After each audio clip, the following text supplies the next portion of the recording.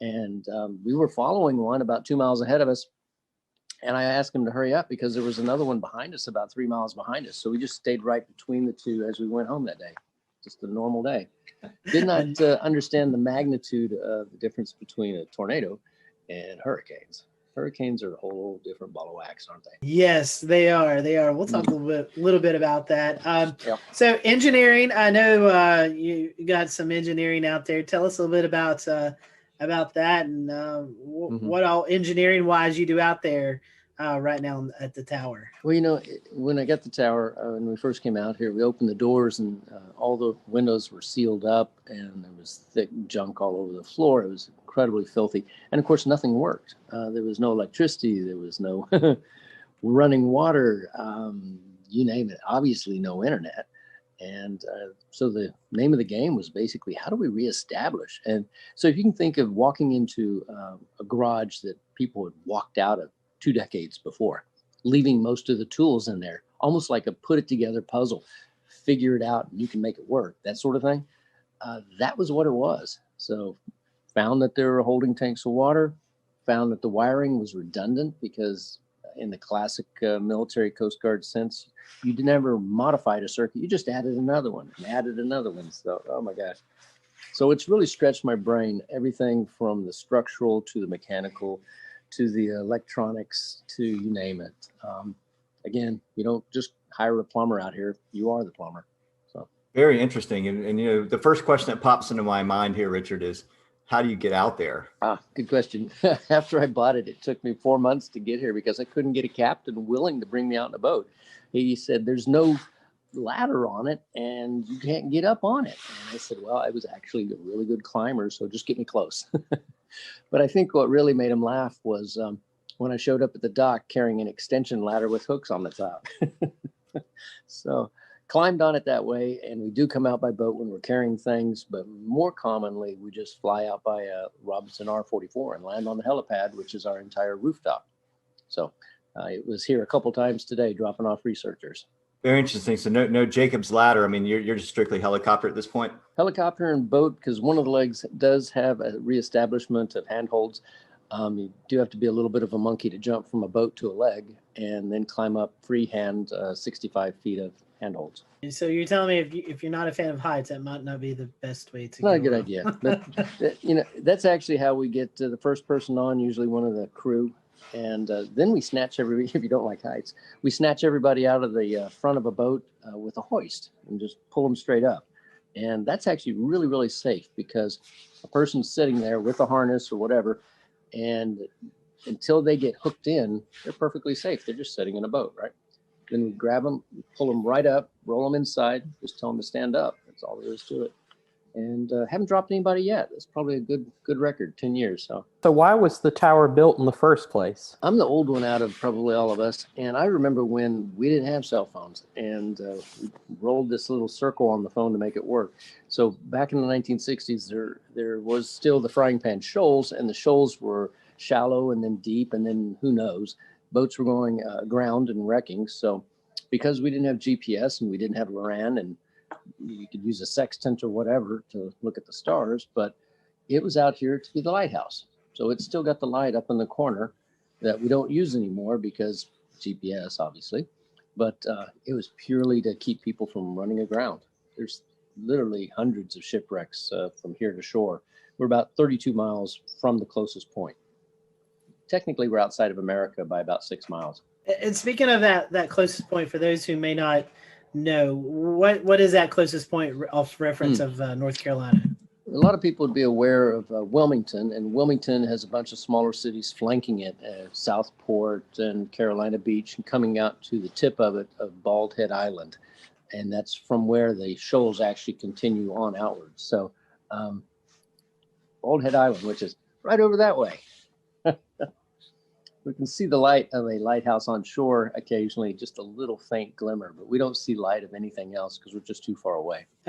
Sometimes people just like to go out in the ocean, fishing and stuff. Do people ever come by and just yell up and say hey to you and whatever? Yeah, it is interesting. I don't know if it's good or bad, but I've got, I guess people are like, hey, Richard, and my phone number's out there, so I'll get text messages, emails. I think I'm down to, 5,000 or more emails in the last couple of weeks again.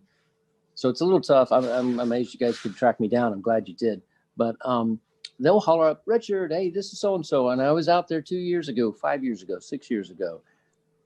Sometimes I remember who they are and sometimes I don't. But on a good, flat, calm weekend, we can have 30 boats around here all getting bait fish or catching fish or just hanging out. It's really quite the party. Yeah, I was going to say, I've done spearfishing at the Chesapeake Light Tower to the north up there. That's a popular spot. And there's, there's a lot of fish. There's a lot of great, fish that hang around these things. It's an object in the water. It goes in depth. There's teeming life around it. It's kind of neat. Yep. We've got a lot of bugs underneath us, and bugs, in layman's terms, are lobsters, spiny lobsters. They average about 8 pounds here. So you kind of took up my next question was going to be about the B&B and how long that ran for. Yeah, we were doing that from 2012 when we had our first family stay out here, which was quite interesting. They were like, yeah, we know it's sort of a B&B, right? And then we shifted over in 2018 purely to the nonprofit. And we still have a lot of people come out, but it's not in the sense of coming out and hanging out. It's come out and participate. The walls in here are nice and blue because we had 3 or 4 volunteers a couple of weeks back, clean and scrape and put it all back in order. How many people do you normally average in a year, Richard, that come out and volunteer? I mean, I know it can vary, but it's a really great question. We've had thousands out, and that's because many people will come by in their boat and then they'll come on up and maybe they'll carry something out. I occasionally get a call on the Marine Band radio. Hey, Richard, we're here and we brought you that extra water, or we brought you some food, or we have too much beer and we can't get rid of it. We need your help. So, or we have fish that we've caught and they're like, yeah, come on up, let's share it and have a meal. And then you can head out the next morning.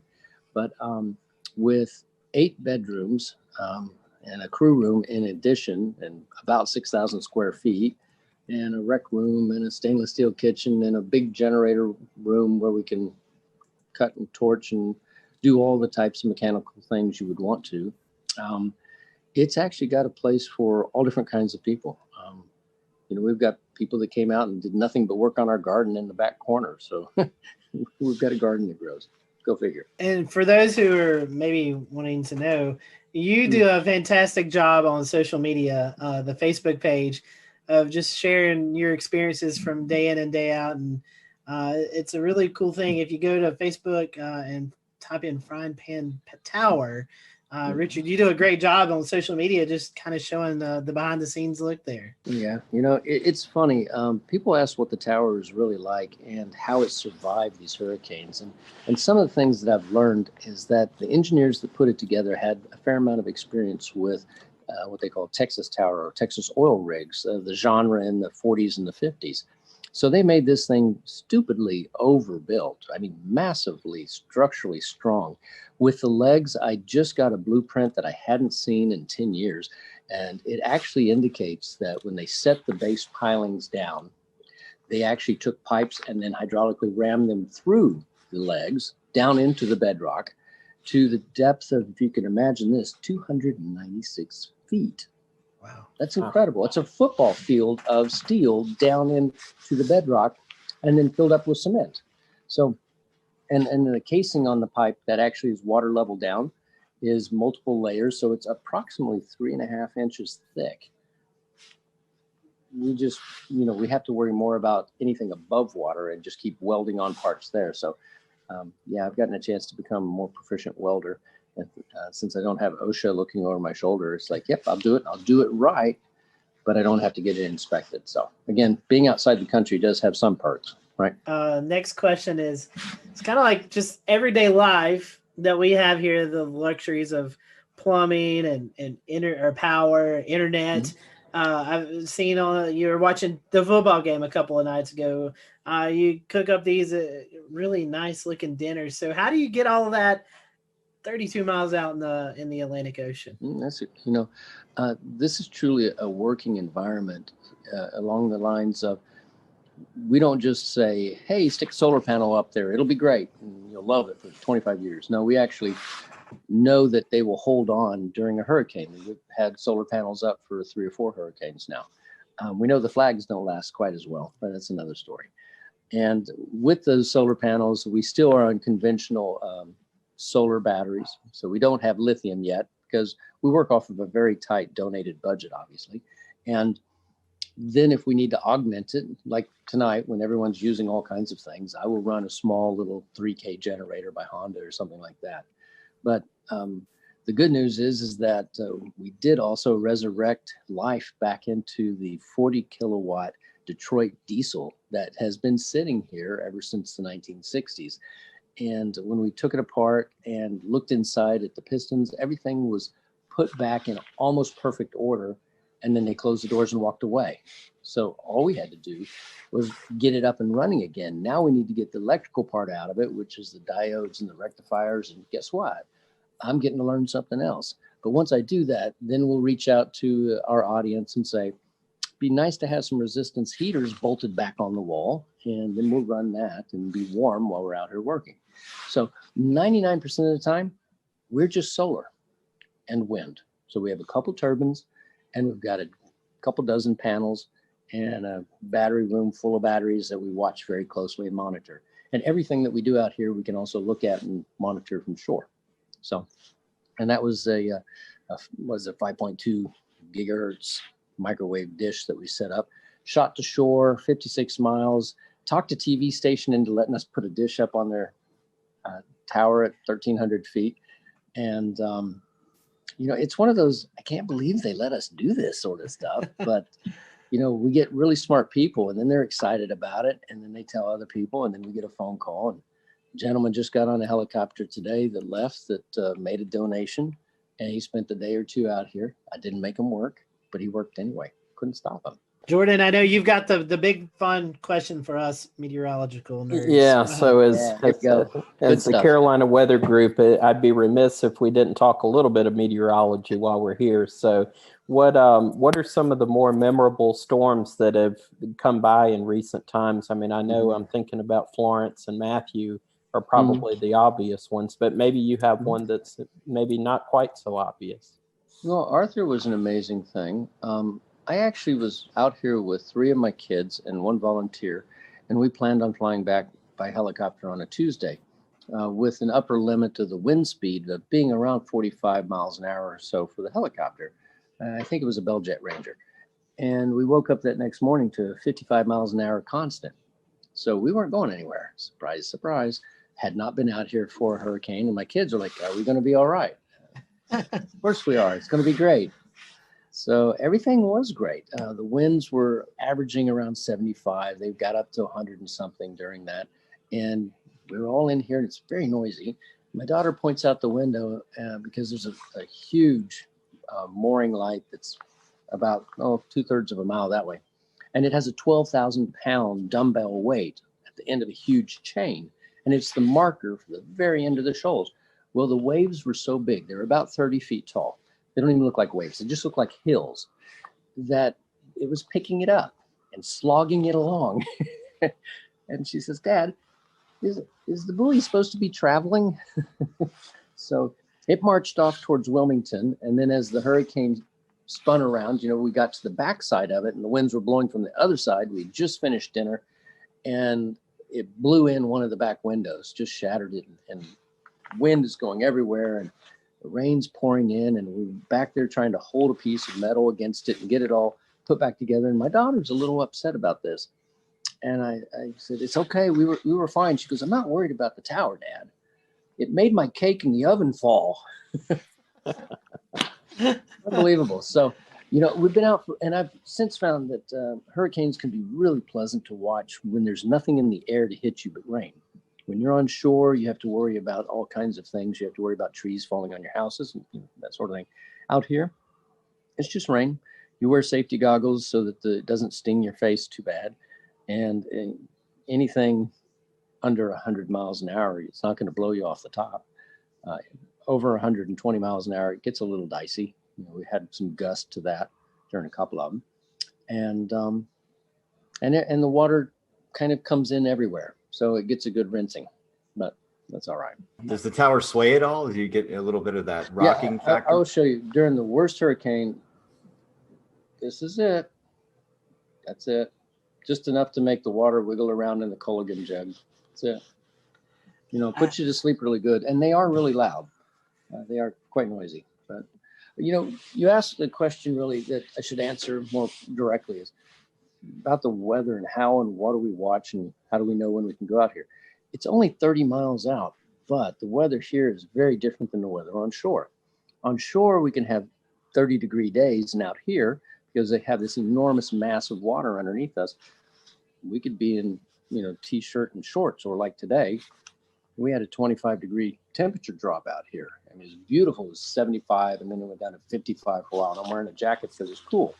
So you kind of have to be aware that the ocean is what they would call an ever-changing, never-changing environment.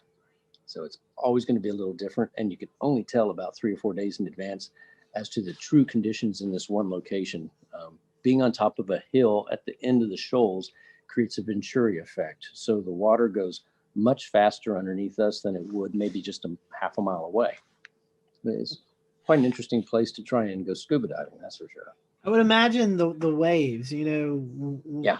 We see storm surge on the coast with landfall and hurricanes. And, you know, we see these models that are predicting 20, 30-foot waves out in the ocean, but the normal everyday person doesn't get to see that. But you do. I mean, you were just talking about the experience with Arthur.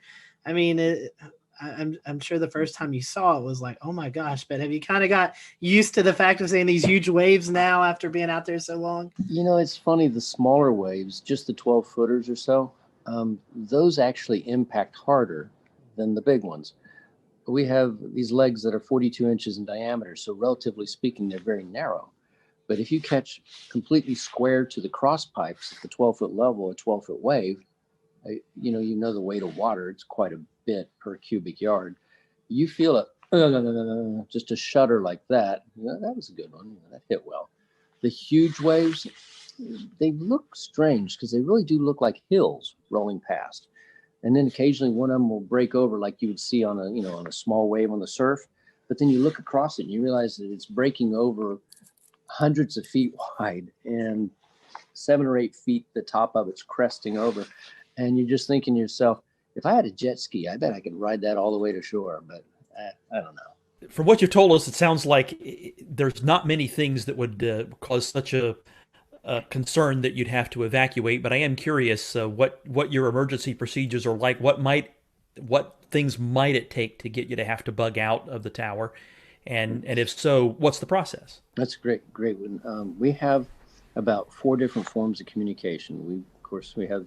And that's for knowing what's going on. Of course, we benefit other people out here by having that available for them too. So we shoot our signal around here. So we kind of know what's going to happen weather-wise to some degree. It's really about a decision of, do I need to get back to shore because there's people on shore I might need to help? So when Matthew came through, we left a day after it happened, just simply so we could get back to shore and help reestablish power for several houses that were out with elderly people. But you know, it's funny. I guess it's kind of the reverse. We got plenty of food, plenty of water. If you have a string and a hook, you can't starve. It's really more a matter of we stay away from things like COVID virus and monitor the people that come out, that sort of thing out here. People have said that this is probably the best place to survive a end of times or a zombie apocalypse. I don't know. As long as we have our connection to shore with the marine band radio, with the internet that we have here, with emergency locator beacons, things like that. Probably could sit out here and ignore the world for about a year if you had to. Nice. Not that I want to. I got family on shore. Speaking of that and COVID, I know one big thing is folks coming out there and helping you. What was there downtime? I'm assuming there was downtime where you didn't have folks out on the tower. Yeah. What was it like when the world was going crazy and you're already out on this island? I'm sure for you personally, it wasn't much of a change, but you know, what was it like? A few years ago, I had finished a job of 11 years and I needed a break. So I came out here and was just here for 6 months straight. Went to shore one time.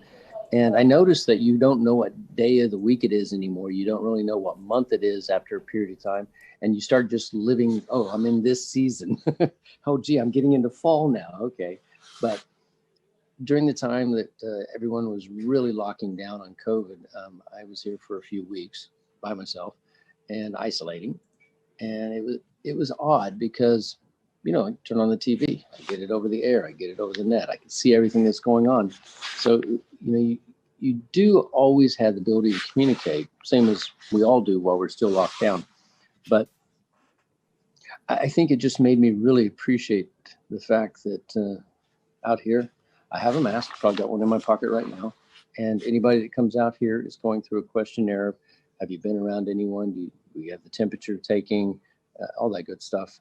They could still be carrying it, but we're trying our best to be just safe about it. So. Right. Well, speaking of that, we talked about the weather aspect. One thing I also want to mention is I was looking through some of the Twitter mentions for Frying Pan Tower.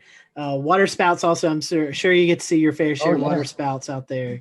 Oh, that's amazing, yeah. But any other memorable moments? I know you were talking about the meteors a little bit earlier. I mean, you are out in the middle of nowhere, dark skies, so I'm sure you can see all the meteor showers and International Space Station travel across the. I mean, any other memorable moments out there? Any sunsets, sunrises?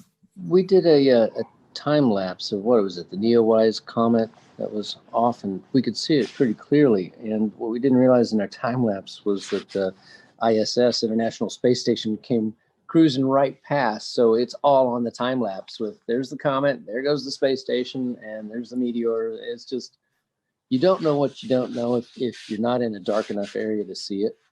On the same type of thing, you might look down at the water, and I didn't know this, but there's a shrimp variety that when they snap their tail, they make a blue flash. And I'd never heard about that, but I was looking down in the water one evening and all these little blue dots of light of all these shrimp just pop, pop, pop, pop, pop. And it was like incredible. How would you have known? So, the wildlife that you don't see when you just look across the ocean is all abundant underneath there. And it's just increased my desire to help educate people. So we have the above camera, the water level camera, and then the shark camera down on the very bottom that we do for explore.org. And that's in classrooms all around the world with kids watching it. Just kind of fun. So hopefully they'll learn about the ocean and, keep the straws out of the turtles' noses and understand the power that is in our oceans. I mean, the weather is by virtue of this enormous body of water that gets heated up and moves around. I mean, the things that our world does, I just think there's so much for us still to learn. And I really applaud what you guys are doing on sharing and discussing what's going on with the weather, because, it's not a matter of do I have on a jacket so I can go from my apartment to the car. It's what's happening in the world and why are there storms and fires in different places. And that's all about weather and what's happening, right? Yes, that's true. The one thing I'd like to learn, those spiny lobsters, how do they compare to Maine lobster? What do they really taste like? Oh, I had thought they would be, because they're so large, that they would be tough, right? Nah. They have no claws, but they can have very long legs, almost like, a snow crab, those giant ones. And their tails are usually about that big around, about that long. And they're deliciously fresh and soft. We have divers that come out here and they'll grab them. We have a lot of rock ledges. So if you grab the one or two out of there, next day another one will move in because they're always looking. So they're migrating at night, running around. And they brought up 4 enormous ones. We filled up a stainless steel bowl that was about this big, full of lobster meat. We all ate. There was 6 of us, and we ate so much lobster we couldn't stand it anymore. So the next day when we wanted to go fishing, we were fishing with lobster meat, which is just ridiculous. So it's really, really good. For those folks who are listening tonight and they may feel like, this is a worthy cause that I want to give to, I know looking at your website, I mean, you've got a shop with apparel that you can do. You have a list on Amazon that folks can purchase and send to you, all sorts of way to help out the cause. So tell us about that. And I even see a signature coffee blend. So tell us about all the different ways that we can help you guys out there doing the research you're doing. It's really funny. A few times I would have a conversation and talk, people that would be watching about. We'll return to Best of the Carolina Weather Group in a moment. Now your Carolina weather forecast. Here are today's forecast high temperatures for North Carolina. Here are the forecast lows for tonight for North Carolina. Here are tomorrow's forecast high temperatures. And here's forecast rainfall across North Carolina tomorrow. Here are the forecast highs for the day after tomorrow.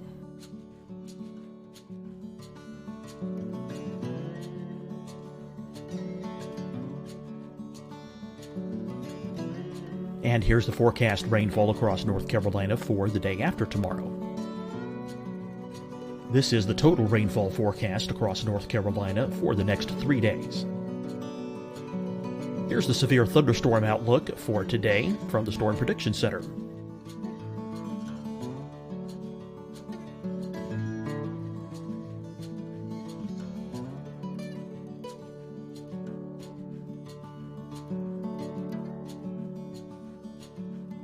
Here are the forecast high temperatures for today for South Carolina. Here are the low temperatures for today for South Carolina. Here's the probability of precipitation forecast across South Carolina today. And here are the rain chances across South Carolina tonight. Here are tomorrow's forecast highs across South Carolina. Here are the forecast low temperatures for tomorrow for South Carolina. And here is the probability of precipitation across South Carolina tomorrow. Here's the precipitation chances across South Carolina tomorrow night. Here are the forecast highs for the day after tomorrow in South Carolina. Here are the forecast low temperatures across South Carolina for the day after tomorrow. And here are the rain chances across South Carolina for the day after tomorrow.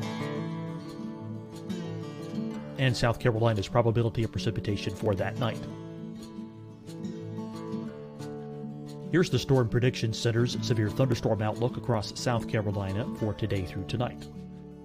Here's the Storm Prediction Center's severe thunderstorm outlook across South Carolina for tomorrow and tomorrow night. And here's the Storm Prediction Center's severe thunderstorm outlook across South Carolina for the day after tomorrow through that night. Here's the severe thunderstorm outlook for today from the Storm Prediction Center.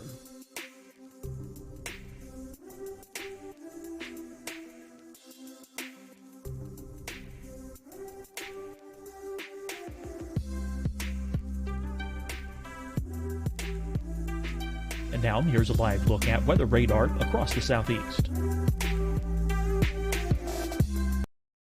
Hi everyone, I'm Dr. Mandy Cohen, Secretary of the North Carolina Department of Health and Human Services. And when you follow the 3 W's, you protect your family and your neighbors from COVID-19. When you leave your home, practice your W's. Wear a cloth face covering, wait 6 feet apart, wash your hands often. Wear, wait, wash. We're in this together. Stay strong, North Carolina. Deciding when to wear a mask isn't about who you know or how well you know them. Just ask yourself, will I be with anyone I don't live with? If the answer is yes, get behind the mask. Help slow the spread of COVID-19. Get behind the mask. Learn more at covid19.ncdhhs.gov. Fight the spread and take a stand against coronavirus. Wear a mask in public. Stay at least 6 feet apart from others. And get tested. Join us and fight the spread. Visit scdhec.gov/COVID-19. Getting tested for COVID-19 helps you to take the steps needed to protect yourself, your loved ones, and your community. Find the testing location at scdhec.gov/COVID-19 testing. You'll see your Carolina weather forecast at 25 and 55 past. And now back to the best of the Carolina Weather Group on the all-new Carolina WeatherNet.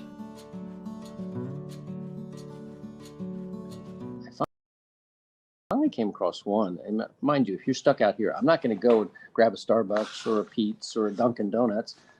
And so I found a blend that was incredible. And the company that makes it, Black Powder, said, well, I'll tell you what, we'll make you that particular variety and we'll give you a percentage of the proceeds for the nonprofit. I thought, oh, win-win. And then they gave me free samples. So I'm going to drink that coffee because it's really, really good. The whole goal is, it's not just a YouTube clip that makes you a few pennies, or an Instagram or whatever, or a few shirts that you make $1 or $2 off of. It's whether or not we can get enough people to pay attention to this, to restore this. And that really is my goal, is how do we restore something? So it's restore, obviously, protect, which is not only the sea life down there, but also the mariners around here. We've been really lucky. We've actually helped save 3 different divers' lives out here and over the last few years. And then preserve. Now, how do we get it so it's self-maintaining?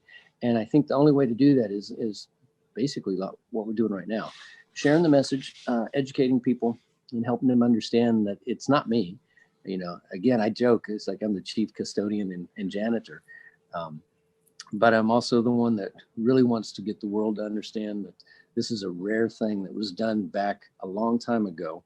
And we typically don't do things like this anymore. We don't build big steel structures because we simply don't need to. And it's really worthwhile to save it. That's all we're trying to do. Interesting that you say that. I was looking, you're on the wish list, you have like an AED, and I never would have put that together with, folks who may be out there and, 30 some miles off the coast and they need immediate medical attention. That's a great thing. Ever had a heart attack when you had to, get him out of here. We had the helicopter flew out here and grabbed him. So a big Coast Guard helicopter snatched him off. And he was okay. Next day, he was fine. Wow. Amazing story. Well, Richard, I personally want to thank you for what you're doing. And you were talking about, Dan, about getting some storm chasers out there. We may have to, pitch in on a helicopter ride and come out and at least have a meal with you or something. I'd love to get you guys out for a weekend. And you know what? If you give us enough notice, we'll find a volunteer with a boat and just have you guys come out on that. How's that? Hey, I am down for that. we are up for that. And again, Richard, how can we follow you? I told about your the Facebook page, but do you have Twitter or anything else that they can follow the work you're doing? We've got we're either Frying Pan Tower. I forget what his original or something. So we have an Instagram. It's easy to find us. You search for Frying Pan Tower. Clearly, there is also a in the middle of the woods, a frying pan light tower, not a light tower, but a tree tower for observing for other things. You'll know it when it's us because we have water around us. So we have Twitter, we have YouTube, we have Instagram, we have Facebook, and I don't know what else. Well, you're talking about and our website, of course. Yeah, at the explore.com, which we got permission to air some of the footage during hurricanes. Oh, good. It's explore.org. They're good. Yeah, folks. explore.org. Yes. Yeah. They're doing good things. Definitely check that out. That's awesome. Yeah. Good deal. Well, Richard, we thank you for your time. And for those who are watching here on the Carolina Weather Group, we hope you have a great rest of your week. And we'll see you next time here on the show.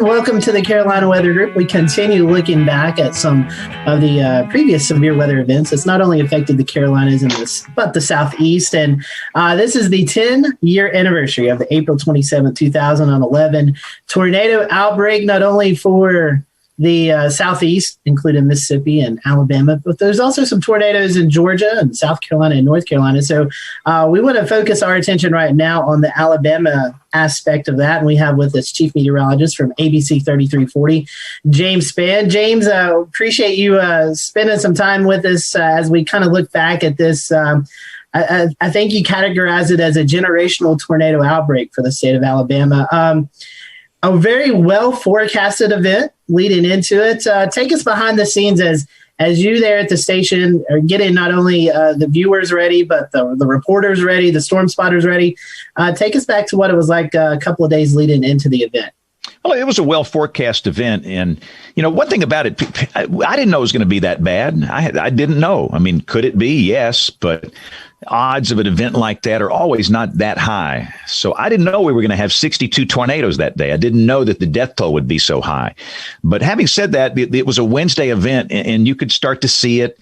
About 5 days out, the Friday before the Wednesday, we started to mention it. And then after the weekend, we really hit it hard, Monday and Tuesday, with everything we had. And I think people were prepped, and I think people knew that it was coming. But despite that, the only number that matters to me, and I'm a numbers guy, is 252. That's the number of people that died that day. We had 251 names. And we had one infant that was delivered prematurely at 6 months. The infant did not have a name, and the infant didn't live. So 252. And that's just a reminder, guys, we got some work to do. I think what we learned that day is that, what we do is not enough. We need some help. And we've been trying to get help for the last 10 years to make the process better. It was an interesting time, too, I believe, because that's when social media started coming into effect. And looking back through some of the coverage, you had the storm chasers out in the field. We're getting some reports via social media. I guess Twitter was about maybe, 5 years old, and Facebook had been around for a while. And it was still kind of primitive. The penetration of the public is not as high as it is now, but it was still very helpful. I think the most amazing thing to me looking back on that day was how we were able to get video back from the middle of nowhere. I mean, we had some pretty remarkable video of these big wedge tornadoes. I mean, literally in the middle of nowhere. And cell service in 2011 is not as good as it is now in terms of coverage. But with social media, I pushed out stuff on Twitter and Facebook when I was on the wall over there. But still, like even today, the most important thing I do is television. But it was great getting reports and pictures and video, not as much as we get today, but that always helps. I mean, it's just crucial. I mean, you can't beat showing a live video of a tornado. In fact, that's one thing we learned from social science is that when you show radar on television, and we were standing out there April 27th, 2011, I don't know, in the morning we were there for 5 or 6 hours. And in the second round, we were up there for 8, 9 hours. You show radar, it doesn't mean much to people. I mean, all you weather dweebs on here, you show a hook echo and a debris ball, the eyes roll in the back of your head and your underwear starts flapping up and down your legs. Everybody knows, man, this is awesome. But to most people in the street, they don't know what that is. And even if you communicate that clearly, they still might not believe you. But by golly, if you show them a live video stream of this big tornado, they're going to dig a hole and they're going to get into a safe place. So we have to do a better job of getting cameras on these tornadoes. And it's problematic for us. You guys know this where you are. I mean, most of our tornadoes are rain wrapped. Most of them happen at night. We have hills, we have trees, but we do the best we can. But I thought on that day, it was pretty amazing how many tornadoes we did get on camera. You had multiple tornadoes at one time. How was that? I know you and I had some meteorologists out in the field, another meteorologist in the studio helping you. What was it like covering multiple tornadoes, strong tornadoes at the same time? There's no book or manual on how to do that. You don't learn that in college. You kind of learn it on the fly on that day, which is what we had to do. And, that's one of the things I look back on. And then everybody's probably seen, whether people that listen to this show here, they've probably seen some of that. History is going to judge us for what we did that day. And I tell Jason Simpson, Jason was the meteorologist with me in the studio. We bonded that day. If you go through a generational tornado event with another meteorologist in the same room, you will be bonded for life. And I've known Jason since he was a kid. He interned with me. He's a really close friend. He's chief meteorologist at the station in Huntsville now. But, history is going to judge us, the two of us, for what we did that day. And I don't even know if what we did was right or wrong. Obviously, we did something wrong because 252 people died. That's inexcusable for anybody in the weather enterprise, inexcusable for the public. These were precious people that died. And I look back on it, I wonder, like the Tuscaloosa tornado. Everybody talks about the Tuscaloosa tornado. Well, what about the Cordova tornado? Tuscaloosa is a population center here. There's a big college there, University of Alabama, and everybody knows about that, and everybody knows what happened. It was a horrible tragedy. I'm not trying to lessen the magnitude of that, but what about the same EF4 that was down at the same time in Cordova in Walker County, where 2,000 people live at that many? Nobody talks about that. And did we focus too much on the Tuscaloosa tornado because we had that thing on camera and not focus enough on the Cordova tornado? I think about that a lot. And even in that case, we had two others down at the same time. And you just try and bounce back and forth between these things as best you can. And I try and give equal time. And I firmly believe that television meteorologists discriminate against people that live in rural areas. And that really makes me mad because I am from the guys. I'm from rural South Alabama. I'm from Greenville, Alabama. You guys ever seen Forrest Gump? Where's Forrest Gump from? Greenbow, Alabama. The guy that wrote that book, I know him. He passed away recently, Winston Groom. He patterned Greenbow after Greenville, this little town where I came from.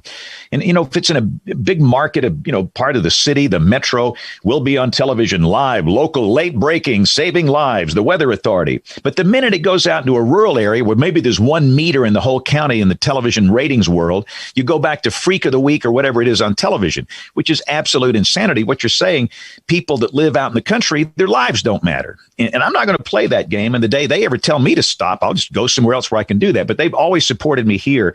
But I wonder if I didn't serve the people in rural areas enough with that. And I regret that. I can't go back and change it. I can't go back and fix it. But it was horrible dealing with multiple strong, violent tornadoes down at the same stinking time. The easiest tornado of the day was the Coleman tornado. That was the first one of the afternoon. It was an EF4. We had no other tornado at the time. We had it on camera. I didn't have to bounce back and forth between multiple storms, and we stayed with it. And it worked. Nobody died in that tornado. 20,000 people live in Coleman. So, but yeah, I don't know. I don't think I did it right, but I did the best I could do under the circumstances. I was actually in Coleman filming the Coleman tornado when that occurred. And I was live streaming it as well at that time to Chaser TV, which was the big Storm Chaser streaming platform back in the day. One of the things that was crazy is the communications actually kind of went down, cell communications and pretty much everything else. And people were kind of distraught and didn't know where to turn to get their information from. That was one of the biggest things that stuck out to me that day was how communications failed at the very end of everything and kind of in the middle of the outbreak. So can you talk to us a little bit about in a position of trying to communicate to the public how that was affected? I think one thing people forgot about too that day, we had a morning round of storms. It was basically a QLCS, and some pinhead named a squall line a QLCS a long time. I call them a squall line, quasi-linear convective system, whatever. It was linear. And we had a few embedded tornadoes and there was widespread wind damage. And that morning we had 250,000 people with no power before the big events started. And 5 people died in the morning storms. That in itself was a tragedy. And so we had a problem going into the afternoon with so many people without power. You had a lot of cell sites down. You had a lot of infrastructure damage. And our TV station, we had a lot of damage. We had cameras down. We had microwave paths that were down. We were crippled. I mean, all these engineers, we had a little break between the morning round and the afternoon round. And we got off the air for a little bit after the morning round. All these engineers, they came in there telling me everything that wasn't working. This doesn't work, and this is down. This is not working right now. And I finally said, guys, stop. I need to know what is working because we've got to get through the afternoon and prioritize how we're going to repair what we can in the next 2 hours. And they did a great job of getting things back, including that Coleman camera. That's one of the ones that went down. But yeah, there was clearly infrastructure problems with communication that afternoon.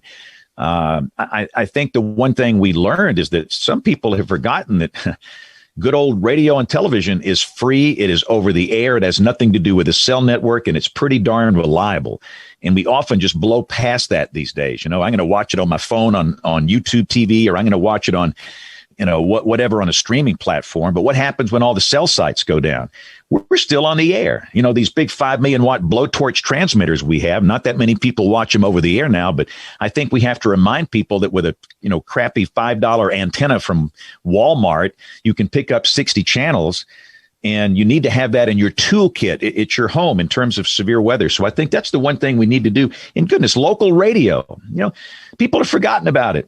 Everybody streams, their music on their phone, but they forget that we've got these local radio stations that are 100,000 watt blowtorch FMs and AMs. And they will simulcast our coverage. And they provided a lifeline that day. And I got to give a shout out to all those radio stations that just simulcast our coverage. If you listen to all those videos, those YouTube videos about like Tuscaloosa and these places, you could hear my voice. That was over the radio. So I think that's a thing we need to remind people of today, is that TV is still free. It is still over the air, and you don't need a cell network to watch it. James, the thing I wanted to ask you is what has changed over the years since April 27th of 2011?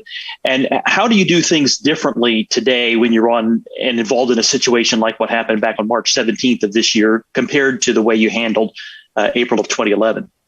Well, here's the deal. After the event, I didn't talk about it for 6 months. I had nothing to say.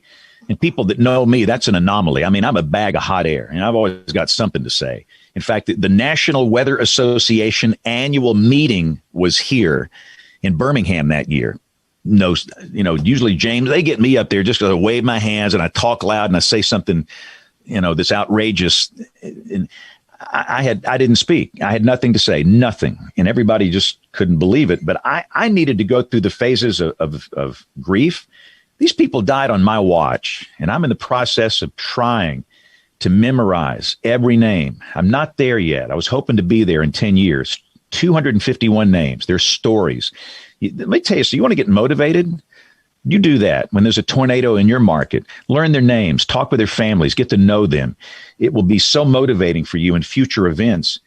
But what after 6 months, I said, all right, let's roll up our sleeves and let's fix it. Something went wrong.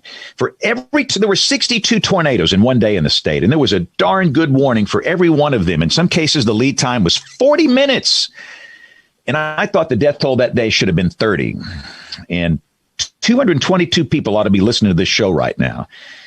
And so I went to some of my friends in the social science world and said, help. And the first one that really reached out to me was Dr. Cloco McLean, Kim.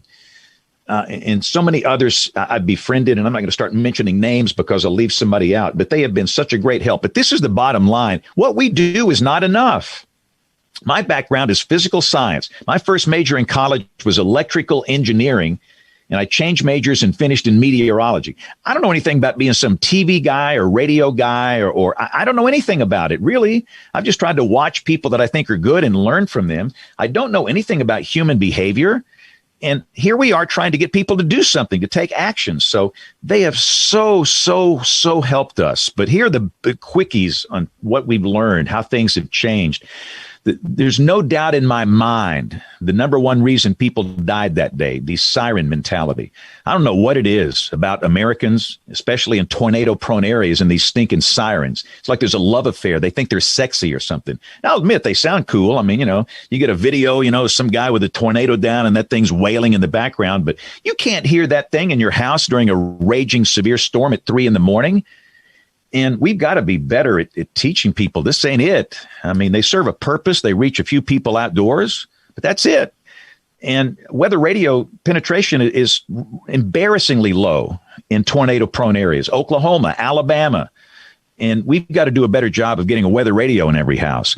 And again, that doesn't work on cell technology. You guys know that, these big RF transmitters the Weather Service has, and, teach people about, your phone's not enough. You got to have 2 ways.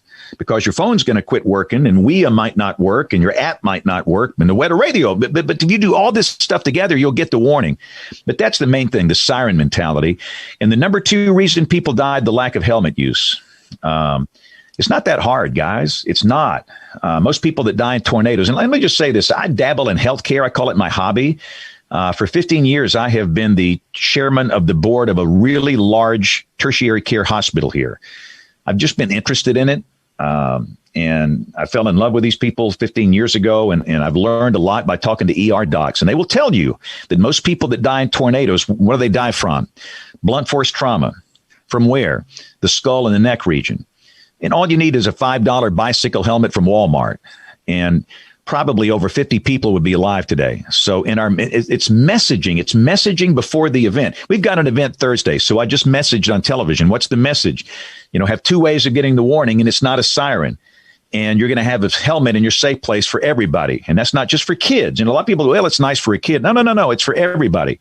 I mean, you put a helmet on me, it's not a good look. It's like, lipstick on a hog, but it's going to keep me alive. Every life is precious. And so we've learned to message, helmets. That's really, really, really important.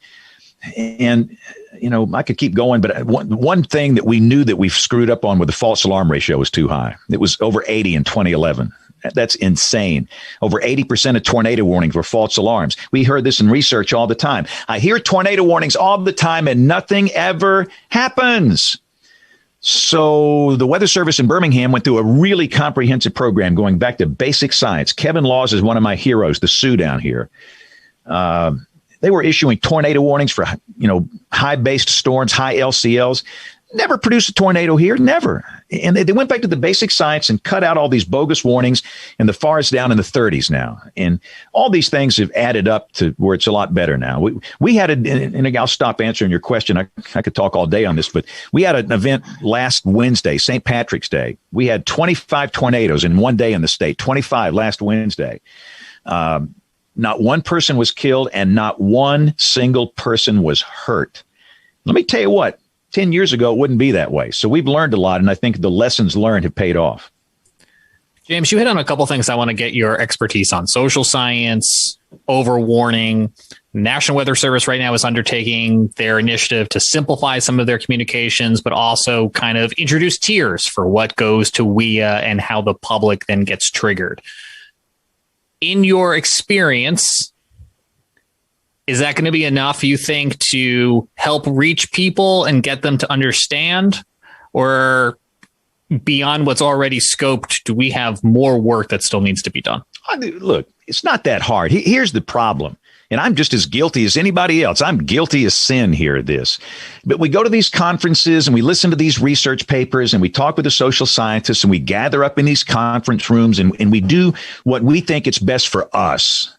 Who cares about us? That's not who we're serving. We're serving real people out here in the real world. You know what we need to do more often is go hang out I bet you guys have never been in a Dollar General. I bet you guys have never been in a Dollar General. That's where real people are. You want to know what real life is like? Go to a Dollar General. They're sweet people. They will talk to you. They will tell you things. You don't need $100,000 grant to get this information, and you listen to them. And they'll tell you, is the false alarm ratio too high? What do you need on your phone for wireless emergency alerts? Do you need to have severe thunderstorm warnings on there? Do you need to have only tornado emergencies? So I think that's part of our problem, is that we've disconnected from the people that we serve. And all of this stuff, and I'm a big fan of HazSimp. We got to simplify this. I'll be honest with you guys. There's some messages the Weather Service sends. I don't even know what it means.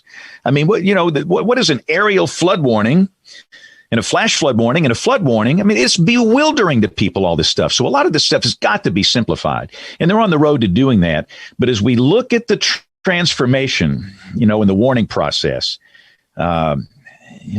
in the next 10 years, we have to be careful to be sure we're not doing it for us. We're doing it for the people. Hey, James, this is Jordan McLeod. I sound cranky, don't I? I'm sorry. I sound too cranky tonight. Hey, now this is an engaging conversation here. Given how generational the April 27th outbreak was, it seems like we're hearing a lot of the use of the term bust today when it comes to outbreaks that don't quite measure up to April 27th. Now, I know this is a pet peeve. Twitter post on this just the other day, because some people were calling last week's outbreak in Alabama a bust, even though there was, no loss of life and, tremendous success for the Weather Service. So can you talk a little bit about why that's become such a trend nowadays? Well, I think a lot of it has to do with the weather enthusiasts and these Facebook pages. And listen, I don't want to throw water on these guys. Most of them are high school kids and they love weather and they want to learn weather and they don't mean any harm. But they'll get on Facebook and they'll say, look at the STP. Look at these updraft helicity tracks. This is going to be worse than April 27th, 2011. This is going to be a killer mega storm of the century. And people don't know it's a 15-year-old kid. And they're going to share it and share it and share it and share it and share it. And it just gets out of hand. And, I think that's part of the problem. And I don't even like that question when people ask me that. For example, we have a very high-end severe weather episode likely here Thursday. It's pretty common for episodes like this in March and April. This is the core of the spring segment of the tornado season. And the question is, will this be like April 27, 2011? I don't even like to answer that. That's a bad question. And of course, the answer is no. Let's do a study of climatology. I love numbers. I love looking at history. I really do think if you study history and climatology, it's a valid way of looking at what might happen in the future. And where we are down here, our generational events prior to 2011, what's the one before that? We'll return to Best of the Carolina Weather Group in a moment. Now your Carolina weather forecast. Here are today's forecast high temperatures for North Carolina. Here are the forecast lows for tonight for North Carolina. Here are tomorrow's forecast high temperatures. And here's forecast rainfall across North Carolina tomorrow. Here are the forecast highs for the day after tomorrow.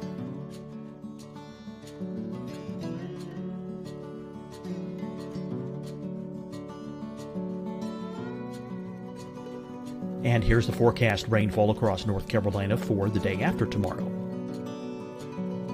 This is the total rainfall forecast across North Carolina for the next 3 days. Here's the severe thunderstorm outlook for today from the Storm Prediction Center.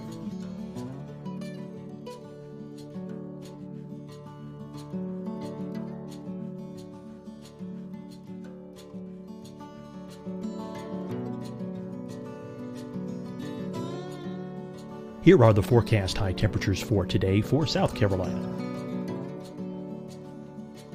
Here are the low temperatures for today for South Carolina. Here's the probability of precipitation forecast across South Carolina today. And here are the rain chances across South Carolina tonight. Here are tomorrow's forecast highs across South Carolina. Here are the forecast low temperatures for tomorrow for South Carolina. And here is the probability of precipitation across South Carolina tomorrow. Here's the precipitation chances across South Carolina tomorrow night. Here are the forecast highs for the day after tomorrow in South Carolina. Here are the forecast low temperatures across South Carolina for the day after tomorrow. And here are the rain chances across South Carolina for the day after tomorrow. And South Carolina's probability of precipitation for that night. Here's the Storm Prediction Center's severe thunderstorm outlook across South Carolina for today through tonight. Here's the Storm Prediction Center's severe thunderstorm outlook across South Carolina for tomorrow and tomorrow night. And here's the Storm Prediction Center's severe thunderstorm outlook across South Carolina for the day after tomorrow through that night. Here's the severe thunderstorm outlook for today from the Storm Prediction Center.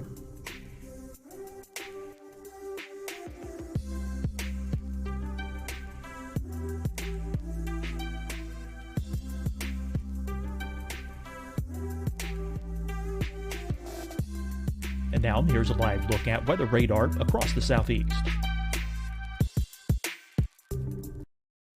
Hi, everyone. I'm Dr. Mandy Cohen, Secretary of the North Carolina Department of Health and Human Services.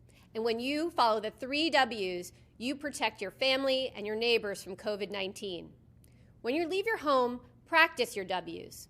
Wear a cloth face covering, wait 6 feet apart, wash your hands often. Wear, wait, wash. We're in this together. Stay strong, North Carolina. Deciding when to wear a mask isn't about who you know or how well you know them. Just ask yourself, will I be with anyone I don't live with? If the answer is yes, get behind the mask. Help slow the spread of COVID-19. Get behind the mask. Learn more at covid19.ncdhhs.gov. Fight the spread and take a stand against coronavirus. Wear a mask in public. Stay at least 6 feet apart from others. And get tested. Join us and fight the spread. Visit scdhec.gov/COVID-19. Getting tested for COVID-19 helps you to take the steps needed to protect yourself, your loved ones, and your community. Find the testing location at scdhec.gov/COVID-19 testing. You'll see your Carolina weather forecast at 25 and 55 past. And now back to the best of the Carolina Weather Group on the all-new Carolina Weather Net.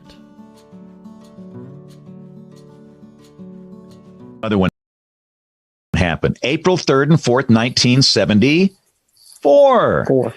Okay, I was a senior in high school. That changed my life. That's a topic for another show.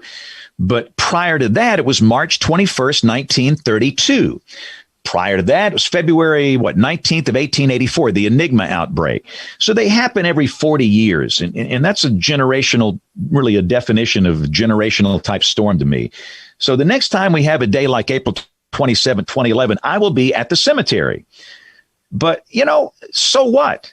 I mean, we had 25 tornadoes the other day. That's a big deal. And we didn't have all these, strong, violent tornadoes. It didn't produce that. And in a way, maybe you can, that's part of the criteria that I think was not met. But other than that, that was a big deal that day. And, we got to quit getting hung up in these comparisons and all this hype and everything. I mean, and here's the other thing, too.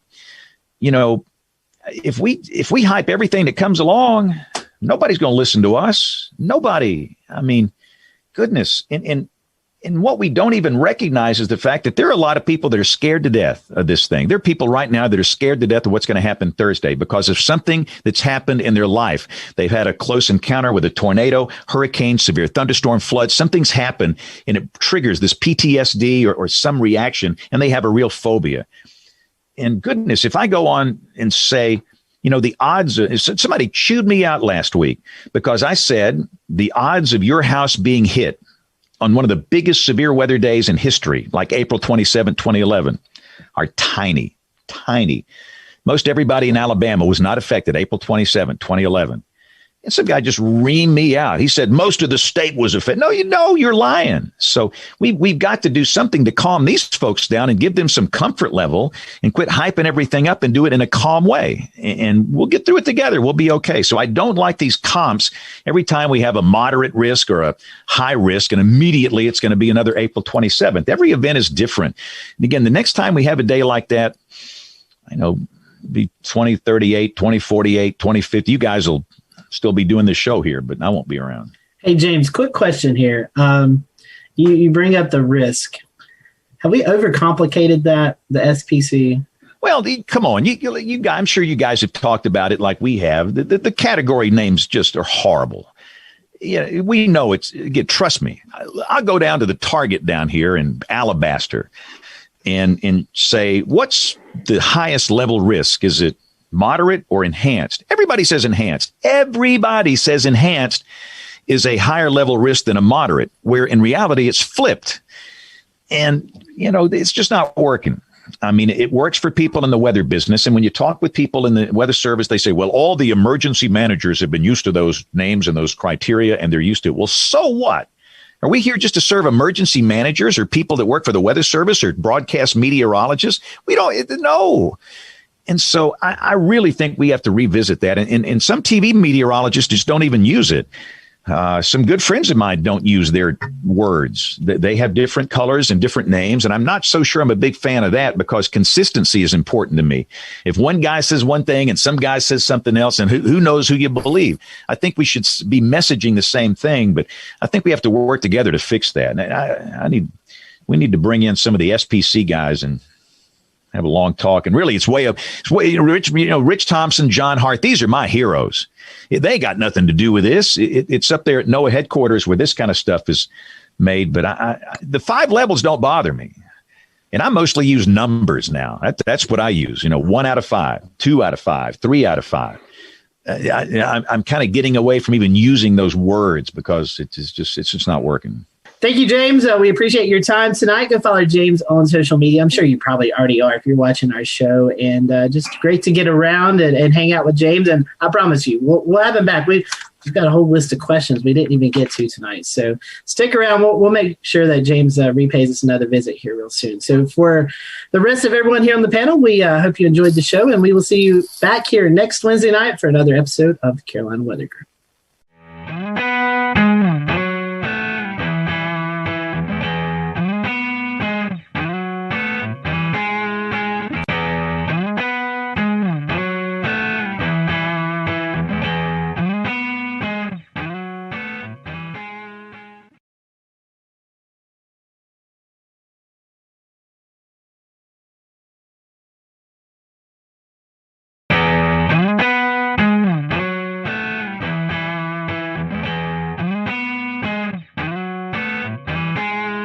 Welcome, everyone, to the Carolina Weather Group. We continue part 2 with the Weather Channel's Jim Cantori. So I think to talk to you, Jim, and not bring up the famous commercial of you going to the beach and playing beach volleyball and going to different places, and the crowds run away from you, and you're like, what? I'm just here to go to the beach, which is an amazing commercial. I think it's a fun kind of that was pretty pastime brilliant for all of us. So kind of in the sense of that commercial and kind of how we know you, how are the actual kind of emotions and reactions of communities when you do show up and they do see you? Is there sometimes some mixed emotions, or is it usually kind of just people are excited to be meeting you and in an area that is going to be on TV, or is it more of a thing where people are kind of sometimes a little bummed? No, to me, it's both, to be honest with you, Dan. And it's really both because, I mean, obviously during hurricane season, when I show up, it's not going to be good. I mean, the good news with Sally, I'm like, don't worry, I'm not going to be here. I'm going to be moving after my shots. We've been moving every day, so this is no different. Till we finally wound up in Pensacola. But, some people are still excited to come out. Their town's getting some attention. I've been doing this a while now, so people have kind of grown up, just kind of getting used to, if there's going to be a big weather story, Jim's more than likely going to come to town. So if it like I've always said, if it creates the awareness and it has people react in a way that they protect themselves and their family, then great, mission accomplished. So I still kind of get both ends of the spectrum. I mean, I told you one time, I can't remember which storm it was, but I think I was going to North Carolina. I mean, this lady literally, she saw me on the plane. She hollered at me. She told me it was my fault in front of everybody on the plane. I was just like, okay. But yeah, so you run the gamut. That was probably the most extreme right there. And there's whole, I'm sure you've probably seen them or ran across them, but there's Facebook groups devoted to Where's Jim Cantori? I don't know if you've seen that, but there's a Facebook page, right? That's right. And they post pictures of what they think is you, what certain like storm chaser cars or Weather Channel cars. And they'll say, he's now been spotted at Sunset Beach. And then, it's got hundreds and thousands of members.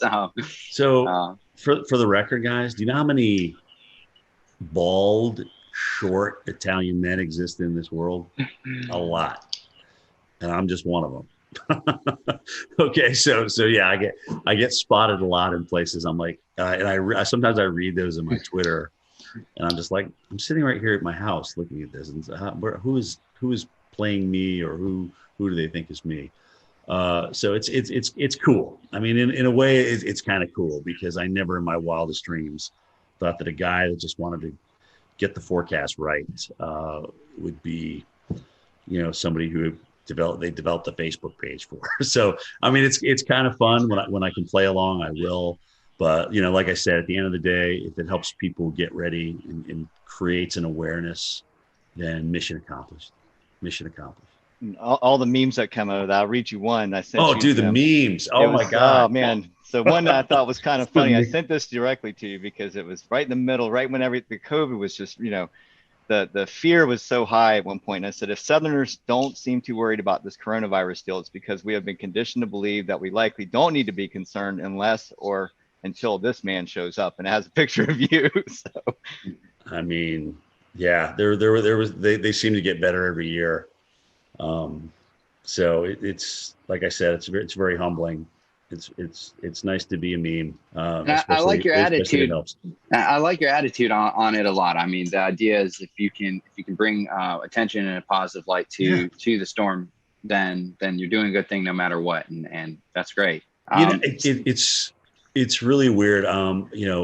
Bobby Labonte is a friend of mine, and I remember when he was telling me a story about the ESPYs, where he was in the back room with Tiger Woods, and he was, they were both just kind of like, "Are you here for this?" "Yeah, we're here for this." I mean, when you don't really want to be in the limelight. Sometimes when you're in the limelight, you don't really want to be in the limelight. It's not what you strive for. It's not. You don't wake up in the morning and say, "Oh gosh, what can I do to make myself more in the limelight today?" I mean, that's just really not. I mean, Bobby is a fantastic race car driver. He won a championship. That's all he wanted to do. Tiger is a phenomenal golfer. All he wants to do is play excellent golf. And now, as you saw from this weekend, his son can play pretty good as well. It's just I think that the true professionals, the notoriety that comes along with them is just kind of an after effect. But I do think you also have to embrace it. You can't ignore it. You have to embrace it, because I'll never forget the time as a kid I got a chance to meet Reggie Jackson. As you guys know, I'm a huge Yankees fan. And I got a chance to get an autograph from him. I stood in line just like everybody else. They used to have this big thing in Atlanta called the Super Show, which was everything and anything to do with sports. And I was like, "Oh my gosh, Reggie's signing for Upper Deck. I got to go get Reggie." So I had my baseball and I stood in line just like everybody else. So when I finally got up there, which was, probably 45 minutes, I was like, "Oh my gosh, I handed him my baseball. I said, Mr. Jackson, what a pleasure to meet you. I mean, you've been you've just been my hero. You took the Yankees to a world championship." And he turns around and looks at his publicist or whatever. And goes, "Hey, how much time we got left here?" 15 minutes. "All right, here you go." And he handed the ball to me. It was just kind of, I don't know. It just kind of left a sour taste in my mouth. I just never forgot it. And I'm not Reggie Jackson, but the people that want to meet you and want to come out and talk to you, I think you owe them a little bit of your time, because you've been given this gift and it's there to share. And that's really how I feel about it. But I'll never forget that experience, and I always go back to it. And look at, I can't say that Reggie didn't have another thing to do. I can't blame him for that, but I just never forgot that reaction, how disappointed I was. Now, if I'm out to dinner with my girlfriend, or if I'm with my kids and we're talking and having a good time, and if you want to come up and talk about climate change or what we should do about NextRad, I'm like, "Hey, can we save this for another time?" Pick your times of when you approach people. That would be my best advice to other folks out there. But I'm happy to talk to you. I am a true weather geek. I love talking about it. I'll give you my opinion. Sometimes it's going to be good. Sometimes it's going to be bad. Sometimes it's going to be right. Sometimes it's going to be wrong. But that's me in a nutshell. Speaking of NextRad, could you talk to those folks in Washington and get us a radar in Charlotte? Yeah, I mean, I look, if we wait around for phased array, we're going to have more tornadoes missed. We're going to have more gaps. They told us not to really talk about this, but now that I'm on with you guys, yeah, let's fill the holes. Let's fill the gaps. It's long overdue. I mean, we got a nice system down now, and I know this data needs a lot of maintenance, and it's very, very expensive. And if that's the case, then come up with a great, new phased array, and let's roll that out. Let's just roll out phased array. But until we get there, let's fix the stuff that we got. Maybe add a few mobile radars here and there to fill in the gaps, especially when you're talking about large metropolitan areas and cities. I mean, at this point, the NWS radar, the guys that are operating the radar and monitoring the radar, they know where the gaps are. They've been doing it for years. I mean, it's not like they're just coming out with this out of nowhere. So, yeah, I'm pro filling the gaps all the way. Do it. It's long overdue, guys. It's long overdue. So I have just one follow-up question here about how you deliver your message and the best way you can kind of connect with your viewers and stuff. So really, in a perfect world of your day to day, big storm comes around or whatnot, would you rather spend more time actually kind of doing on camera storm action coverage where you're in the heart of the storm, or would you rather spend more time kind of in some instances being from a safe location where you can spend better time broadcasting, have clearer messages, and work more on the communication side? So studio versus non-studio, I think that's what you're asking me, right? I like a mix. I've got to have a blend because I still need, like when I was told I was going to go out to the snow the other day, I was like elated because A, it wasn't a hurricane, and B, it was just, I just love getting out in it. Because here you are, you spend all this time looking at model data and this, that, and the other thing, and reading this and reading that, but you to go out and experience it, and then to kind of bring it home to the viewers, that's the win, that's the home run. I don't want to live in the field, and I don't want to live in the studio. I got to have a blend of both, and hopefully, I'll be able to carry that to the end of the career. But it is getting exhausting out there. I won't lie. When you go through an eye wall, guys, and then you got to get up the next morning and do, kind of tell everybody what happened. It's tiring. I mean, the adrenaline takes you through the event, and then after that, the tiredness and the lack of adrenaline. I mean, you got to find it from somewhere else. But you still got to put together 2 words in a sentence. So that's how that's going. What's going on, Pete? Hey, what's going on, Jim? How you doing? Good, man. So to kind of piggyback off of that question, take us through your workday at the Weather Channel, from when you wake up to when you leave the Weather Channel for the day. So AMHQ is the show I'm on, 7 to 10 in the morning. Get up about 4:15, come down to this very computer that I'm on, jump on it, see what's going on. Like I said, Twitter's nice not only for us to communicate with each other in the enterprise, but also it kind of helps me centrally get my thoughts together. What do I really want to say about this? What do I think about it? And I can put it down right there and go from there. Because more than likely I'm going to be talking about one or more of those things when I get to the Weather Channel. So I'll get in about an hour before my show. I'll slap a little powder on, put my mic on, go meet with my weather producer, talk about any interviews that are coming up with my show producer, and boom, here we go for 3 hours. Strap in and enjoy the ride, and be ready for whatever Stephanie has to throw at you, because it's usually something you didn't expect. But it's great. She makes it fun. She really does. She makes the whole 3 hours go by. I mean, when her, Jen, and I aren't there together, it's definitely different. And that's not to say other people aren't talented, because Felicia and Tevin and Jordan and Chris, those guys are all incredibly talented. But it's just we've been working together so long now. We kind of got this little routine. We kind of know each other's quirks and things like that. So it's very fun. After the show, we have a meeting at 10:30. A call in, kind of talk about the evening show, Mike's show, Bettis' show, and then what's going to happen the next morning, who we may have as guests and things like that. And that is my day. And tell us, like, behind the scenes, who's in the studio during the show, and how many people are, working on the show every day? So in the studio, it's either 2 or 3 talent. Sometimes they'll have somebody from home. Like if Steph or Jen are on the road and they just get back, they will have them home for a couple of days. Again, this is all about a part of the COVID thing. It's been weird. I've actually been lucky because when I've come back from the field, it's been a Friday. So I just go into my weekend and I just come back into the studio. I think I'm the only guy who doesn't have a home studio. I said, look, I will come in. I have no problem in coming in. They have me in this area where nobody's around. I have my own desk. It's literally yards and yards away from anybody else. So I'm nowhere near anybody. And it's literally as soon as you walk in the door.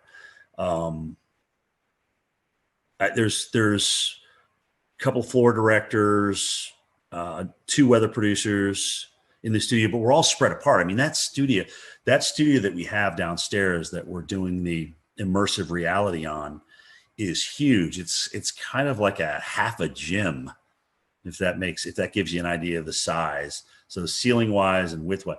So we just have everybody spaced out perfectly. And, you know, a lot of the cameras are run from inside the production booth, so they can run those from upstairs with the joystick. So we don't need people down there moving cameras, even though sometimes you have to move some of the cameras. It's really the jib operator who's got to move this big jib and this big teleprompter so that we're out on the new augmented reality set.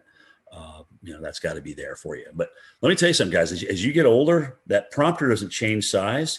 It's still the same old TV, 15-inch TV. So, you know, you're trying to like, why is that thing way far away? Why can't I see that? It doesn't get any easier to read is my point. So that's really been the biggest change. A lot more reading versus just ad lib, especially with video and stuff like that. And you're kind of bridging different things together.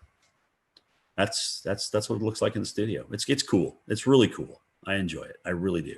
Guys, it's still a thrill to get up in the morning and go to work every day. It is. I don't even consider it a job.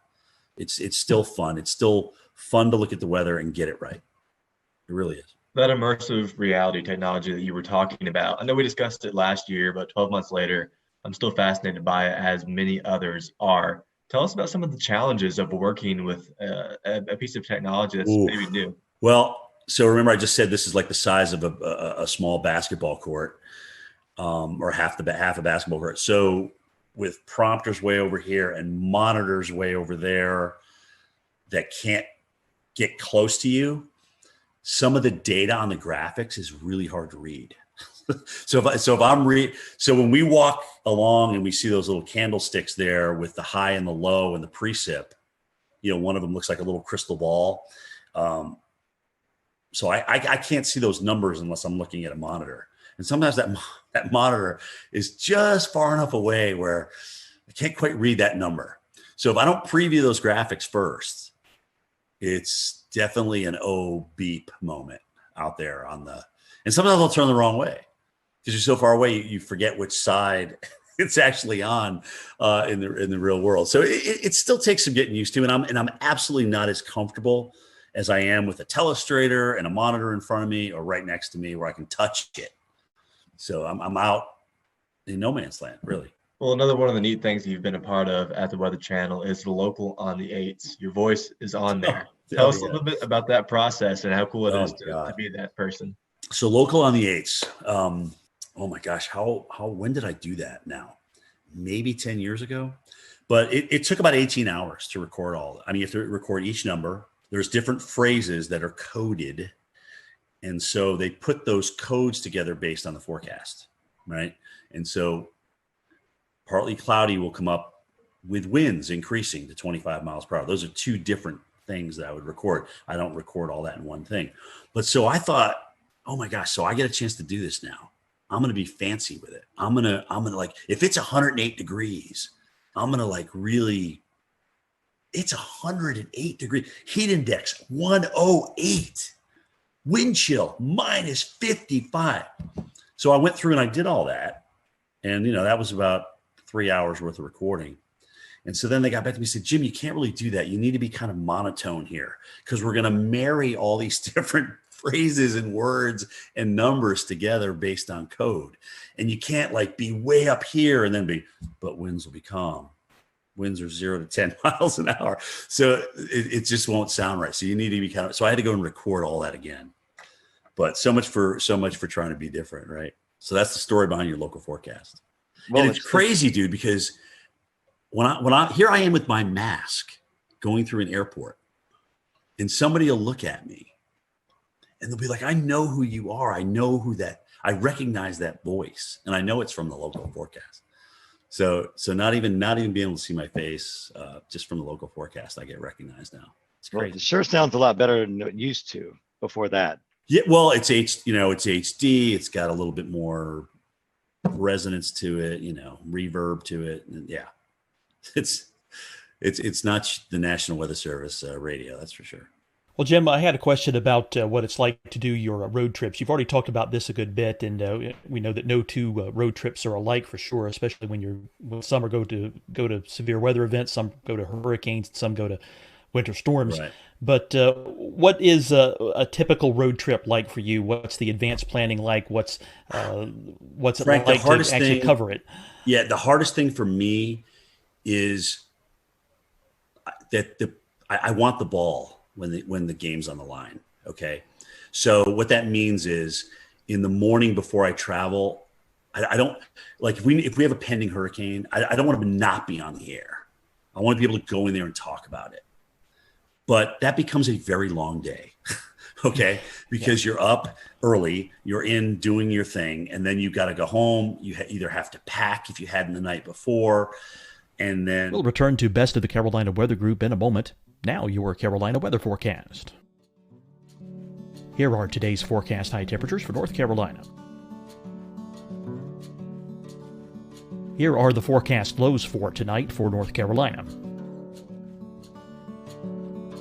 Here are tomorrow's forecast high temperatures. And here's forecast rainfall across North Carolina tomorrow.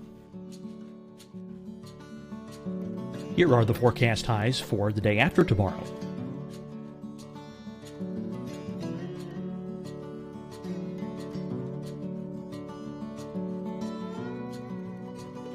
And here's the forecast rainfall across North Carolina for the day after tomorrow.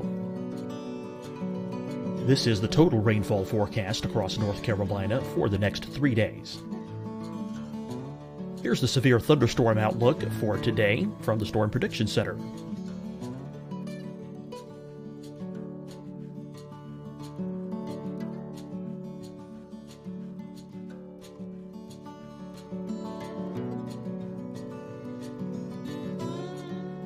Here are the forecast high temperatures for today for South Carolina. Here are the low temperatures for today for South Carolina. Here's the probability of precipitation forecast across South Carolina today. And here are the rain chances across South Carolina tonight. Here are tomorrow's forecast highs across South Carolina. Here are the forecast low temperatures for tomorrow for South Carolina. And here is the probability of precipitation across South Carolina tomorrow. Here's the precipitation chances across South Carolina tomorrow night. Here are the forecast highs for the day after tomorrow in South Carolina. Here are the forecast low temperatures across South Carolina for the day after tomorrow. And here are the rain chances across South Carolina for the day after tomorrow. And South Carolina's probability of precipitation for that night. Here's the Storm Prediction Center's severe thunderstorm outlook across South Carolina for today through tonight. Here's the Storm Prediction Center's severe thunderstorm outlook across South Carolina for tomorrow and tomorrow night. And here's the Storm Prediction Center's severe thunderstorm outlook across South Carolina for the day after tomorrow through that night. Here's the severe thunderstorm outlook for today from the Storm Prediction Center.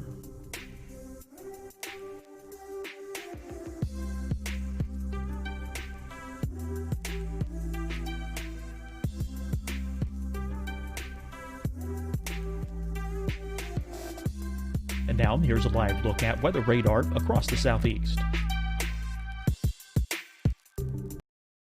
Hi, everyone. I'm Dr. Mandy Cohen, Secretary of the North Carolina Department of Health and Human Services. And when you follow the 3 W's, you protect your family and your neighbors from COVID-19. When you leave your home, practice your W's. Wear a cloth face covering, wait 6 feet apart, wash your hands often.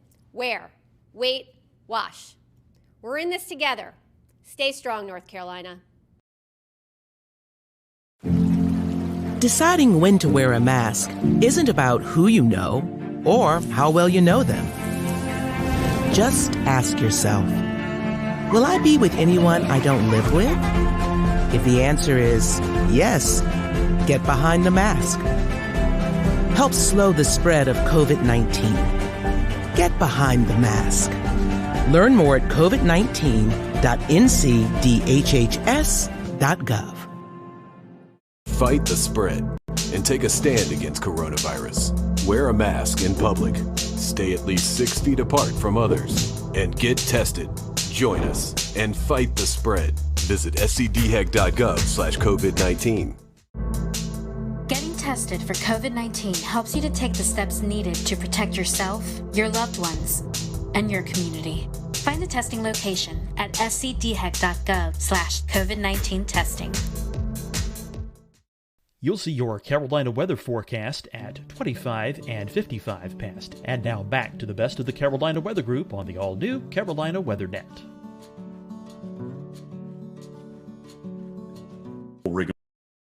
Rigmarole, and then get to your location. Like I told you guys earlier about the logistics, you got to make sure all those logistics line up. I mean, if that's going to be your spot that you're going to broadcast from, is your cameraman going to be dry? You know, are you going to be able to be out in the worst of it without drowning yourself and your vehicles and things like that?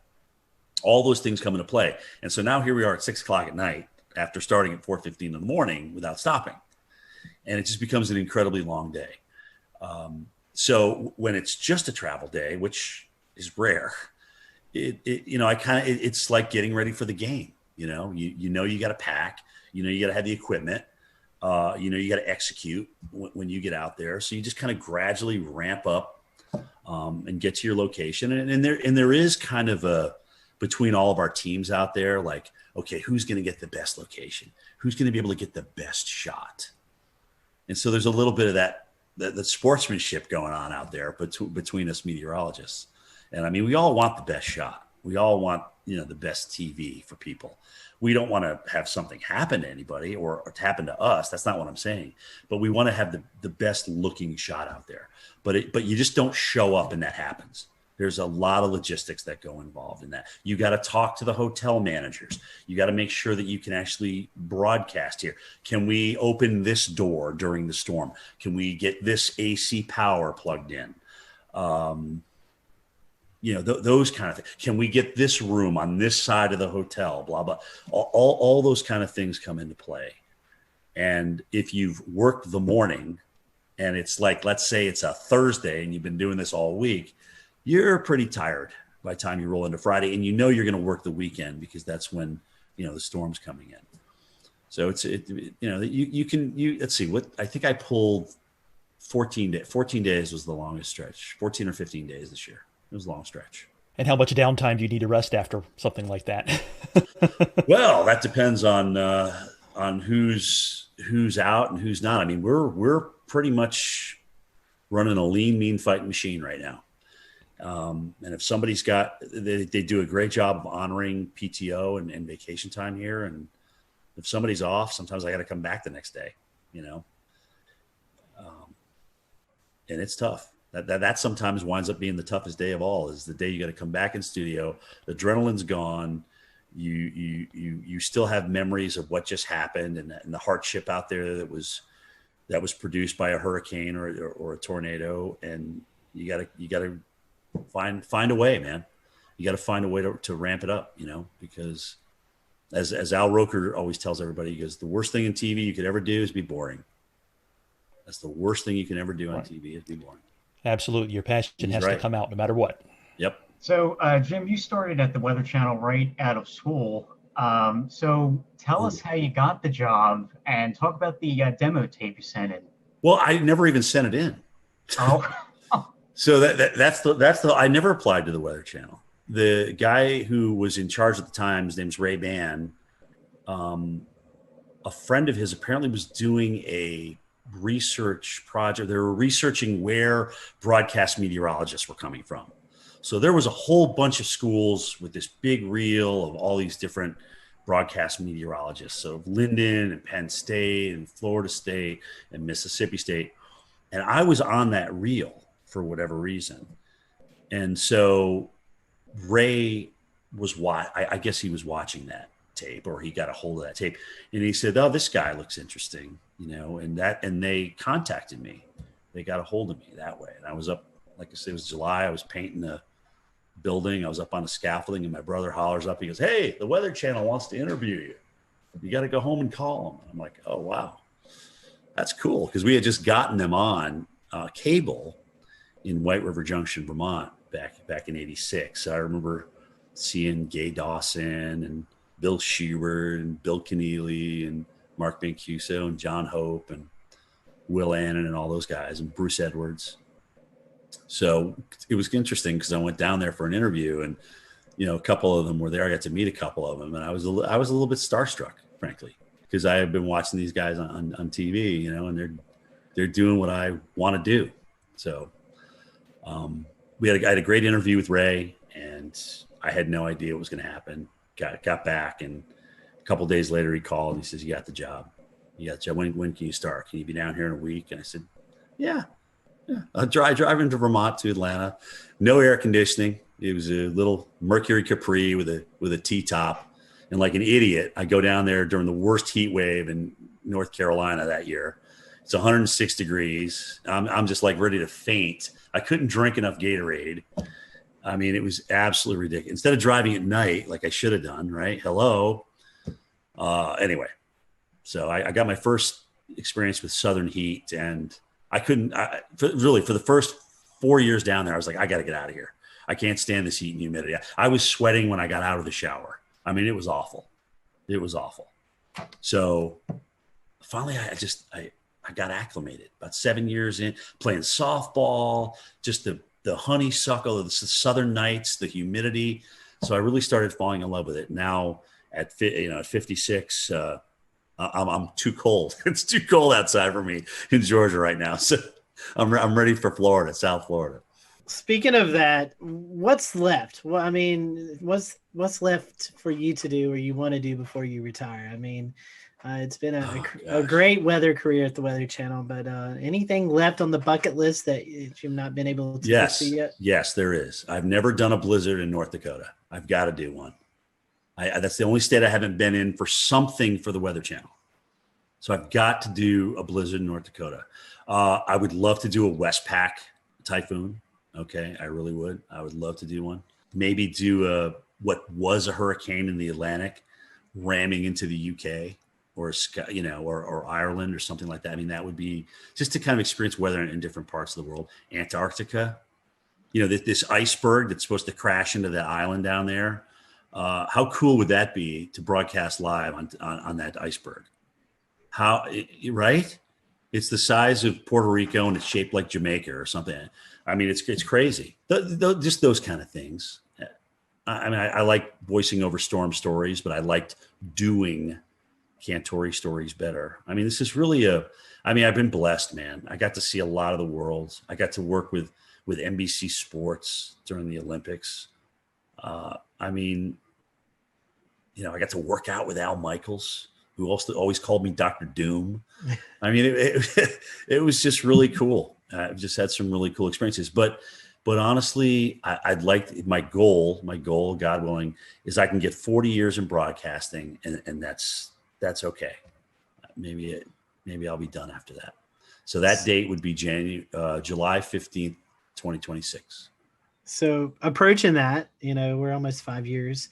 We had a colleague of yours on, Tom Nizzle. He has a mountain. Yeah, he has a cabin up here on Rome Mountain. So we talked to Tom a lot. So what does retirement look like for you? You going to move into the mountains? You said South Florida just a little bit ago. What's it look like after TV life? Yeah, I mean, I love the lake. I love the mountains. It's really an extension of the area I grew up. Think about, right? It's Southern Appalachia versus Northern Appalachia. So I certainly see myself, and I'm a small town kid, guys. I'm not a big city kid by any stretch of the imagination, but maybe split where I live between Florida and North Georgia. I don't know, maybe open a nursery, maybe open some kind of small business. I love doing landscaping. I really do. I enjoy yard work. Maybe I won't in 5, 6, 10 years from now, but who knows? Honestly, I really don't know where it's going to take me, but getting up at the hours I get up and doing that 5 days a week, and sometimes going through the weekends and working 13, 14 straight, it takes its toll on you. It really does. I'm blessed with a lot of days off as a broadcaster, more than I would think a local market has. So I'm blessed with that, but it still takes its toll on you, man. It really does. So we'll see. Nothing's in pen right now. Well, as we near the end of this podcast episode, we always kind of want to ask a few little silly questions to finish things up and to keep it light before we call it a night. So first and foremost, we'll pry some information out of you. I know that you guys probably have some fancy weather models and weather model providers at the Weather Channel, but do you have a favorite mainstream weather model site to use? Oh, gosh. I mean, first of all, Maui's a genius, sometimes to his own detriment. I mean, but I love the two websites he's designed. Levi does a fantastic job with Tropical Tidbits. I don't know the guys that are in charge of Pivotal Weather, but I think they've done a great job. Weather Nerds, there's just so many. I mean, Weather Tap, I still go back to Weather Tap, look at the radar, especially now that they changed the radar site. But anyway, I mean, it's still, WSI Energy Cast is still one that we can access too. So dude, it's endless. I have literally 60 tabs open.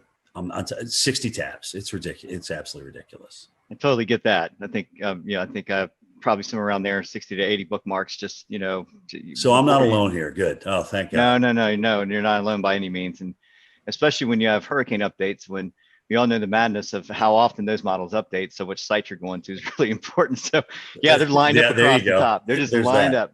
Endless. I guess I'll take the second one here. And favorite weather apps. Do you have any favorites? I mean, I know all of us use Radar Scope. Yeah, I mean, that's it. But is that your favorite one? That's my go-to. Yeah. I mean, when everything's on the line, or if you want to see a storm that's gone tornado warned for yourself and make your own opinion on it, it's definitely Radar Scope. I actually wish I bought that company back when it was for sale, because oh my gosh, they're just doing great things. It's just consistent. It's always there for you. They're always upgrading it, always doing tweaks to it. There's different levels that you can obviously purchase, different subscriptions and things like that. So that is my absolute go-to. I love Storm. That's a good one.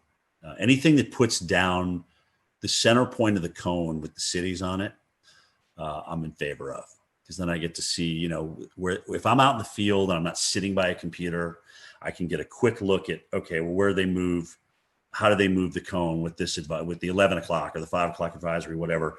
And I can get an idea of where I may need to position myself down the road in the eye wall. What about weather movies? The good, the bad, the ugly in the weather movie industry. And there's probably more bad and ugly than good, but what are your favorites and least favorites? For weather movie, my favorite tornado is still the Wizard of Oz. I won't lie. Okay. To be able to create that, as hokey as it was back in the 1930s, and have it look, like a roping out tornado in the plains, it was just amazing to me. I feel the same way about that. I mean, it seemed like you look back and you're talking 1930s, film industry, and you're like, man, they actually did a pretty good job on that. Right. I mean, if they did one thing really that kind of, gave you some goosebumps, right? When you were a kid watching that, I mean, that was pretty intense. I remember I met Bill Paxton when he did the first Twister, because they premiered it in Atlanta. And I remember seeing him again at a Kentucky Derby that I was doing for NBC Sports. And he was telling me that they were talking about a Twister 2. Now, granted, he's not around to do it, which is incredibly sad. And he was the movie, in my opinion, but that's just me. Would I like to see another Twister out there? Sure. Because when you think of how many young people it influenced to get into our enterprise, and maybe have a better understanding for what we do or look into what we do, I don't think you can lose from that. So I'd love to see another Twister. I agree. I don't think Sharknado cuts that. No, I didn't bring that up. I'm always a glass half full kind of guy. I didn't want to bash anybody, but that was a little ridiculous. Well, this last question, and promise it's not loaded. Do you listen to podcasts? I'm not gonna put my career in jeopardy on this answer. Right. Exactly. Good. Do you listen to podcasts? And if you do you have a weather podcast that you enjoy listening to? Marshall does some good stuff with our Weather Geeks podcast, and occasionally I'll listen to his stuff. Of course, you guys, come on, you're killing it right now. Jennifer Watson, and occasionally she'll jump into a weather podcast as well. Weather Brains has always been great, and I know it's nice when you know the people that you're talking to a little bit, so you kind of know what to expect. Guys, honestly, anytime that we can educate people that are either interested in meteorology or even our own people that people probably didn't know the Reggie Jackson story before I brought it up tonight, and whether that furthers your weather education or not, no, but it's just something, if you've been watching me for a good chunk of my years, you know what is behind me when people come up to me in the field, kind of how I react now. So yeah, I mean, and I think it's good for the enterprise. It's just all good. It's good to talk about things. And you know what? Sometimes subjects aren't great. The radar thing's is a touchy subject, right? I mean, but we got to talk about it because radar save lives. Early warning save lives. We know that. So it is. It's definitely another fun topic, just because I think I can only speak to Evan and Peter, at least on our panel right here. We are avid TikTok followers, and I've seen you appear in a few TikToks with Stephanie A. That's all Stephanie.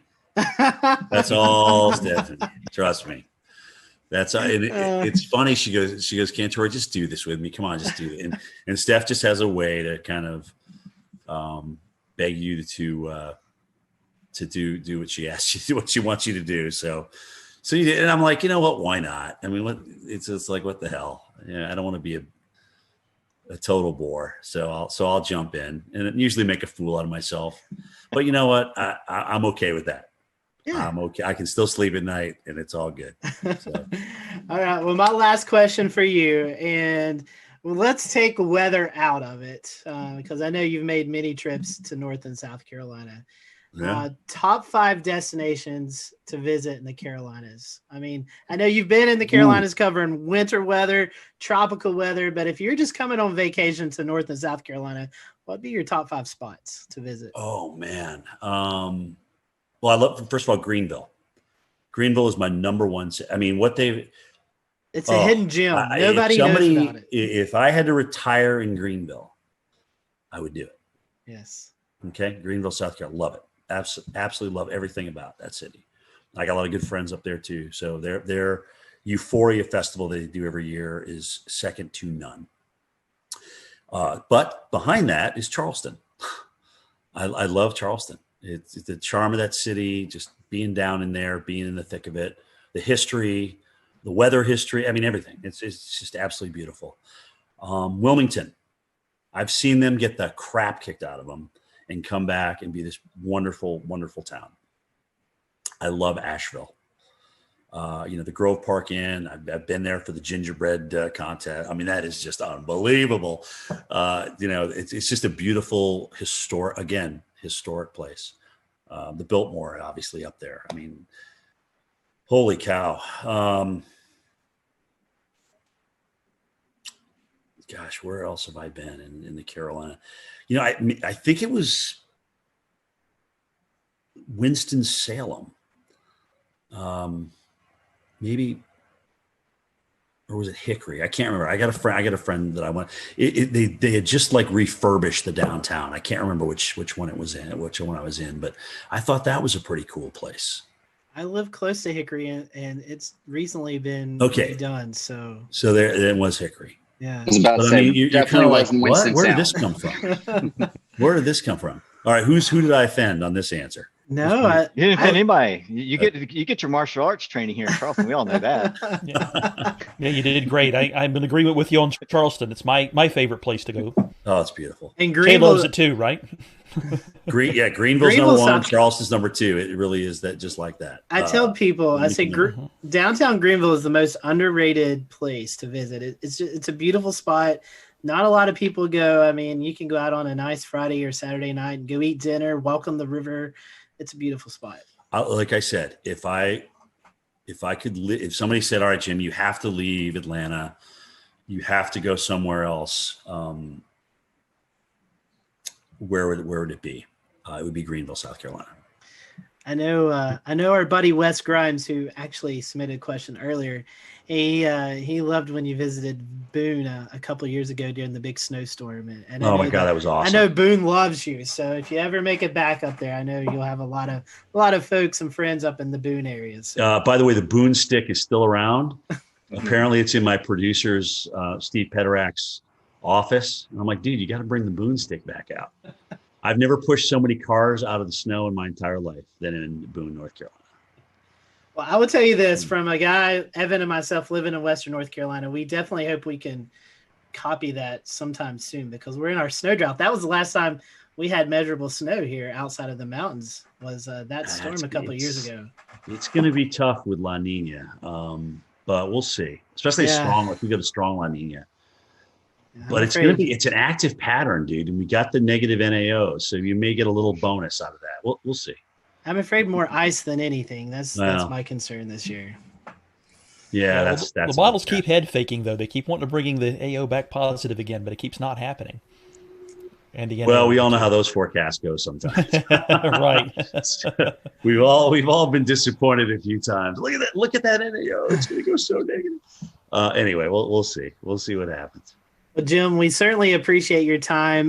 We want to wish you a very Merry Christmas and a Happy New Year. And for those who are listening to the podcast, I'm sure they're probably following you on Twitter, on social media, but if they can't, or if they're not, how can they do that? So at Jim Cantore is my Twitter. I don't do Facebook, but my tweets go to Facebook. At Instagram, at Jim Cantore on Instagram.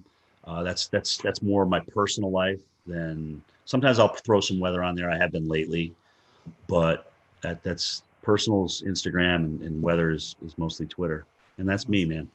We appreciate your time, and thank you guys for watching tonight. Yeah. We hope you have a great evening, and we'll see you back soon here on the Carolina Weather Group. Merry Christmas, guys. Thanks for having me.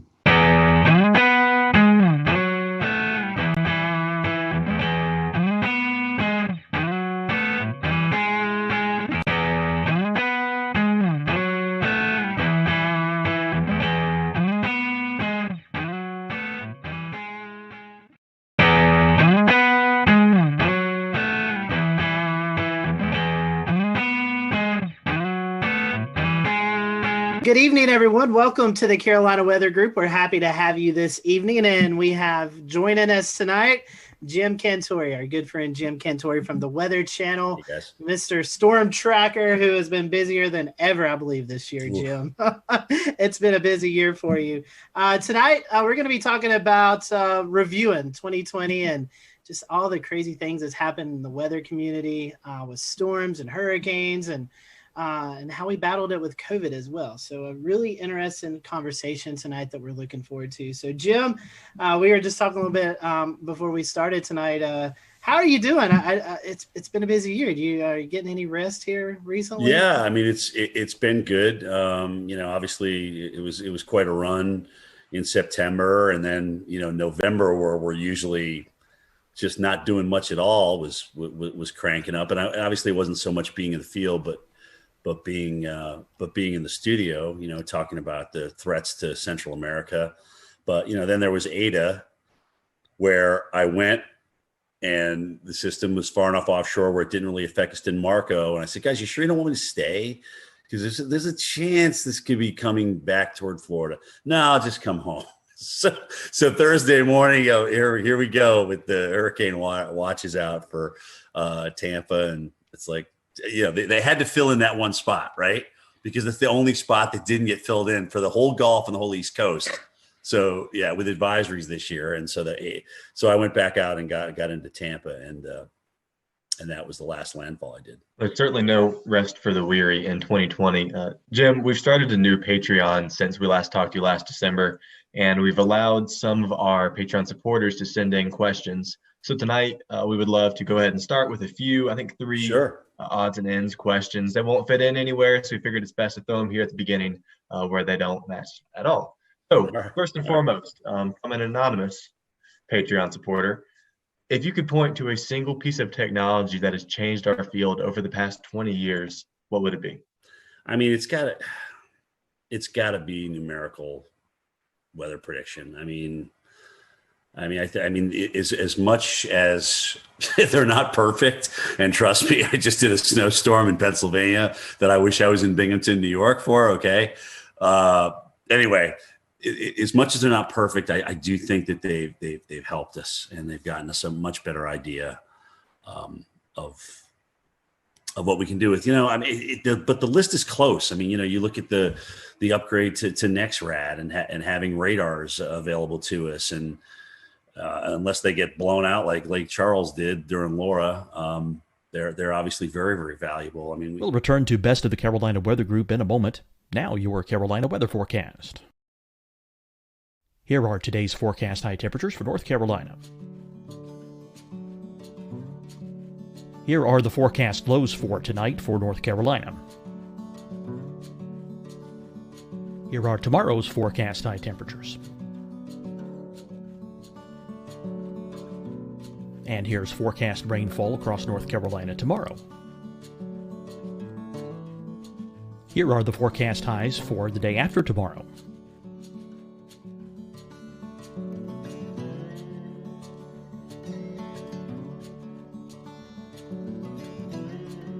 And here's the forecast rainfall across North Carolina for the day after tomorrow.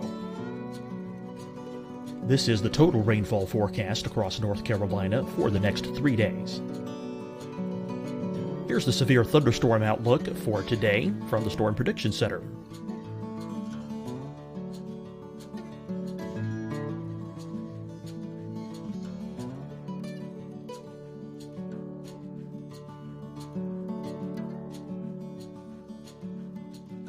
Here are the forecast high temperatures for today for South Carolina. Here are the low temperatures for today for South Carolina. Here's the probability of precipitation forecast across South Carolina today. And here are the rain chances across South Carolina tonight. Here are tomorrow's forecast highs across South Carolina. Here are the forecast low temperatures for tomorrow for South Carolina. And here is the probability of precipitation across South Carolina tomorrow. Here's the precipitation chances across South Carolina tomorrow night. Here are the forecast highs for the day after tomorrow in South Carolina. Here are the forecast low temperatures across South Carolina for the day after tomorrow. And here are the rain chances across South Carolina for the day after tomorrow. And South Carolina's probability of precipitation for that night. Here's the Storm Prediction Center's severe thunderstorm outlook across South Carolina for today through tonight. Here's the Storm Prediction Center's severe thunderstorm outlook across South Carolina for tomorrow and tomorrow night. And here's the Storm Prediction Center's severe thunderstorm outlook across South Carolina for the day after tomorrow through that night. Here's the severe thunderstorm outlook for today from the Storm Prediction Center.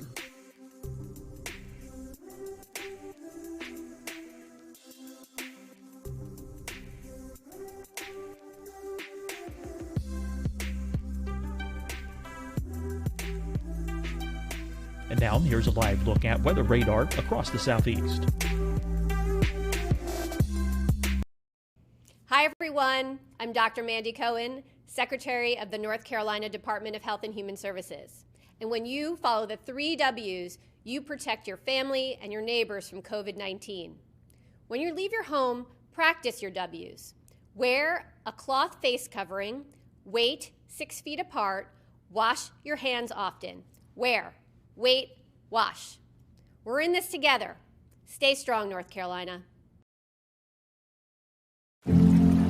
Deciding when to wear a mask isn't about who you know or how well you know them. Just ask yourself, will I be with anyone I don't live with? If the answer is yes, get behind the mask. Help slow the spread of COVID-19. Get behind the mask. Learn more at covid19.ncdhhs.gov.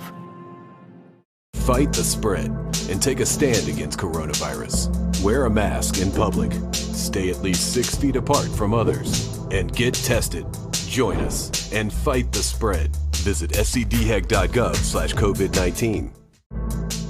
Getting tested for COVID-19 helps you to take the steps needed to protect yourself, your loved ones, and your community. Find the testing location at scdhec.gov/COVID-19 testing. You'll see your Carolina weather forecast at 25 and 55 past. And now back to the best of the Carolina Weather Group on the all-new Carolina Weather Net.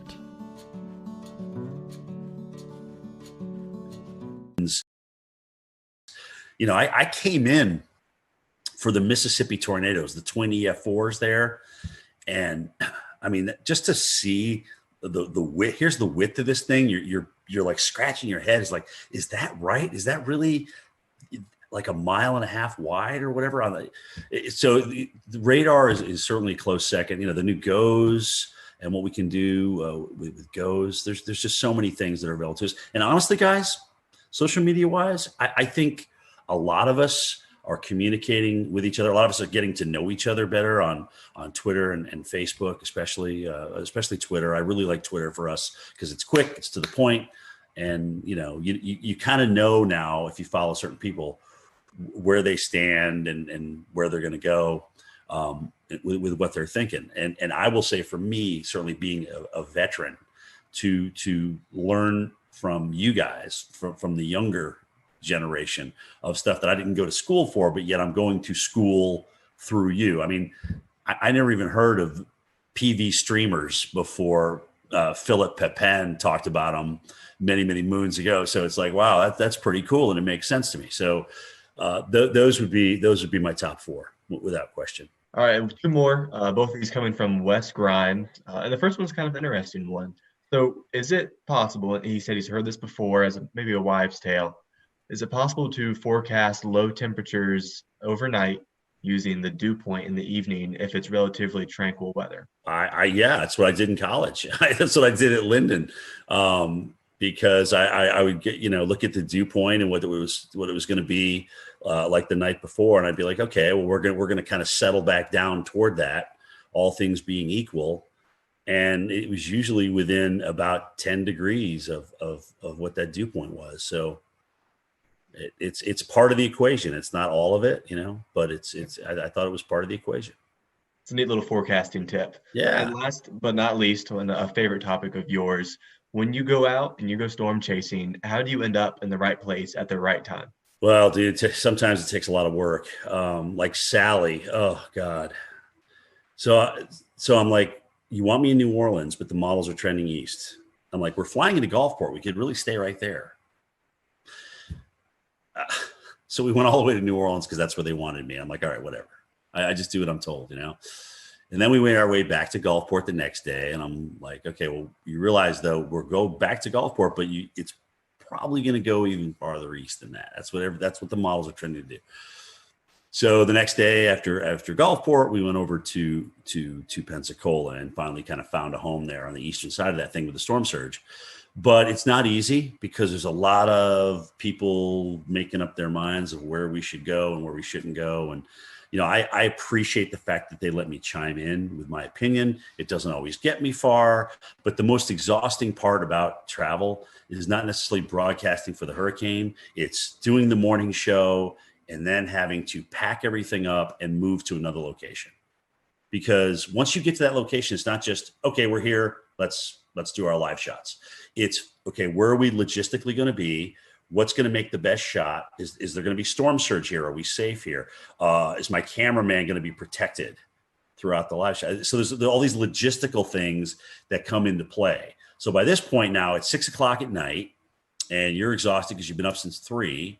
And now you got to get ready to do the whole thing again the next morning. So every time we move on a day we do live shots, it just exponentially wears you out. But, you know, I appreciate the fact that they do give me a say in my locations, but it is up to me to get my team in a good spot. Like where we at the Golden Nugget for, oh God, what was it? Beta? I don't even remember the damn name of the storm. What was the Mississippi one that crushed them? You guys jump in. Delta. Okay, Delta. I knew it was a Greek name. I just can't remember which one. So Delta. I'm like, this is going to be a great shot because the water's going to come right in here, and this is just going to be a great shot. So that allows us to get there and really set that up and make sure we had higher ground and get our cars up there and things like that. So it takes a lot of work. What you don't see behind the scenes, I think is just as important, if not more, than what you see on camera. And Jim, this one's coming from me, man. I'll tell you what, this year has been interesting with the tropics. I mean, we cleared over a third of the Greek alphabet, you know, and it's just been an unreal season. I mean, when we talk about, will we ever see something like this again? Is this going to be the norm going forward? What ingredients come into it? You know, tell us what your take is on, do you think the strong signal in La Nina was a triggering factor? Do you think our warm pool in the Atlantic has a lot to do with it? I mean, kind of give us some ideas of why you think we had such a hyperactive season. I mean, it was off the charts. You know, if somebody would have told me we were going to have 30 storms this year, I would have been like, no, I mean, we're going to have an above average season, but that's a pretty bold forecast. I think you hit the nail on the head. I mean, La Nina, you know, certainly coming in and when it did, getting into the mid to strong range. So what that tends to do is just, you know, cut the shear, and the whole basin was warm. There was plenty of warm water. But the weirdest thing was all these rapid developers. I mean, we had all these storms that had developed either late before landfall or developed at some point over like Paulette and whatnot. You had a rapid developer over the ocean and things like that. So a lot of, we just had so many rapid developers this year, and that's kind of the oddity to me, because you can get certainly a strong number of storms if you get a warm basin and light shear, but all of a sudden, you know, what's kicking these things into overdrive? And in some cases, at the last minute, when normally the continental shelf will weaken them, we already had a bona fide cold front come through the Gulf of Mexico and South Florida, and here's Ada.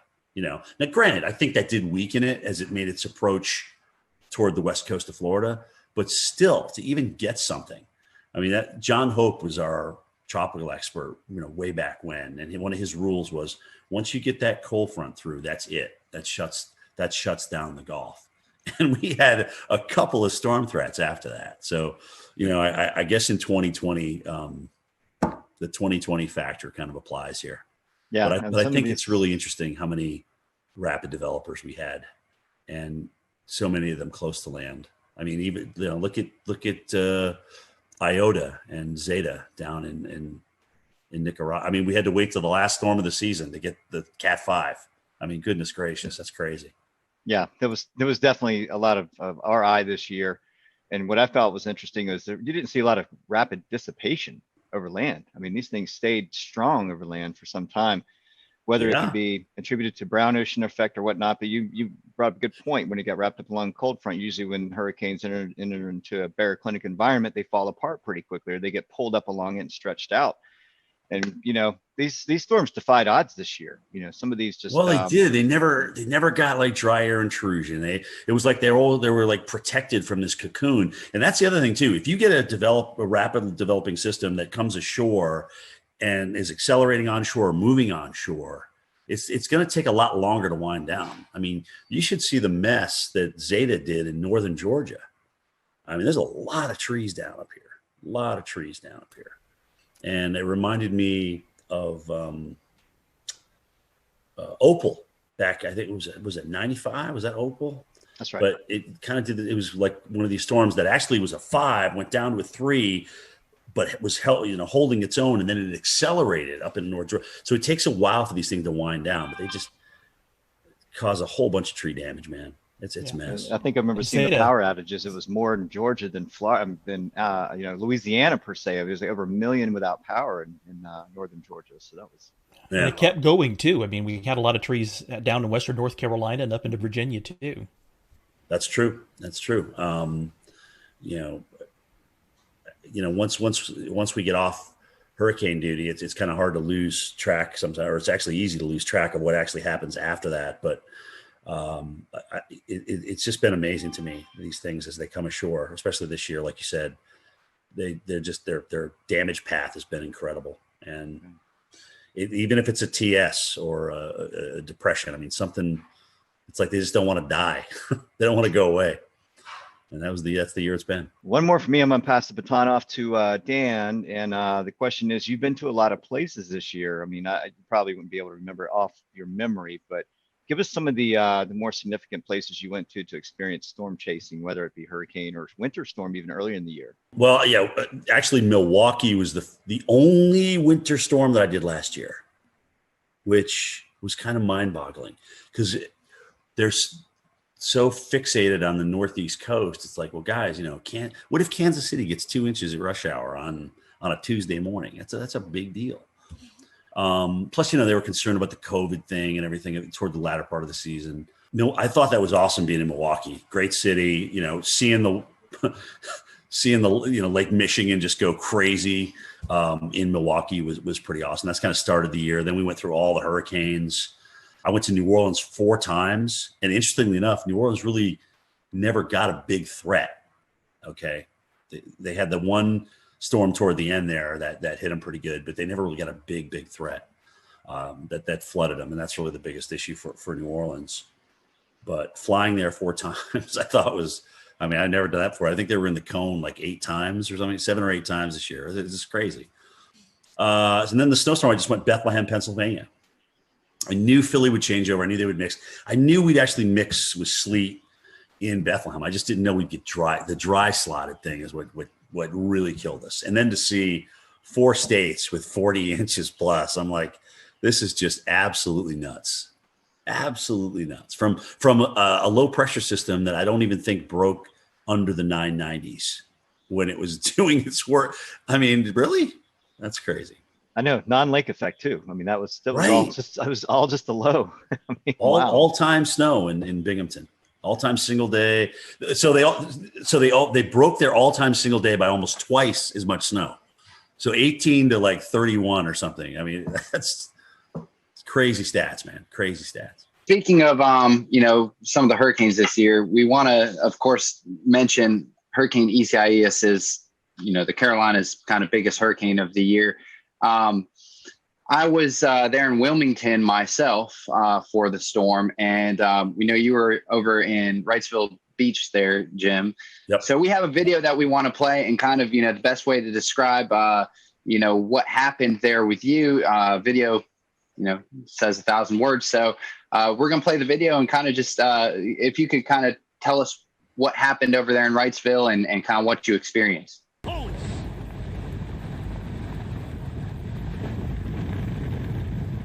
Well, I should remind everybody of kind of the new norm in broadcasting as we're doing this. So we used to come out at the tops and bottoms of the hour, even in a hurricane, and give everybody an update on what's changed.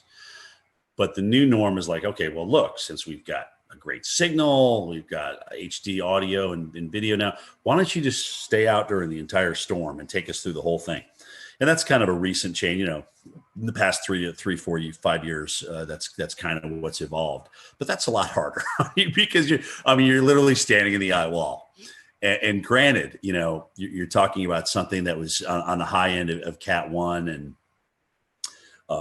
borderline Cat 2 strength here. It's just hard to stand out in winds that strong.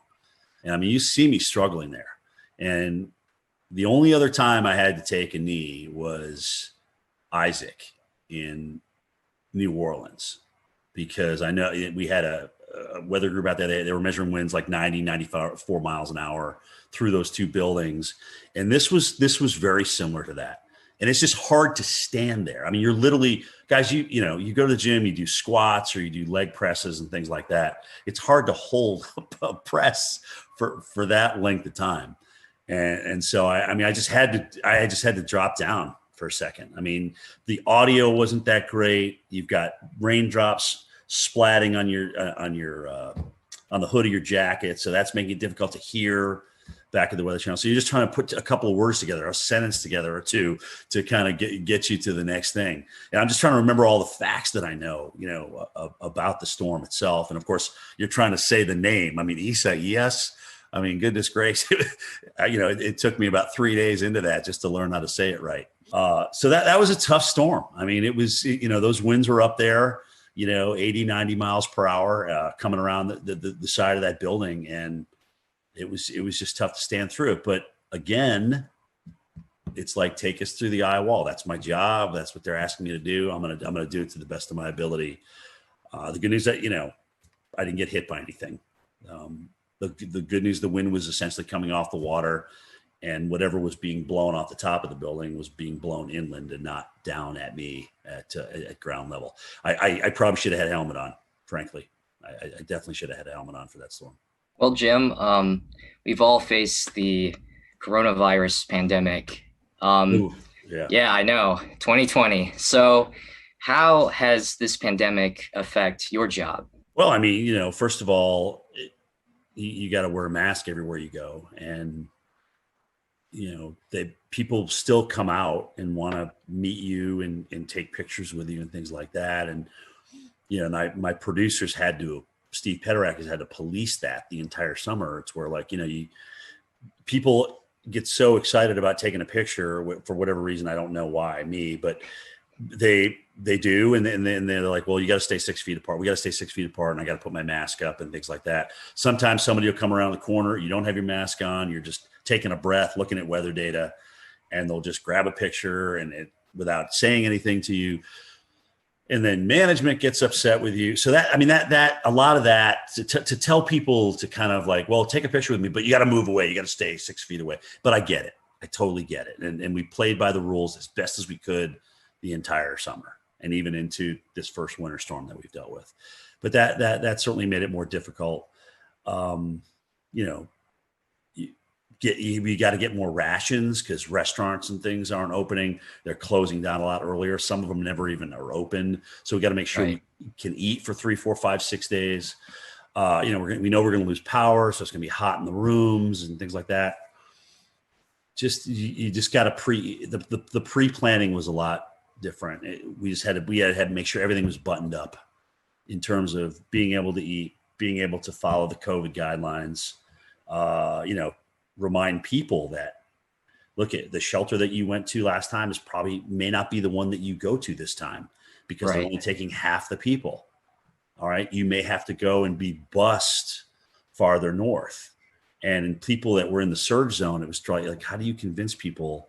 Oh gosh. Okay. Look, it's one thing asking me to evacuate. I know this shelter. I've been there before. It's okay. But now I don't really feel like going on a bus and being shipped to northern Mississippi or northern Louisiana to get out of harm's way. So that took some convincing for folks. But I think the fact that if there was one good thing, if you can call this good, the fact that Louisiana and Mississippi were kind of in the bullseye and were dealing with this so many times, they kind of had the system down.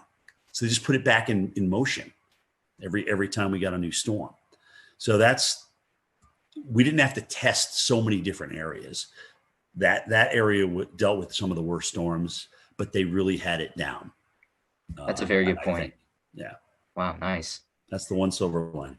Well, Jim, we're talking about COVID, and I think pre-COVID, this has lost, in my opinion, a lot of attention. And I guess, you know, with as crazy as the years has been, but we had a pretty active early spring severe weather season. March 3rd, 4th, as COVID was starting to happen, we had an EF4 tornado that just went right through downtown Nashville. Yep. I mean, it was one of the eeriest video. I mean, it was, I think, one of the most captured videos on Twitter, you know, just with that, we also had severe weather here in the Carolinas, where downtown Charlotte, EF2, I believe, that went through just south of town. So copied with a month later, the Easter outbreak, where we had an EF4 and of all places, South Carolina. I mean, it was a pretty crazy severe weather season. And then I guess you kind of cap that off with the derecho in Iowa. I mean, what was your thoughts on any of those events that kind of stood out to you? I mean, the record for billion-dollar disasters stands at 16, but that's going to be broken this year. Okay. We are going to have more than 20 billion-dollar disasters. I don't know if it's going to be 21, 22, 23. I'm not sure.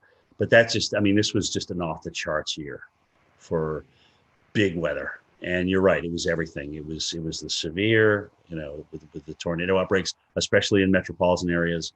It was the number of hurricanes that we had. It just the fires. We haven't even touched on the fires out west. I mean, goodness gracious, just again, and there was no stopping it. It literally started at the beginning of the year and just kept on going. And, La Nina, as you guys know, especially in the Southwest, does not favor big rainfall. So, you wonder what next year brings once we get into spring and spring bloom, and that starts to dry out, right? So, yeah, it's crazy. And I mean, look at the drought growing right now. If you take a look at the drought monitor, it's almost kind of scary seeing it kind of creep out of the Southwest into the central United States and the northern, Omaha. You're not really thinking about Omaha being dry, but they're starting to dry out a little bit. So drought's going to come into play big time as we get into 2021. That's going to be a big player, I think, for a lot of people. But yeah, it was just nonstop, man. I mean, and it would be easy to just say, okay, well, because of COVID, everything was exacerbated. No, no, we had 30 hurricanes. Okay, we had tornadoes hitting big cities, and I mean, it just literally lined up right with each other. And we just had an epic nor'easter, like I said, that dumped 40 plus inches of snow over 4 states, which wasn't one of these things. We saw it early. We knew there was going to be something, but in terms of nailing it down as to just how big this was going to be over the interior of New York and Pennsylvania and New Hampshire and Vermont, we didn't know that until it was really day of. And I guess it's a sore topic for some, but it's something that really needs to be addressed. Is I think we can contribute the climate change, global warming, to some of these bigger events that's taken place. I mean, they're only getting worse, and the climate the climate continues to warm. So I mean, it seems like they're going hand in hand. I mean, Yeah, I mean, it's time to accept it. It's time to accept we have a warmer planet. We have warmer water as a result of that, which helped us obviously crank out 30 hurricanes, 30 named storms this year. And honestly, I just like we like to operate at 98.6, the planet likes to operate at a comfy temperature. And when you thrust something that's uncomfortable to it into it, then it's going to react.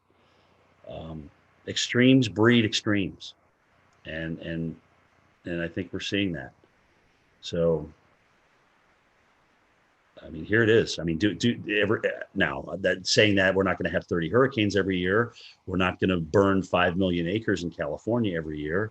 But, I think these are the kind of things that we can expect, and you kind of wonder what's next, right?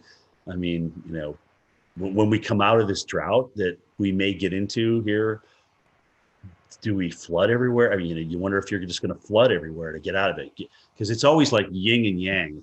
But it's happening like one right after the other. It's almost like you go from drought to deluge or deluge to drought. It's just crazy. Another thing to tie on to that, as of this taping, December 22nd, the Carolinas, Greensboro, North Carolina, is 1.2 inches, I believe, from being the wettest season on record. So the opposite of the dryness, the drought.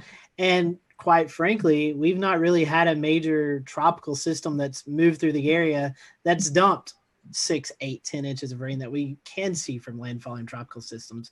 So think about that. As dry as it is over a huge chunk of the West and now building into the central U.S. The Southeast and Florida has been absolutely soaked. And, the Northeast is probably going to come out of drought before we end 2020. When you count the snow and the rain they're about to have with this next system on Christmas Eve and Christmas Day, I mean, they're probably going to come out of drought. And that was getting to exceptional. You start depleting reservoirs in the Northeast with that population concentration, and that's a really big deal. Okay, they've always kind of come out of it recently, but there's a lot of people up there that depend on reservoirs and water. So you dry it out up there in an extreme level, and it's bad. So they got lucky, but they just literally, once we got into fall, boom, all of a sudden we just started erasing these droughts and starting getting some nice, tropical moisture into some of these systems that came north. So they lucked out, in my opinion. It is actually good to see that there's been some rain and snow up there through the fall. I can tell you firsthand, it was a long, it was also dry beautiful summer fall at State College. Right, and actually it was a beautiful fall too. So they got the best of all worlds. Right.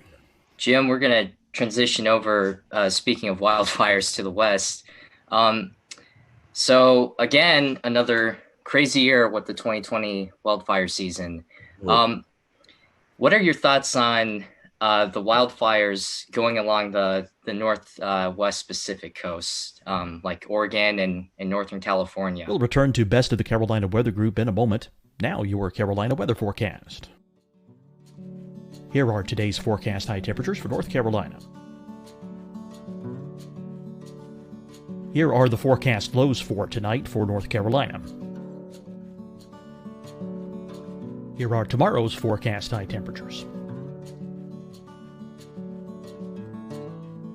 And here's forecast rainfall across North Carolina tomorrow.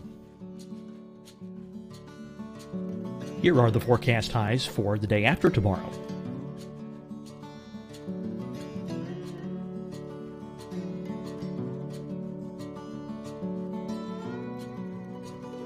And here's the forecast rainfall across North Carolina for the day after tomorrow. This is the total rainfall forecast across North Carolina for the next 3 days. Here's the severe thunderstorm outlook for today from the Storm Prediction Center.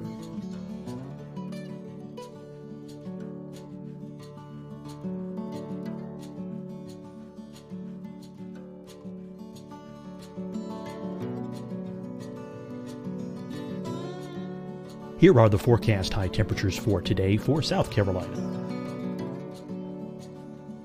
Here are the low temperatures for today for South Carolina. Here's the probability of precipitation forecast across South Carolina today. And here are the rain chances across South Carolina tonight. Here are tomorrow's forecast highs across South Carolina. Here are the forecast low temperatures for tomorrow for South Carolina. And here is the probability of precipitation across South Carolina tomorrow. Here's the precipitation chances across South Carolina tomorrow night. Here are the forecast highs for the day after tomorrow in South Carolina. Here are the forecast low temperatures across South Carolina for the day after tomorrow. And here are the rain chances across South Carolina for the day after tomorrow. And South Carolina's probability of precipitation for that night. Here's the Storm Prediction Center's severe thunderstorm outlook across South Carolina for today through tonight. Here's the Storm Prediction Center's severe thunderstorm outlook across South Carolina for tomorrow and tomorrow night. And here's the Storm Prediction Center's severe thunderstorm outlook across South Carolina for the day after tomorrow through that night. Here's the severe thunderstorm outlook for today from the Storm Prediction Center.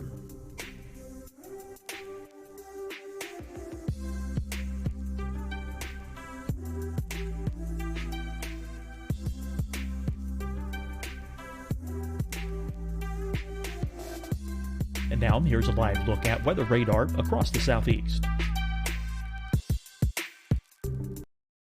Hi everyone, I'm Dr. Mandy Cohen, Secretary of the North Carolina Department of Health and Human Services. And when you follow the 3 W's, you protect your family and your neighbors from COVID-19. When you leave your home, practice your W's. Wear a cloth face covering, wait 6 feet apart, wash your hands often. Wear, wait, wash.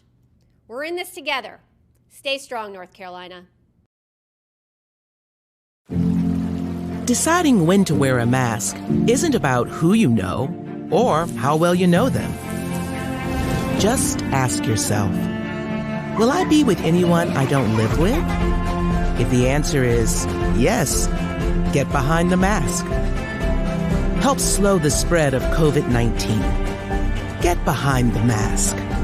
Learn more at covid19.ncdhhs.gov. Fight the spread and take a stand against coronavirus. Wear a mask in public. Stay at least 6 feet apart from others. And get tested. Join us and fight the spread. Visit scdhec.gov/COVID-19. Getting tested for COVID-19 helps you to take the steps needed to protect yourself, your loved ones, and your community. Find the testing location at scdhec.gov/COVID-19 testing. You'll see your Carolina weather forecast at 25 and 55 past. And now back to the best of the Carolina Weather Group on the all-new Carolina Weather Net. That question, because a lot of times it's easy to just focus on California because they had so many acres burned, right? But it was Oregon. Was it Oregon, Washington, and Colorado had like their biggest fires in each of their states? Yeah, I think you're right. This year, in addition to what happened in California. So yeah, really, really, really severe season, really dry, really hot. There was, again, monsoon didn't seem to show up in the Southwest at all. So that was certainly a player in that. But yeah, man, it's crazy. I mean, not only do you get dry and hot, but these normal seasonal rains like that, like the monsoon flow that comes in, just didn't even show up again this year. And that's just crazy. A lot of us haven't experienced that. Has it happened before? I don't know. They say that California used to have, really, really long droughts. And you can see that in the tree rings and things like that. But, the fact is a lot of people have moved into the wildland interface. And there's a lot of structures in there, people's livelihoods and things like that. But but here's the deal. Knowing that we know that, we have to build to our natural disaster. We have to do a much better job of building to our natural disaster. And frankly, in some places like Barrier Islands and maybe the deep woods of the West, we don't need to move there. Let's just leave that alone. Let's leave that to nature's preserve. There's plenty of other spots to live in. And we've also seen just phenomenal weather with dealing with fires. Like I think there was a fire NATO out in California this season, and it's just another crazy. One. Yeah, another right. one. Wasn't it the campfire that they had the EF3? Do you remember that? I can't remember which fire it was, but they literally had an EF3 tornado. It's the strongest tornado in California history, and it had what would have rated probably EF2, right? Yeah. With this one, yeah. So the strongest, isn't that amazing? The strongest tornadoes in California history have actually come from fire nados. Wow. Using the term pyro tornado at a conference I attended. Alex Hoon, one of the incident meteorologists out there, coined that. Are they acknowledging that as the strongest tornado, or are they kind of putting an asterisk by that and just saying? I'm not sure if they're calling that the strongest tornado or whether they're had the asterisk like you said, but it certainly has been recognized as a fire generated tornado. Right. I mean, well, there's video of it. You could see it on the radar signature. I mean, the damage. Right. Signified EF3 damage. I mean, I don't know what else you need, really. I think that was the Loyalton one, right? Is that the Loyalton NATO? Fire NATO? It was the one with the campfire, I'm pretty sure. Yes, the camp one was the big one. That was the big one. Right. That was really wild. I'll say one other thing about the fires was seeing the difference in smoke. When you have your Diablo winds, your Santa Anas in California, the sagebrush, right? You have the white smoke that goes up with further north you went, it was more peaty. So there, the fact that fires could burn in these wet environments was a feat of itself. But you could see the different, like the greenish colored smoke and the real dark gray. It was really gnarly on satellite. It was wrapping out over the Pacific Ocean, and boy, that was intense to see. Yeah, so you're right. Some of those satellite pictures and the type of pollution that they had in San Francisco for days and days and days. I got a nephew out there. He's just like, you can't even breathe. You don't even want to go outside. It was really bad. Even inside your home, you could smell the smoke. That's how bad it was. So, yeah, man, we need a break. Yeah, that's how I'll remember it, is just day after day of smoke covering almost the entire western half of the country. Yeah, you remember those pictures? There? Yeah. Remember those pictures of San Francisco, like orange? Right. I literally orange. That's all you can see is an orange glow. You didn't really see sunlight. It was just an orange glow. No. Exactly. It's felt like you're on another planet. Hey everyone, thank you for watching this episode of the Carolina Weather Group. Stay tuned for part 2 with Jim Cantori coming soon. So we just finished up with James Spann and his count of April 27, 2011. And if you did, maybe you didn't know, but our own panelist, Dan Whitaker, was out in the field.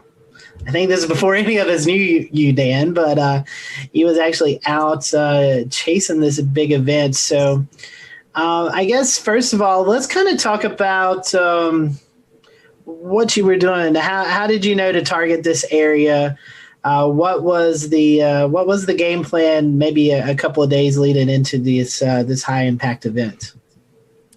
Right. So we had been looking at this storm system quite a ways out. It was showing up on long range data, I think a couple of weeks prior, and then it just kept on slowly, seemingly everything was coming together the closer we got to that April 27th date. So I was prepared pretty far in advance to get out there to Alabama was where I was loosely targeting. And a couple days ahead of time, I packed up the car and I left town the night before and stayed in the Eastern Tennessee mountains. It's Western for us if we're heading that way, but Eastern Tennessee mountains over in Chattanooga, and was prepared for whatever could happen. I've been out to Alabama a bunch of times to go follow and photograph storms, and nothing's come of it. So I didn't know what was going to happen this day. So during the day, walk us through what it was like from the time you woke up to the time that you finally found yourself on a storm. So I had some kind of omens, if you want to believe in that, at least. At the very least, the atmosphere was showing off for me right away. I woke up at my friend's house. He had to go to work, and it was I forget what day of the week it was, but it was a work day. And so he went to work, and I woke up at his house. He said, when you're heading out, just lock the door and behind you and be on your way. And so it was around 8 a.m. or so. I'm getting ready to leave. And there's some early morning storms happening out near Chattanooga. And one of them really started building up. I was watching on radar, and I was like, it's 8 something in the morning. I can't really look too much into this. I'm trying to head to Alabama, and I shut the door behind me. I lock the door. I get in my car, and I pull up at that time I had a full RAM mount, like a computer system in my car. I power on the laptop. It's actually this laptop that I have right here, which is now an outdated laptop system, but still has some of my data on it. And power on my laptop, and I open it up, and right when I get my laptop open, tornado warning, storms heading directly over my location in a matter of minutes. And there was a strong kind of velocity couplet there when I looked at the velocity data. So I was like, there's some real reason to believe that this could be a threatening storm with a tornado. And so I actually went to try and get back in my friend's house I've 5 minutes, right? So let's get back in the house. No, the door's locked. Of course, I can't get back in. And I look around, I'm in a crowded neighborhood with lots of trees everywhere. I can't even see the sky. So I think to myself, okay, well, what do I do now? Right. I don't want a tree to fall on me. Right. And so I get in my car and I just start driving away from the storm through these residential roads in Chattanooga. It's hilly. I'm trying to just get out of there. I make it to like a 4-road intersection and I kind of park my car there. I'm like, this is as good as I'm going to do. At least I'm not under the trees. And I park my car there.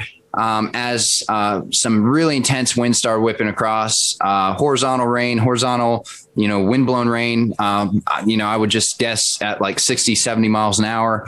And I was right there in the velocity couplet. And, it turns out there was wind damage and a tornado, but I just must have been very close. But I don't believe I was in the tornado. It was mostly, the winds changed directions eventually, but I believe it was all rear flank downdraft base kind of wind. So I drive back to my friend's house at that point after I'm like kind of in that wind and rain and it passes by me. So I know I'm safe. I just kind of drive back there because I don't know what to do with myself at this point. And the road that I came down just a minute prior, there had been someone driving down that road and a tree fell and actually crushed their car with them in it. I got there before the emergency response did. And, or just at about the same time. So I pull up and so do they, and I kind of get out of my car and I'm like, what's going on? The emergency response person, fortunately, they started trying to, do what they needed to do. And I was like, they've got it figured out. They told me to, leave them alone. So I just kept on heading on my way. I was like, I guess I'll go to Alabama now. And that's how I started my morning. So, pretty intense. Dan, wow. I have a question for you. Sorry, Evan, I didn't mean to step on you. Recollection, this was 10 years ago. So I don't think radar scope was a thing. That's right. How did you get this weather data while you're out in the field? It's 2011.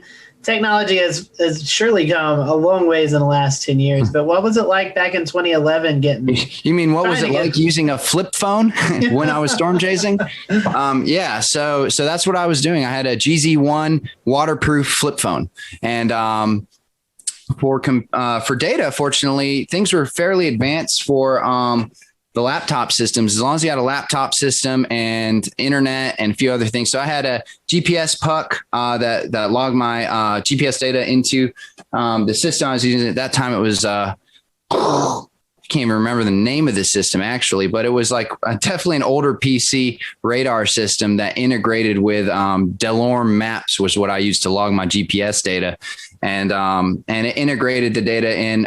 It was the only thing. At that time, it was the only program comparable to GR Level 2, which is still, a top program for PCs. And, but yeah, no radar scope, no quick data via phone.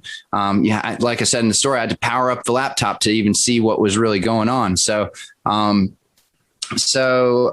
that hooked up to a internet puck at that time. There was no hotspots via cell phone. So you had to have a dedicated internet puck. Also to power the computer at that time, there weren't cars built in with power inverters for things like computers, like there are now. Like the 4Runner that I own now, it just comes with power outlets, right? But at that time, there wasn't anything like that. So I actually had to have custom fuses and custom switches and custom wiring for power inverters to run my laptop system. And so it was a lot of electric based stuff and the best technology at that time just to even get online and see what was going on. Later in the day, Dan, with all of this equipment that you had, you managed to get yourself on the Coleman, Alabama storm. The storm was severe. It produced an EF4 tornado. Can you tell us a little bit about the experience you had chasing that in the afternoon? Right. So I made it to Alabama after my intense morning, and I'm kind of trying to figure out where to target for storms. They start kind of popping off immediately early in the afternoon. I think around 1 or 2 was the first supercell that I got on, and these storms were classic supercells popping up in every square foot of Alabama that you could put your eyes on radar. So it's just these storms are popping up all over the place, and a lot of little kind of storms, but among the mix, a lot of major strong supercells were developing that were immediately severe warned, putting down things like hail, and a lot of them were starting to go tornado warned even early on in the day. So I chased I think it was 4 different supercells, which I believe all 4 of them or 3 of them were tornado warned before I even made it to Coleman. So I had this long, for those of you who aren't as familiar with how a storm chase would work, you see a storm kind of growing either visually or on radar. The ingredients are there for that storm. Then once it grows to become a significant storm. And so you start targeting, you want to target the storm early and get to it before it basically becomes maybe, outdated, so to speak, where it's just overtaken by rain, the visuals are gone, maybe the tornado is gone too. So you want to, if you can be there at the birth of a storm and follow it through, that's ideal. Granted, these storms this day in Alabama were averaging speeds of 40 to 60 miles an hour. So it's kind of hard to stay with them, but that's why you hop around a little bit. So you would start at a storm. Here's the birth of a storm. Great. Let's see what it's going to do. It either outruns you or starts dissipating, and then you pop to the next one. So like I said, I was on, about 4 or 5 of these before I made it to Coleman. And that was a couple hours worth of chasing and driving. I'm starting to kind of almost wear down a little bit, because after you've seen 1 storm, 2 storm, 3 storm, you're like, are any of these going to produce visible tornadoes, or am I just driving under, low hanging clouds and rain and hail? And, so I'm driving towards, I guess this is where the story really starts, right? So I'm driving towards Coleman and into town because I saw a really nice hooked supercell that was heading towards Coleman, and it looked great on radar. It was starting to form a really nice hook, really nice velocity couplet. By nice, I mean strong and visually, from a radar standpoint, a strong and kind of pronounced feature that tends to, mean that the storm's going to at least go tornado warned, if not produce a tornado. And like I said, the ingredients were there. This was a day that had been forecasted for a while. We knew that this was a significant day. It was a high risk by the Storm Prediction Center. They were predicting a tornado outbreak. And so we knew it was going to happen, or at least that's what we thought was going to happen. And anyways, the storm, as it's heading towards Coleman, I drive closer and it's the weirdest thing, because typically when I'm chasing storms, I kind of get in a position where I'm looking at the rotation part of the storm and the part of the wall cloud that is rotating and maybe going to put down a tornado. So I'm trying to be in that area, stay with that area. In this particular storm, I kind of just, as I'm driving into Coleman, I knew what storm I was going for, but I kind of look off to the side, and there in the far distance over a field is a tornado, and it's pretty far out. But I noticed it right away, and I'm like, all right, well, there you go. After 4 storms or so, and here it is. And it's there. I did it, I'm seeing a tornado right now. And this is what all my effort's been funneled to get here. And it wasn't just seeing a tornado. I need to kind of preface this. I'm a trained storm spotter at this time. I've got a couple years, 3 years of experience under my belt. I was very involved in wanting to try and collect data for historic reasons. I had 2 anemometers on my car. I was connected in to try and relay data back to the National Weather Service. And I was tracking all my movements. I was documenting everything with multiple cameras. So the idea was put myself in the close proximity of these storms, get as much data as possible, and then see how I can use that and funnel that in for any sort of storm damage or research purposes. And as well as relay storm reports to help with the public, which is it's a cutesy thing to say. A lot of storm chasers say it, whatever. But in reality, for a day like April 27, 2011, it turns out that was absolutely necessary. Not only was that something that sounds cool, like me, who are out there relaying this information and broadcasting it live, actually did save lives. It was that significant footage of these storms coming and hitting towns is what actually made people get into their storm shelters and go to safe places. So anyways, I'm driving into town. I see the tornado out above a field. And I had been live streaming for a little bit at that point, but I had a live stream setup going on with a HD webcam, streaming to the site at that time called Chaser TV, which was in the 2010 to 2014 period. It was the hottest thing out there. The public knew to tune to Chaser TV, and the Storm Chaser show was hot, and people were thinking about storms and thinking about storm chasing. And so it had thousands and thousands of viewers that you could get access to if you streamed. And the cool thing about Chaser TV at the time too is they would pay per viewer, pay for pronounced amount of time and stuff like that. So you could actually, come out with a little bit of a paycheck at the end of it too. I start streaming this storm, and immediately I start getting over 1,000 viewers on Chaser TV. My location is in reference to the radar that everyone's looking at. Everyone sees, wow, he's right in this hook of the Coleman storm, and they start clicking on my stream, and sure enough, they're seeing a tornado, and so they start sharing it. It starts getting shared across social media, screenshotted, and immediately that tornado in live in real time is getting shared around, the fingers of the internet in 2011. And getting rebroadcasted and put in places where people could actually see this storm. So I was live streaming it. I was filming it with another camera. We'll play kind of the video of what that ended up looking like with my other camera. And then I was taking DSLR pictures, as well as running 2 anemometers, and trying to stay in good proximity and location to this storm. So I was by myself, and so I was trying to do all this stuff, and as well as listen to the scanner radio. Anyways, I see this tornado come through, and it's coming closer and closer. It's coming towards me. I'm trying to figure out, is this storm going to do something where it actually, hits my location? Or so at one point, and you may see this in the video, where the tornado seems to get close enough to me where all of a sudden you can't really see the gray funnel anymore. Instead, you see just like a massive dirt. And that's when I think I'm starting to get a little close there. And so I actually back up across the road that was behind me into a gas station. And in my head at that moment, I think to myself, if I drive 30 feet backwards, I can maybe avoid getting hit by this thing and still film it. So that was my thinking. And I don't think I was that close, but I was in stone's throw. I mean, I was very close. And then it kind of continues going at an angle in front and away from me. And that's when it touches down fully. You can see it, the funnel reach the ground, and the tornado becomes very pronounced, very kind of like a very defined elephant trunk. And it's kind of, not this big, wide, massive, weird wedge that we would think about when we think about EF4s and very strong, violent tornadoes.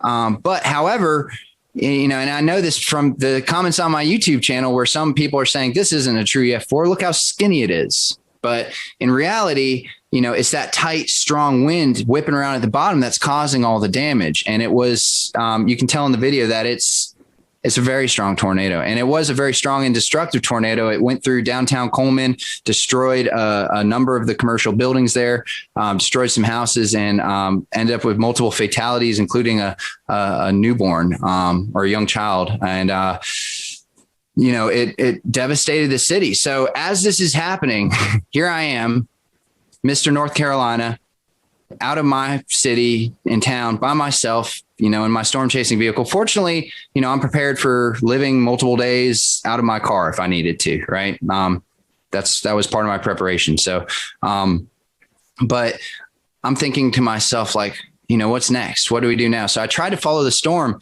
And as I keep following it, the tornado gets wider and wider, eventually wedges out into this big kind of gray wedge tornado as it goes off in the distance. The road that I try and travel down is completely covered in trees, and there's there's hundreds of, I will share a picture of it. There's just hundreds of trees down, and you could have had a whole team of people with chainsaws and you would never have gotten through that road. So at that point, I know that my access to continue following this tornado is gone. The tornado is going 60 miles an hour anyways. So it's a lost cause at that point. So I drive back towards town. And here's where it really gets interesting, because this is where things started to really take a turn as far as the reality of the storm. All I could smell was trees and fresh wood. And as I look around through the woods as I'm driving back towards Coleman, the trees are stripped of their bark. They're just bare. It's just bare wood, forests of bare wood, and twisted trees and just devastation. And I'm driving back towards Coleman to try and figure out what's my next move. And I look at the radar on my computer, and there's another storm that's tornado warned and heading right towards Coleman. That is going to be there in 20 minutes, right? But what has just happened is a tornado just devastated Coleman, and at the same time, tornadoes were devastating Tuscaloosa and other. That's a well-known one, but there are, I think, 5 or 6 tornadoes on the ground at this very moment, and Alabama was in a mess. So Coleman was in a mess, and everybody got in their cars and drove out to the middle of the roads to try and get to their family members. Cell service was completely down at this point. I don't know if it's because cell towers were hit or if everyone was trying to use their cell phones at the same time, but there was zero cell service. You could not use it for anything. The only thing left was internet through my internet puck. So I was able to access radar data and message through some sort of messenger app I was using at that time. And I think email is what it is called. I was emailing people. So I drive back into town. The roads are crowded with people. People are kind of walking around confused. Everyone has their cell phone in their hand. Like, what is this? It's not doing anything. And they see that I'm a storm chaser. I have stormsquad.net on the side of my vehicle and stuff. They start coming up to my car and they're saying, what happened? We're trying to We'll return to Best of the Carolina Weather Group in a moment. Now your Carolina weather forecast. Here are today's forecast high temperatures for North Carolina. Here are the forecast lows for tonight for North Carolina. Here are tomorrow's forecast high temperatures. And here's forecast rainfall across North Carolina tomorrow. Here are the forecast highs for the day after tomorrow.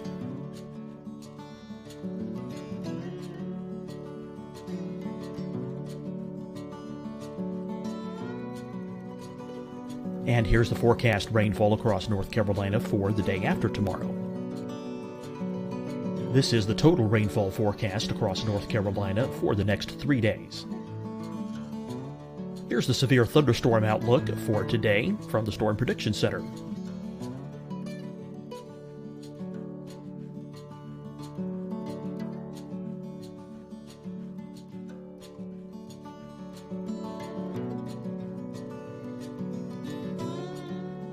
Here are the forecast high temperatures for today for South Carolina.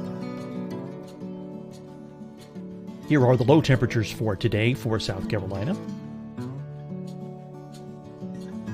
Here's the probability of precipitation forecast across South Carolina today. And here are the rain chances across South Carolina tonight. Here are tomorrow's forecast highs across South Carolina. Here are the forecast low temperatures for tomorrow for South Carolina. And here is the probability of precipitation across South Carolina tomorrow. Here's the precipitation chances across South Carolina tomorrow night. Here are the forecast highs for the day after tomorrow in South Carolina. Here are the forecast low temperatures across South Carolina for the day after tomorrow. And here are the rain chances across South Carolina for the day after tomorrow. And South Carolina's probability of precipitation for that night. Here's the Storm Prediction Center's severe thunderstorm outlook across South Carolina for today through tonight. Here's the Storm Prediction Center's severe thunderstorm outlook across South Carolina for tomorrow and tomorrow night. And here's the Storm Prediction Center's severe thunderstorm outlook across South Carolina for the day after tomorrow through that night. Here's the severe thunderstorm outlook for today from the Storm Prediction Center.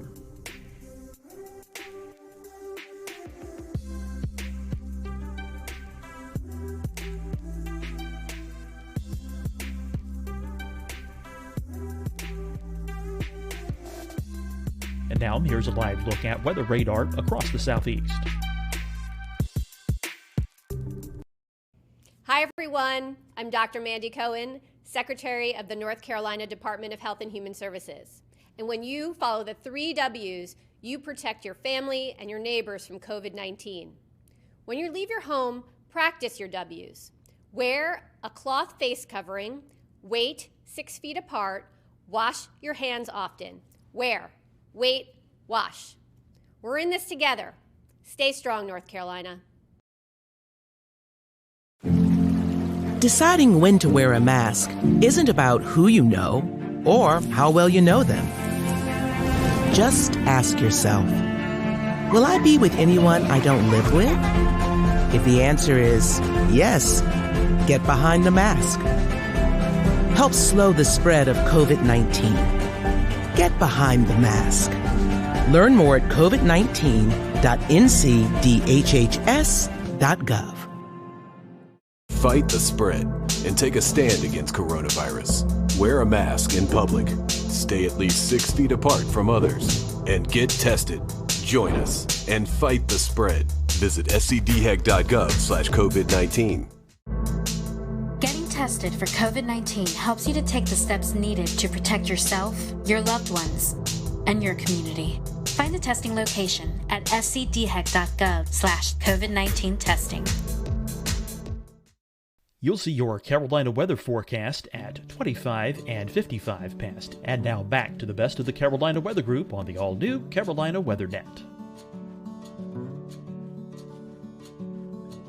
We heard the town was hit, and I was able to actually give as many people as I could the information that I had, which was, there was a tornado. It hit part of town. There's another storm coming. You're going to want to find a place to take refuge. And I had a CB radio in my car at that time with a speaker. I got on my CB radio and started driving around and saying, there's another tornado warning coming, because nobody knew. And I drove around the town and yelled at people to find safe shelter. And that was really harrowing. I don't know if that's the right word. There's no words to describe it. I mean, it was very sobering. I mean, just I was focused. I was trying to, at that point, just go into storm recovery mode. I'm now part of this Coleman community, right? So how do I help them? And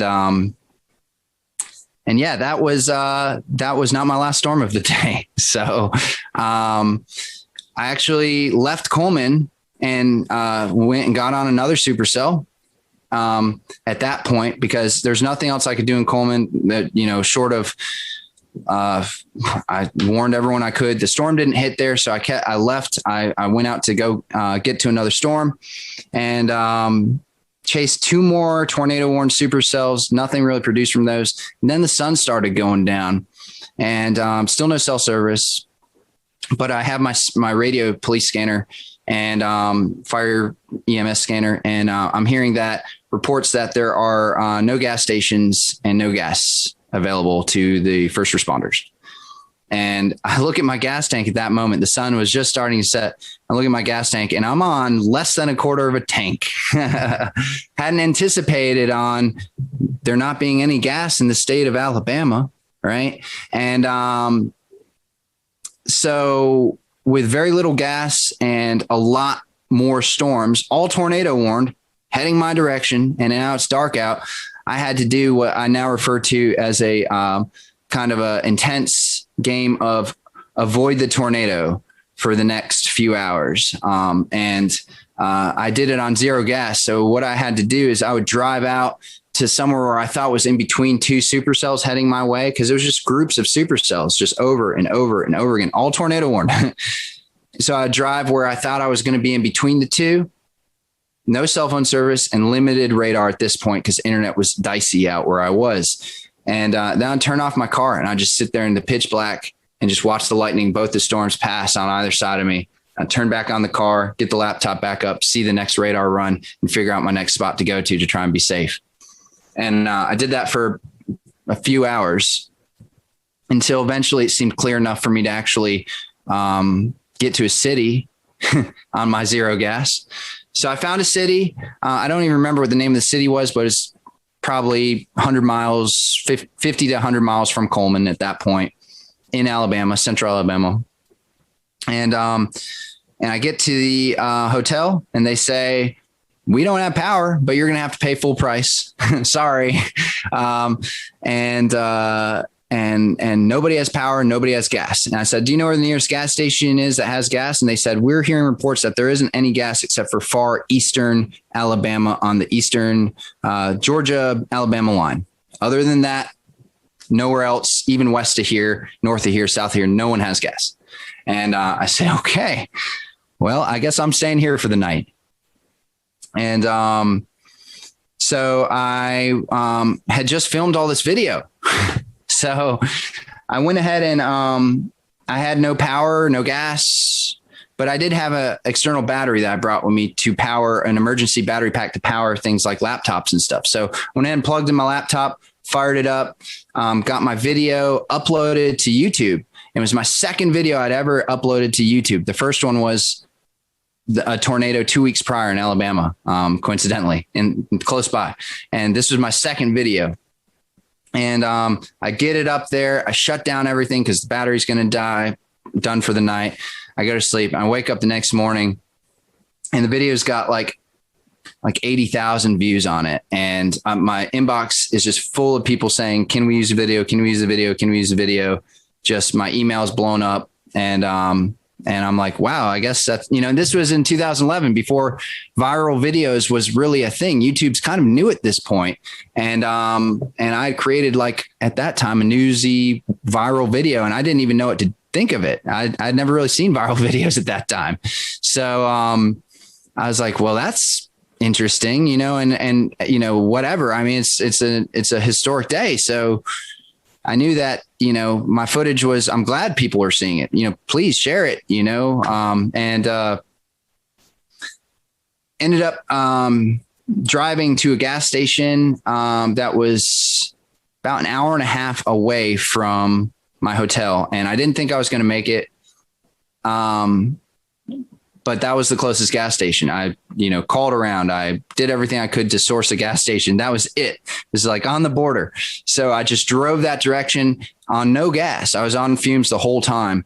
And I got to the gas station, and I'm literally you can hear the gas running out and the car sputtering and stuff. So I cut the car off in the line. There was a humongous line going out around the road, circling all around.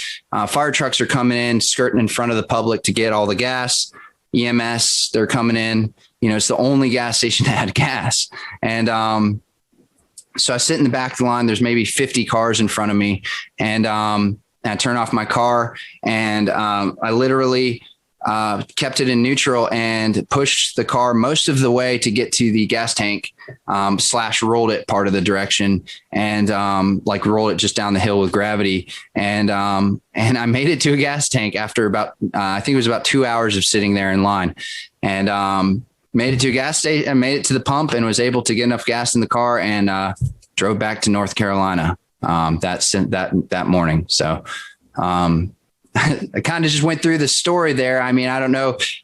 There's of course more to be said, but that's kind of my experience being there right in central Alabama. I mean, the in and the out, at least the basic summary. So Dan, I'm curious. I've been storm chasing once, and the adrenaline rush you get as you see a tornado, obviously peaks up, and then you kind of go into recovery mode, hoping that everyone's okay. Did you experience that adrenaline rush when you were witnessing this? Yeah. Definitely. During the Coleman tornado, it was when I first saw it. And for those first few minutes, especially, I couldn't believe what I was seeing. And that adrenaline really kicked in. Here I am. It's real. I'm on a tornado. This is a high risk day. These storms are explosive. And I knew that something bad could really happen. And so yeah, the adrenaline popped in at that moment. But it's the weirdest thing. One of the comments on my YouTube video is why is there no screaming? Where's all the screaming? Where's all the yelling? This is like the calmest tornado video I've ever seen, besides Pico's Hank. And and it was just my adrenaline turned into straight focus. So after I kind of had an initial like I was just 100% zoned in on my task. I mean, you could call it focused. You could also call it busy. I mean, navigating the anemometers, the laptop, the cameras, the live stream, and driving and parking and whatever, running, in my raw video of the tornado, there's me like zooming back and forth in front of the dash cam because I'm like, who knows what I'm doing? I'm probably setting a GoPro here and turning this thing that way. And I was very busy and very focused. So it just all turned into that. And then eventually, right near the end of the day, a lot of adrenaline and focus kind of wears down to just like, now I'm playing Dodge the Tornadoes at night. And that part was a little, I wish I could have been back in North Carolina at that point. Dan, real quick before we wrap, can you talk a little bit about the gravitas of watching the storm, the tornado as it came through Coleman, and afterwards understanding that while you were watching it, it killed 6 people? So, I've been at some devastating tornadoes before, but I think the thing that made this more real, and I've been at some killer tornadoes before. I think the thing that made this so real in this particular one is because a lot of people died this day in Alabama, and it was the total destruction of the state. Seeing the Coleman tornado, unless I had actually seen it hit the specific buildings and stuff, it was hard to make a direct connection to who died or how they died or where they died. I did end up seeing the commercial destruction downtown, and that was intense. Seeing that, because you're seeing people wandering around picking up bricks and trying to figure out what to do. It's like walking into a house that was just completely destroyed by like a group of toddlers, and I say that as a owner of a toddler. I have a 3-year-old, and sometimes you just walk into a room and you say, what happened? And you just pull your hair and you scratch your head and you say, I can't even figure out where to start. Everything's destroyed. And it was the same way watching these people trying to figure out what to do in downtown Coleman, just walking around devastated. And that was really sobering. But the thing that really affected me the most, honestly, was seeing people looking for their loved ones and not having a way to find out where their loved ones were. No cell phone reception, no communication, and being stuck in traffic, and another tornado warning that's coming. So these people are in a bad predicament, and only I knew what was going on. So I was in this really weird place of, nobody knows, and they're all unsafe, and they're all just trying to help their loved ones out. So that was probably the hardest part to be a part of, but the part that I'm most grateful that I was a part of, because I could help, but also because that's the reality of these big storm events is that's what's happening in these communities. And sometimes you don't see that on the news, or you don't know about that, but there's moments there where we're all just trying to look out for each other. And those are the hardest moments. Well, Dan, we certainly appreciate your time and reflecting back on this very somber event that took place on April 27th, 2011. So we thank you and James Spann for sharing their stories of this tragic day, and our thoughts and prayers are still with those folks who are reliving this 10 years later in the state of Alabama. For everyone here at the Carolina Weather Group, we hope you have a great evening, and we'll see you back here real soon.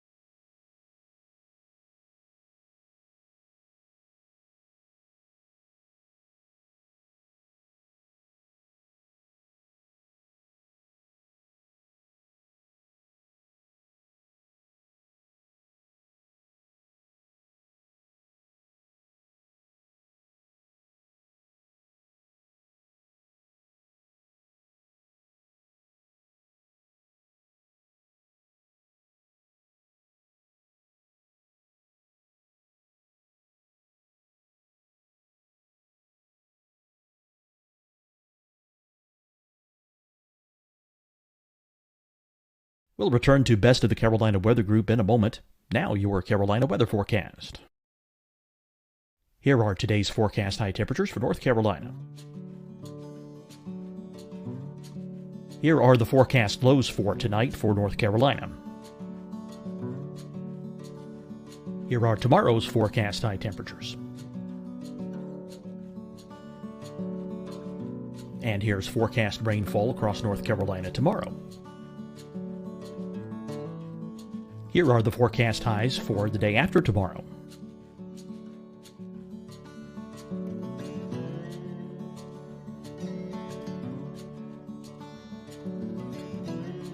And here's the forecast rainfall across North Carolina for the day after tomorrow. This is the total rainfall forecast across North Carolina for the next 3 days. Here's the severe thunderstorm outlook for today from the Storm Prediction Center.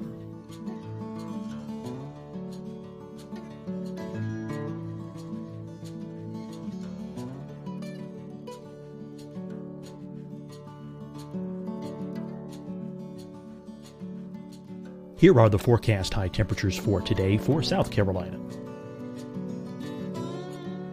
Here are the low temperatures for today for South Carolina. Here's the probability of precipitation forecast across South Carolina today. And here are the rain chances across South Carolina tonight. Here are tomorrow's forecast highs across South Carolina. Here are the forecast low temperatures for tomorrow for South Carolina. And here is the probability of precipitation across South Carolina tomorrow. Here's the precipitation chances across South Carolina tomorrow night. Here are the forecast highs for the day after tomorrow in South Carolina. Here are the forecast low temperatures across South Carolina for the day after tomorrow. And here are the rain chances across South Carolina for the day after tomorrow. And South Carolina's probability of precipitation for that night. Here's the Storm Prediction Center's severe thunderstorm outlook across South Carolina for today through tonight. Here's the Storm Prediction Center's severe thunderstorm outlook across South Carolina for tomorrow and tomorrow night. And here's the Storm Prediction Center's severe thunderstorm outlook across South Carolina for the day after tomorrow through that night. Here's the severe thunderstorm outlook for today from the Storm Prediction Center.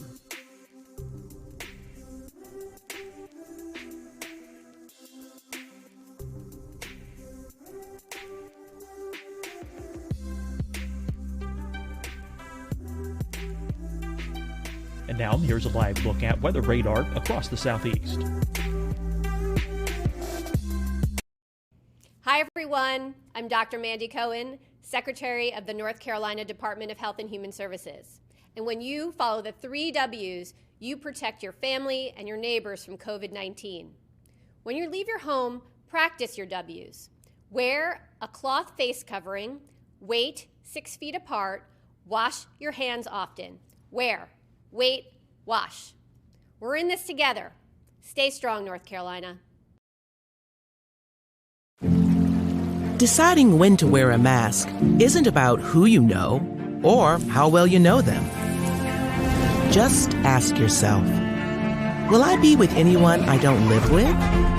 If the answer is yes, get behind the mask. Help slow the spread of COVID-19. Get behind the mask. Learn more at covid19.ncdhhs.gov. Fight the spread and take a stand against coronavirus. Wear a mask in public. Stay at least 6 feet apart from others. And get tested. Join us and fight the spread. Visit scdhec.gov/COVID-19. Getting tested for COVID-19 helps you to take the steps needed to protect yourself, your loved ones, and your community. Find the testing location at scdhec.gov/COVID-19 testing. You'll see your Carolina weather forecast at 25 and 55 past. And now back to the best of the Carolina Weather Group on the all-new Carolina WeatherNet.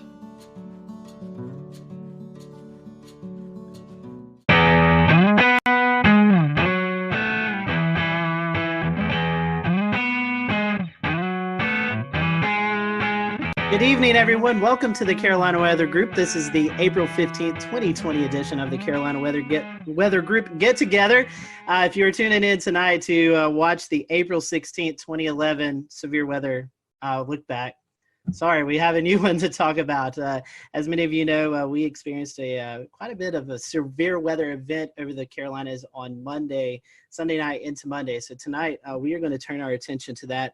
We have a whole host of guests on tonight. We have Rob Fowler on from Charleston, Ed Piotrowski on from Myrtle Beach, Shane Hilton on from New Bern, Brad Panovich on from Charlotte, Tim Buckley in Greensboro, Efren Afonte in Columbia, Kendra Kent in Greenville, South Carolina, and Brendan Goldner, a reporter at WCNC Charlotte. So we really want to say our thank you to them publicly because we put this together at the last minute. So we're very happy for everyone to kind of donate a little bit of time tonight to talk about this. We are live streaming, so if you have any questions or comments, we'd love to hear about you if you had experienced any of this storm throughout the past couple of days. So I'm going to toss it over to Brandon Goldner. Brandon, you've been out in the field reporting kind of the aftermath of the tornadoes. And something we've been talking about here on the Carolina Weather Group is the COVID-19 pandemic. And so we've talked about storm chasing and doing severe weather coverage from home. I know that you ran a little spot about the recovery efforts in COVID-19. I think we're going to dial that up, and then we'll toss it to Brandon and let him kind of give us a few of his remarks from his story. Brian Morris, you want to carry that one side, is an essential worker. Go out that way. Let's take it to the van.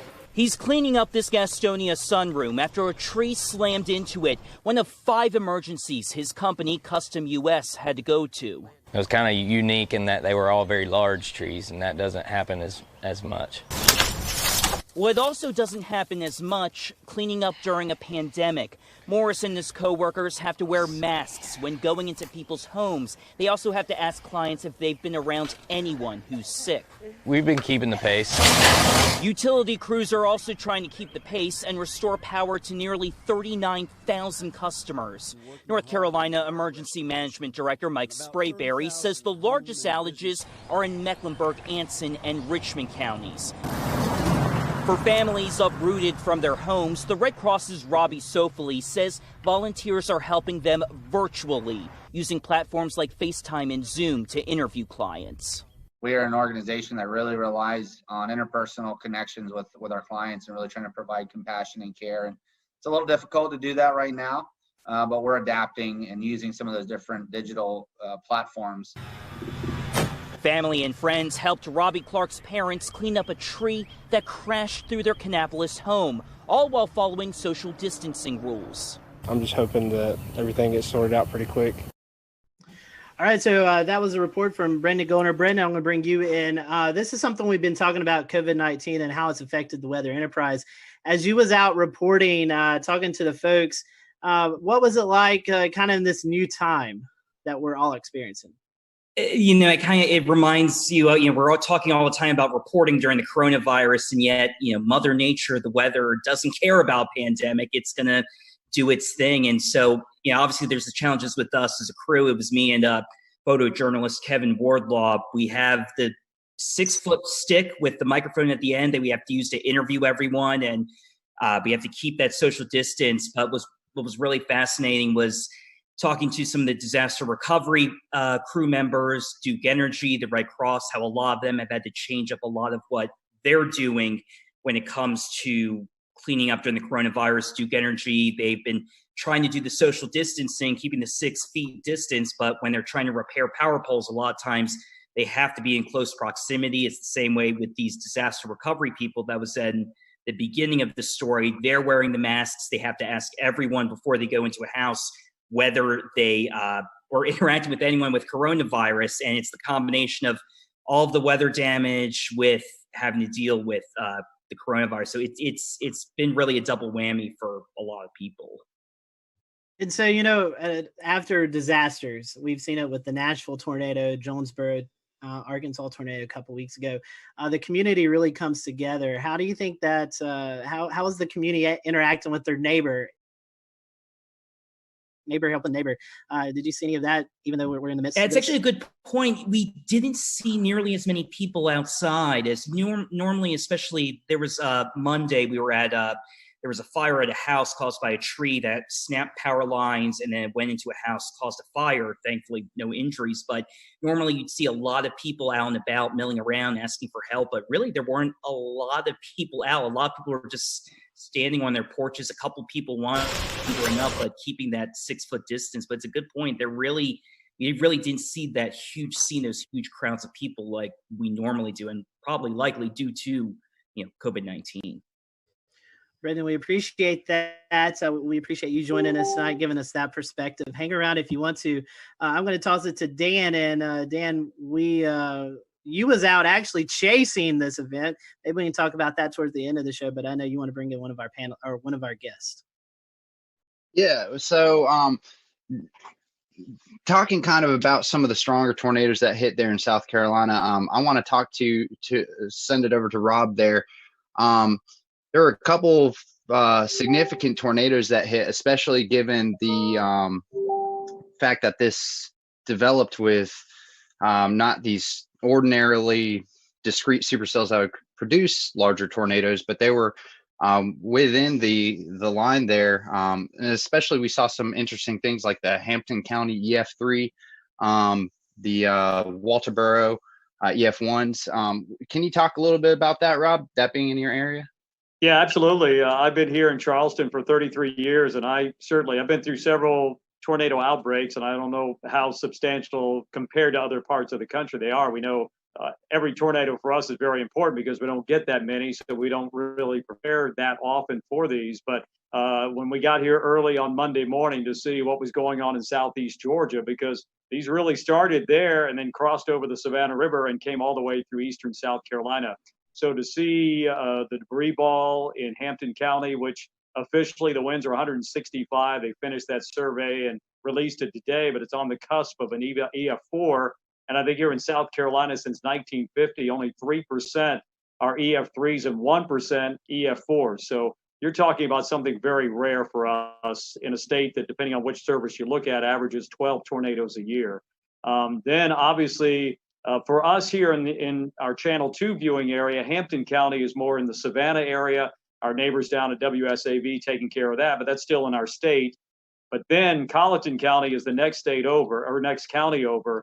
And then we really got concerned there, seeing what was going on in Hampton, transferred to Colleton County. Colleton County, that was released. There were 3 separate EF1 tornadoes there. One of them 110 miles an hour that, if you saw the video, did damage at the Low Country Regional Airport. Unfortunately, we had 1 fatality there. A tree came through a house and killed a lady there. And then kept on moving into our more populated areas of Dorchester, Berkeley, and Charleston counties. Had a separate tornado that moved, probably started as a water sprout, moved over Edisto Beach. And then they surveyed just a little while ago that Berkeley County, they released it. And that was an EF2 with the winds of 120 miles an hour. So, and then came into Ed's territory up into Georgetown County. We kind of share that, and they already had confirmed tornadoes up there. And I know Shay, Weatherflow, you guys measured a wind gust of 114 miles an hour right there. So, Dan, to put it, I don't know. I'm still shaking my head. I'll put it that way. It was just something I've never seen before. And I've been through, a lot of the hurricanes that produce tornadoes like Francis, but this was unbelievable. In Irma, we had 4 tornadoes in the Charleston area, but I think we're all still shaking our heads. Okay. Yeah. Well, and I was watching very closely on radar as that Hampton County tornado started showing up on radar in CC, and also kind of the debris ball that was showing up there. I mean, that was a significant signature on radar that you just don't often see in the Carolinas at all. It's something you generally see more in the deep south of Alabama, Mississippi, or in Oklahoma, Kansas, something along those lines. The damage report has it at least a half a mile of width of that tornado. Fortunately, it seems like a lot of that did happen over rural areas, but that being one of the first tornadoes that happened in that early morning, did that kind of set a precedent for how you were responding to the other tornado warnings and potentially trying to get the message out to people who may have been asleep at this point, knowing that how huge these could be? Absolutely, Dan. I think here personally, myself, Josh Marthers, our morning meteorologist, he was on the air on News 2. I was manning Facebook Live for a long period of time. We know that's become a major way to get information out and get information in. But I think we were looking at that couplet, which was, we just don't get to see that on Velocity products very often here, and to see that continue to hold together all the way across the state. Absolutely. We were able to give warnings upstream. And I know it's a cliche, people write in saying, hey, because we watched you, you probably saved our lives. But I think in this situation, it really comes to play, because we could show it, we could tell them, we knew where it was going, we knew who might be impacted. And if we could give them any warning at all, this was the case. Most of our tornadoes that happen could be a water spout. The couplet's not as well defined. It could be very broad in some cases. So this was really fine, that I think it really prepped us for what we had to do for the rest of the morning. But I think probably the saving grace for all of us is the fact that with the crisis going on, schools were not in session, people were not going to work, they were not in the car on the highways going from point A to point B. So if anything, I think we were able to reach a lot of people in their house, and they could just hunker down right there. And Rob, also, I wanted to ask, how was your response with your audience this early in the morning? This is really early, right? So a lot of folks just waking up, there's no commute, but we did get a couple of days of warning out for this event to start happening, right? So we kind of got the word out, but how do you feel folks responded to your? I think the preparation was great. I loved Marshall Shepard's tweet going into this. He said, I don't want to hear anything about this came out of nowhere, or where did this come from? Because I think the warnings were there. SBC did a fantastic job, and we tried to disseminate that information here to our viewers, that, we couldn't tell them exactly what was going to happen that Monday morning, but we knew that as time crunched a little bit, we felt more confident that something was going to happen and could potentially be a pretty significant outbreak. So I think our viewers were well prepared, and I haven't heard a single comment like, where did that come from? And I never knew that was coming. So I think they were listening, and hopefully we were getting the information to them as quickly and as succinctly as we possibly could. Efren, I'd love to hear your perspective on the Midlands, because unfortunately you guys saw the highest number of EF3s, as well as an EF2 that passed real close to Orangeburg and even over I-26. How has the community responded to all of these tornadoes, and what kind of steps are y'all taking to recover? Well, the cleanup process right now has been incredible. There's been a lot of community help in this, and even with the coronavirus, in which a lot of people are taking heed to that warning, there was a very large presence of people helping out. Now, the EF3 tornadoes that came through part of the CSRA, the Low Country, into eventually our Southern Midlands community, those areas are very rural. And the fortunate thing was that we were already on the air at 4:30 in the morning. And there were a lot of storms that were crossing over the Savannah River into the upstate, but there was already a knowledge of all of our viewers, since we've been talking about it in earnest since Friday, that we're looking at the possibility of strong thunderstorms. That was the message on Friday. The message on Friday was like, there's very likely going to be a severe weather outbreak of some sort in the lower Mississippi River Valley. That message usually is taken with a grain of salt, because it's not us. It's not even near us. And as we got into Saturday, our morning meteorologist, Danielle Miller, started emphasizing that we're looking at the possibility of strong to severe storms in South Carolina. Half of the models from Storm Prediction Center and their risk included the northwest half of South Carolina, and then on Tuesday, the eastern half. So the message was already out there. And by Sunday, it was a clear message that this is going to be an event that we're going to see storms on Sunday, probably late morning, that may be strong to severe, but at least the knowledge that there is going to be storms on Sunday, but that's only the first round. The stronger storms and the worst ones are going to be in the overnight hours. And that was the biggest emphasis that we sent the message. And the worst part was waiting. As a couple of us were talking about before the show started, the Storm Prediction Center alluded to the fact that there were two significant models. One that was indicating that the storms would very likely start entering portions of the South Carolina upstate and the high country by late morning and by midday, crossing to the areas from northwestern North Carolina into the Piedmont and the PD down to the Midlands into the early afternoon. That would have been the worst case scenario. The evolution of the storms were far greater and the magnitude of the damage would have been far greater. The other model was ones that verified showed that it came in a lot earlier. The problem is that when you have storms that are that early in the morning, and the first tornado warning actually came out, I believe it was 6:30. That was the tornado warning that was in Richmond and Columbia County in Georgia. And then once it crossed over to South Carolina, it was still warned. At that point, we're already talking about it in earnest, that these storms are tornadic. One is already confirmed, and this has got a direction that will be impacting part of our Southwest Midland communities. And at that point, things just exploded. The one interesting thing that we did watch very carefully and with great concern was when the tornado was confirmed crossing out of Richmond County, crossing into Richmond County, Georgia, into Aiken County, South Carolina.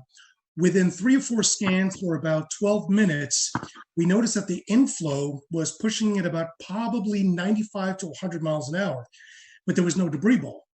Once it got right along the county line of Barnwell and Aiken County, there was no doubt a debris ball. Within a span of 5 to 7 minutes, 2 scans later, we now see 2 debris balls. And I mentioned on chat, I was like, guys, do we have twins? And they said, we definitely have a TDS on both storms. So now we got a bigger issue. We now have 2 tornadoes that are heading almost in the same direction, at least parallel. And the message is already out. You have to take your tornado precautions. The craziest part about this is that, and I'm sure a lot of the meteorologists here will say, Rob alluded to it, this is something that does not happen in the Carolinas. We're well known for the Carolinas to have the type of tornadic event that's low cape, high shear, versus when you go out into the central and southern plains, it's the exact opposite. And we've had our fair share of tornadoes that have been low cape, high shear, but nothing to this magnitude. I'm really hoping that the viewers were prepared. Unfortunately, we had 2 deaths out of the EF3 tornado that went through Western Orangeburg County in the community of Livingston, and as well as 7 injuries. But this happened at least later in the morning. If this happened 2 or 3 hours earlier, the result could have been significantly different. Efren, you were talking about the twins. There's some speculation on Twitter, and after looking at the radar scans, it could have kind of been like a Fujiwara effect, like they were kind of dancing around each other. Any comment on that? That's a good possibility. Keep in mind that the only data that we can go off, since we can't really go off of any visual satellite, is off of the radar, but that is the possibility. However, both of the debris balls were running parallel to each other, probably about 7 to 8 kilometers apart, but they were going unidirectionally. Usually when you see a Fujiwara effect, you see the debris balls that are actually dancing around each other. They really weren't dancing around. They were running parallel. So at the very least, we know that this was 2 confirmed separate tornadoes. Was the debris ball and eventually the second one from the original tornado that came out of Aiken? Because the deadly tornado actually originated in northern Bamberg County, northern Barnwell County, and then eventually moved into southwest Orangeburg County. But just as the initial tornado dissipated, the other one continued going. So I don't believe, in my best experience, that was the Fujiwara effect. It could have been, but I didn't see enough motion between the 2 TDSs to facilitate that idea. Yeah, definitely a busy morning for you guys. I want to bring in Kendra Kent. This is kind of where as the storm system moved in, it kind of hit her area first. Kendra, first of all, we hope we can see you or hear you. Sorry, Scotty. You're fine. We can hear you now. And I just want to ask you, I know you guys kind of started the live coverage first when these storms first moved in. Mm-hmm. Tell us a little bit about your morning and how things went there in the Greenville area. Well, I feel like I learned a lot from this particular outbreak. And can everybody hear me okay? Yes. Okay, good. Sorry you can't see me. I hooked up to a computer that doesn't have a camera, apparently. Anyway, no, we started the coverage a little after midnight. We had a rogue warning. It was essentially a shower that just started rotating. You could tell how much dynamically was going on in the atmosphere. I mean, it was just things were beginning to blow up. So I think I knew from about 12:30 in the morning that we were going to have a very, very long night. We ended up with an EF3 tornado. And as we were talking about earlier, that's incredibly rare in South Carolina, especially in the upstate. I feel like we get wedged in so much with cool air. It's so rare we can have all of this come together to produce such an event. And this was the biggest in the upstate, the strongest since 1994. It hit Seneca. We were on air with the storm as it moved into Stevens County, Georgia. And I had a unique experience with it because my parents live in Seneca. And that was probably the first time I had to cover a storm while I was slightly emotionally distraught. And I had Isaac Williams, who's also on here. You just can't, he's also without a video. But he was pointing out the TDS. And as soon as I saw that, I got that panicked feeling. I started breathing a little heavy. I thought, oh my gosh, how am I going to get through this? But we did. And luckily my parents were fine. But I'm sure many of you have been through that because we've all, many of us have lived in these areas for a long time and you get personally impacted by these storms. But what I learned the most is not to underestimate the timing of something. I feel like I didn't write this event off, but I wasn't necessarily expecting anything like this given the time it was coming in. 3 to 6 a.m. I mean, who expects an EF3 tornado to rip through the heart of your area at 3:30 in the morning? And mostly we get these QLCS lines that produce these brief EF0, EF1 tornadoes. That's what we're used to. And seeing something like that and tracking something like that was a true first for me. And, it was just a million different emotions all at once. That's for sure. Kendra, since you said Isaac's there, I'll pose this to both of you guys, both of y'all. You had this coming through the rogue cell, and then like the heart of this event was when people were actually asleep, 12, 1, 2 o'clock in the morning. Talk about how you guys were able to message before the event. And, with this being this late, talk about your schedule too, because I know I was watching the coverage in Chattanooga and hearing of the major damage that happened there. And I'm like, man, I've got to get a little bit of sleep before this comes into our area. So kind of talk about that, because I know a lot of us were watching beforehand to just see what was coming our way. Let's see. Is Isaac's mic up? I think it's muted, but we can. Okay, it's unmuted. It's unmuted. He's good now. Okay. You go ahead, Isaac. Okay. Thanks for having me briefly. I'm one of the morning people, so I'm like almost up past my bedtime here. But just to kind of with the messaging and any rest. Unfortunately for me, I have plenty of interest in Mississippi and Alabama. That's where I'm from, and for whatever reason, a lot of people still ask me, about the weather there, and they depend on me, and that's great. So I didn't actually sleep going into this event. So that's not uncommon for me because I am a severe weather nut. But that being the case, in terms of messaging, we started talking about it, I think, on Wednesday. Just kind of highlighting the threat for storms. That gave people about 5.5 days, and of course we started ramping up, the wording a little bit more once we got to, Friday and Saturday. And, Kendra always, mentioned, like when I first was hired here, we do get a lot of wedge events, and we started that day in the 50s. And I'm like, back in my head, I thought, what if the wedge holds and, we're going to be seen as like hype people, and that's not what we want, but we don't want severe weather either. I think our message was pretty stern by Sunday morning when we got up and saw they had pulled that enhanced risk over a little bit into the upstate, which I've been here 3 years, not nearly as long as Kendra, but I think that's only my personal third enhanced risk here. So, I knew that I see parameters, and parameters mean nothing unless you have a... We'll return to Best of the Carolina Weather Group in a moment. Now your Carolina weather forecast. Here are today's forecast high temperatures for North Carolina. Here are the forecast lows for tonight for North Carolina. Here are tomorrow's forecast high temperatures. And here's forecast rainfall across North Carolina tomorrow. Here are the forecast highs for the day after tomorrow.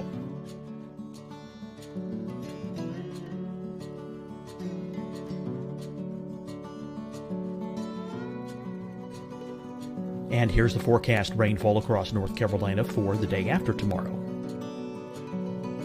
This is the total rainfall forecast across North Carolina for the next 3 days. Here's the severe thunderstorm outlook for today from the Storm Prediction Center.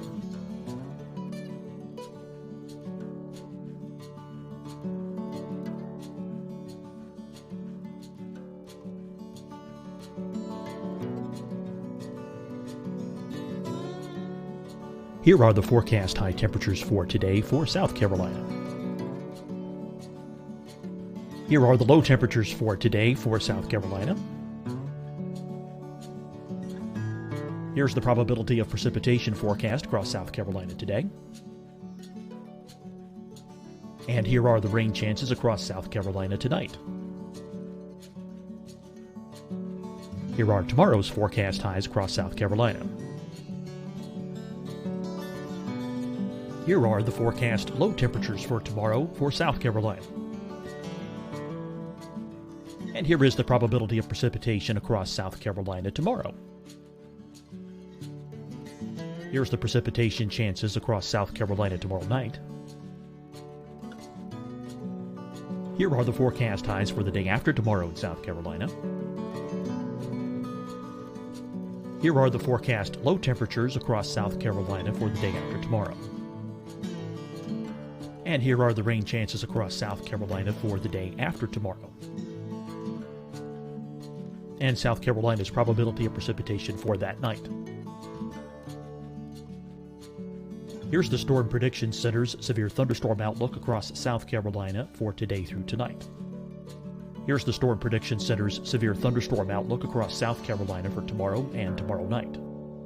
And here's the Storm Prediction Center's severe thunderstorm outlook across South Carolina for the day after tomorrow through that night. Here's the severe thunderstorm outlook for today from the Storm Prediction Center.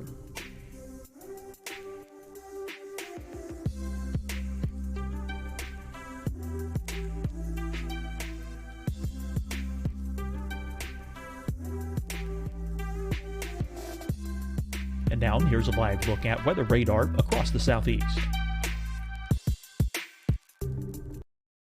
Hi, everyone. I'm Dr. Mandy Cohen, Secretary of the North Carolina Department of Health and Human Services. And when you follow the 3 W's, you protect your family and your neighbors from COVID-19. When you leave your home, practice your W's. Wear a cloth face covering, wait 6 feet apart, wash your hands often. Wear, wait, wash. We're in this together. Stay strong, North Carolina. Deciding when to wear a mask isn't about who you know or how well you know them. Just ask yourself, will I be with anyone I don't live with? If the answer is yes, get behind the mask. Help slow the spread of COVID-19. Get behind the mask. Learn more at covid19.ncdhhs.gov. Fight the spread and take a stand against coronavirus. Wear a mask in public. Stay at least 6 feet apart from others. And get tested. Join us and fight the spread. Visit scdhec.gov/COVID-19. Getting tested for COVID-19 helps you to take the steps needed to protect yourself, your loved ones, and your community. Find the testing location at scdhec.gov/COVID-19 testing.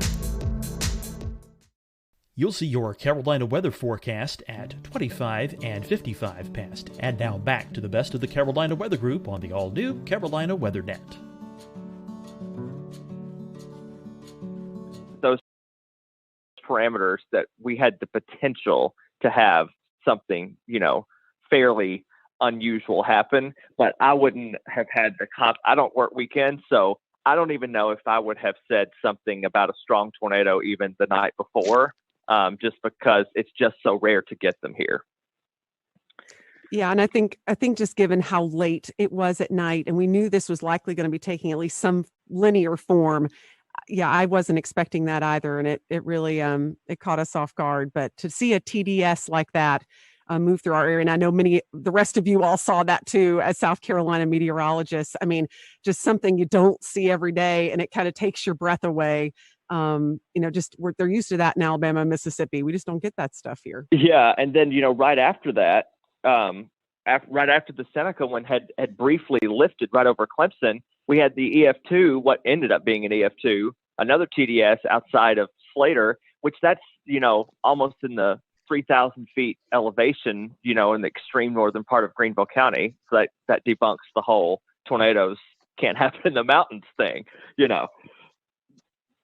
Definitely. So we were watching that, Evan and I, because Evan doesn't live too far from the line there. One last question, and we'll come back to you guys later on in the show. But at the time, we didn't know how long the tornadoes were on the ground. But I think one of the tornadoes there in the Greenville, Pickens County area was on the ground for around 8 miles. So these were not also big tornadoes, but they're also long track tornadoes, something that we're not too accustomed to as well. Yeah, again, that was a huge shocker. But when you saw the signatures on radar, there was no doubt that was going to be a large tornado. And they even put that in the wording of the warning, which I was very happy about. I feel like that really brought people's attention up. And the thing you mentioned earlier too, these were happening at 3:30 in the morning, probably the worst time a tornado could hit. I mean, when people are in their deepest sleep, and all you can do as a broadcaster is beg people to wake up their kids, get their dog, whatever they need to do, get to their lowest level. And so I feel like this was one of the scariest nights for our viewers, hands down, and no less scary for the rest of the state, of course, but at least it was more toward daybreak for some of you guys. But yeah, for us, it was just the dead of night, and we were just hoping that people were heeding the warnings. Right. And for sure, with that, with the Seneca one, we were in a situation where the TDS was so strong, so fast, I don't want to say it came out of nowhere, but that TDS appeared and it was violent looking, on the first scan that I saw. And we were dealing with the situation, once it went past Clemson, I think we had debris fallout on CC. So we weren't positive that it actually wasn't still down, because it still looked like, something could be there. You thought it was debris being fanned out or whatever, but you weren't sure, even though the circulation looked a little weaker. But I'm like, we're not going to take any chances with it. Obviously the tornado warning was still in effect. And, that was another little unique challenge, is that I've never actually dealt with debris fallout before, where we said, okay, well, this signature is debris, and yet something similar was happening down the line, and we're like, well, this may be actually debris that's still being lofted, but the tornado's not still down. So it was a very unique situation. Again, Kendra keeps bringing this up. It was in the middle of the night at 3:30 in the morning, but I feel like people were wide awake and they were watching and they were prepared, which is good. All through the days, we were Kendra made a graphic, I think on Thursday, that said, what do you need to do? It was just a simple little headline graphic, but it was so informative about charging your batteries, keeping your phone on not silent if you sleep with it on do not disturb. I remember saying Friday morning, what you can do, you can, sleep with it on loud for one night, because it can help save your life. So it was a insane, again, I worked in Mississippi. I've dealt with, plenty of tornadoes in my day, but yet this is still a first for me as well. All right. And I'm going to go ahead and bring Ed Petrowski from WPDE in Myrtle Beach. And Ed, we saw what looked like the tail end of this Hampton County tornado pop out all the way over at Murrells Inlet. Brad Panovich was nice enough to share a link with us. I'm going to pull it up here and share my screen. Let's see if we can get it to work here. And the tornado that you're seeing here in Hampton County, there's some debate of whether or not it started over on the Georgia side of the Savannah River. But if we look at the start of the track and draw it all the way over to where it exited the South Carolina coast here, then we're looking at about 144 to 158 miles, somewhere in that vicinity. And so, we know this continued on, maybe up even into the Oak Island area of North Carolina, but it's just impressive to see the length and track of that storm. It did pop out in Myrtle Beach, where one of our weather sensors for weather flow got a reading of 114 miles an hour. We had a pressure drop of 7 millibars within a 1 minute time span. So that reading went up within 2 to 3 minutes, from 46 to 76 miles an hour to 114. And so talk about that area and how it affected your viewing portion of that area of Myrtle Beach. But for us, considering what happened across the rest of South Carolina, we were relatively unscathed. We had no injuries and no deaths. There was never really any really tight circulation anywhere in our viewing area. We were, of course, watching the ones that were over Orangeburg County and also down near Hampton County in the morning while we were on the air with our regular morning show at 5 o'clock in the morning. And those were the two big storms, two supercells that we were watching very carefully, knowing that they were heading generally in our direction. The one in Orangeburg County faded away before it ever got to our viewing area.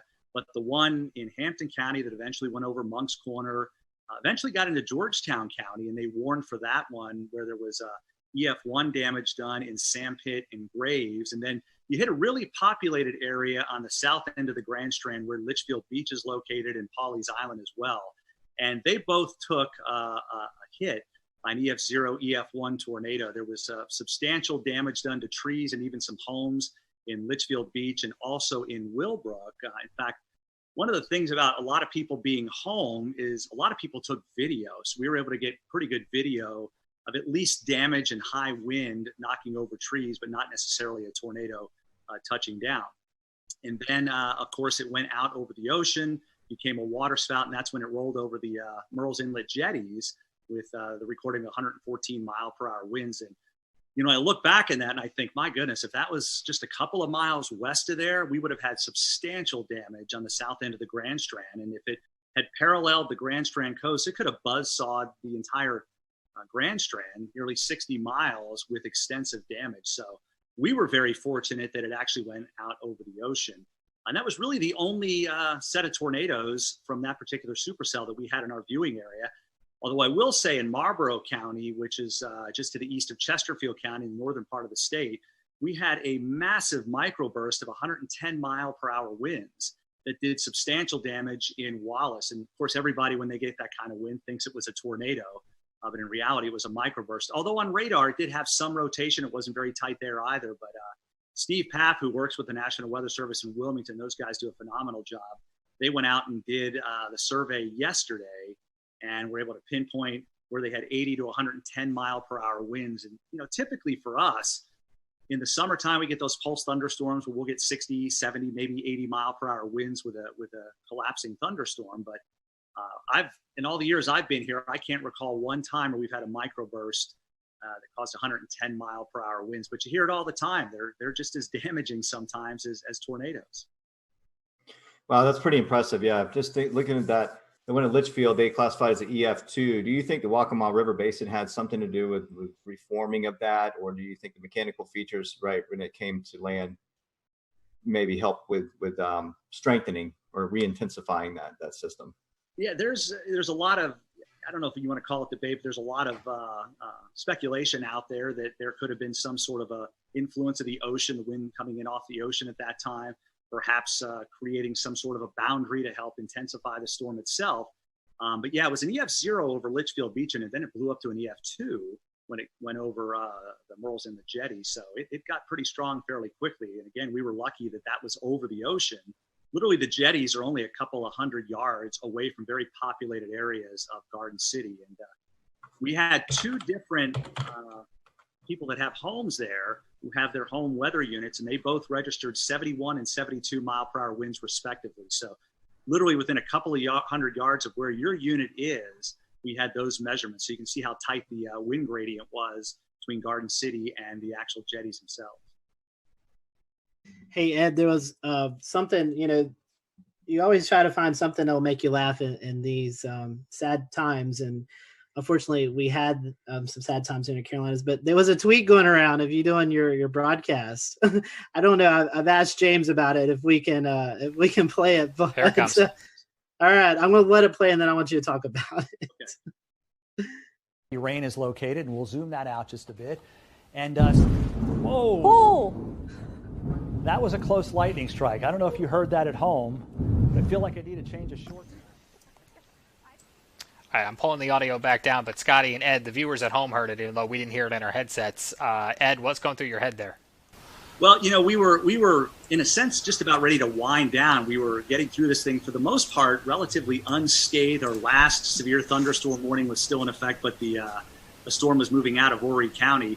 And then there must have been a lightning strike within a couple hundred yards to the station, because it was this loud explosion that you knew what it was, but you're a human being. It freaked me out. And as you saw, I kind of ducked thinking something was going on, and then just used one of my classic lines, I need to change the shorts. Just one of those things. And that kind of went around the viewers. A lot of them had recorded it and were sending it to me, letting me know that they thought it was kind of funny. And it's something that, that they needed after a morning like that, being so stressed, and of course being stressed with COVID-19. It was a little light moment toward the end of the severe weather when we knew we didn't have any injuries, which was a good thing. And of course, nobody was killed either. Always good to have a funny moment there. So I want to bring it up to Shane. Shane lives just north of the Myrtle Beach, Wilmington area. Shane, you guys kind of got in on the tail end as well, as the sun was already up. Talk to us about the New Bern, Greenville, North Carolina area and what you guys experienced.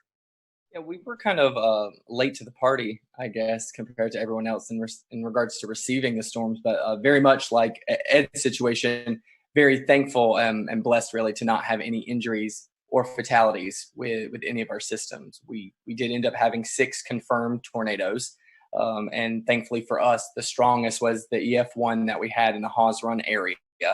I believe I've been taking notes here just to make sure it was anywhere from roughly 100 to 110 mile per hour sustained winds.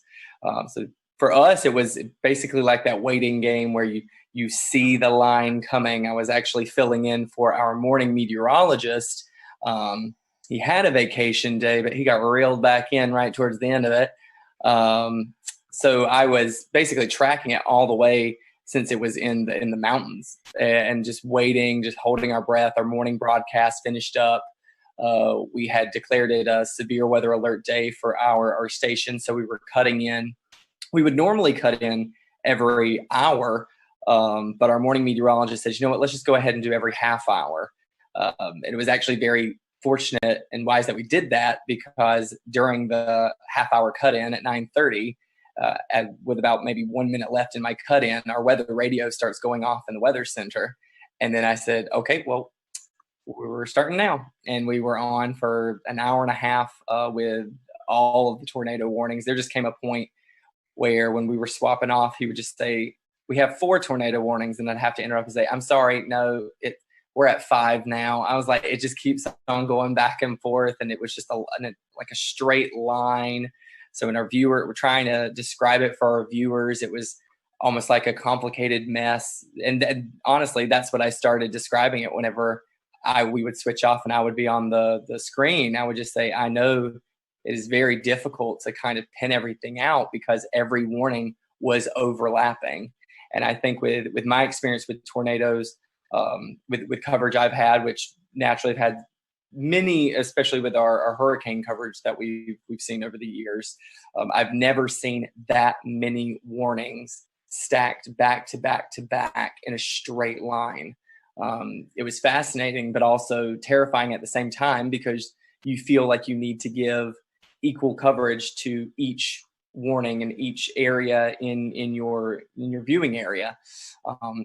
Even though we knew the strongest one at the time was the one we were seeing to the south simply because it had held for the longest amount of time. It seemed like it had the strongest signature.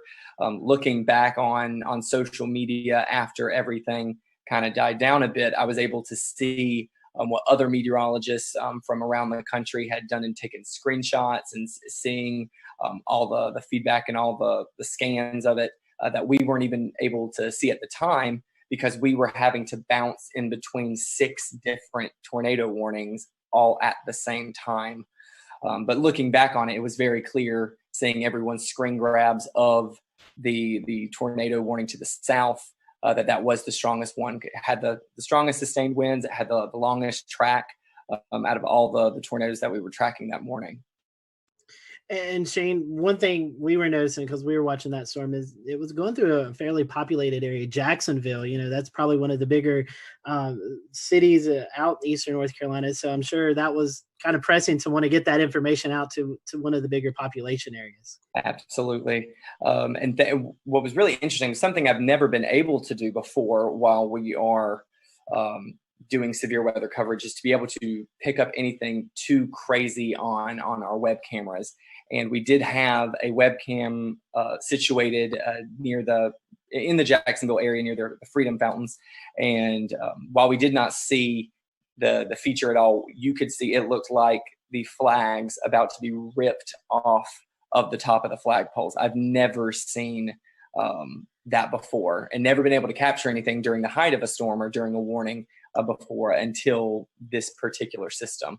So naturally, yes, we did have all that concern, because even for our specific station, Jacksonville is a very heavy populated area into which they tune into us. They know that we are the closest station to them, so they rely on us heavily. But thankfully, I believe the heaviest damage that was sustained in that area was at a hog farm. So we might have a few pigs that won't be tuning into our broadcast next time. But like I said, just very thankful and blessed that we had 0 fatalities, 0 injuries throughout the entire morning. Shane, I got a good chuckle out of that. Thank you. Tim, we still have 2 areas to cover, Charlotte and Greensboro. So Tim, I want to start off with you. I know you're just dying to talk. We've had you waiting for 40 some odd minutes now, but you guys did have 1 tornado in Alamance County. Can you kind of tell us a little bit about that, and maybe some of the relief that you felt that there was only 1 and things weren't quite as bad as they could have been? Yeah, sure. Thanks, guys. So, this kind of thing that we were tracking for days, all of us were tracking it for days. It was pretty much all anyone could talk about for the Easter weekend. So one of the things leading up to it, I kind of sensed I was kind of trying to read the room and on my Facebook page and just see where people's heads are at. It really seemed like people were dreading this, and they were very freaked out, and they really were spooked, just in the sense of maybe they were stressed out already. I am not a psychologist, but there was just a lot of stress building up. And I think whenever something is coming in the middle of the night, people are really worried, and justifiably so. So one of the things we decided to do is just let them know, we're going to be there the whole night, because even with, we had the warm front coming through in the afternoon. I'm always worried about those little warm fronts too. You can kind of get little spin ups. So I was there starting at 8, 9 o'clock, and I just stayed till the morning. We had the rest of the morning Mets come in as well to help out. And good thing that we did, because, one of the things, we just kind of walked people through the night. We would just do Facebook Lives, and they would chime in, and we would say, everything's still okay. You can go to bed, but make sure you have the phone. And you got to wake up if the warnings are issued. And people really did that, and I think it helped out. But you mentioned we had 1 confirmed tornado in our area. We had 9 tornado warnings, and I had no problem with any of the tornado warnings. And a lot of times I'm complaining in the back of my head about some of them, right? None of them were light tornado warnings at all. There was so much rotation in almost every storm that was pushing across our area. Everyone in this chat knows this. We have a radar issue here. The radar beam is so high. So of course, when we're showing these warnings, it's showing more mid-level rotation. It's not at the ground. So all we can do is say, hey, this storm is spinning like crazy. Our first tornado warning came in at 4:20 in the morning, and we had continuous tornado warnings until 7 in the morning. So we were on for a while. with all of those different storms. And it turned out that the last one in Alamance was the one that, in fact, was confirmed. And we confirmed it on air too. You know, we were watching it, Taran Kirksey and myself, and there was a clear as day debris ball just a few scans after the first couplet showed up. So I believe they talked about this in South Carolina too. Some of these, they formed, they came right down, and they did the damage right away. And it was very quick. And thank goodness, you know, the Weather Service did a bang up job. They had a warning on it right away. And we were just bouncing around. It was a very busy morning. But I think people were very appreciative that we were there the whole time with them, just kind of holding their hand. You know, there's this storm, here's what you do. Grab the kids, grab the dog, put a helmet on, put shoes on, and get ready to go. And, you know, we made through it. Thankfully, there weren't there were no injuries or fatalities in that one tornado. On the same token, in the squall line itself, we did have a tree, unfortunately, kill somebody in their home.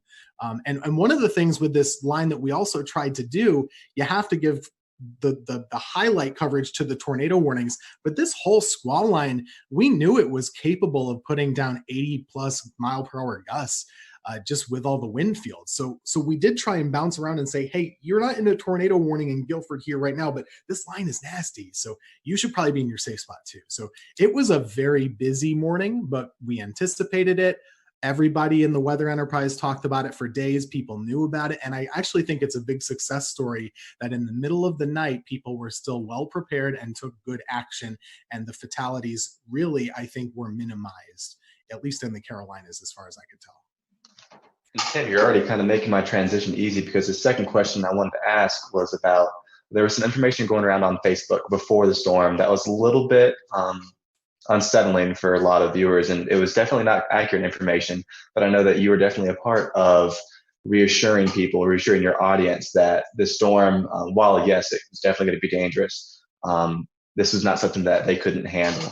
Talk about the importance of the trust that your viewers have in you, and how you're the source where they get all of their information from. I mean, social media is a blessing and it's a curse, right? Like it gives good information and it gives bad. There was some post floating around out there that was advertising potential for EF5 tornadoes in North Carolina, even though we've not had one before on record. But people were freaked out initially. We of course saw the damage in Mississippi and Alabama. That can freak people out here when they know it's coming our way. So, you know, one of the things I tried to do in the days up leading to the event is, you know, everyone's freaked out right now just in life. I don't get freaked out by weather. I'd get freaked out a little bit about this pandemic, if I'm being honest. So one of the things I told them was just saying, hey, you know, we're living in crazy times. We don't know exactly what's going to happen with daily life with this virus and stuff, but we know how to handle severe weather. We have the technology. We do this every year. We got this. It could be bad, but we know what to do. And if it is bad, we're going to let you know about it. We're not going to go crazy. We're just going to let you know where the storm is, where it's going, what you should do, and what to do next time, because there's always a next time with weather. This is not abnormal, really. We had a lot of tornadoes, but you know, 1 year ago, basically in April, North Carolina had 12 tornadoes also. So this is not really that different. We do know what to do. And I think that was reassuring to folks, just to let them know, hey, okay, well, they're used to this. They're going to keep us covered. And that's really the whole reason why we're here. We're not here for the sunny days like today. I could not show up and that would be fine. But, you know, Monday, we're pretty important to keep folks calm and hopefully encourage them to make the right choices. And I think a lot of people did. Absolutely. Yeah. Scotty. And so, Tim, talking about radar coverage, that brings me to Mr. Brad Panovich. And Brad, unfortunately, we had a tornado kind of go under the radar, like that little pun there, in the Charlotte area. So we had one in Anson County, but you know, you've been on the show several times talking about our radar gaps, and this one kind of bit us in the behind because we didn't catch this one. Yeah, and I'll give a little bit of a pass to the Weather Service on this one, because I think Tim brought up a good point. Something we were doing on the air Monday morning was we were telling everybody to treat the severe thunderstorm warnings like tornado warnings on Monday morning, because every severe thunderstorm warning had a tornado tag in it, and we knew the environment that these storms had. I didn't want people near a window or near the outside walls with straight line winds on Monday morning. So we actually, for the first time in a long time, I basically treated every severe thunderstorm warning like a tornado warning. But you're right, there was no warning with the 2 tornadoes we had touched down in Anson County. Even though in hindsight, looking back even at the Raleigh radar, there were signs of rotation. But I mean, we were all looking at radar Monday. I could have issued 100 different tornado warnings on some of these. It was just, you knew there was. We'll return to Best of the Carolina Weather Group in a moment. Now your Carolina weather forecast. Here are today's forecast high temperatures for North Carolina. Here are the forecast lows for tonight for North Carolina. Here are tomorrow's forecast high temperatures. And here's forecast rainfall across North Carolina tomorrow. Here are the forecast highs for the day after tomorrow.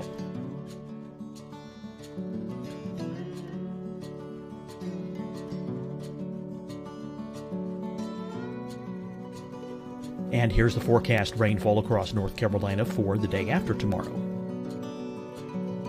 This is the total rainfall forecast across North Carolina for the next 3 days. Here's the severe thunderstorm outlook for today from the Storm Prediction Center.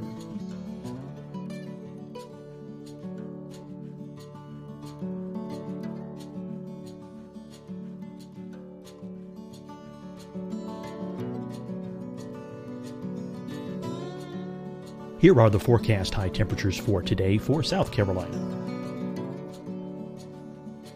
Here are the low temperatures for today for South Carolina. Here's the probability of precipitation forecast across South Carolina today. And here are the rain chances across South Carolina tonight. Here are tomorrow's forecast highs across South Carolina. Here are the forecast low temperatures for tomorrow for South Carolina. And here is the probability of precipitation across South Carolina tomorrow. Here's the precipitation chances across South Carolina tomorrow night. Here are the forecast highs for the day after tomorrow in South Carolina. Here are the forecast low temperatures across South Carolina for the day after tomorrow. And here are the rain chances across South Carolina for the day after tomorrow. And South Carolina's probability of precipitation for that night. Here's the Storm Prediction Center's severe thunderstorm outlook across South Carolina for today through tonight. Here's the Storm Prediction Center's severe thunderstorm outlook across South Carolina for tomorrow and tomorrow night. And here's the Storm Prediction Center's severe thunderstorm outlook across South Carolina for the day after tomorrow through that night. Here's the severe thunderstorm outlook for today from the Storm Prediction Center.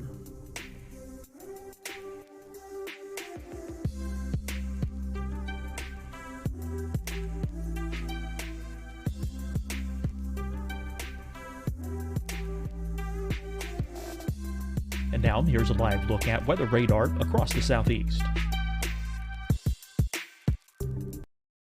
Hi, everyone. I'm Dr. Mandy Cohen, Secretary of the North Carolina Department of Health and Human Services. And when you follow the 3 W's, you protect your family and your neighbors from COVID-19. When you leave your home, practice your W's. Wear a cloth face covering, wait 6 feet apart, wash your hands often. Wear, wait, wash. We're in this together. Stay strong, North Carolina. Deciding when to wear a mask isn't about who you know or how well you know them. Just ask yourself, will I be with anyone I don't live with? If the answer is yes, get behind the mask. Help slow the spread of COVID-19. Get behind the mask. Learn more at covid19.ncdhhs.gov. Fight the spread and take a stand against coronavirus. Wear a mask in public. Stay at least 6 feet apart from others. And get tested. Join us and fight the spread. Visit scdhec.gov/COVID-19. Getting tested tested for COVID-19 helps you to take the steps needed to protect yourself, your loved ones, and your community. Find the testing location at scdhec.gov/COVID-19 testing.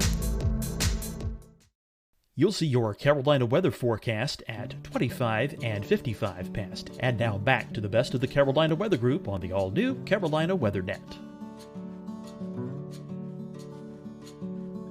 I saw little couplets trying to spin up where you saw that inflow notch starting to increase, and you're waiting for the outflow to kind of kick in, and it never did. So, there probably was numerous small spin ups in there that we never recognized, but it does highlight the same issue, right? We've had this huge radar hole over the Charlotte metro area that goes up into the Greensboro metro and really out towards the Fayetteville area. It's kind of that triangle of just horrible radar coverage. So the Raleigh office, they're trying to issue a warning in Anson County, which is basically closer to Charlotte than it is Raleigh. And the two radars they're looking at is Raleigh, Greer, and a terminal Doppler at Charlotte Douglas, which doesn't actually have the range to make it into Anson County. So it's a tough situation in a morning like that. Unfortunately, that tornado did damage about 10 homes.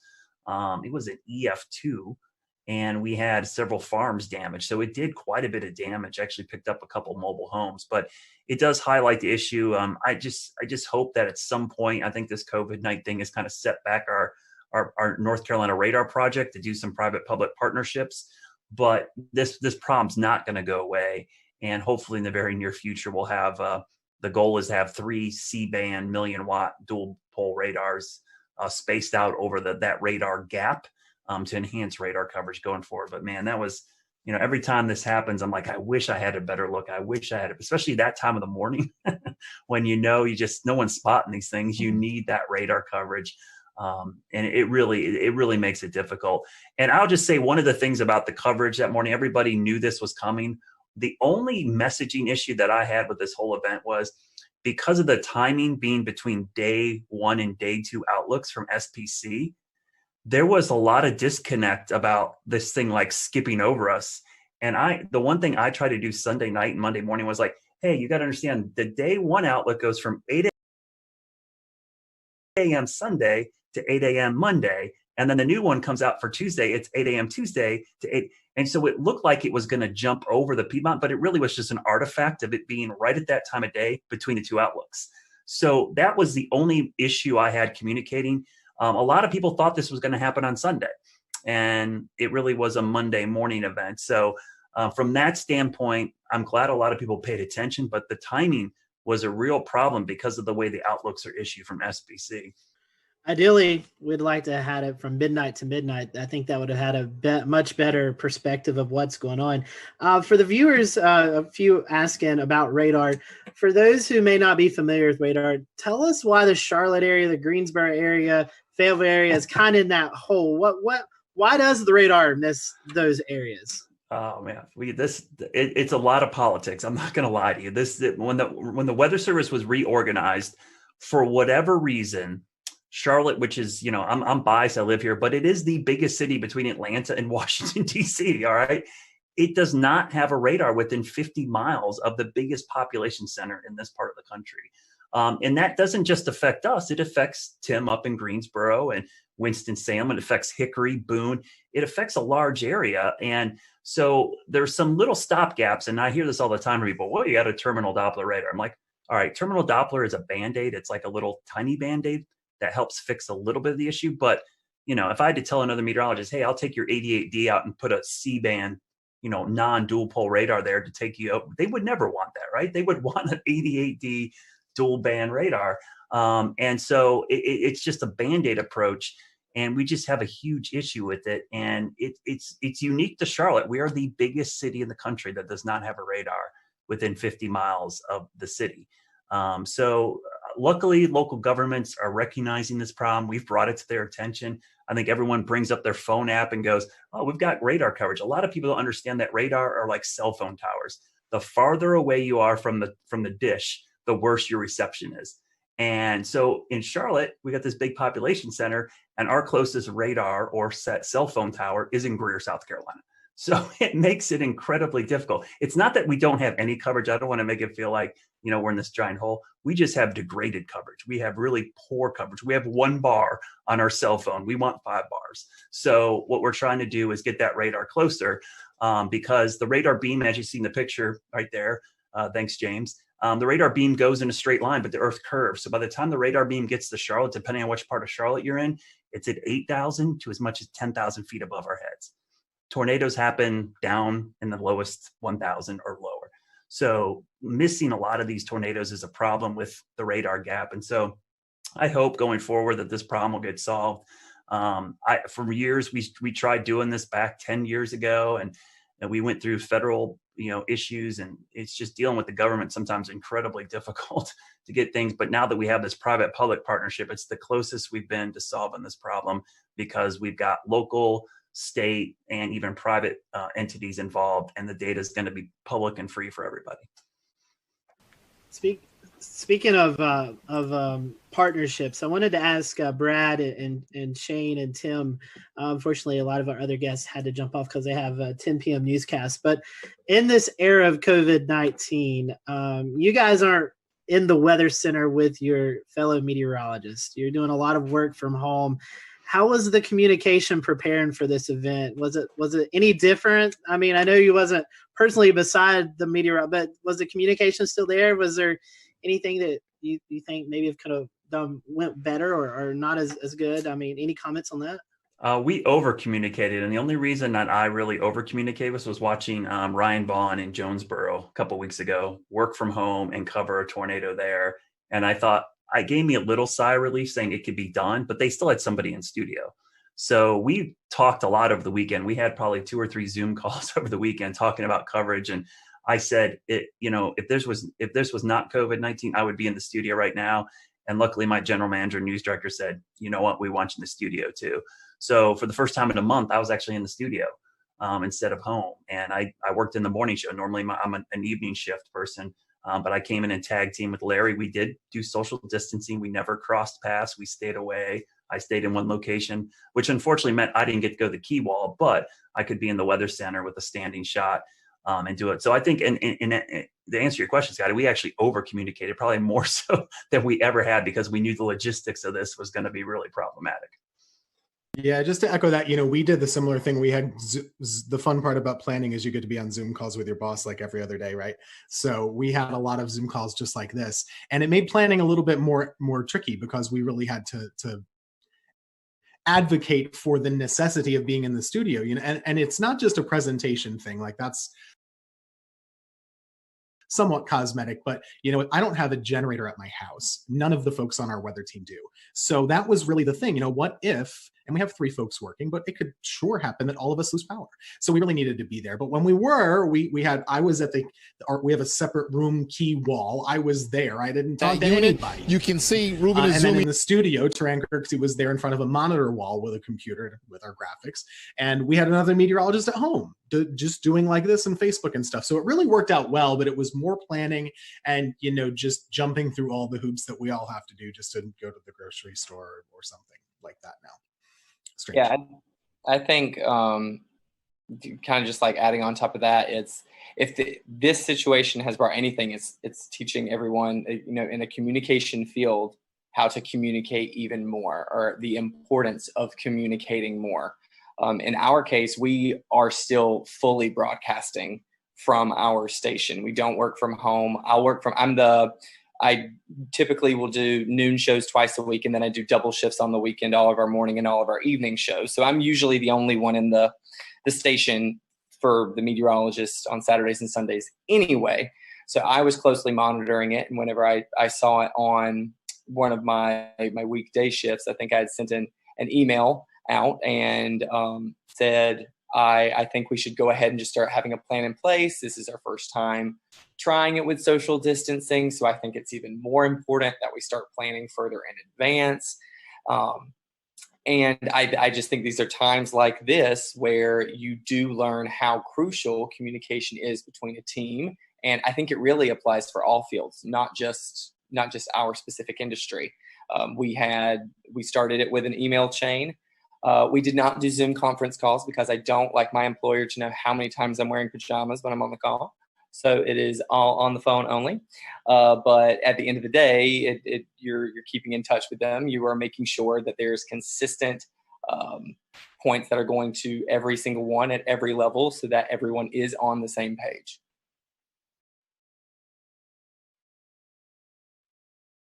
Yeah, I was gonna say real quick, Tim, we had that same issue. That was our biggest concern, was the generator issue.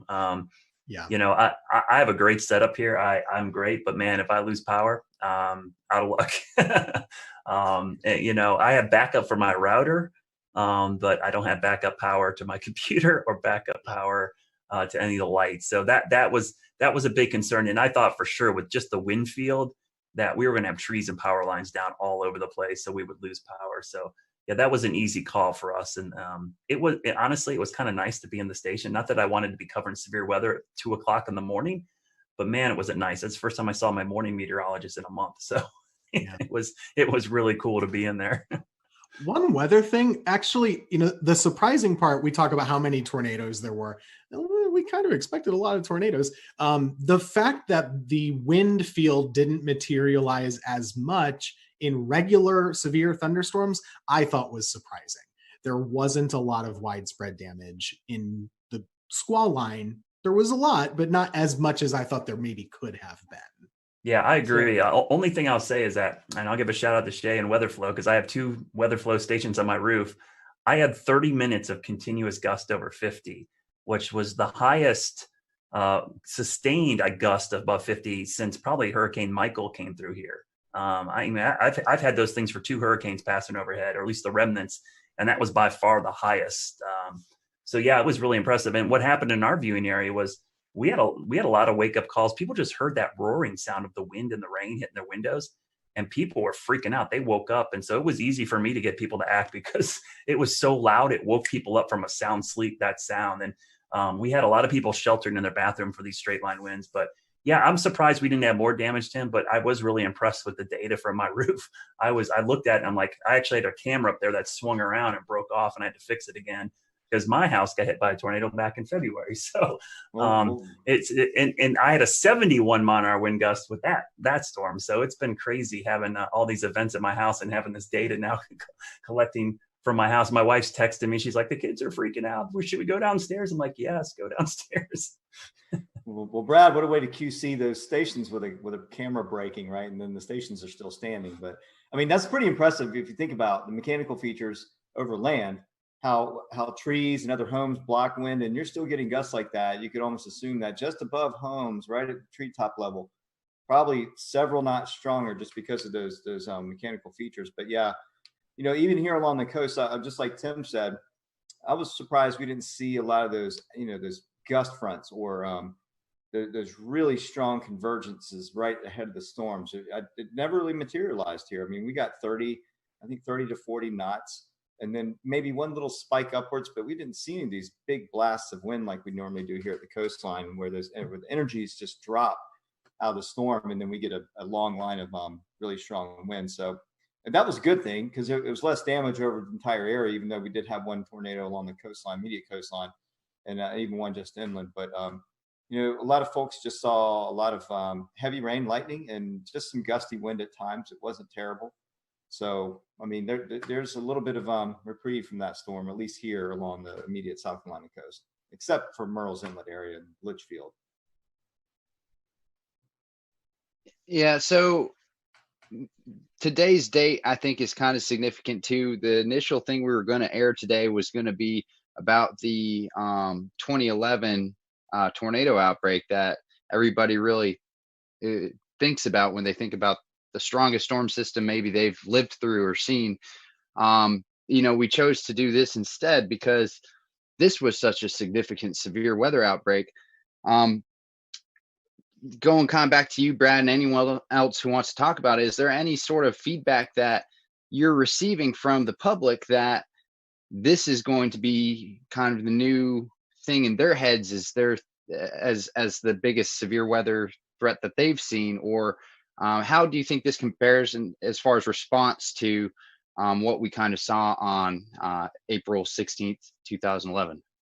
I remember that April well, because that is the highlight of that month. But there were 4 separate significant severe weather events back in April. We had a derecho, we had baseball-sized hail, and we had the tail end of the Tuscaloosa tornado outbreak actually affect the Carolinas.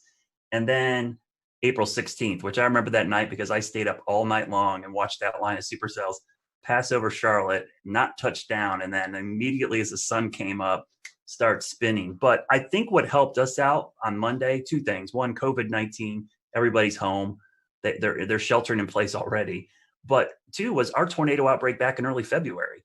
That was still fresh in a lot of people's minds. We had significant tornadoes that morning, and that wasn't too long ago. And that was in Charlotte. That was, we had EF1 damage across a big chunk of South Charlotte, including my backyard. So I think that in the back of people's minds helped. And anybody who's worked in emergency management or done this, the level of preparedness is only as good as your memory of the last disaster. And in this case, having that last disaster kept people prepared. And so they were kind of ready for this. Yeah, for here, this one is not going to be remembered for years for most of the Piedmont area, and at least near the Triad, I wouldn't say, except for the folks who actually were in the tornado path in Alamance County. Just to add to this time of year, it's always very busy. 2 years ago today is the anniversary of the Greensboro tornado, which is still so fresh. We had a reporter do a story today. How is East Greensboro doing? The answer is, still not great. Unfortunately, it was a really rough urban tornado, a strong EF2 that came right through the city, stayed on the ground for 30 miles, all the way up basically toward the Virginia border. And that was just 2 years ago. So for a lot of folks, that's still what they remember, or maybe it's always very personal. So if you're in High Point, you remember the High Point tornado in 2010, right? It just depends on who you are and where you've lived. For me, that April 16th event is still, way up here and everything else is way down. I was working in Wilmington, but that thing was another level. And that year was just another level of severe weather. And I'll just add my own commentary to that. It was a year ago that we had a tornado outbreak here in the Carolinas. I don't even remember the number, but a year later, our thought is already bouncing back to 2011 and not a year ago. Yeah, that was 12, and it was Good Friday. I remember that very clearly. You're right. Scotty, I think that was the first time you sought shelter in your... I remember doing that, but I couldn't remember what date it was. Like, I forgot 2 years ago. I knew the Greensboro tornado, but I didn't know it was today's date. That's Monday the 13th is my son's birthday. And I remember on his first birthday, we were doing severe weather coverage, and on his second birthday, we were doing severe weather coverage. Yeah, I was in the basement live on this show when that happened. So yeah, crazy times. But anyways, guys, thank you so much for coming on. As Tim was talking about, I'll go ahead and kind of let the secret out of the bag. We pre-recorded the April 16, 2011 look back. So next week we're going to be airing that. So you'll see Tim back next week on our show. He'll be with us with a lot of other great meteorologists who kind of look back over that event. So we just hope all those, especially who are affected by this tornado outbreak, our thoughts and prayers are with you guys, and hopefully you'll recover quickly. And like Tim and Brad has said, this is the peak season for severe weather in the Carolinas. So we'll continue to monitor the weather for the rest of the month, and even into May is really kind of a high peak for severe weather. So we appreciate you joining us tonight. Big thank you to all of our guests tonight. This was a last minute show, and we got coverage from every market except the Raleigh market, but I don't really think there was much going on in severe weather-wise with tornadoes in that market. So we appreciate everyone coming on tonight, and we will see you back here next Wednesday night for another edition of the Carolina Weather Group, and we hope you have a safe and happy weekend.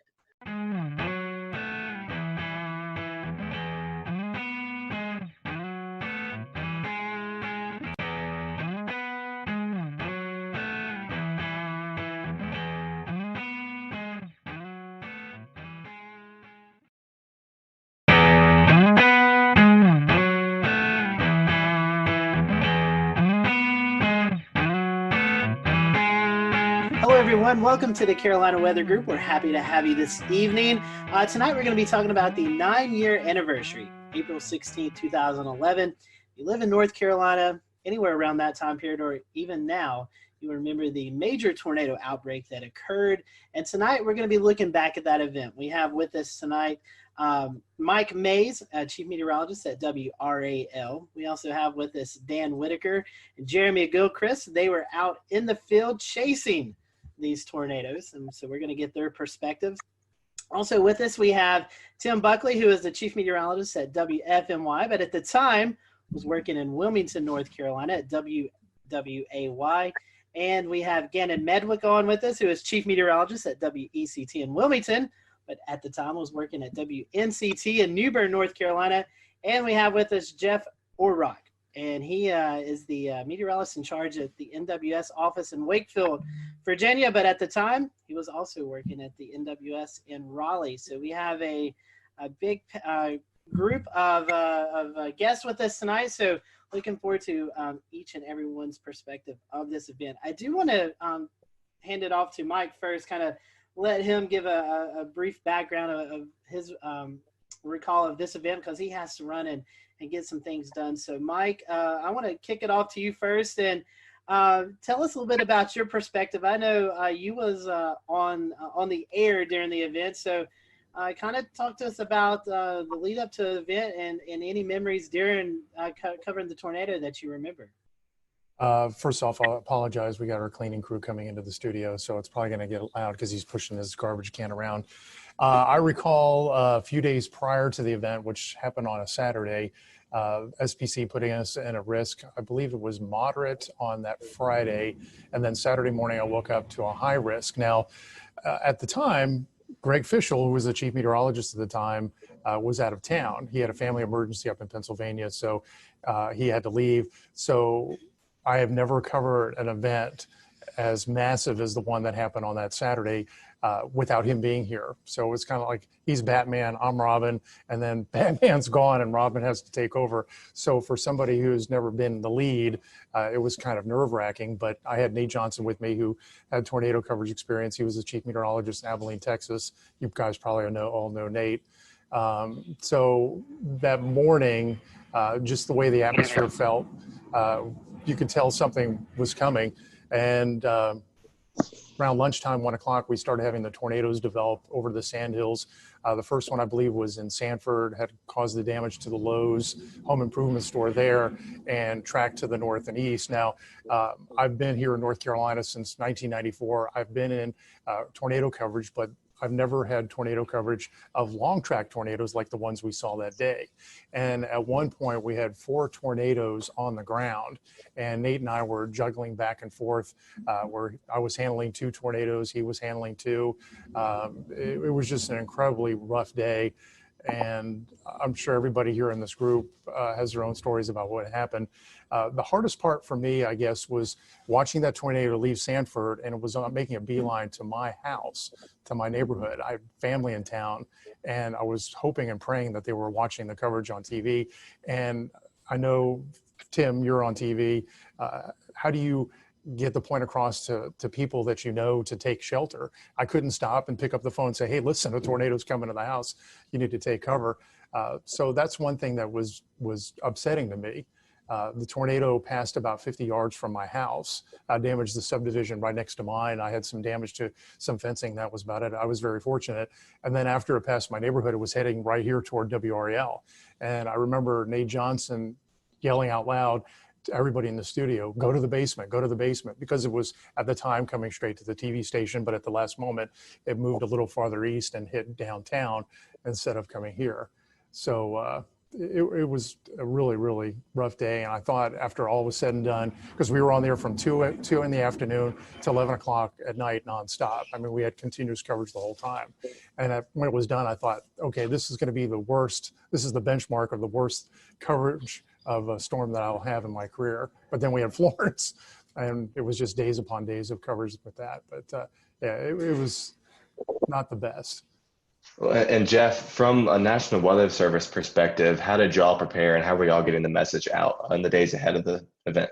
Yeah, I mean, the fact that we had the moderate risk the day before, and we already had a feeling we were headed into a high risk, to be honest with you. So, you know, we were already heavily staffed for that day. We already had a pretty good game plan, and I want to say by the time the storm started to move in from the west and really get going, I want to say we had at least a dozen people in the weather office, and we sectorized warning operations so that we could have 3 or 4 different folks issuing tornado warnings simultaneously, and at the same time, folks working with Skywarn. I was kind of helping lead operations and also doing a lot of phone calls to the emergency managers. There's a lot of spin up ahead of this. There was a lot of email traffic, a lot of email briefings the day before. I remember even briefing Seymour Johnson Air Force Base because they were at the high risk at that point. And we'll return to Best of the Carolina Weather Group in a moment. Now your Carolina weather forecast. Here are today's forecast high temperatures for North Carolina. Here are the forecast lows for tonight for North Carolina. Here are tomorrow's forecast high temperatures. And here's forecast rainfall across North Carolina tomorrow. Here are the forecast highs for the day after tomorrow.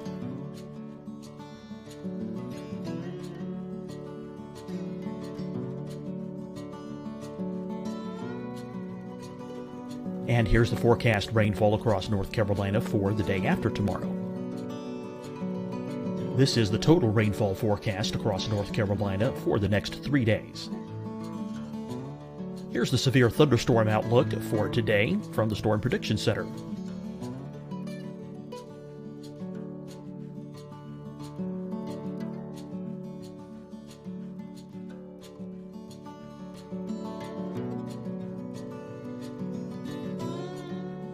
Here are the forecast high temperatures for today for South Carolina.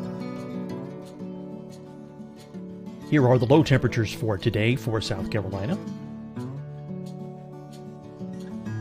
Here's the probability of precipitation forecast across South Carolina today.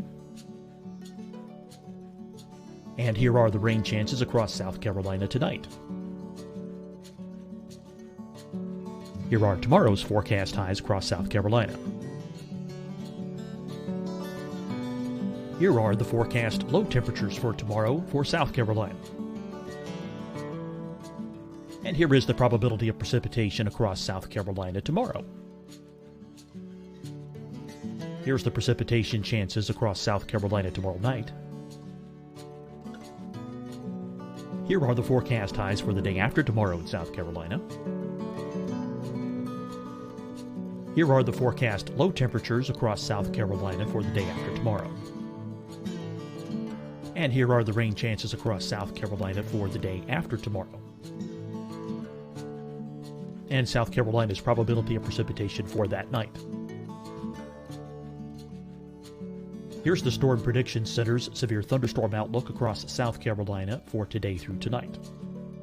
Here's the Storm Prediction Center's severe thunderstorm outlook across South Carolina for tomorrow and tomorrow night.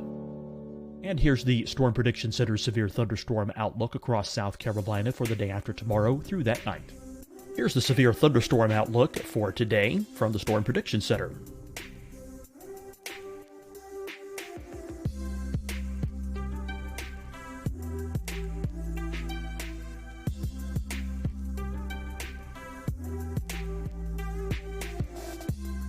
And now here's a live look at weather radar across the southeast. Hi, everyone. I'm Dr. Mandy Cohen, Secretary of the North Carolina Department of Health and Human Services. And when you follow the 3 W's, you protect your family and your neighbors from COVID-19. When you leave your home, practice your W's. Wear a cloth face covering, wait 6 feet apart, wash your hands often. Wear, wait, wash. We're in this together. Stay strong, North Carolina. Deciding when to wear a mask isn't about who you know or how well you know them. Just ask yourself, will I be with anyone I don't live with? If the answer is yes, get behind the mask. Help slow the spread of COVID-19. Get behind the mask. Learn more at covid19.ncdhhs.gov.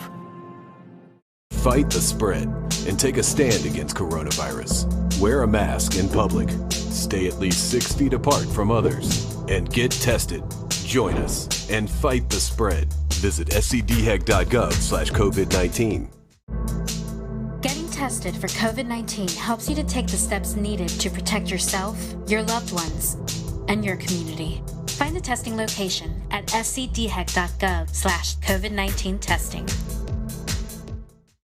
You'll see your Carolina weather forecast at 25 and 55 past. And now back to the best of the Carolina Weather Group on the all-new Carolina WeatherNet.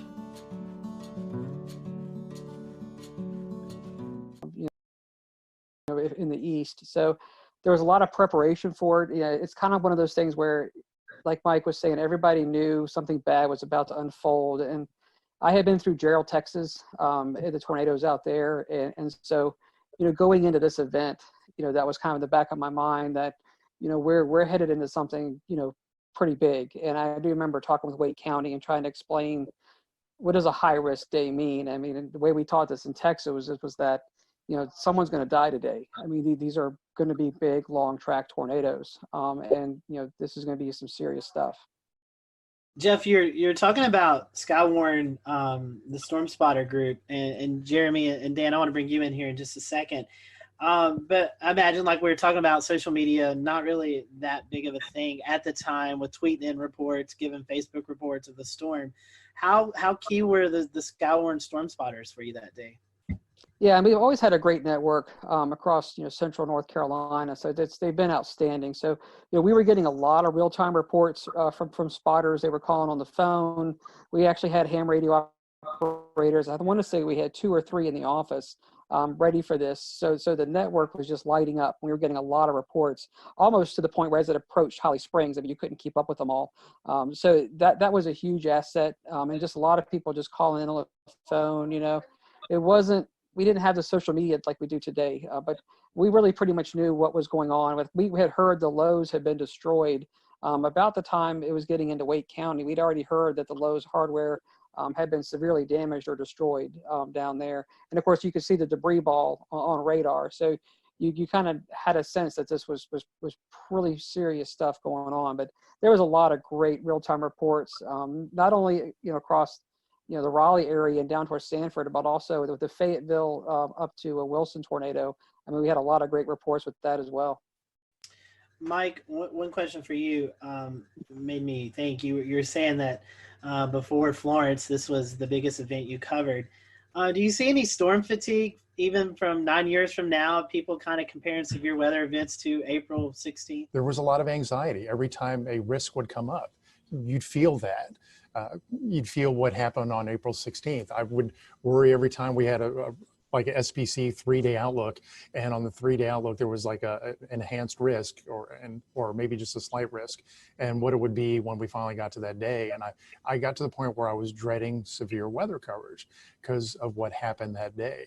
I'd get anxiety, I'd get scared, but I've gotten past that, and that's a good thing.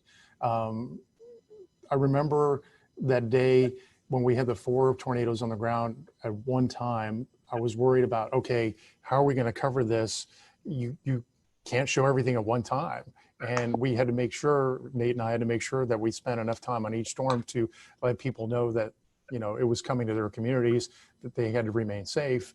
But how do you juggle 4 tornadoes, inform everybody in their paths, and make sure you allot enough time so they know what's going on?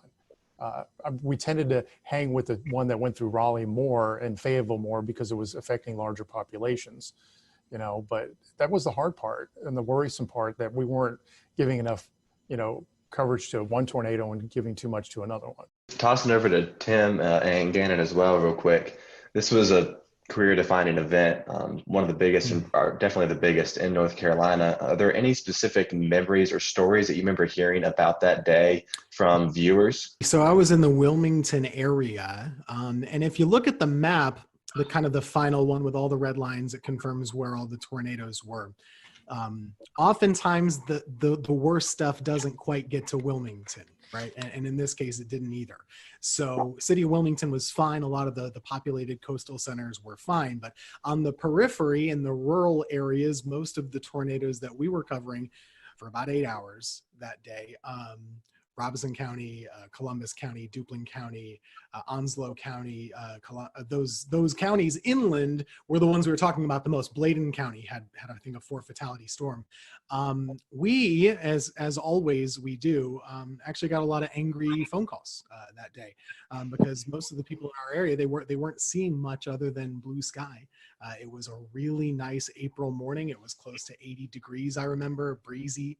There were NBA playoffs on at the day, so we were kind of fighting that battle in the newsroom, right, keeping people at bay a little bit while we were doing tornado coverage. Now later on, people understood how serious it was, especially once you started to see like the destroyed those foods and everything. But that was my first time ever really doing tornadoes, to be honest with you. It was my second year in Wilmington. Prior to that, I was in college, so I didn't know a lick about tornadoes. I grew up in upstate New York. I went to school in Pennsylvania. We don't get tornadoes. I mean, not really. So this was new for me too. But myself and Jerry Jackson, we were there for about, I think we went on TV at 2 and we went off at about 8. So it was a while covering these things. And it was just amazing to me how there were very few, if any, false alarms. There were 1 million tornado warnings and there were 1 million tornadoes, to use hyperbole, but they were pretty much each cell produced as it was going through, and it was just boom, boom, boom, one after the other, and a lot of damage was done, especially to the rural areas in Southeast North Carolina. My second daughter was born on the 11th. I didn't come back to work till Friday, just throwing stuff out there. Saw the slight to moderate risk, alerting for storms going into Saturday. I was third on the pecking order to be coming in because we had our weekend person, we had our chief, and I was doing mornings. But it became clear, especially what was going down in central North Carolina. I was personally at home watching Nate Johnson with that tornado. It looked like a wedge, looked like a cloud just right to the ground that I was going in. And it's coming back to memories about just making sure you spend time on one storm to identify where the rotation is and give enough lead time before you have to move on to that next storm. And at some points there were 6, 8 active warnings. Just a blur the way it just continuously unfolds. You hit a storm, you move on to a storm, you circle back. Population centers, as Mike mentioned, preferred. There was the one at Tarawa Terrace in Jacksonville. That was a big center in the Greenville-New Bern television market. Jacksonville is the largest city. We had to hit that. Then we saw the storm report that the Bertie County storm had actually killed numerous people, ended up killed 12 people. So that was surreal. When you are warning for storms and getting reports of damage, but no reports coming down off the wire or whatever that there's fatalities, and then all of a sudden numerous fatalities is still weird to talk about. Ended up being 12 in Bertie County. And then finally just going home that night, this event had everything. The event had everything, the setup, and then the final. I mean, sometimes we say as meteorologists we save lives. This was literally the only time that we were able to, some of our crews went out to Snow Hill in Greene County, and they were able to say, standing with a family in their house that was completely destroyed except for the interior part. And they said they were listening to our broadcast and they went into that interior part. So just a surreal event that I never want to forget. And I wanted to, so thanks again to give me a chance to talk to you guys about it and share the similar experiences. Gannon, I think we've talked about this before off of this show, but this was also one of your one of your first tornado events, kind of bigger tornado events to cover, correct? Yeah, I'd gotten to Greenville in October of 2004. There were a couple of active springs and falls as per usual. 2008 sticks out, but like like Mike and Tim said, I mean, they're just usually just a couple tornadoes and then you move on, and maybe they're in rural areas and maybe they're not, exceptional damage producers. But then this one just is bold-faced, italicized, and underlined when you look back on it. So yeah, the biggest event, and thank God it's still the biggest tornado event. Dorian was a huge producer, but still nothing compares to April 16, 2011. I've been to a few conferences and I've heard, Jeff, I'll send this to you. Obviously 2011 remembered for the Tuscaloosa, Alabama, April 27th event. Had that not happened, this would have been the event that a lot of the meteorological community would have looked back on tornado-wise, Jeff. As the Weather Service, I know you guys do a lot of meetings and stuff. Has this event kind of tailored some of your studies or some of your outlooks on stuff that you've, I guess, done case studies on this event to kind of find out the whys of what happened and how to better prepare for maybe the next setup we get like this?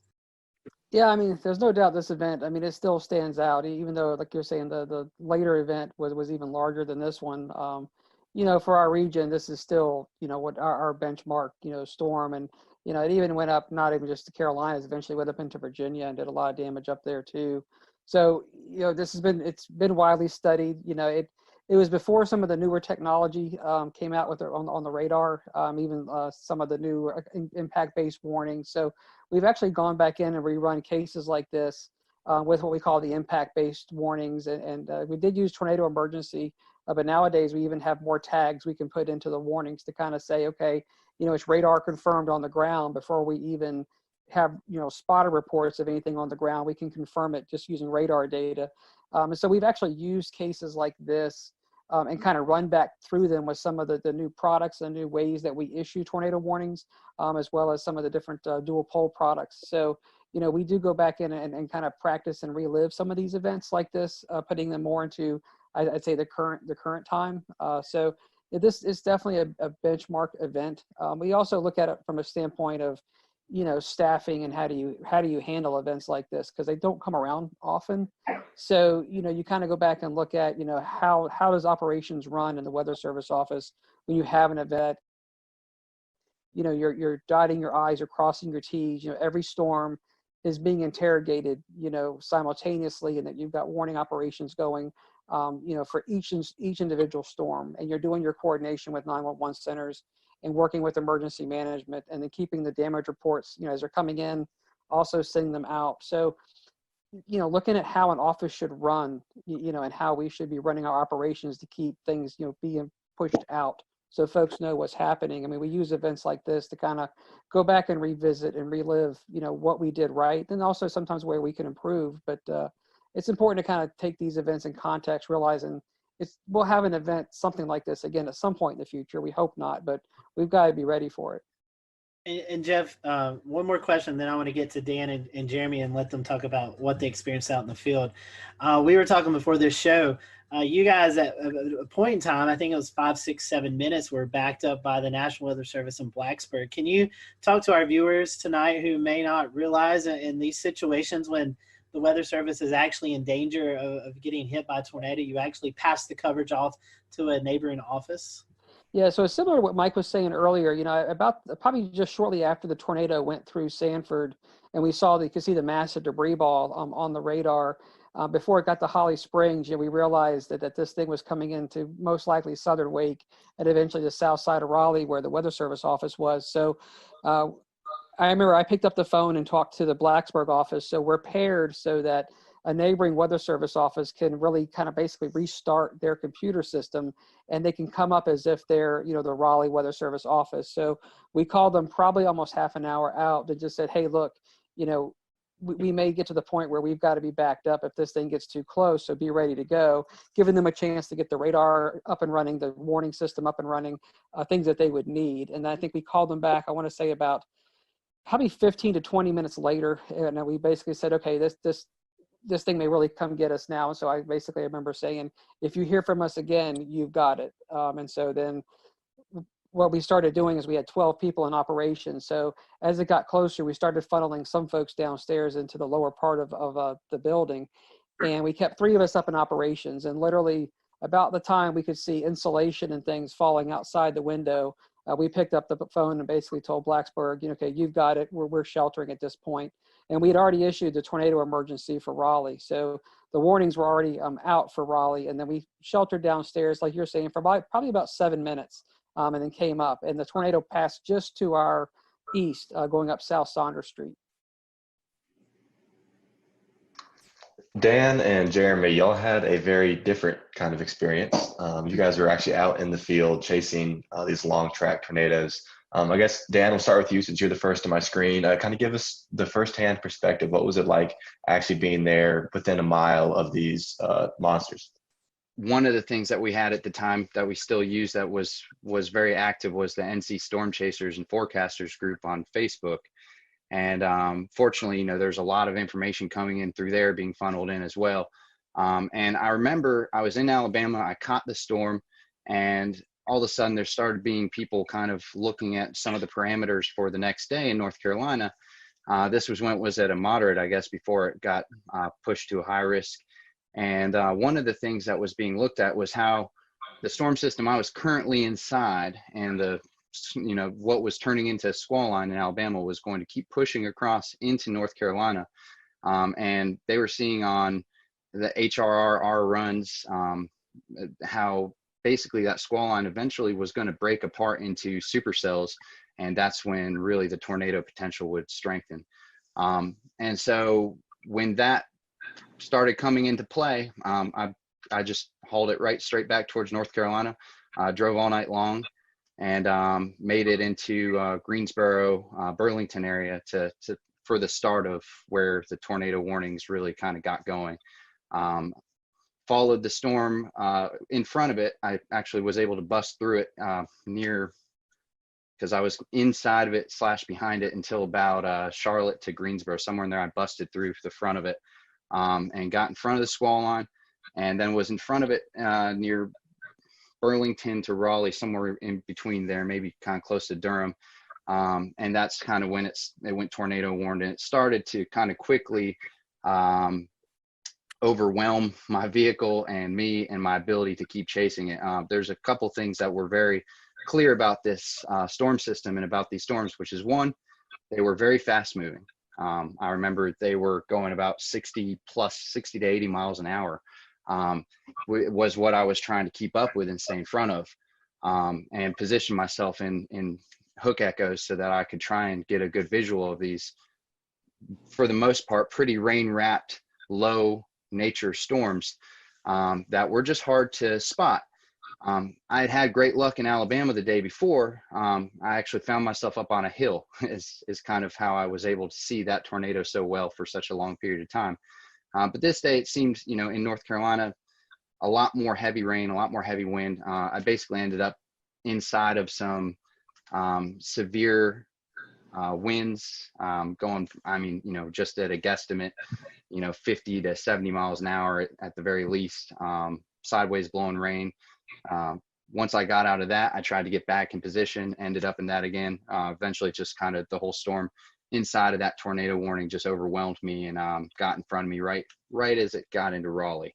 And just waiting for this line, and we're sitting there going, oh man, this thing is not breaking up. There's no supercells, what's happening. All of a sudden, obviously within a few frames it started to go. And so we're in Newton Grove still, and which was the right area to be. We just got a little impatient. And so the first one, by then it was already hitting Sanford and the lows. And we decided to speed on towards Raleigh to try to get it there. And I do remember, as Mike May said earlier, the broadcast, Kevin had his ham radio with us. He had a ham radio in the car because he was doing the storm spotting.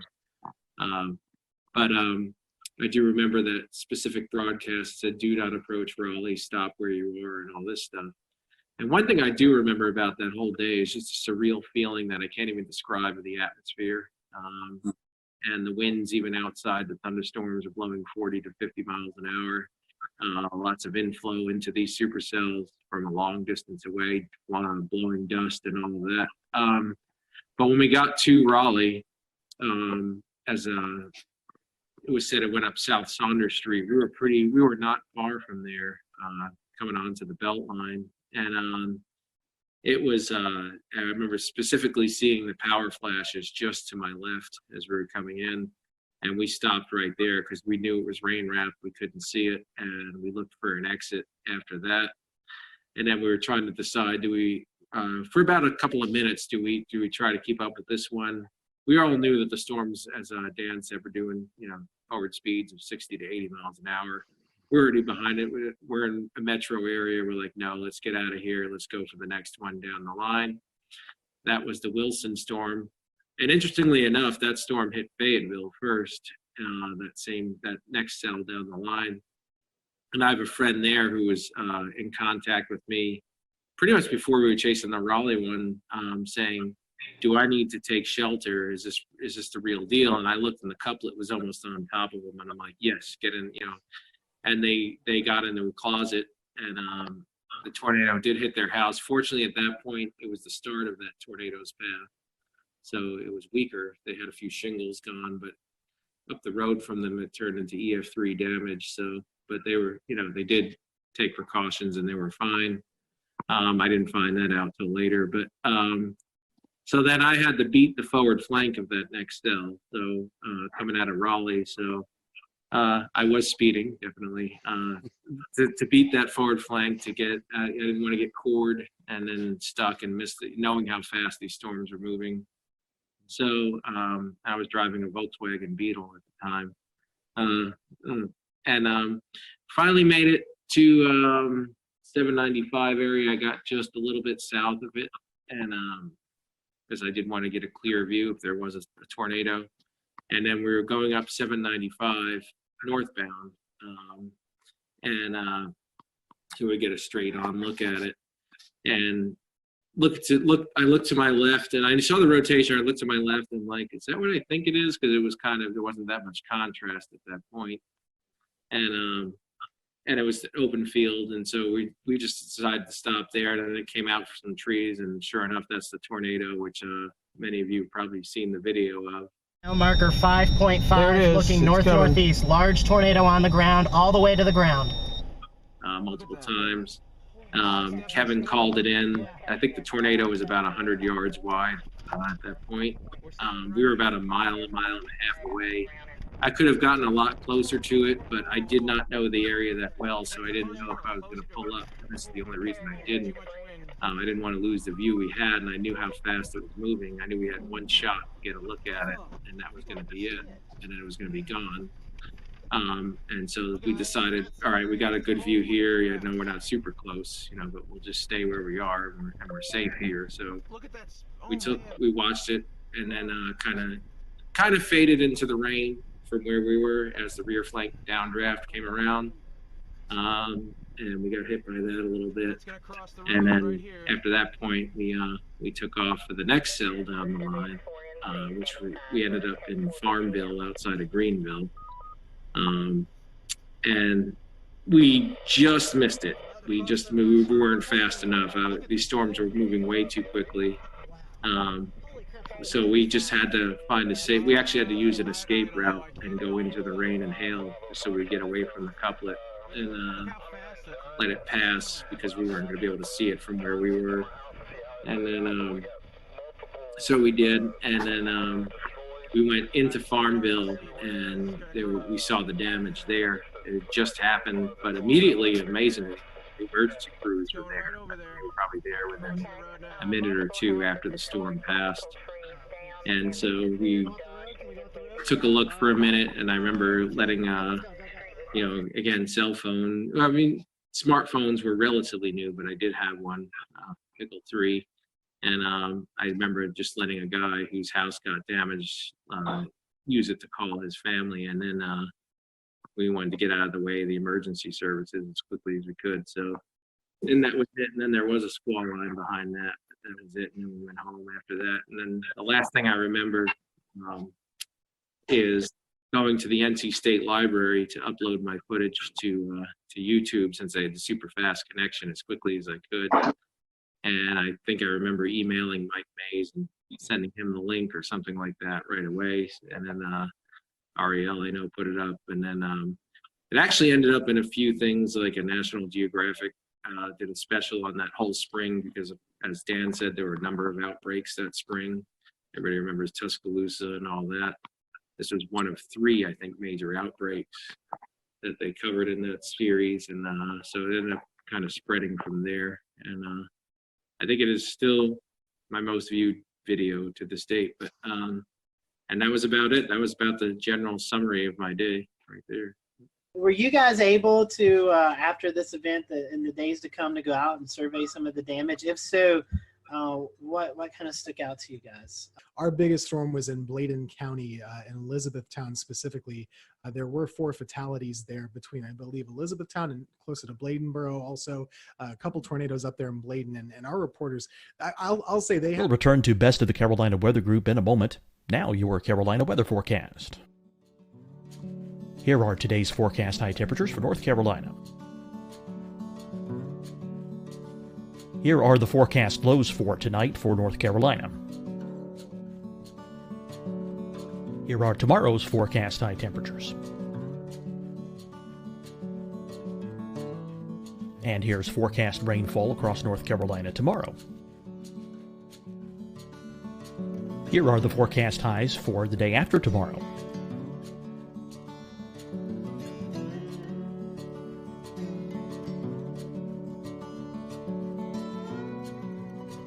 And here's the forecast rainfall across North Carolina for the day after tomorrow.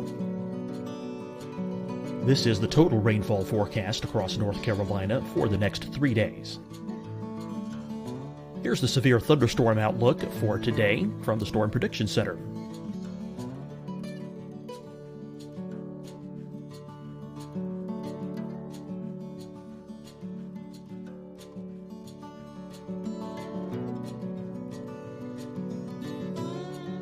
Here are the forecast high temperatures for today for South Carolina. Here are the low temperatures for today for South Carolina. Here's the probability of precipitation forecast across South Carolina today. And here are the rain chances across South Carolina tonight. Here are tomorrow's forecast highs across South Carolina. Here are the forecast low temperatures for tomorrow for South Carolina. And here is the probability of precipitation across South Carolina tomorrow. Here's the precipitation chances across South Carolina tomorrow night. Here are the forecast highs for the day after tomorrow in South Carolina. Here are the forecast low temperatures across South Carolina for the day after tomorrow. And here are the rain chances across South Carolina for the day after tomorrow. And South Carolina's probability of precipitation for that night. Here's the Storm Prediction Center's severe thunderstorm outlook across South Carolina for today through tonight. Here's the Storm Prediction Center's severe thunderstorm outlook across South Carolina for tomorrow and tomorrow night. And here's the Storm Prediction Center's severe thunderstorm outlook across South Carolina for the day after tomorrow through that night. Here's the severe thunderstorm outlook for today from the Storm Prediction Center.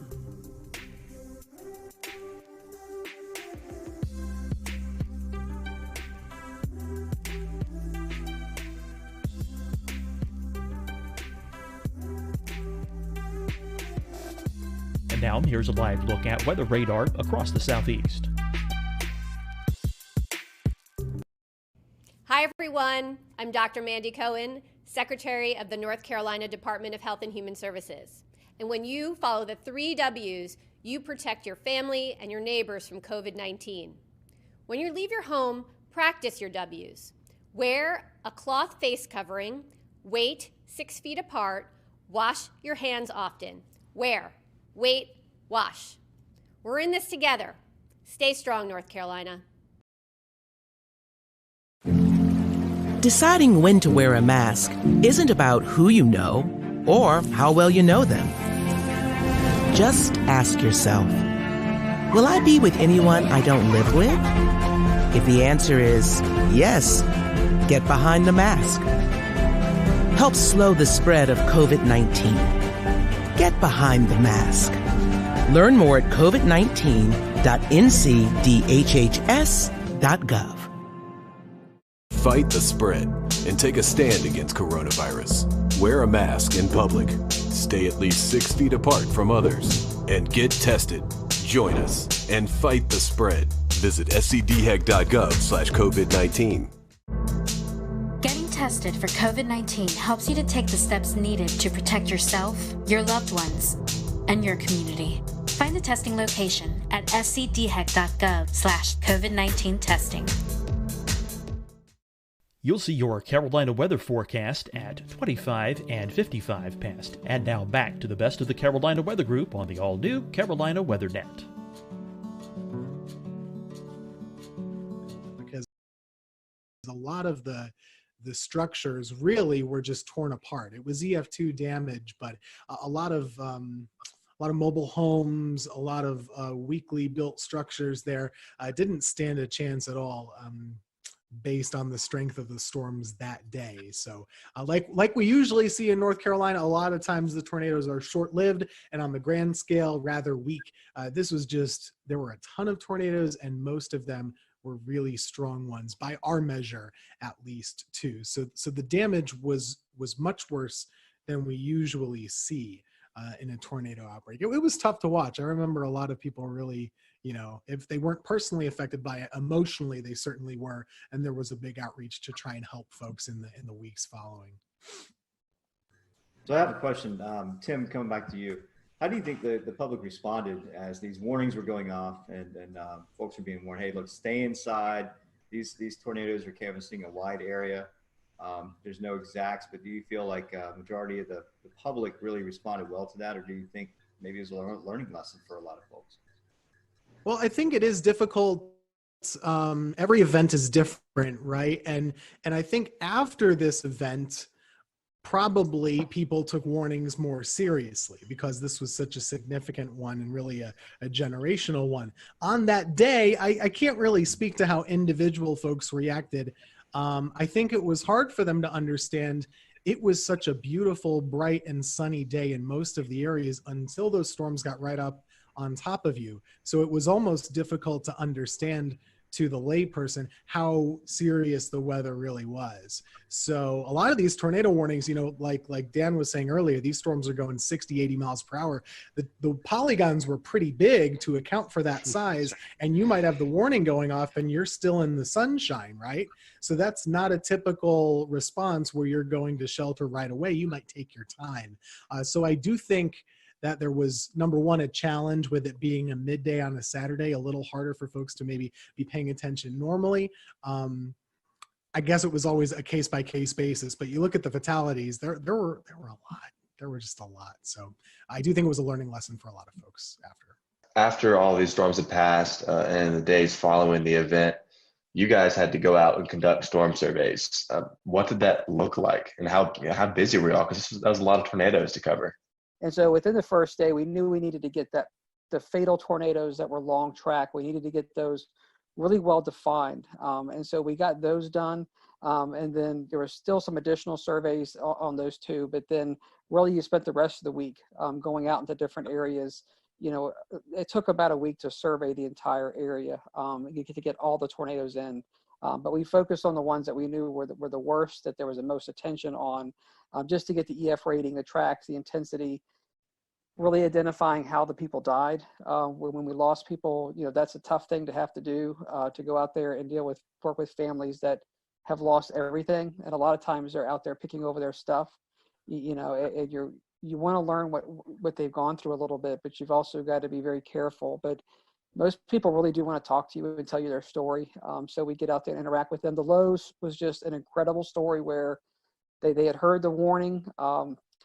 And then somebody came in to the front of the Lowe's and basically said the tornado's coming. And I remember we talked to the manager. He got on the loudspeaker in the store and just told everybody to go to the back where the bathrooms were. There's more infrastructure in the back. And of course, the tornado hit. It blew in those big sliding glass doors. It blew those in.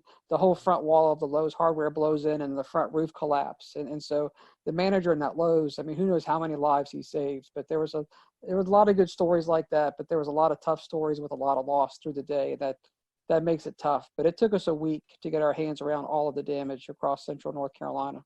What's your lasting memory from this event? If you could share it with the folks who are watching, what's your lasting memory from the event? I'll start with you first, Jeremy. Well, with me, I think it was just even more than the tornado itself, was just a surreal feeling that entire day, and the surreal feel of the atmosphere, those winds, like I said, that were inflow into the storms themselves.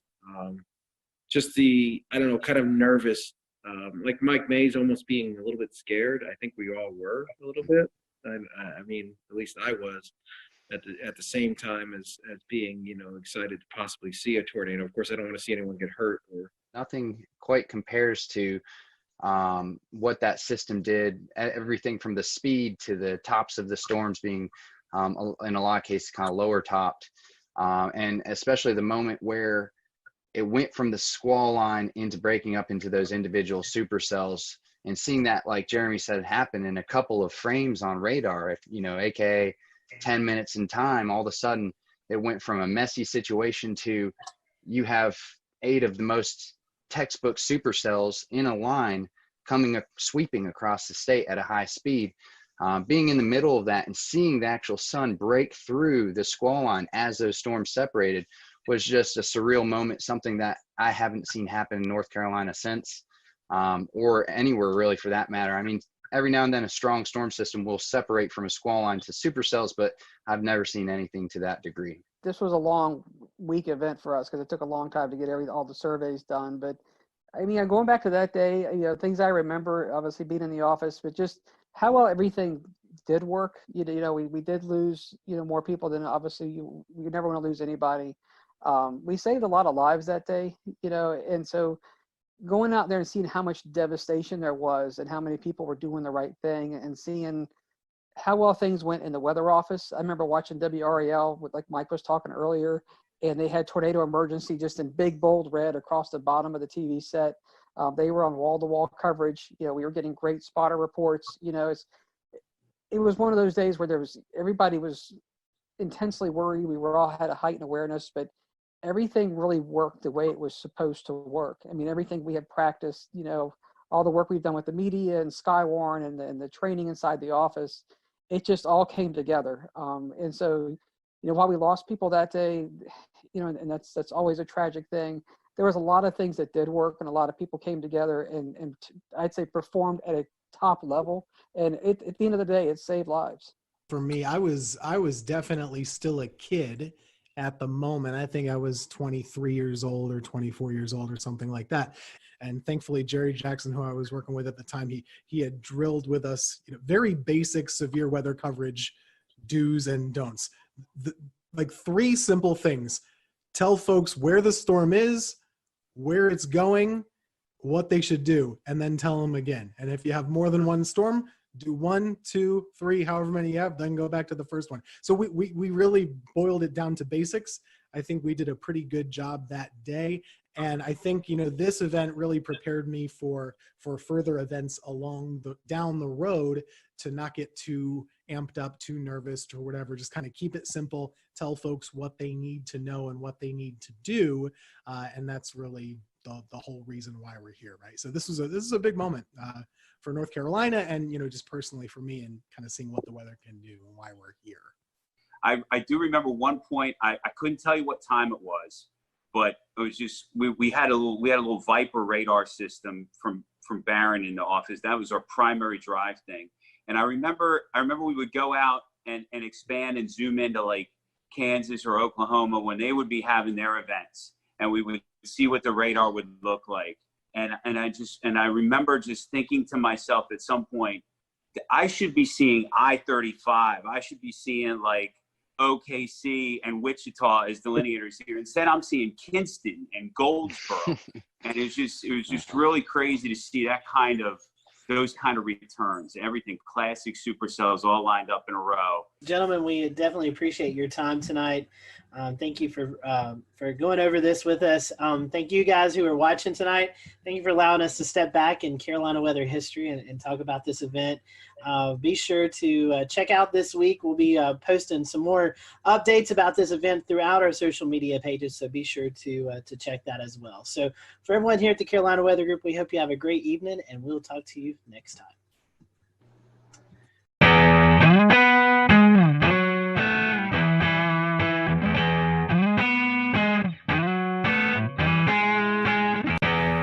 I'm James Brierton in Matthews, North Carolina. This tree, one of many that has fallen here in Matthews and across the two-state region of North Carolina and South Carolina following last Thursday's tornado outbreak.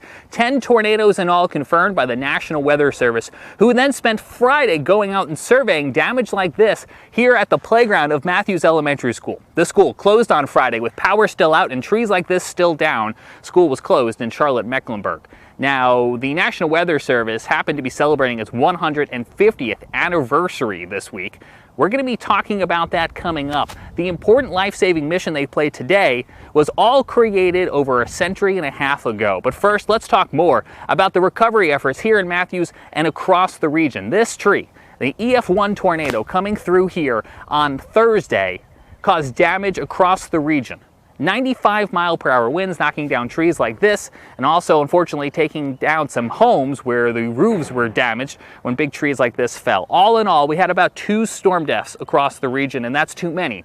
But it could have been a lot worse, and that's why we're going to spend some time in this episode talking about the very important life-saving role the National Weather Service played, because none of those deaths came inside of tornado polygons, and I think that has a lot to do with the role that the National Weather Service plays, getting those warnings out on TV, on radio, to NOAA weather radios, and now to our cell phones, wireless emergency alerts, alerting people like myself that they were in the path of danger. On Thursday, I was trying to make my way to the day job at the TV station when I received one of those wireless emergency alerts on my phone. I happened to be streaming on Periscope at the time. I'm driving here on Interstate 45.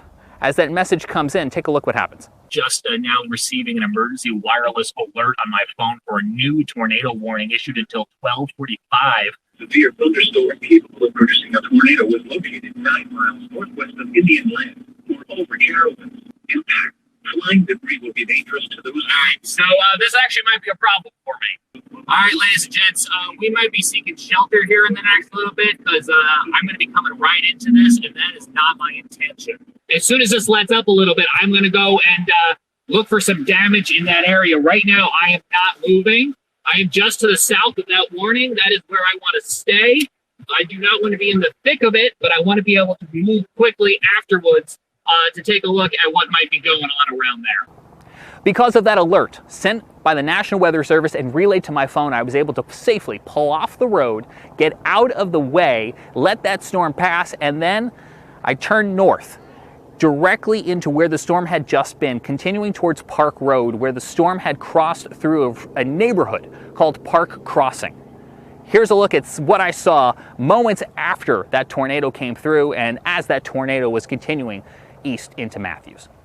You can see we've got numerous trees down. This one, as it fell, took down a fence. We see several instances of this as we make our way through this Park Crossing neighborhood. Now, all of this damage occurred during the midday hour when a tornado-warned cell came through the neighborhood and it brought down several large pines, just like the one you're seeing right here behind me. To give you a sense of what the aftermath of storm damage smells like, it smells very heavily of pine and also sounds like chainsaws. We have another tree down here.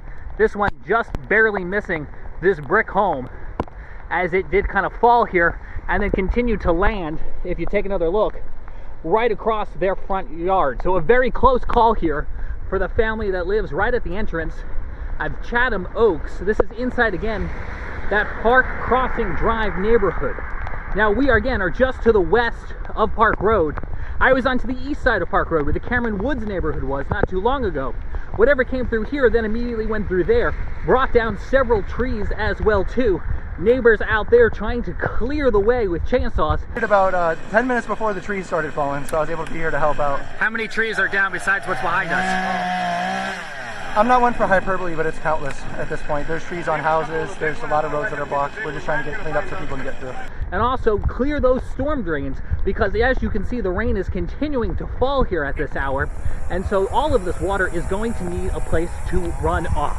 So you can see neighbors trying to also clear those drains as well. Back out here in the Park Crossing neighborhood, you can see this fence was no match for whatever came rolling through here a little bit earlier on, knocking down not only the wood sections of the fence, but also tearing it right from the brick pillar. The National Weather Service will be looking at damage like this and like the tree laying across the road to determine what exactly rolled through here during the height of the severe weather.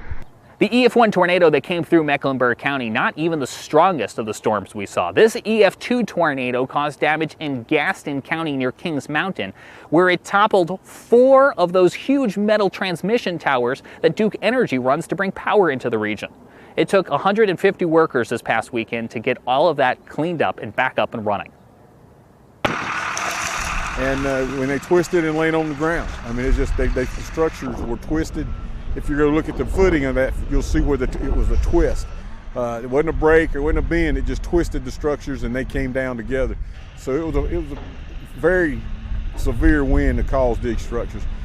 From Gaston County to back here in Mecklenburg County, those were just 2 of the tornado warnings that were issued here for the greater Charlotte area. Numerous storms across the region, a lot of them in that greater Charlotte area. Joining us now from his home in Morganton, North Carolina is Scotty Powell with a look at some of the other storms. Scotty.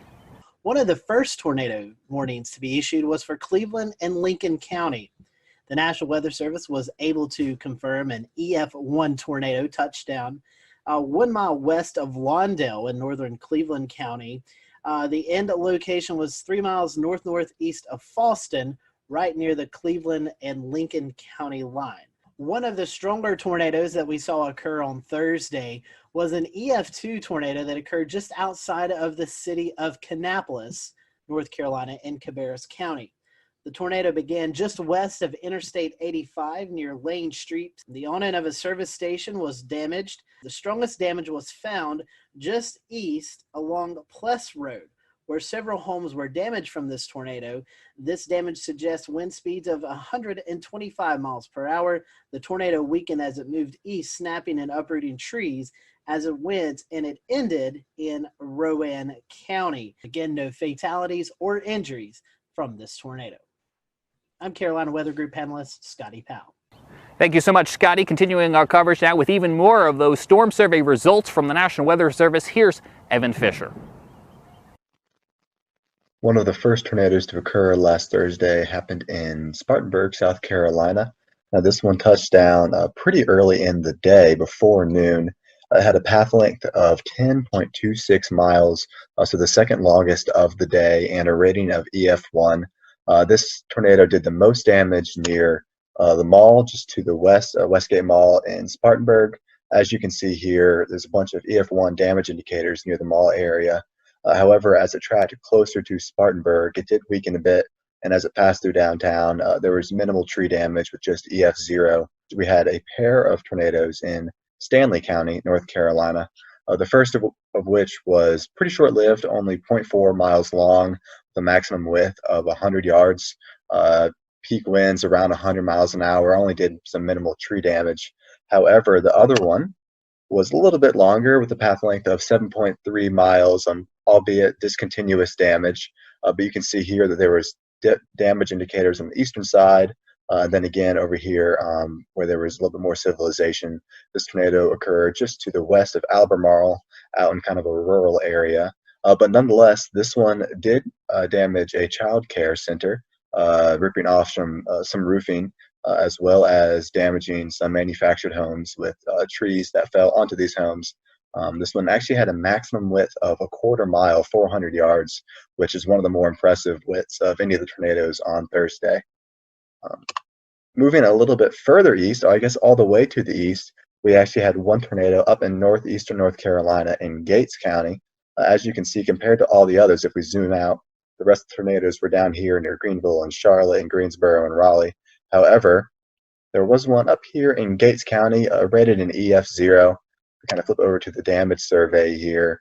Tracked for about 3 miles with peak winds of 85 miles an hour. Touched down near Taylor Mill Road and Askew Road and crossed Turner before doing some tree damage, as well as a few homes suffered damage, mainly from falling branches. From Evan Fisher now to Tim Pounds, who joins us with a look outside a storm that crossed from Georgia into South Carolina. Well, thanks, James. The storm team out of the Columbia, South Carolina office of the National Weather Service confirmed that an EF1 tornado touched down in southwestern Aiken County. This occurred near Vaucluse in the Springfield Church Road area near Stableview Farm. Luckily, there were no injuries or fatalities indicated with this storm. And it was a pretty short-lived storm with maximum wind speeds of 105 mile an hour. The tornado only had a path length of about 1.15 miles and a maximum width of 75 yards. Another area of concern in the Augusta area was the Savannah River. The U.S. Army Corps of Engineers indicated that there was going to be a lot of extra flow from all the rain that occurred in the area, and they had opened the floodgates on the Strom-Thurmond Dam, releasing almost 30,000 cubic feet of water per second. So it was going to be a lot of water going down below the dam in the next few days. But other than that, that's about the extent of the storm report here in Augusta. James? Also had a lot of water that fell. A lot of water that fell from the sky, making it possible for big trees like this to fall in very spongy soil, but also challenging the water systems, the watersheds, the rivers, the creeks that now have to take all of that water that fell and eventually funnel it out to the Atlantic Ocean. We're watching rising waters along rivers and creeks and waterways that are now having to try to cope with all of that water.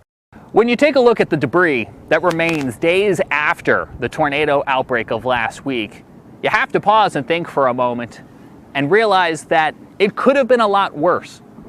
But if it wasn't for the folks who tirelessly put in long hours at the National Weather Service, not only forecasting and warning about storms like this, but then spending hours and days afterwards going out into the field and looking at debris and conducting their storm surveys, well, frankly, if we didn't have the National Weather Service, we'd be in a lot of trouble.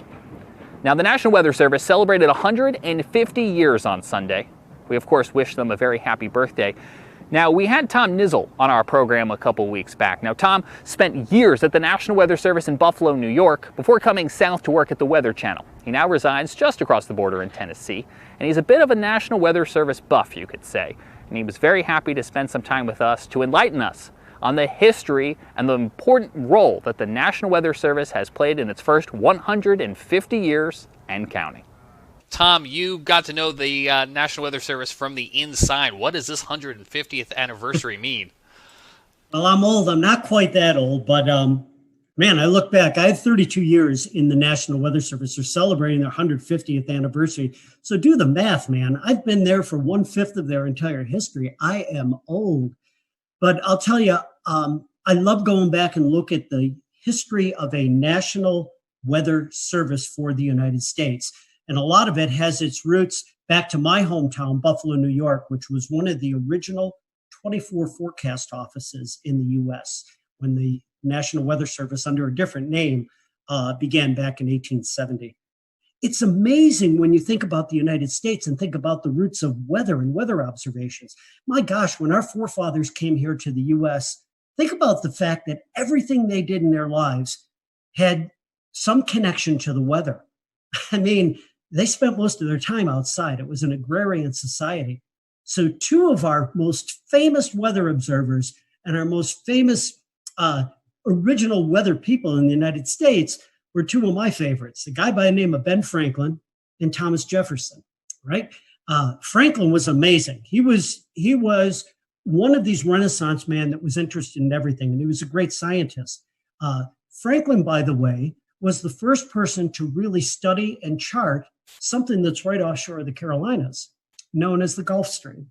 That really was actually discovered in a way in a scientific basis by Ben Franklin. Franklin also took weather observations every day.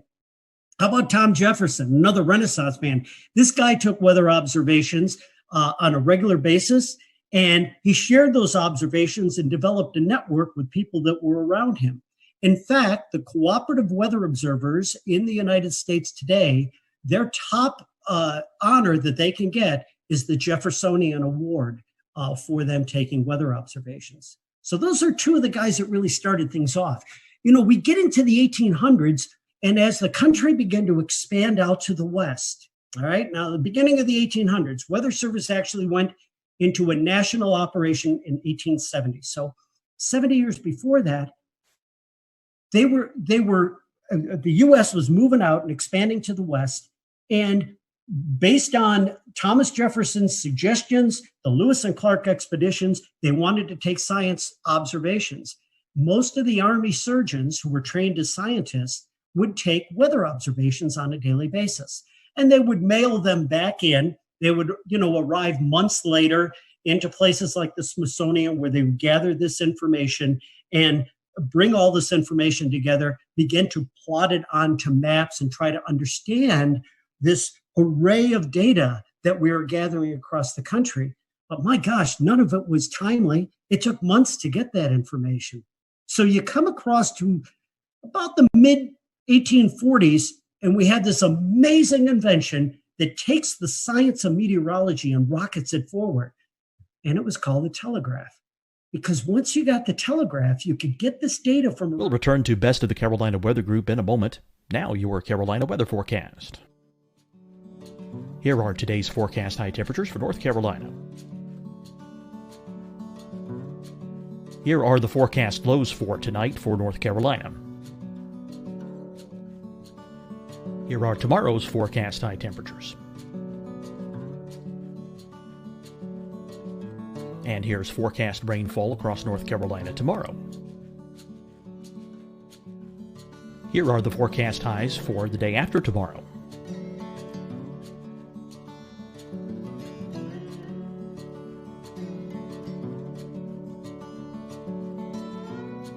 And here's the forecast rainfall across North Carolina for the day after tomorrow.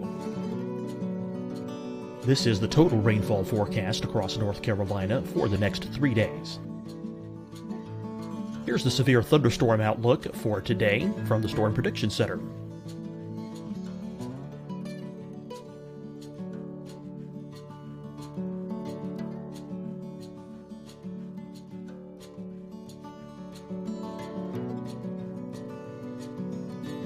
Here are the forecast high temperatures for today for South Carolina.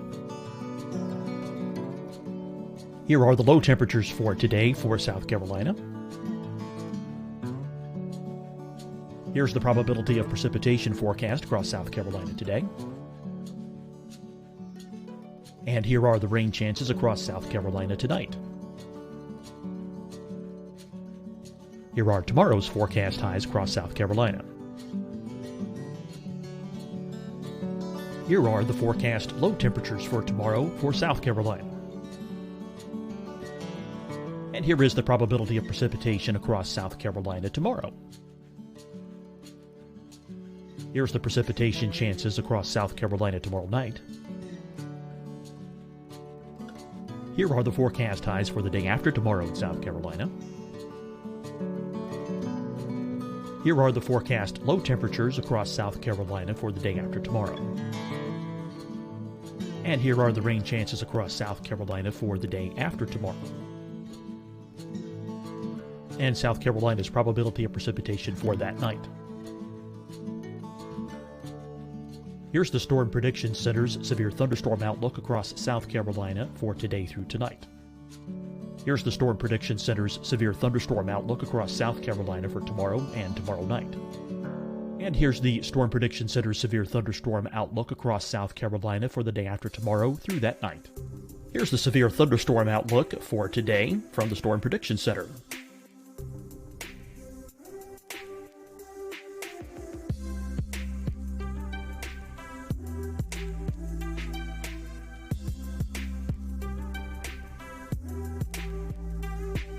And now here's a live look at weather radar across the southeast.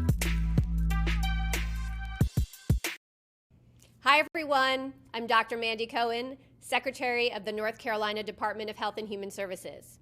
And when you follow the 3 W's, you protect your family and your neighbors from COVID-19. When you leave your home, Practice your W's.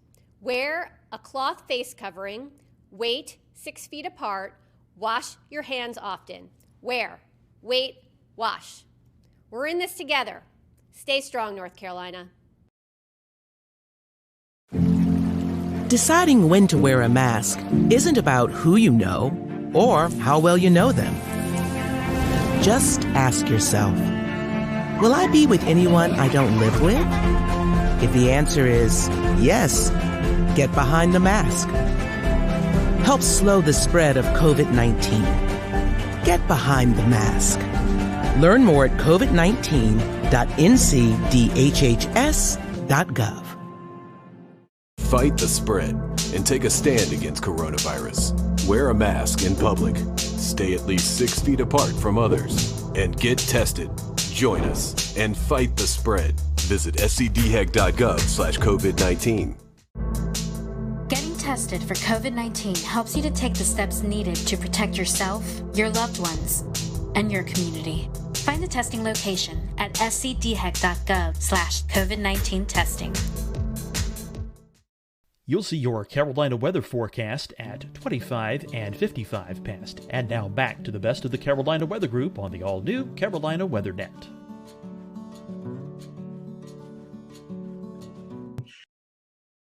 And in almost real time, you could get it to one central area where that data could be compiled. You'd have the data quickly, you could analyze it, and then understand what was going on a more real-time basis. And this was all done at a place called the Smithsonian Institution. And Joseph Priestley was the guy that was there that was gathering all this information and beginning to plot weather maps.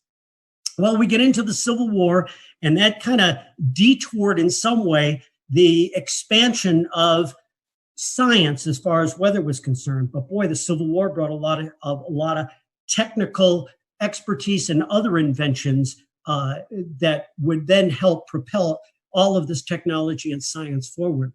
So let's get into the late 1860s now. And we're a couple of years beyond the Civil War. And the railroad transportation really wasn't coming into its own at that point. So a lot of the transportation that occurred between the inland parts of the country and getting out to the coast in the northern half of the United States occurred on the Great Lakes. There was a tremendous amount of shipping that occurred on the Great Lakes and moving not only goods and materials, but moving people and passengers around. And in 1868 and 1869, in 2 consecutive years, there were over 1,100 shipwrecks on the Great Lakes. Think about that, 1,100 shipwrecks and hundreds of fatalities on the lakes. Well, now I go into 4 cogs in the wheel that I think were most important people that were responsible for the development of a national weather service.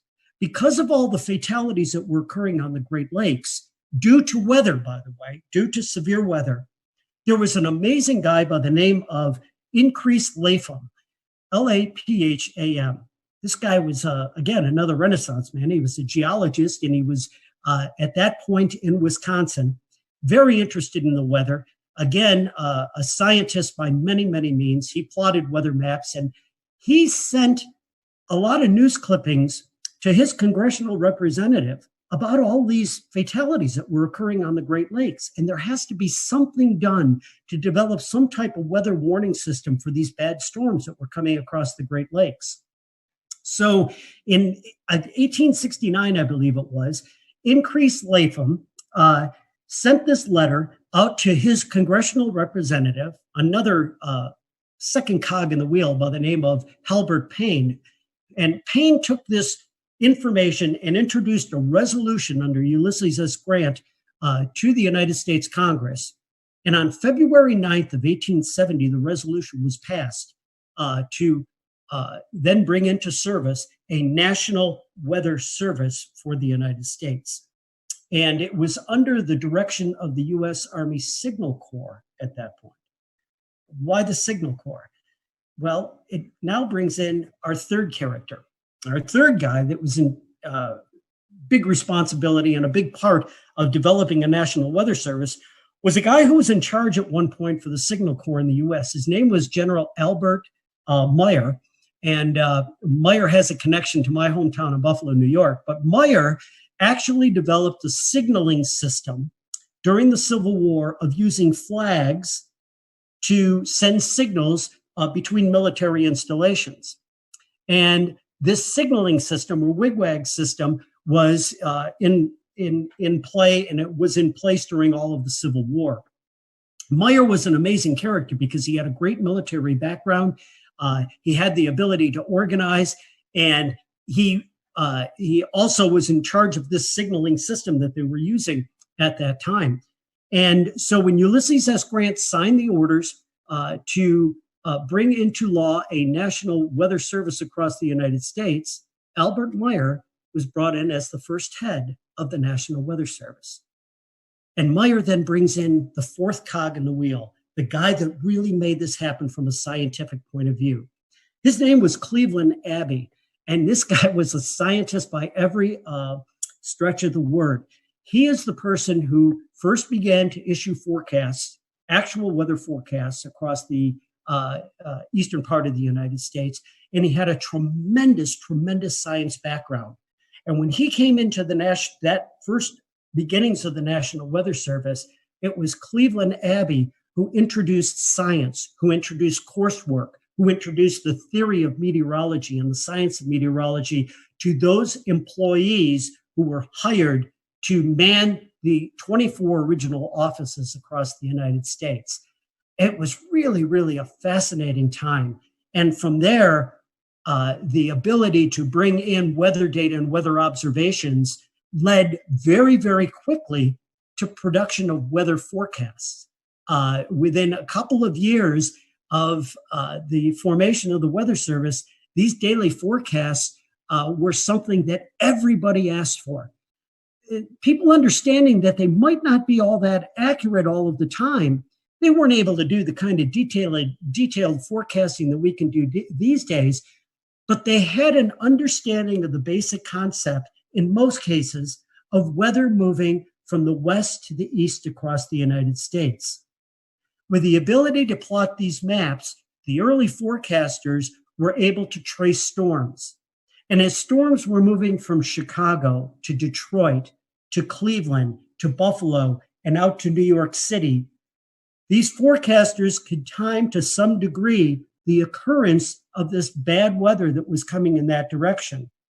And as they would do that, they would put these signal flags outside of places like post offices and other places where the public would frequent within these towns and cities. And so a quick walk down the street, someone would look at the flag and they would understand that the red flag with the black on it, okay, again, if you were in a coastal area, could mean a hurricane warning that was out. There were other types of flags that they used to get this information out. But it was amazing how quickly the science grew and how quickly the Weather Service expanded as we went through that time frame right after the Civil War. Tom, if you think back to what they started with and what we have today, if you could imagine, what do you think they would make of all the tools we have today? Well, it'd be like being on a different planet. I mean, you think about the fact that, yeah, they were getting weather observations, but there was no such thing as a satellite to monitor the weather from space, a radar to look at precipitation, even heaven forbid, a computer model, something that would actually foretell by using basic laws of mathematics what the weather would be like several days or maybe even into weeks in advance. It would be like a different world. And by the way, because I'm such a senior person at this point with a history of being in the National Weather Service, I came into the Weather Service at a time before computers were even introduced into weather forecast offices. At a time where there was something called a teletype machine, a machine where it actually typed out the weather observations onto this giant typewriter. And as weather forecasters, we would rip that information off of this machine and sit down and hand plot and draw weather maps. I got to do that when I was an intern in my first couple of years within the National Weather Service. And to go from that to what we have today is amazing. So I can't imagine what someone like Cleveland Abbey would be thinking if we were able to place them into a science office like we have within the National Weather Service today. This is a very specific reference, and I'm not sure how many of our listeners will know it, but if you've ever been in the New York metropolitan area, and Tom, you're obviously from the state, and you listen to 1010 Winds AM, they have that tick tick tick tick tick tick tick tick tick tick tick tick. That's what I'm imagining when you say teletype, just all of that constant automatic typing. So the RFK bridge getting up to the Bronx is also very slow, and because of that, leaving Manhattan. That brings back memories for me, because that was the background noise in the Weather Service. It was like the old newsroom where you heard that, and that was the teletypes rattling away. I'm going back to my history. Only 35, 40 years ago in the National Weather Service, when I first came online, that's when we were first beginning to get satellite pictures, we'll call them, into the National Weather Service office. Now, we get satellite data today at minute intervals. It comes in on the computer. We run these huge loops at any resolution in any part of the globe on a regular basis. Everybody can do that online these days. In the weather office back then, we would get one image that would come in every hour. And if you wanted to do an animation of what was going on, all those images were placed on a clipboard. And you literally would take your fingers and take the pictures and let them go. And you could see the clouds moving across the eastern part of the United States. That was our animation back then. And that was after a tremendous increase in science and technology. It's fascinating because, as we all know, wars are terrible. War is hell. But wars also bring out tremendous advances in technology. And, World War II pilots, they were responsible for discovering the jet stream. As we got into World War II and immediately after, we developed the first large-scale upper air network across the United States with the launching of radiosonde balloons twice a day to get that information from the upper atmosphere, because weather occurs on 3 dimensions, right, throughout that depth of the atmosphere. The advance of weather radar. My gosh, you took military radar, again, developed in World War II, and then after that war, they not only saw airplanes when they were looking at the radar, but they saw these features that kept getting in the way of them looking at airplanes. It was precipitation from storms. And, we turned that into the ability to monitor weather systems and then get into the tremendous science of severe weather and understanding tornado genesis and tropical storm formation from all of that technology. So it's just been amazing to watch the history. And it all began back there in 1870 when there was concern for the loss of life on the Great Lakes and of course, along the coastal areas from shipping as well.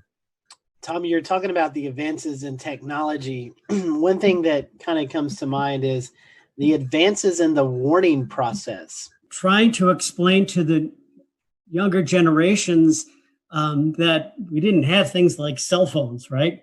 Just a generation or two ago, with these text messages and alerts that came across at any time of the day or night, the ability to communicate that information has saved countless lives and will continue to do so.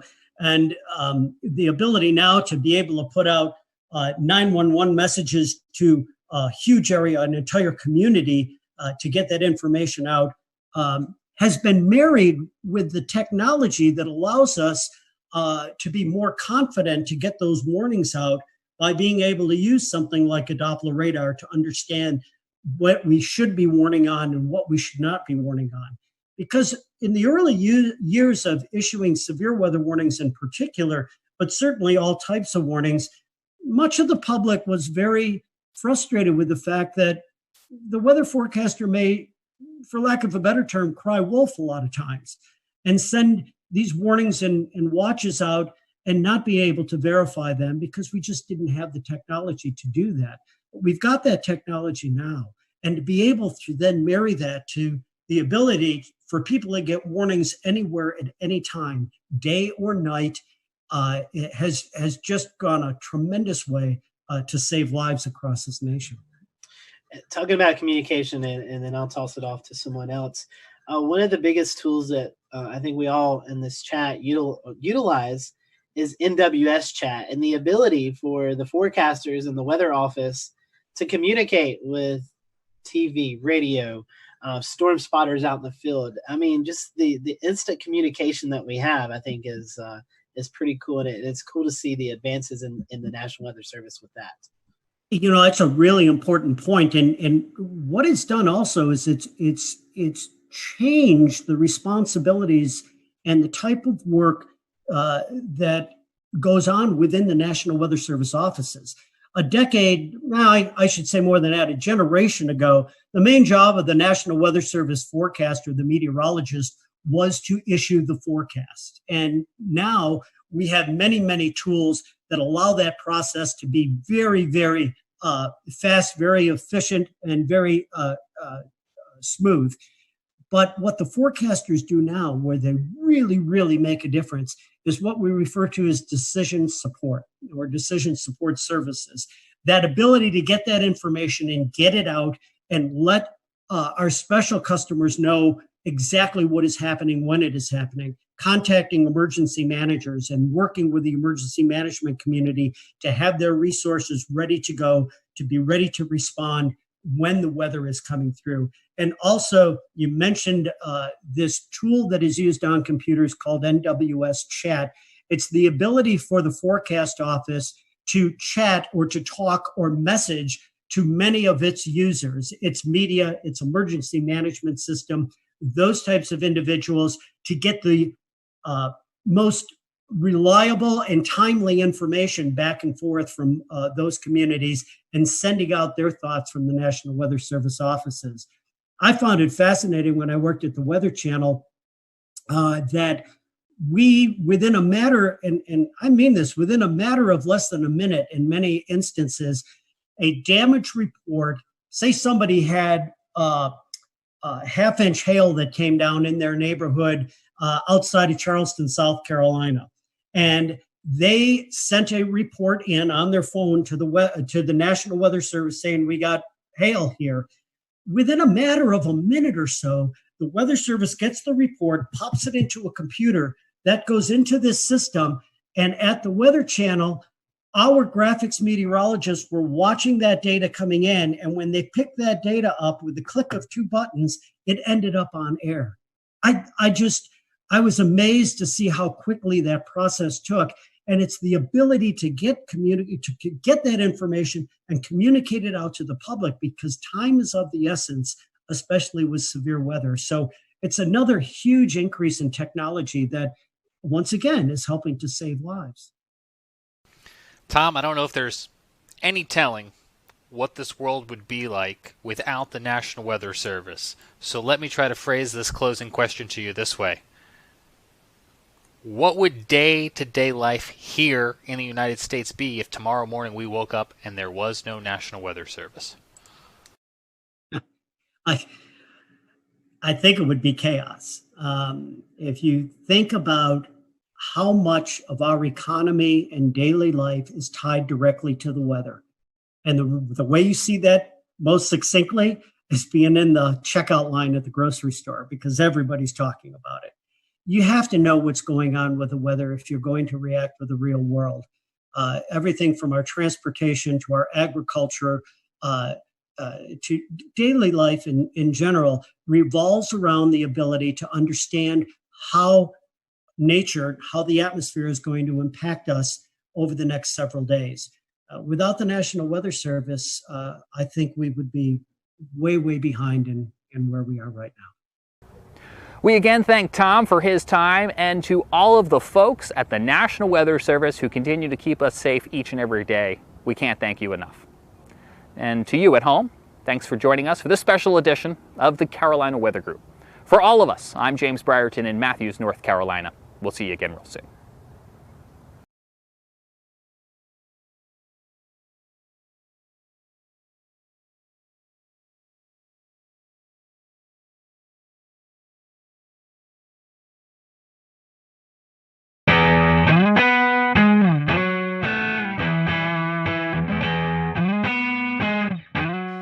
everyone. Welcome. We are here with the WFMY weather team. We have on with us Tim Buckley, Christian Morgan, and Taran Kirksey, and we're going to be getting to know them over the next few minutes. This is a new segment that we are rolling out and hope to do, but we're going to spend a little time just getting to know our local meteorologist, and everyone has been kind enough to donate some time. So we're just going to do a few quick hitting questions. These are just you guys can elaborate if you want, or you can just give a quick answer. So our first one is Twitter or Facebook?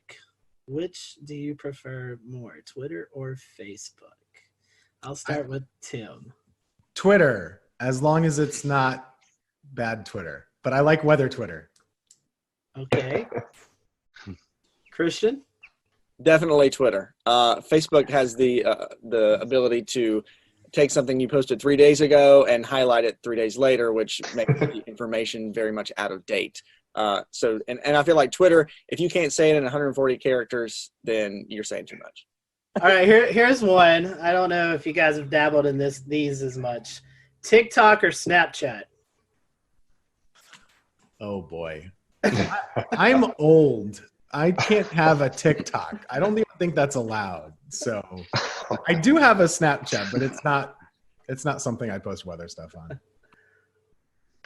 Yeah, I have Snapchat too, and I can't dance, so I'm not even going to adventure into the world of TikTok because it will be horrible. And I'll just let everybody else share the TikTok videos on Twitter, and then I'll watch them that way. You don't want to be lip syncing? No. They both confuse me. I think I'm like, I'm older. I have an older spirit. So usually I just put my phone down when I get home. I don't want to know what's going on. I watch TV, and then when I wake up the next morning, people tell me what I missed, and I'm cool with it. I'm fine with it. Keeping on the theme of technology and stuff, what about weather model websites? There's tons of them out there, and I know you guys may have some special software, so you don't have to go to all of these websites that us normal people have to use. But do you have one? We have so much special software, and we pay all this money for all the great stuff. And I still love the Penn State eWall the most. Oh, you're biased. Undecipherable. No one understands what it is.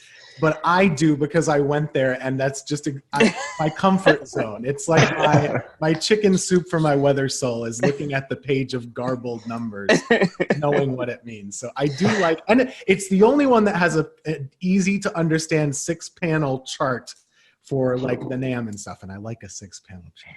Okay. I've used that website for like 15 years, and I'm still confused by it. but it was the first website I used a lot though. Now I use Pivotal Weather a lot, and occasionally I look at some other ones if it's like hurricane season or something like that too. Yeah, the first time I met Tim, he was showing me this Penn State eWall, and I said, "What is this thing that looks like it's from 1985 that I cannot really understand?" And I laughed at him for it, but he's like, "Oh, it's got all these charts and things on it." I was like, "Okay, I'm gonna find a different website." And then I took my weather classes and stuff through Penn State, and I was like, "Oh man, I really love the eWall now." So it's fun to actually sit and work side by side with Tim, because we actually understand the Penn State eWall and how great it actually is. But also, like, we do have it's something you have to pay for, but WeatherBell has some good maps on it. But I really like to use Pivotal Weather, especially when we look at severe weather parameters. They have it very easy to access on there. I can't say that we've really dabbled in the eWall, but definitely agree with you on WeatherBell and Pivotal. I think I'd have to throw in Tropical Tidbits just because that's where I started, and it's so nice having those easy soundings. Keep on this topic. Do you think that weather data is too easily available? Yes, but there's nothing we can do about it. Okay. I have two opinions on this. Number one, I don't think it should be that easy. I don't think it should be easily available to people that aren't seeking it out. So what I mean is, like, if you want to like really be able to look at a weather model, of course I agree that's a good thing to be able to do. But I don't like that it gets out there to people that aren't wanting to see it. So it gets posted to Facebook, and then my grandma gets it and says, "Oh gosh, this is really bad." That's the bad part that we all know about. So in a perfect world, it's 1995 and only the weather folks have the weather models, but you can't put the toothpaste back in the tube. I think with it being so accessible, yes, it's public knowledge. it's out there, so why can't you access it? But at the same time, you get a lot of these hype weather sites and, people who think they're weather gurus and don't really understand it. And they like to, screenshot things and then post hype weather stories based on looking at one model. People don't really take the time to actually dive into the models and try to find the consistencies in them. And a lot of people don't even know like the biases of the models and typically how they run. So having it so accessible is kind of doing, the weather folks a disservice. So we actually kind of have to take a step back and say, what you're seeing is not really accurate, but here's what we're looking at. So we almost have to kind of be careful where we step to make sure we cover the bases of what people are really seeing on Facebook and Twitter and what they're, sharing out at a mass rate. Yeah, because 90% of the time when something looks bad 5 or 7 days out, it doesn't happen. So Right.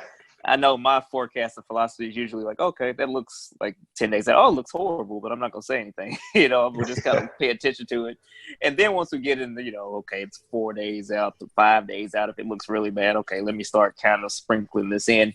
And then 3 days or less is when I'm more so like, okay, this is probably going to happen. But since it is out there and, the way that the models are visualized, some of the websites where it looks really, the color tables are really good, but you see something that looks terrible and then somebody will just like, Christian and Tim. We'll return to Best of the Carolina Weather Group in a moment. Now your Carolina weather forecast. Here are today's forecast high temperatures for North Carolina. Here are the forecast lows for tonight for North Carolina. Here are tomorrow's forecast high temperatures. And here's forecast rainfall across North Carolina tomorrow.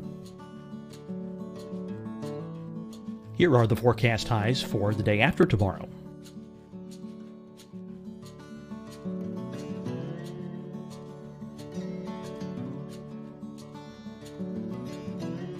And here's the forecast rainfall across North Carolina for the day after tomorrow. This is the total rainfall forecast across North Carolina for the next 3 days. Here's the severe thunderstorm outlook for today from the Storm Prediction Center.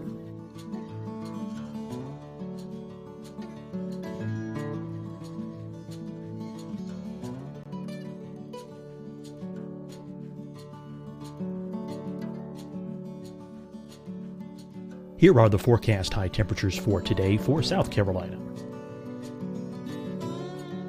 Here are the low temperatures for today for South Carolina. Here's the probability of precipitation forecast across South Carolina today. And here are the rain chances across South Carolina tonight. Here are tomorrow's forecast highs across South Carolina. Here are the forecast low temperatures for tomorrow for South Carolina. And here is the probability of precipitation across South Carolina tomorrow. Here's the precipitation chances across South Carolina tomorrow night. Here are the forecast highs for the day after tomorrow in South Carolina. Here are the forecast low temperatures across South Carolina for the day after tomorrow. And here are the rain chances across South Carolina for the day after tomorrow. And South Carolina's probability of precipitation for that night. Here's the Storm Prediction Center's severe thunderstorm outlook across South Carolina for today through tonight. Here's the Storm Prediction Center's severe thunderstorm outlook across South Carolina for tomorrow and tomorrow night. And here's the Storm Prediction Center's severe thunderstorm outlook across South Carolina for the day after tomorrow through that night. Here's the severe thunderstorm outlook for today from the Storm Prediction Center.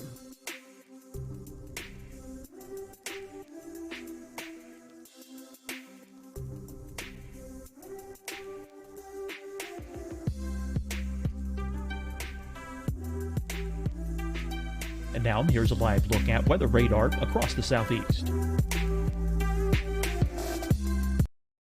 Hi, everyone. I'm Dr. Mandy Cohen, Secretary of the North Carolina Department of Health and Human Services. And when you follow the 3 W's, you protect your family and your neighbors from COVID-19. When you leave your home, practice your W's. Wear a cloth face covering, wait 6 feet apart, wash your hands often. Wear, wait, wash. We're in this together. Stay strong, North Carolina. Deciding when to wear a mask isn't about who you know or how well you know them. Just ask yourself, will I be with anyone I don't live with? If the answer is yes, get behind the mask. Help slow the spread of COVID-19. Get behind the mask. Learn more at covid19.ncdhhs.gov. Fight the spread and take a stand against coronavirus. Wear a mask in public. Stay at least 6 feet apart from others. And get tested. Join us and fight the spread. Visit scdhec.gov/COVID-19.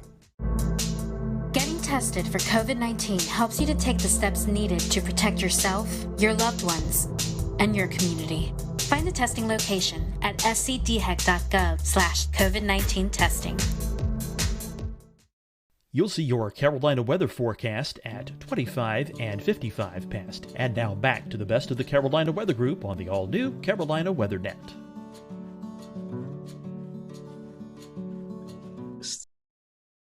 It explodes and you have to do damage control the whole time. And then when it doesn't happen, people say, well, you guys didn't know what you were doing. So that's the way it goes. Yeah, exactly. Coran has lobbied for us to change our 7-day forecast to a 3-day forecast. All my career, I've been like 7-day forecasts. I don't like 7-day deterministic forecasts because most of the time the temperature 7 days out is going to be at least 5 or 8 degrees different, than what I said a week before. But that's just, again, my old man grumpiness. I've been complaining about that for my entire career, and it has not changed anywhere I've worked. So it's not gonna happen. I did a little personal case study not long ago. I was like, okay, I'm going to take, my forecast sheet and I'm going to keep it. And here's what I put for day 7. And when I get to day 7, I want to see how much it's changed. And I mean, over those 7 days, the conditions change, the temperature changes. It's an evolving thing, especially once you get past, 3 and 4 days. Yeah, I even tell kids when I do school talks, like, okay, days like 5 through 7, don't worry about those. It's more of a here's what we're looking at down the road. This is kind of a suggestion of where things may go. Exactly. Yep. And heavens forbid you put a snowflake in day 5 or 6 and it doesn't happen. Never do that. That's a rule of thumb. Never do that. I could think it could be a blizzard. I'm not putting a snowflake on day 7. Dig your own grave. Mm-hmm. Kind of bringing it back around for your viewers here. What was it that kind of jump started y'all to want to become weather people? Was there a defining moment, or was it something you kind of always knew you wanted to do? Most people have like one weather moment that they saw or they lived through or they experienced. For me, I don't really have one of those, but I did grow up in probably the snowiest part of the country that people live in, which is upstate New York, right along Lake Ontario. We got like 200 inches of snow a year. And so weather was just hugely controlling of your life for about 4 to 5 to 6 months every winter. So I always wanted to know what the weather was going to be. I always watched the Weather Channel and told my mom what they were saying, even if she didn't care. And that's just what I was interested in. And the TV thing just kind of followed suit. I didn't know that was exactly what I wanted, but that kind of just worked itself out. So that was my spark, were snowflakes. And I hate snow, by the way. So it's just, maybe that's why. Yeah, I'm going to catch heat for this from Tim and Taran, but I really like snow. And see, look. They've unclaimed me. So always, that was my thing. And my birthday is in January. And for a while, there was a couple of years where it always snowed on my birthday or within a couple of days of my birthday. So that kind of, I've always was interested in weather. And actually, I never knew that's what I wanted to do as a career. I always wanted to do broadcasting, radio or TV of some sort, and work in radio for a while and then try to get my foot into TV and a couple of different avenues. And then the weather thing just kind of popped up. That's where I was able to kind of get my foot in the door. and I knew I enjoyed it, and kind of gotten my foot in the door. And actually, kudos to Tim for helping me and helping me learn a lot and teaching me and kind of really growing that passion for weather that I had. And so much so that it sparked my interest to actually go back to school and get my meteorology certifications and stuff. And so here we are. It all kind of came full circle at one time. For me, I'm from the deep South. I'm from Alabama originally. And so I grew up a bunch of tornado events, and one time I saw one and that just kind of locked it in for me. And so that just made me interested because, when you're a little kid and you have tornado warnings, you get a little scared, and that fear made me want to learn more about them. And so, so now, that led me to kind of pursue meteorology as a career. When I was in college, I was somewhat interested in broadcast, but probably more into research. The broadcast thing just kind of happened, and I've just been doing that ever since. But I do want to say I do not like snow. Snow is terrible.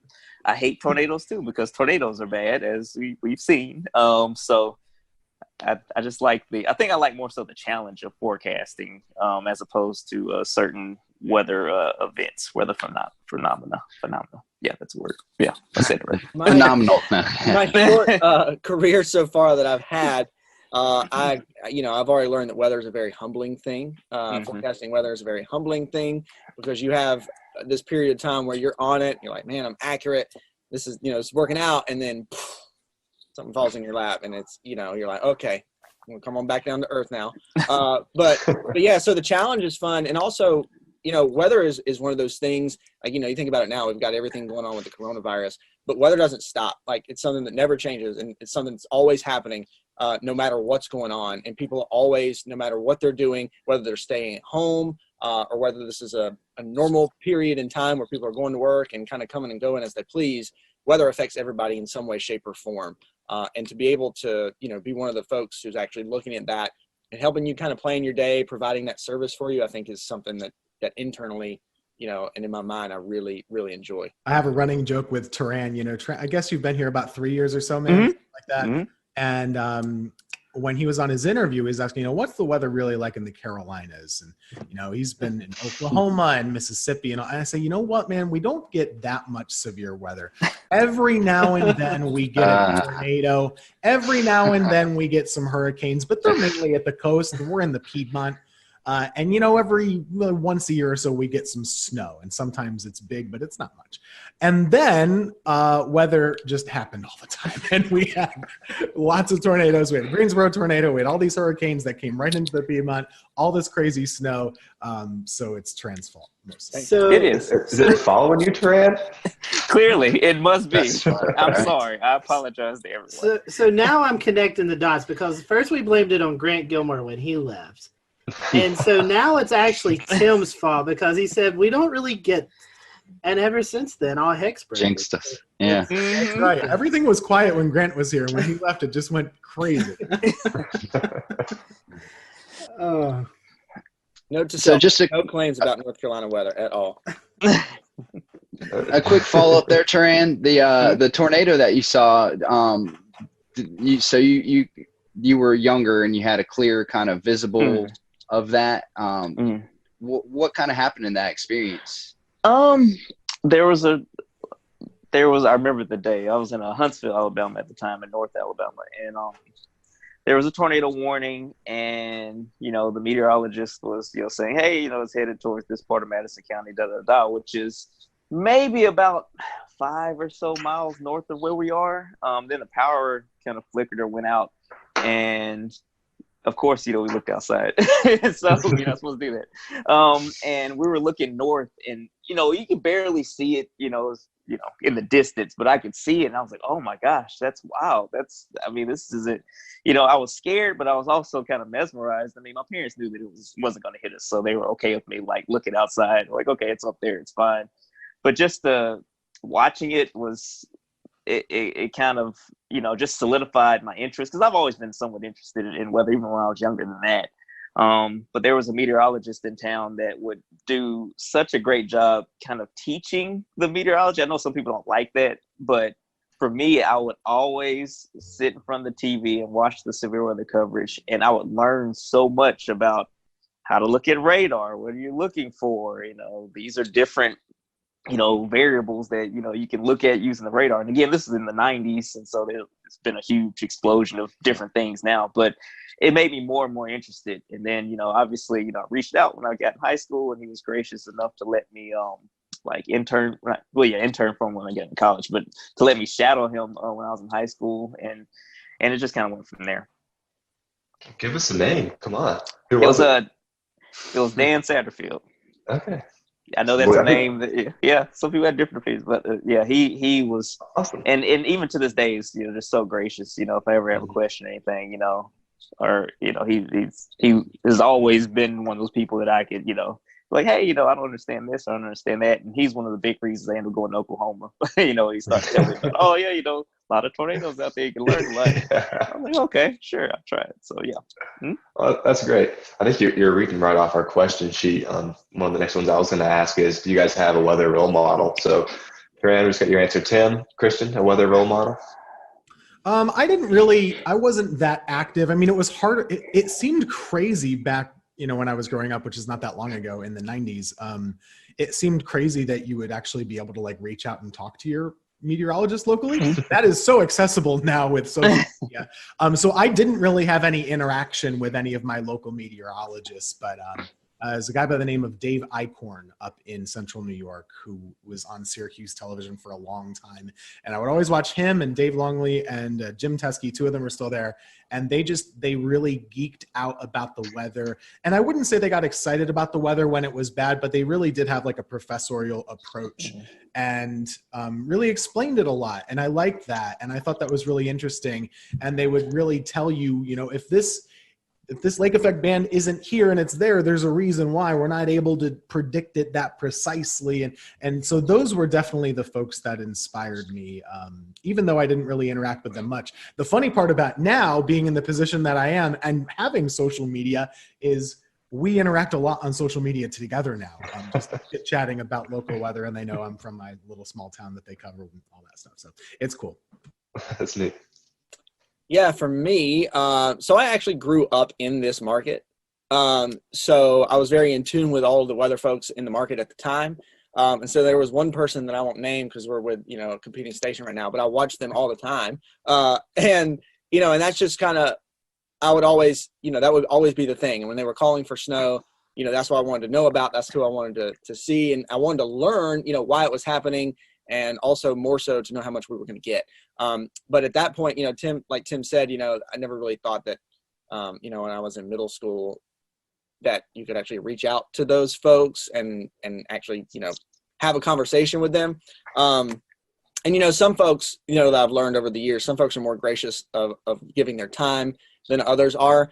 But I will say, you know, and again, Taran and Tim can probably speak to this because they've been in it longer than I have, of course, but maybe the way that social media has kind of groomed us over the last, you know, in this age that we're in, I think that the connectivity, you know, being able, you know, whether you're competing stations or not, but kind of the network of meteorologists and kind of being able to toss ideas back and forth and discuss those things. There's a more of an open line of communication, I think, than there used to be, which is definitely a good thing for not only the folks who are in it now, but the people who are aspiring to be meteorologists as well.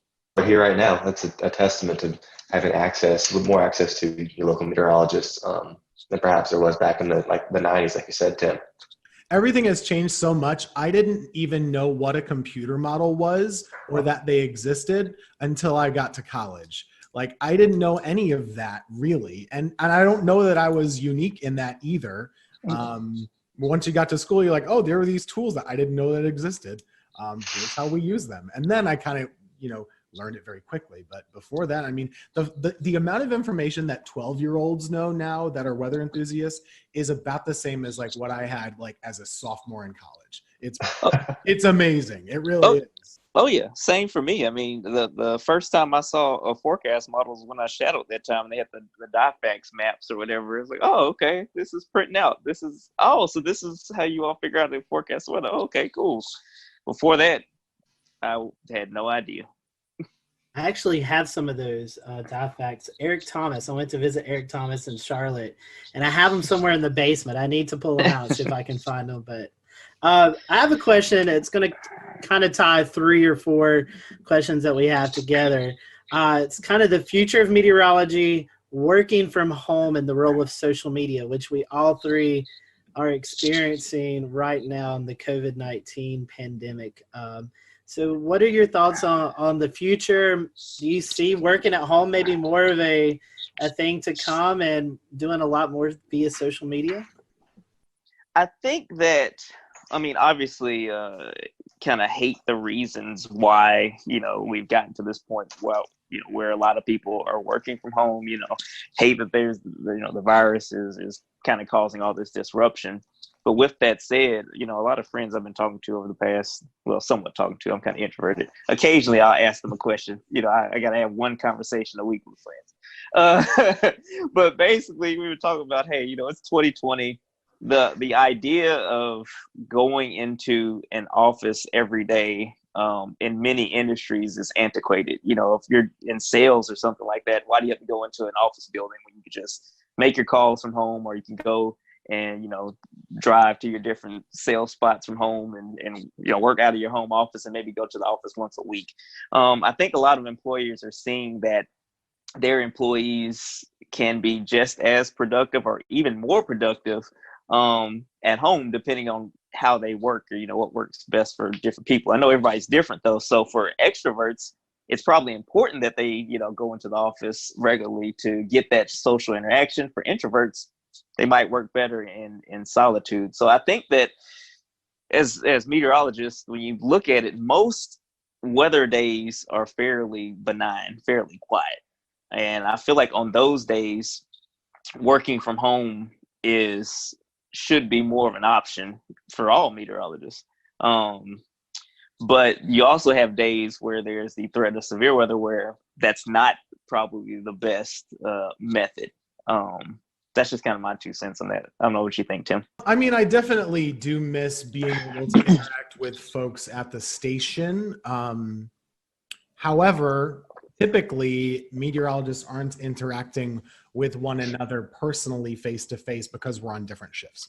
So it doesn't change that much between us working together. Christian and I do have a lot of overlap at the station just because of our schedules. But aside from that, the main difference is just being able to show things in front of a wall and explain things by pointing them out and maybe some interaction with other anchors and stuff like that. I don't think that I'm surprised at how much we've been able to do at home, and I do think that this might continue to be an option in the future on quiet days.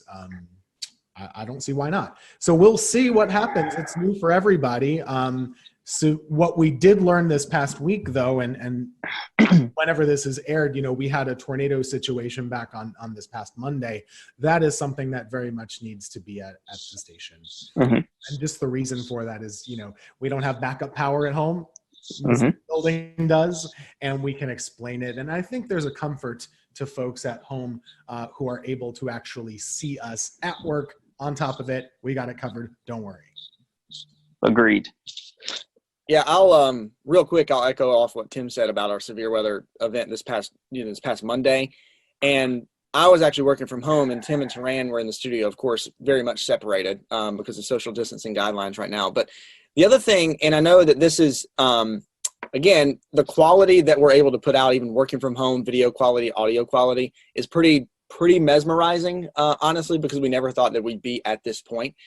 But the other thing, there's also still a lot of downfalls with it.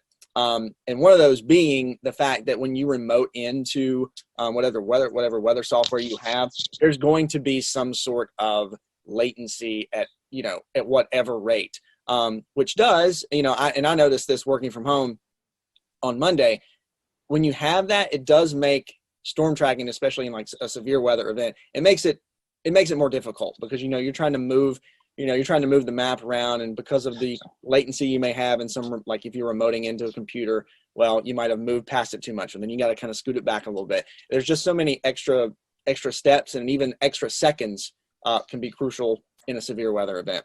But taking an overall approach to it, working from home is interesting. I've always been one of those folks who, all right, I have to get up and get ready and then go out the door kind of get my, kind of get my mind in the right place to do work. So working from home has been a challenge for me to kind of get into that groove. It's not so much a challenge anymore just because we've been doing it now, for a month at least. But having that interaction with folks in the building, even though, here's the weather center over here and here's the news people over here, and we come together at the newscast, just kind of having that interaction, and the lines of communication are of course a whole lot better. Tim and Taran, and if you've been in a newsroom, like, this, like, you can just, scoot the chair back and you yell something across the room or say something across the room. Now working from home, okay, got to send this email, or did I check this on the little chat, or did I send somebody a text message? So the communication line kind of is something you have to kind of double check yourself on. But I think there's something about, if the weather's nice, of course, we can forecast from anywhere. Yes, we have some tools at the station, but we can do a forecast from anywhere as long as we have internet. We can even look up stuff on our phone, if we need to do that. But working from home and putting the forecast together, is easy. But I think when things return to normal, if we are seeing more work from home situations, I think just being in the station, being in the studio, at least for the shows, has a value to it that you can't replace. No, absolutely. It's amazing all of the, just how much we've seen this working from home thing develop over the last 2 months. Who would have thought that every single meteorologist, just about every single meteorologist in the nation, would be broadcasting from their office with their cat in April. So it's just unreal. So we only have a few minutes left, y'all. So we're each going to ask you one kind of silly, lighthearted, fun question. So I guess, Tim, I'll start off with you and we'll go around. What is your favorite non-weather hobby? Favorite non-weather hobby? Getting outside and hiking and taking pictures. That's it. Great choice. And I know it's supposed to be fast, but I got this hobby, I think, by a product of working weather. And the reason is when I moved to Greensboro, I was working weekends. My days off were Wednesday and Thursday. No one in the world, let alone in our building, has days off on Wednesday, Thursday. So I had nothing to do. So I got in my car and I would drive to pretty places like Hanging Rock or the Blue Ridge Parkway or something like that. I would drive a long way and get to know the area. And then I got to know hiking. And at the time, I was just taking pictures on my iPhone. And then I kind of, started getting a better camera. I don't take as good pictures as Dan, but I try. He's my inspiration for good photos as well. So that's my hobby. Christian, Taran? Music for me. I'm a drummer in a 10-piece party and dance band that plays across the Southeast quite a bit. So music is my outlet. And then I love being outdoors. So even though I'm not that great at it, I love going golfing. And that's the nice thing from working from home. Like, even on these days, if I don't go in until the afternoon, the days working from home, I can just, walk out or go to the golf course and walk a couple holes and kind of get my fresh air for the day. And so, yeah, but music is my main hobby. Golf would be the second one. I like to spend time outside as well. Just kind of sitting outside is always nice. And I like the barbecue, which is a verb and a noun. Okay. It's a verb and a noun, contrary to popular belief. Read the dictionary, it's a verb and noun. Sorry, anyway. That's true. But Southern thing. It is, yeah.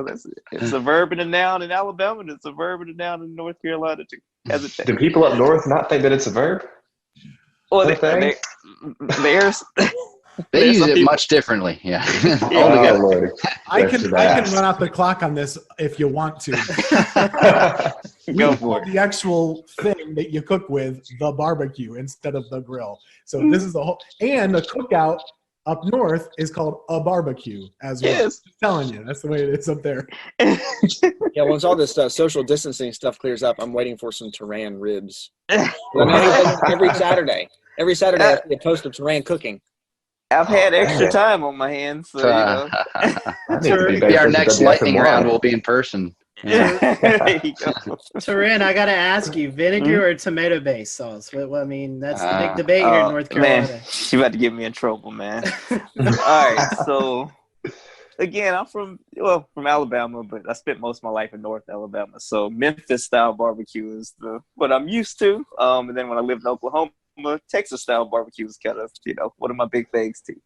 I like more tomato-based barbecue sauce. Like, you have to put, for me, I do put like, some apple cider vinegar as I'm cooking it, but I don't just like douse it in it. Like I just want a little bit of tang and then more sweetness. That's just what I prefer.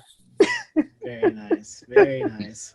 We'll give that to you. Rant on that. I'm with Rand on that. Even though I'm from North Carolina, I don't want to eat barbecue and have my throat burn. A good mix, a good middle of the road barbecue.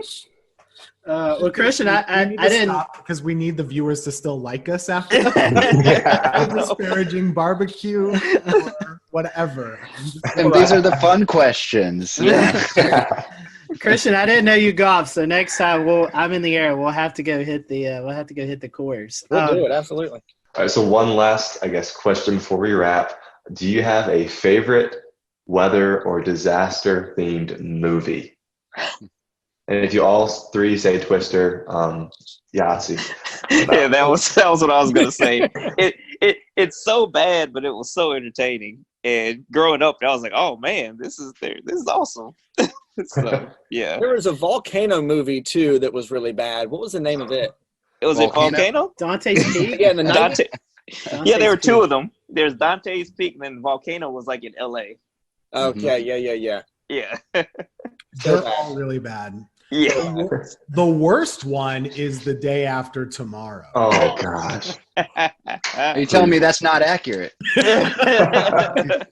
It is horrific. And I was in New York last. We'll return to Best of the Carolina Weather Group in a moment. Now your Carolina weather forecast. Here are today's forecast high temperatures for North Carolina. Here are the forecast lows for tonight for North Carolina. Here are tomorrow's forecast high temperatures. And here's forecast rainfall across North Carolina tomorrow. Here are the forecast highs for the day after tomorrow.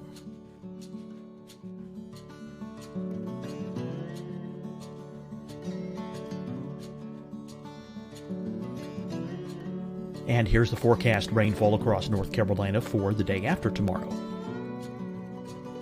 This is the total rainfall forecast across North Carolina for the next 3 days. Here's the severe thunderstorm outlook for today from the Storm Prediction Center.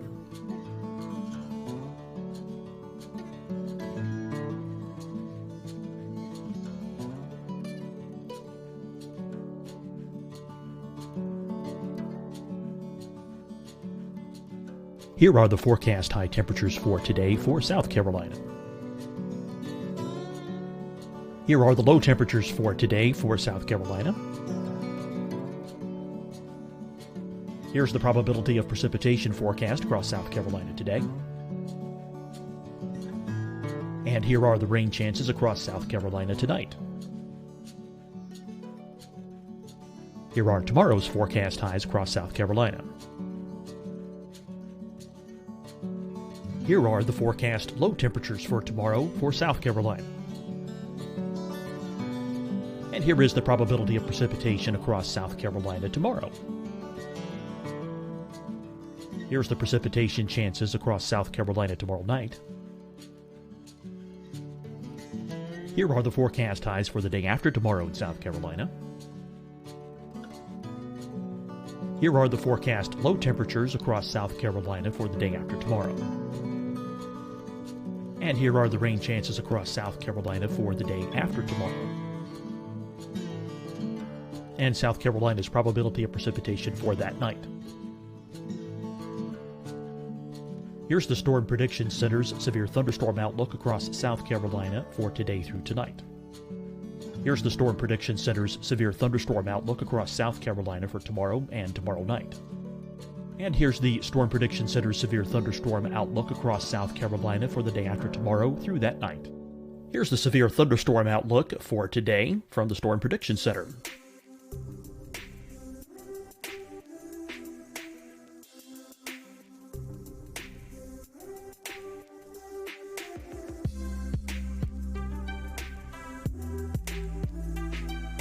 And now here's a live look at weather radar across the southeast. Hi, everyone. I'm Dr. Mandy Cohen, Secretary of the North Carolina Department of Health and Human Services. And when you follow the 3 W's, you protect your family and your neighbors from COVID-19. When you leave your home, practice your W's. Wear a cloth face covering, wait 6 feet apart, wash your hands often. Wear, wait, wash. We're in this together. Stay strong, North Carolina. Deciding when to wear a mask isn't about who you know or how well you know them. Just ask yourself, will I be with anyone I don't live with? If the answer is yes, get behind the mask. Help slow the spread of COVID-19. Get behind the mask. Learn more at covid19.ncdhhs.gov. Fight the spread and take a stand against coronavirus. Wear a mask in public. Stay at least 6 feet apart from others. And get tested. Join us and fight the spread. Visit scdhec.gov/COVID-19. Getting tested for COVID-19 helps you to take the steps needed to protect yourself, your loved ones, and your community. Find the testing location at scdhec.gov/COVID-19 testing. You'll see your Carolina weather forecast at 25 and 55 past. And now back to the best of the Carolina Weather Group on the all-new Carolina Weather Net. New York Public Library, which is a great free place to go. You should go sometime and check it out. It's beautiful. I took a picture in there and said, oh, it's a great place to visit. And everybody posted, this is where they filmed Day After Tomorrow. Jake Gyllenhaal is all over these places. I was like, oh no, I'm reliving this horrible movie. Oh, well, guys, I have one question. I know you're talking about places to visit. We want to give a little love to the Triad areas. So what's your favorite place to visit? If you have visitors coming to the Greensboro, High Point, Winston-Salem area, where's your favorite place to go visit? What would you, where would you recommend to people? Could I guess, vote for Hanging Rock, or is that too far away? I really No, like. that's great. No, that's really right. like. I really like the parks. Hanging Rock is amazing, and I love just hiking up and stuff. And that's probably one of the cooler, public parks I've been to in the state. Pilot Mountain's a great hike too. That's in the Triad, and it's probably, if we're talking Triad specific, that's probably my favorite. But if somebody's visiting the Triad, a couple, it's a quick shot up to the mountains and the Blue Ridge Parkway too. So we have a lot in our backyard. That's the nice thing about being in the Triad. We got a lot of great places here, but also a quick drive in a car, and you can take a quick day trip, whether beach, mountains, whatever it is. All those places are great. I will be like the ambassador. If you guys have any questions about where to eat, where to drink, where to go, outside, there are so many good parks here, seriously. And just having lived in multiple states and multiple places, most places don't have as many parks as we do and as many good parks as we do. And I really appreciate the dedication to saving outdoor spaces. City of Greensboro, every lake, there's a trail around it at all points. That's crazy. And there's really great opportunity to get outside, and we don't have traffic, and we have good food, good and stuff. So come on down whenever you're allowed to, and we'll give you a good recommendation. I'm sold, Tim. Dan likes it here. Okay, good. We certainly appreciate your time today. We talked about social media, so I'd feel bad if I didn't say, hey, give your guys a plug. How can they follow you guys on social media? Sure. Twitter or Facebook. Of course, mine is Tim Buckley WX. Just search Tim Buckley Meteorologist on Facebook. You can find me there. Instagram too, but I don't post much weather there. And mine is just TK Weather, like weather spelled out. So TK and then weather spelled out on, the internet. So I'm on there. On the Google machine, just Google it. Just Google it. Yeah, Twitter, Facebook, Instagram for me too. C Morgan WX on Twitter, and then you can just search Christian Morgan WFNY on Facebook, and then C Morgan WX on Instagram as well. Awesome. Well, we appreciate your time. Thank you guys for watching. Hope you enjoyed it. We'll do another one of these soon. Thanks, guys. Yeah, thanks, y'all.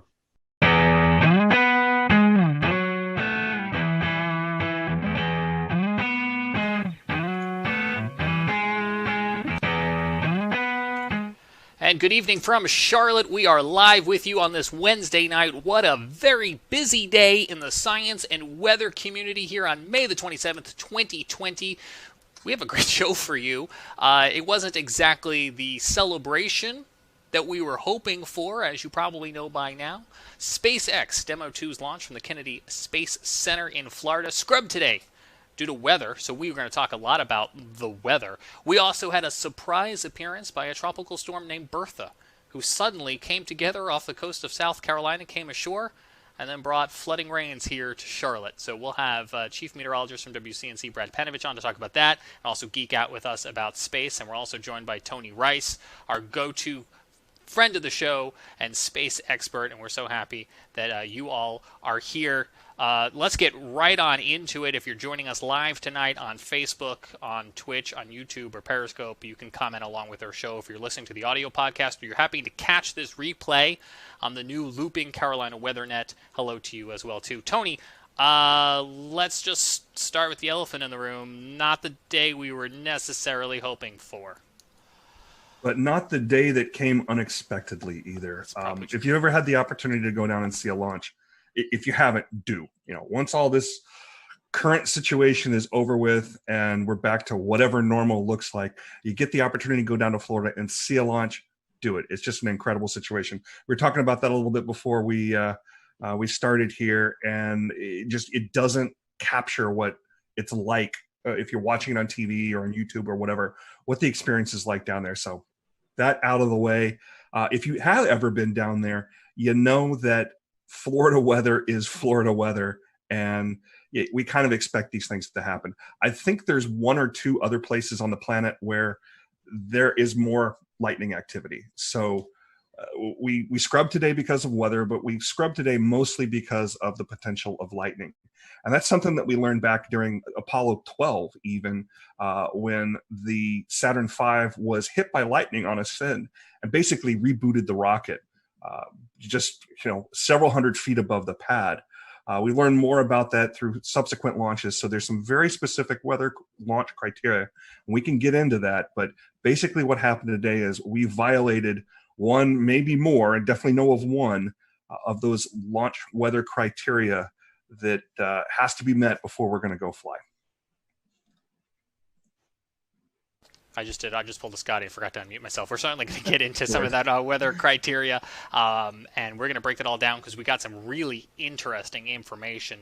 I don't want to get too far into the program for anyone who doesn't know. Tony, let me have you explain it.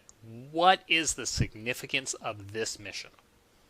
So this is the first time in basically 9 years that we attempted to launch astronauts from U.S. soil. So at the end of basically construction of the International Space Station, we retired the space shuttle. Space shuttle, the best way to compare it, and the reason that we didn't continue flying the space shuttle to take astronauts back and forth, astronauts stay about 6 months on board station before they come on back home. So we're continually rotating people through there. The best way to compare it is you wouldn't take a tractor trailer to go get groceries. And that's about the volume of space that was in the back of the shuttle's payload bay. If you're just taking supplies, well, we can send an uncrewed mission up there. SpaceX has been doing that for a while. We've got some other ways of getting cargo up there. But to take people back and forth, we've been buying seats on the Soyuz, launching them from Baikonur Cosmodrome out in Russia, actually in Kazakhstan. But we really wanted to get that capability back onto U.S. soil. So several years ago, NASA, as a part of the commercial program that includes cargo as well, we want to hand over basically low Earth orbit to commercial agencies. SpaceX is one of them. Boeing's also working on getting some capability there. So it was really important to get this capability back on U.S. soil. And Administrator Bredenstein talked about it today. One of the main reasons we want to do that is we have one American up there right now. We want to have more. The more Americans we have up there, the more they can focus on specifically U.S. science. So the Dragon capsule that we attempted to launch today, we're going to give it another shot on Saturday, weather willing. Has the capability of taking 4 up at once. That's even a better option than using the Soyuz, because the Soyuz can only take up 3, and those are at most going to be 2 Americans, and it's generally only 1. The Soyuz as well, and I don't know if others feel this way, but when I watch it, I feel like it's something straight out of James Bond, Soviet Union era technology, and that is like the complete opposite of what SpaceX has developed here, because they not only did hopefully a very efficient rocket based on what we've seen with the uncrewed missions, but also, and Brad, you were touching on this before the show, there's a little bit of style that they incorporated into not only the spacecraft but also the suits we're seeing here. Yeah, they're very interesting. I love the helmets. The rest of it, I don't know. It almost looks like some kind of weird like leisure suit, and then they've got like shrimping boots on or something. Those were actually designed by a Hollywood costume designer. Elon Musk went out and specifically got one of the costume designers that was working on Marvel films and said, you go sketch this up something. You tell us what these are supposed to look like. Then they handed it over to the geeks who actually made it work and made it functional so it can protect the astronauts when it needs to protect them.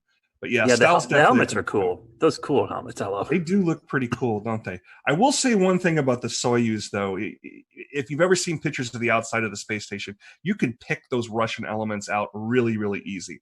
They're bulbous. And the reason they're bulbous is because a sphere is a very strong thing and can hold pressure really well. But the thing about Soyuz and the thing about those older rockets and those older capsules is the thing that you really want to have underneath of you and around you when you're in space is something that is well tested. And those rockets have been around a long, long time and are very well worn and have had the bugs worked out of them.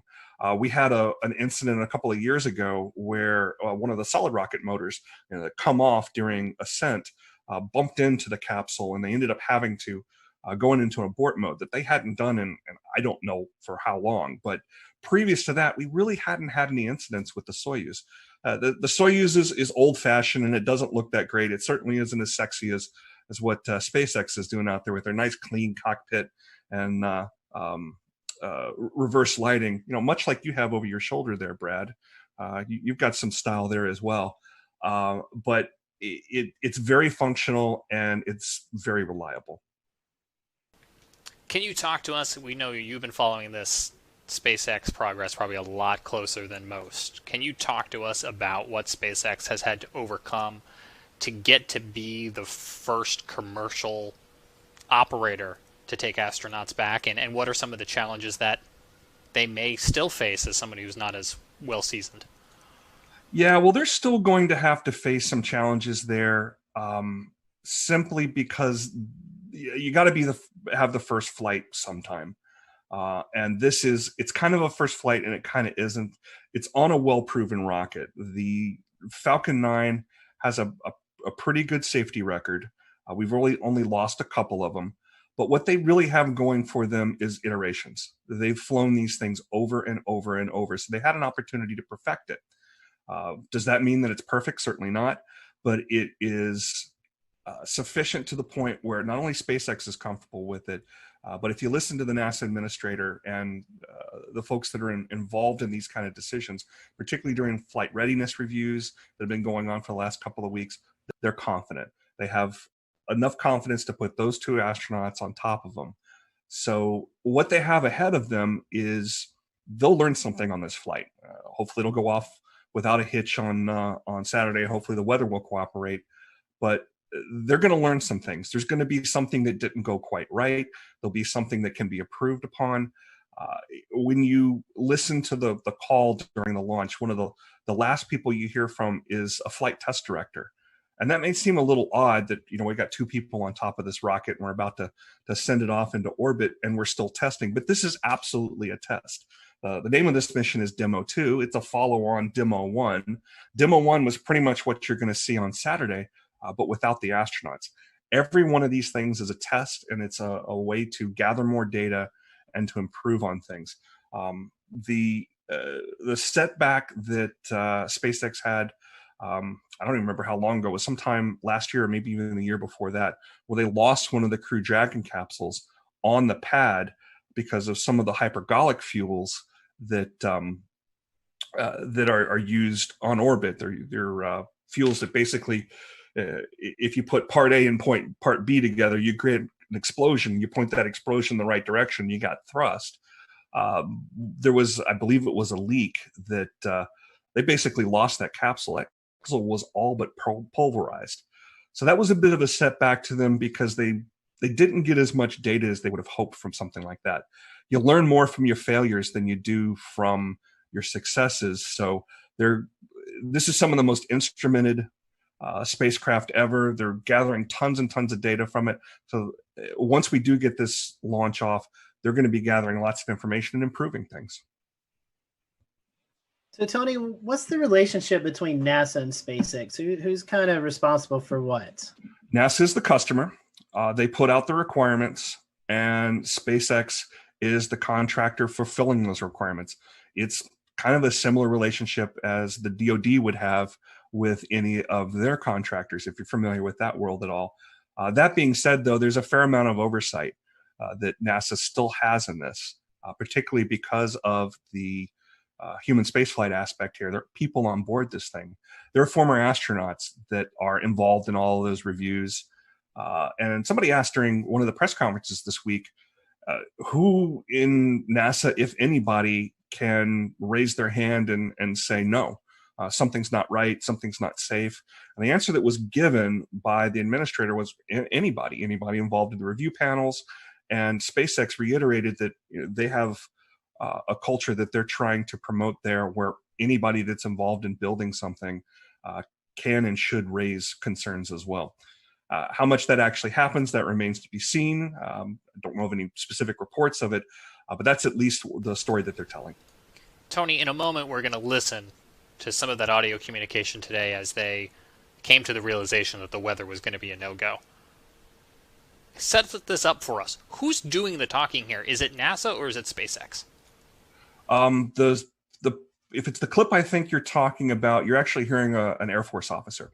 So there is a wing of a part of the 45th Space Wing down at the Cape Canaveral Air Force Station that is responsible for forecasting weather all along the Cape Canaveral Air Force Station, where there's additional launch pads. SpaceX is using one of the launch pads there in addition to the one that was in use today, the historic 39A launch pad. That's actually on the Kennedy Space Center side of things.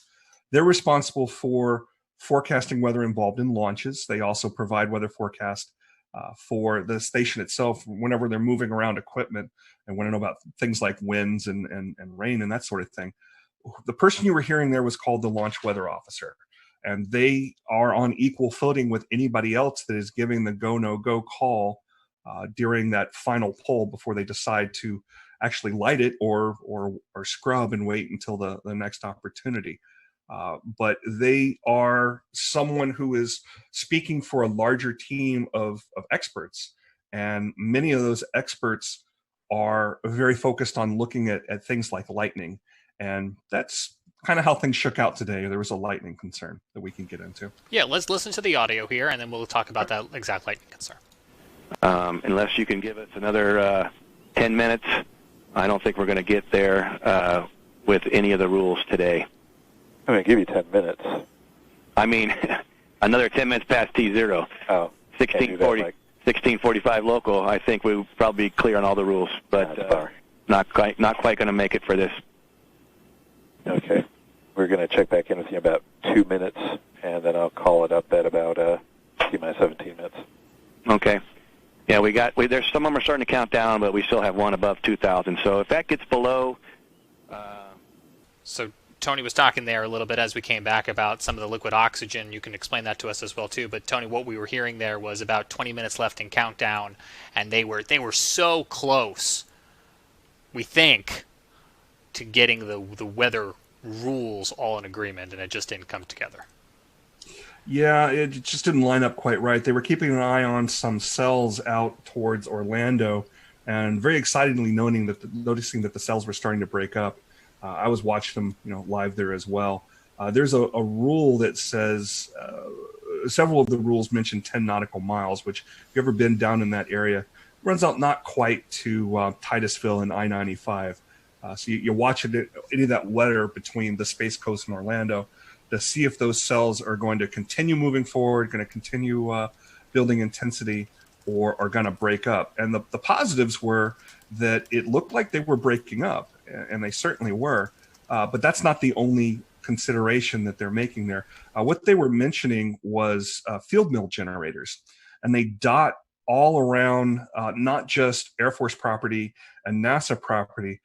As you're driving out along the beeline heading back towards Orlando, you might notice some very tall towers out in what look like swamps or Farmers Field or something like that. These are more weather towers that exist further out towards Orlando, because as you can see, all the weather moves from the from the west to the east. So they're monitoring that as that goes along.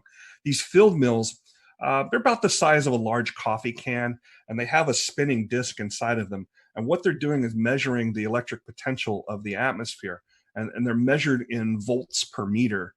So there's everything has some level, some acceptable level, and it's about 1,000 to 1,500 volts per meter. And there's that, and you can see all those circles with the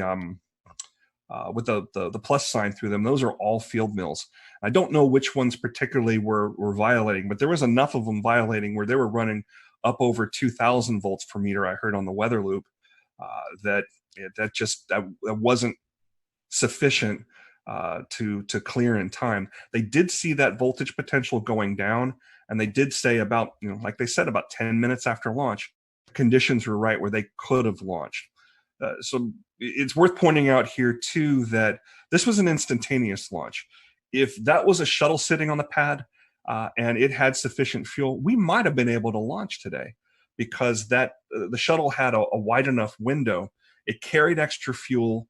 It had some additional steering capability that was not designed into the Falcon 9. The Falcon 9 was designed more for efficiency. We know that we can come back the next day and try to launch again. But the shuttle was designed in such a way that we could launch as far as up to 10 minutes after the planned launch time and still steer back into that plane. But the Falcon 9, you launch the second that you planned on launching, or you don't launch. It's not a matter of throttling up and catching back up to where you planned on being. Once you're in the wrong orbital plane, you'll never catch up with station. So that's why it was set up that way. So we've read through your tweet from earlier today, and it was kind of interesting seeing the different types of criteria needed to launch or to stop a launch. Mm-hmm. Do you want to kind of speak to more of some of these different conditions that can get in the way of a launch occurring, or what it takes to actually do it? If you don't mind, bring that graphic up, and you guys are the weather weenies here, so feel free to jump in on anything you see here that catches your eye. There's basically, we'll call it three things that they're looking at. Precipitation is one of them. We don't want to launch through precipitation. That's just a no-go. The other thing is clouds, and the clouds kind of go two ways. There's a thick cloud rule that's in place. We have launched other missions through clouds, uncrewed missions, and you see a really brightening of the cloud as the plume goes through it. But for a crewed mission where we want to keep eyes on the vehicle, particularly during a test like this, where the high definition video, they're basically shooting through telescopes that are on these. They look like old World War II guns that can elevate and follow the track of the vehicle as it goes up. We want to keep eyes on that. So that thick cloud rule is another one. But the rest of the cloud rules, when you really look at them in depth, they are all about lightning. Anvil clouds. Once a cumulus cloud has matured and a storm has matured to the point where you start seeing those overshooting tops as it's touching the bottom of the stratosphere, that's the kind of thing that really worries a launch weather officer, because it's got the potential to generate a lot of lightning. Lightning's very bad for rockets. I mentioned that earlier, how Apollo 12 was struck by lightning. Smoke in the area can trigger lightning. The rockets themselves can trigger lightning.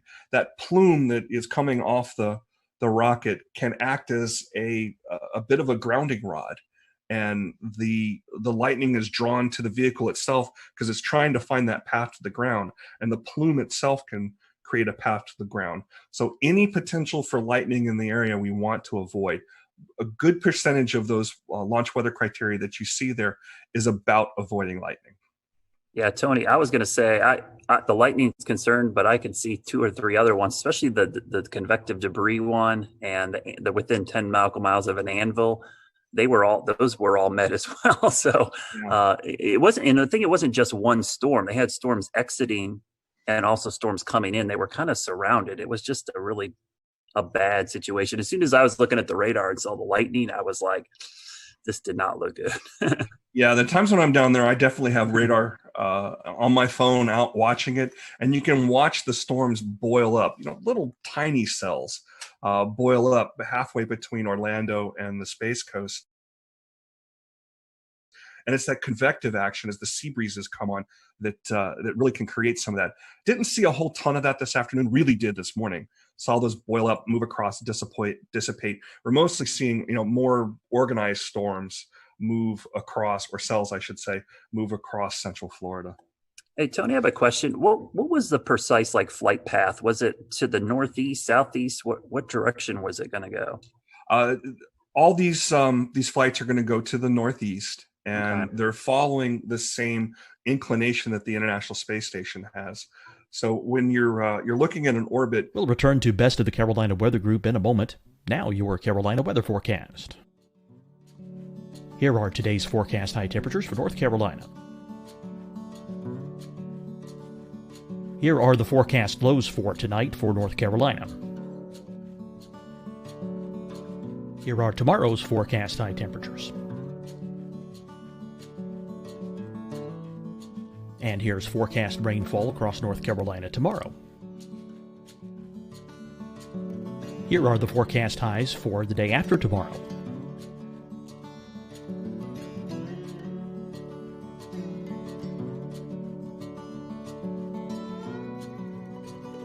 And here's the forecast rainfall across North Carolina for the day after tomorrow. This is the total rainfall forecast across North Carolina for the next 3 days. Here's the severe thunderstorm outlook for today from the Storm Prediction Center.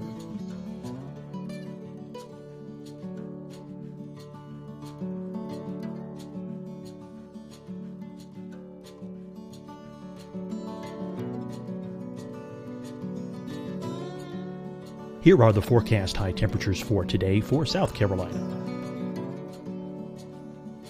Here are the low temperatures for today for South Carolina. Here's the probability of precipitation forecast across South Carolina today.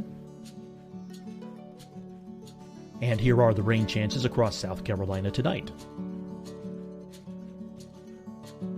Here are tomorrow's forecast highs across South Carolina. Here are the forecast low temperatures for tomorrow for South Carolina. And here is the probability of precipitation across South Carolina tomorrow. Here's the precipitation chances across South Carolina tomorrow night. Here are the forecast highs for the day after tomorrow in South Carolina. Here are the forecast low temperatures across South Carolina for the day after tomorrow. And here are the rain chances across South Carolina for the day after tomorrow. And South Carolina's probability of precipitation for that night. Here's the Storm Prediction Center's severe thunderstorm outlook across South Carolina for today through tonight. Here's the Storm Prediction Center's severe thunderstorm outlook across South Carolina for tomorrow and tomorrow night. And here's the Storm Prediction Center's severe thunderstorm outlook across South Carolina for the day after tomorrow through that night. Here's the severe thunderstorm outlook for today from the Storm Prediction Center.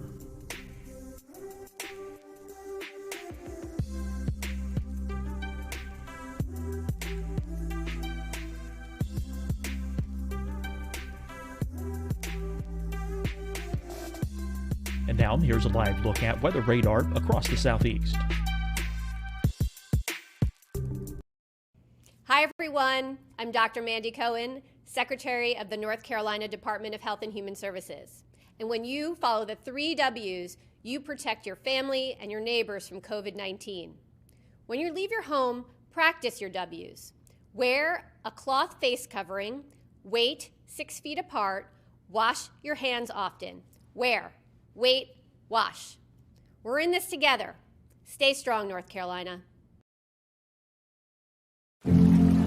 Deciding when to wear a mask isn't about who you know or how well you know them. Just ask yourself, will I be with anyone I don't live with? If the answer is yes, get behind the mask.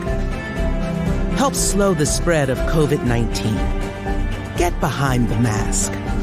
Learn more at covid19.ncdhhs.gov. Fight the spread and take a stand against coronavirus. Wear a mask in public. Stay at least 6 feet apart from others. And get tested. Join us and fight the spread. Visit scdhec.gov/COVID-19. Getting tested for COVID-19 helps you to take the steps needed to protect yourself, your loved ones, and your community. Find the testing location at scdhec.gov/COVID-19 testing. You'll see your Carolina weather forecast at 25 and 55 past. And now back to the best of the Carolina Weather Group on the all-new Carolina Weather Net.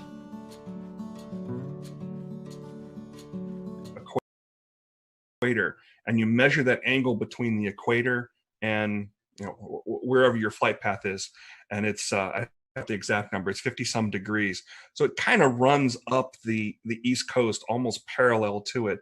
So anybody out in eastern North Carolina, the next time we have a good launch, especially one at night, it's easier to see these at night because you got that plume to look for, but we should be able to see them definitely out from the easternmost part of North Carolina. But I think you've actually seen them a time or two in Charlotte. Yeah, we got lucky with that sunrise launch because the sun was coming up and it illuminated the plume on the horizon, and it was spectacular. It freaked people out, but as soon as I saw it, I knew right away. I'm like, oh, this is awesome. It was just the perfect setup of lighting and angle and everything. Brad, Venus freaks people out, so. Well, Tony, I have a question. We're talking about the weather, and it kind of scrubbed this launch. So what happens now? I mean, what do you think the mindset of these astronauts are? I mean, now you get pumped up for this, and now it's kind of wait a few more days. I think this is a bit of muscle memory for them. It is not built up in their mind, maybe to the point where we think it might be, because they've done this so many times. There's a comment made on the broadcast today. Well, we got another good dry run. And in their minds, that's probably what this was, a more organized dry run with more cameras and more attention. They saw this as a positive thing. This was another chance to check out the suits. This was another chance to check out, make sure those Teslas would make it to the launch pad without any problems there. I didn't see any superchargers on the launch pad, so I guess those things were fully charged before they popped the astronauts in there. It was another chance to see their families. They've been in quarantine for a good amount of time. That's normal. We always quarantine our astronauts before they go, something we learned back in the Apollo days. So they've done this so many times in simulations and in dry runs and things like that, that this is kind of business as usual. This is their office. I'm sure they wanted to fly today, and they would have rather gone today than have to wait a couple more days. But it's another chance to do a little more study. It's another chance to work through some of these things in their heads. So in the end, it's a positive thing. Tony, actually playing on the screen right now is some emotional video of them saying goodbye to their family, and it's most notable in these coronavirus times that they are 6 feet apart and social distancing. But I think you just hit upon it too, in that space is a very sterile environment, and there typically are some separation and some quarantine. Can you talk at all about, did coronavirus amplify that? Not really. The main thing that the main impact that it had on this launch was in the support personnel.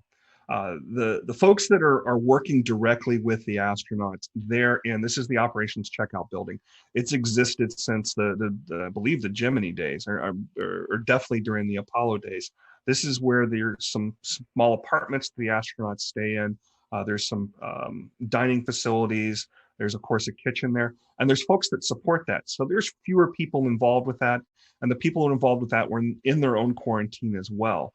But this, that distancing you saw there, there used to be when the astronauts would arrive from Houston into the Kennedy Space Center, near that landing strip where their aircraft would come in, there was this drainage ditch, that the families would be on one side and the astronauts would be on the other. And that was where they said their goodbyes.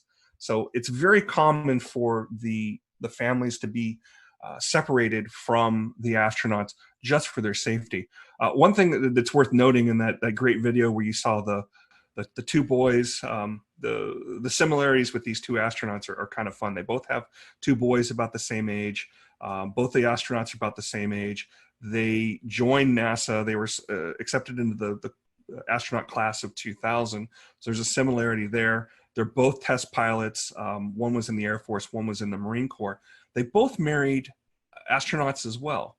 And both of their wives have PhDs. One's an oceanographer and the other is a mechanical engineer. But they're kind of similar in that regard. So it's really cool that they got to see their families here. And the one thing I really like about the Tesla is once those doors are shut and those guys are sealed in, the boys got to go up and wave goodbye to their fathers a little bit closer. You didn't get that in the Astra van. They just hopped on board and headed out there. Kind of brings us right back around to that whole stylistic difference we're seeing now with SpaceX in 2020. Did we think Elon Musk was going to put them on a motorhome and send them out there? No, he's going to send them out there like this. I did like the addition of the worm logo too, the old worm logo type. I was going to ask you that. That was going to be my end question. But is that your preference over what I learned today is otherwise called the meatball? The meatball, NASA has 3 logos. The meatball is what you see on the door there, and each one of those little items on there, the red swoosh represents aeronautics. You see some stars back there. Obviously, that's representing the space aspect of NASA. NASA's covering both aeronautics and space exploration. But the NASA logo, the stylized logo type, the worm logo we call it, I remember that from when I was growing up. So it's kind of nice to see it back.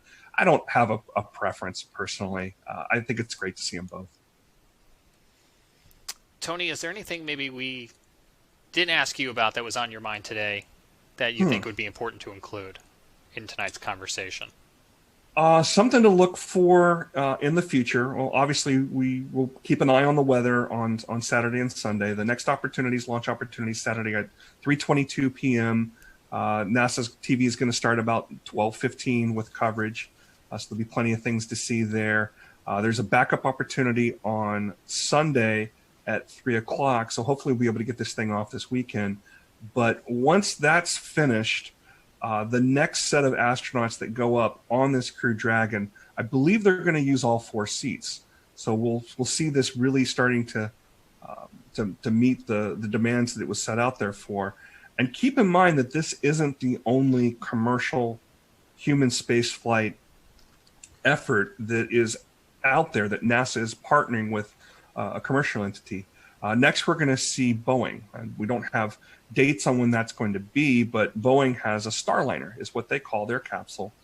And it's going to be on top of an Atlas rocket, which is put out by United Launch Alliance. SpaceX builds both their capsule and their vehicle, and the launch vehicle, the Falcon 9. But there's an additional partnership with United Launch Alliance, which NASA has a long, long history with. Just about every uncrewed mission, all the robotic missions through the Jet Propulsion Laboratory that are out there studying the sun, studying Mars. We're going to have a launch of the Curiosity rover's twin, Perseverance, here in July. That's going to be on a United Launch Alliance rocket as well. That's a very well-proven rocket, too. It's actually the rocket I've seen launch the most. The times I've gone down there, mostly to see uncrewed launches. So keep an eye out for that as well. Is the plan here to get some commercialized versions of the International Space Station up there orbiting? That's one of the things that's being discussed, and it's certainly not going to be the last station up there. It is the most expensive, most complicated things humans have ever built. So I don't think SpaceX is going to be putting up their own version of this anytime soon. Are there commercial benefits to having an ability to do science and do manufacturing in low Earth orbit and taking advantage of the microgravity? Absolutely. We're doing things like we're even 3D printing human organs on station, something that you just can't do in the normal gravitational environment of Earth. You have to be up there in microgravity to do it. So there's applications. That's something that's going to happen. Is it going to happen in short order? Probably not. But there's definitely applications in space, and that's the direction things are going. Tony, we appreciate your time. Our fingers are crossed that we can get this off the ground this weekend and return United States astronauts to the space station from U.S. soil. Hopefully the weather cooperates. And I think you've got some TV obligations coming up there in the Raleigh area. And so we'll let folks in that area know they can catch you here in a little bit on TV. And we appreciate you squeezing us into your very busy day. Does anybody want to go on record and make weather predictions for Saturday? Are we gonna launch on Saturday? It's Florida, like you said, Tony. Someone asked me, what's it look like? Hey, if you, especially that time of day, mid-afternoon in Florida, basically at the end of May, early June, it's a 30-40% chance you can pretty much, write it down. I think it'll be a lot like today. I think, they just got to get lucky that they'll be in between storms right at that time. And the weather's very different in Florida than it is here in the Carolinas, in that stuff will spin up and it'll move through. Florida's not a very wide state, so it can move through in just 2 hours time from coast to coast, and it'll be a bright sunny day. It's the same reason I always cringe when people have trips to Florida and they look at their app and go, oh, looks like it's gonna rain every day, and I'm that's every single day during the summer. And like you said, Tony, it'll pop up. Yeah, it'll pop up and be gone. You just got a 30-minute shower. Our challenge again with these instantaneous launches is the weather's got to be right at that time. So what I tell folks, there's going to be another launch weather forecast that comes out here. The 45th Weather Squadron will put another one out probably on Friday. We'll definitely see one on Saturday. And when you see that go, no go percentage, follow me at RTP Hokie on Twitter. I always tweet these things out because they're a great source of information about what to look for. Don't get too wound up if the no-go percentage, is too high. I've seen things be canceled for weather, again, because of what you described with Florida weather, in the high 90s for go. And I've seen things be canceled for exactly have the ability to launch with absolutely horrid looking conditions a day before or even the morning before. There is truly a 50-50 chance that we will launch on any given day, and it's either we go or we don't, and it's based on what the conditions are right then and there.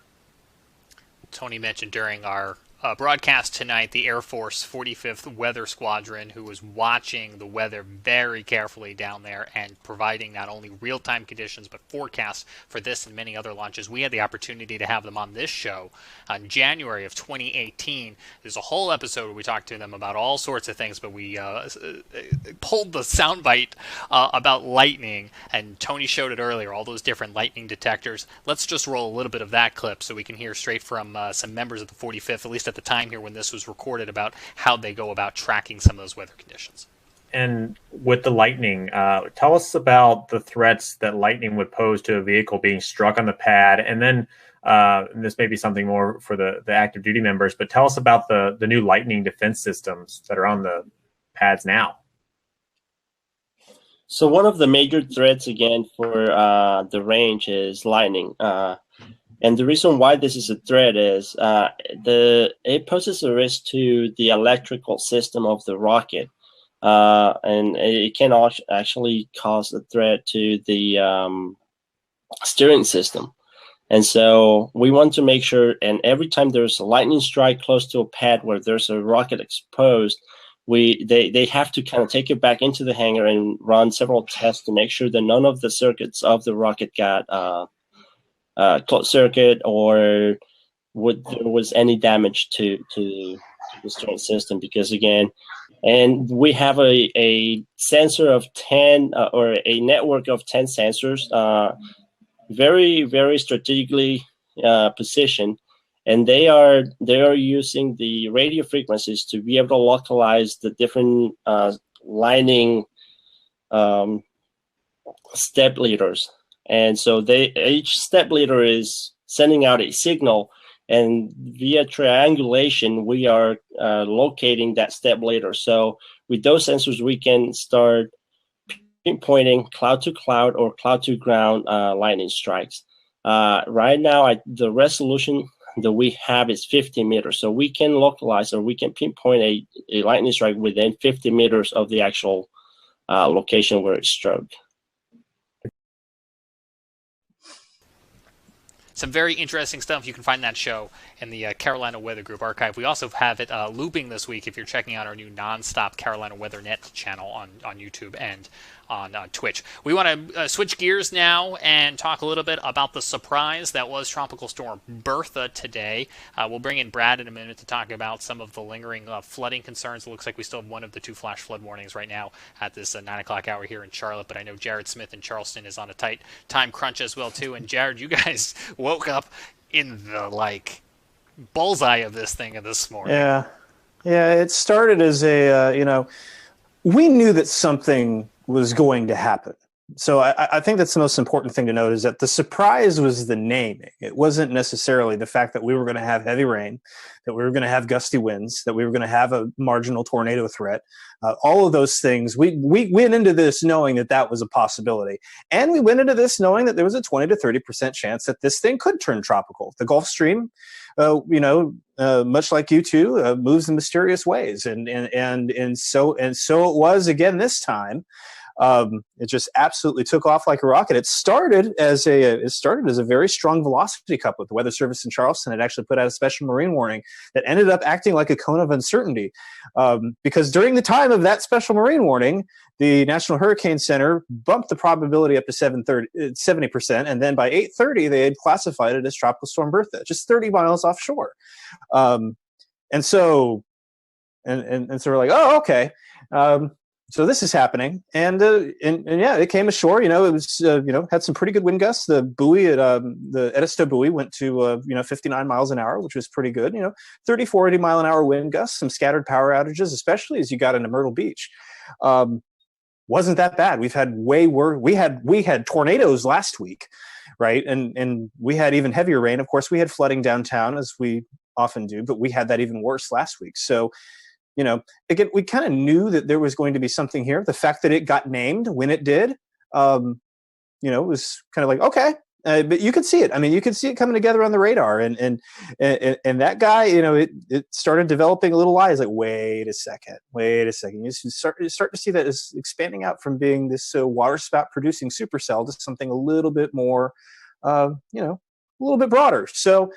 It was caught us by surprise a little bit as far as that development. But again, we knew that this was going to kind of be how it went. There was nothing really surprising about that part. No major problems here in Charleston aside from the flooding that we're used to. But now it's just going to go up the gut and send a bunch of rain up there. We did set a rainfall record at the airport today, 2.08 inches, new record. Breaks a record set in 1977 of 2 inches straight on the dot. So we got another pretty good deluge of rain after the bone dry start to May. So yeah, it was an interesting day. I'm still getting comments tonight on Twitter and Facebook saying, oh wait, there was a tropical storm. What? It's like I was too busy. My favorite one right here is I was too busy disinfecting everything to know that there was a tropical storm. So. To give you a general idea of what kind of event Bertha was here, really wasn't that big, but did you say that we're up the gut? Because that's what I took away from what you just said. Yeah. Well, I mean, it's running. You do a little football analogy here. We're just going right up. It's doing the old Hugo. God, the track parallels to Hugo were kind of fascinating, actually. And yeah, fortunately, there were no parallels as far as intensity, so that was good. So that got some locals, buzzing a little bit as far as like, ooh, that looks familiar. We've seen that before. But yeah, at landfall, the Hurricane Center said it had 50-mile-an-hour winds. Now, Shea Gibson, our panelist, he helps maintain a pretty dense mesonet of weather stations here, and really along the southeast, and with weather flow, and they didn't see anything like that. So it'll be interesting to see kind of what the postmortem looks like on this. I'm going to be very interested to see how this goes. I know that. And I'll tell you what, it's like the local weather service had everything, nailed down and ready to go. And so to switch to tropical mode just on the fly like that, usually they have some time to prepare for that. Today, they had to just flip flop into tropical operations, and kudos to the weather service in Charleston for making that just so seamless. They did such a wonderful job. Keeping everything flowing, keeping everybody informed. So not an easy day for anybody in weather, to put it mildly.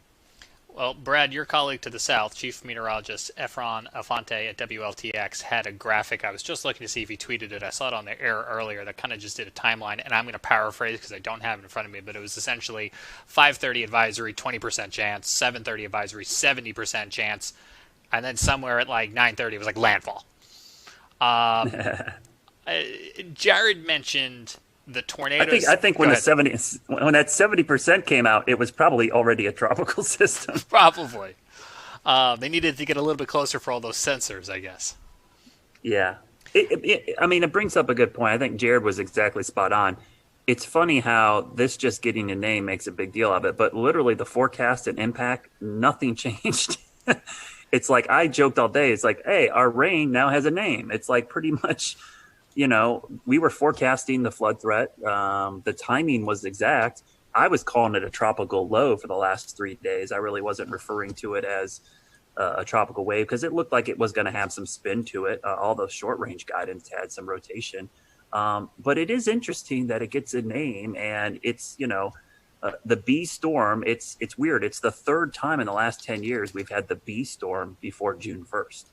So that is rare, but it's happened a lot more frequently in the last 10 years.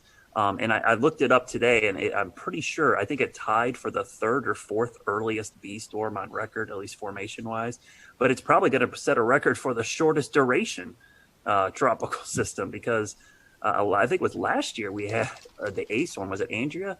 Only like 3/4 of a day did it maintain tropical characteristics. So this will be interesting to see what kind of longevity stats it's going to come up with. But the thing to remember about these is, I think as a communicator with the public, is the name really isn't important. It's the impacts. And I think if people focus on the impacts more, the name is not that big of a deal.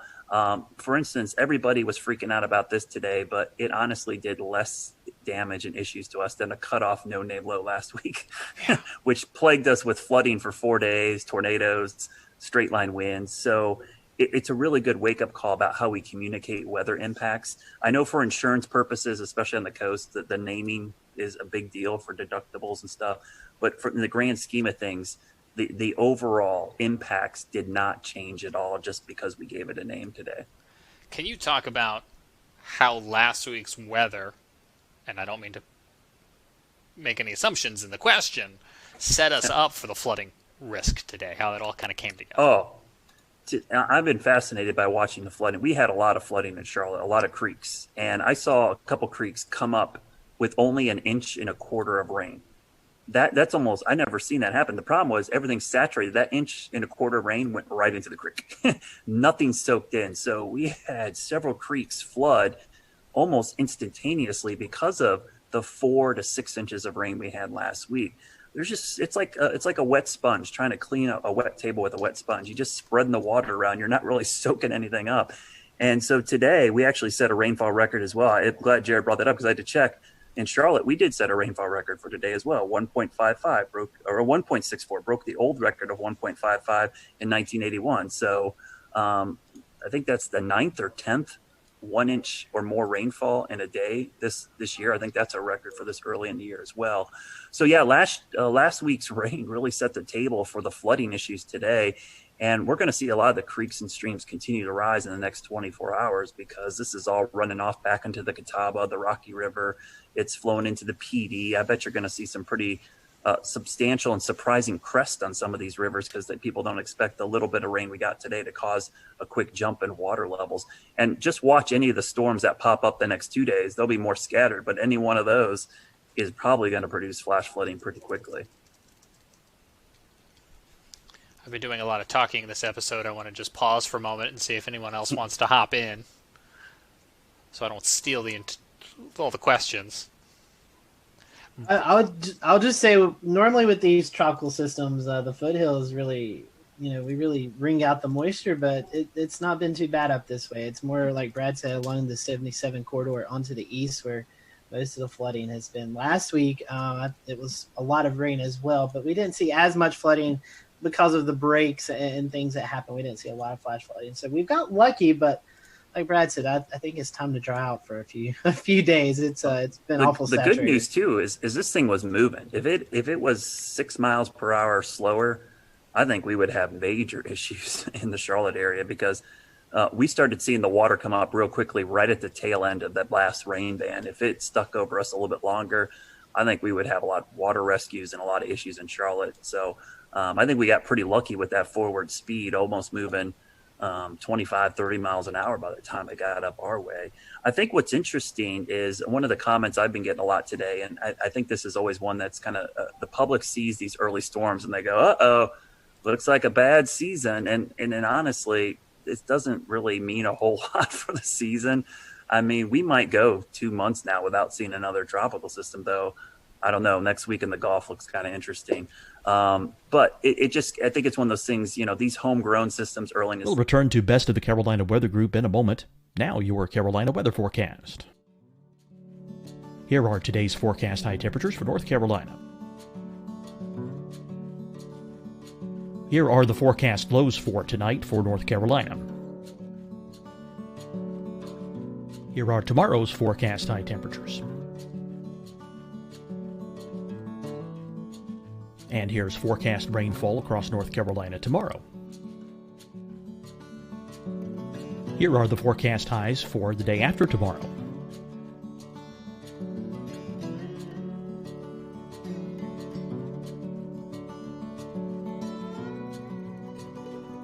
And here's the forecast rainfall across North Carolina for the day after tomorrow. This is the total rainfall forecast across North Carolina for the next 3 days. Here's the severe thunderstorm outlook for today from the Storm Prediction Center.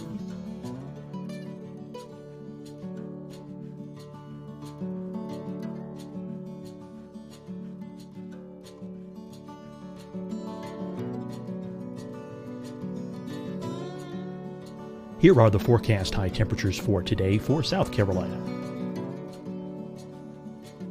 Here are the low temperatures for today for South Carolina. Here's the probability of precipitation forecast across South Carolina today. And here are the rain chances across South Carolina tonight. Here are tomorrow's forecast highs across South Carolina. Here are the forecast low temperatures for tomorrow for South Carolina. And here is the probability of precipitation across South Carolina tomorrow. Here's the precipitation chances across South Carolina tomorrow night. Here are the forecast highs for the day after tomorrow in South Carolina. Here are the forecast low temperatures across South Carolina for the day after tomorrow. And here are the rain chances across South Carolina for the day after tomorrow. And South Carolina's probability of precipitation for that night. Here's the Storm Prediction Center's severe thunderstorm outlook across South Carolina for today through tonight. Here's the Storm Prediction Center's severe thunderstorm outlook across South Carolina for tomorrow and tomorrow night. And here's the Storm Prediction Center's severe thunderstorm outlook across South Carolina for the day after tomorrow through that night. Here's the severe thunderstorm outlook for today from the Storm Prediction Center.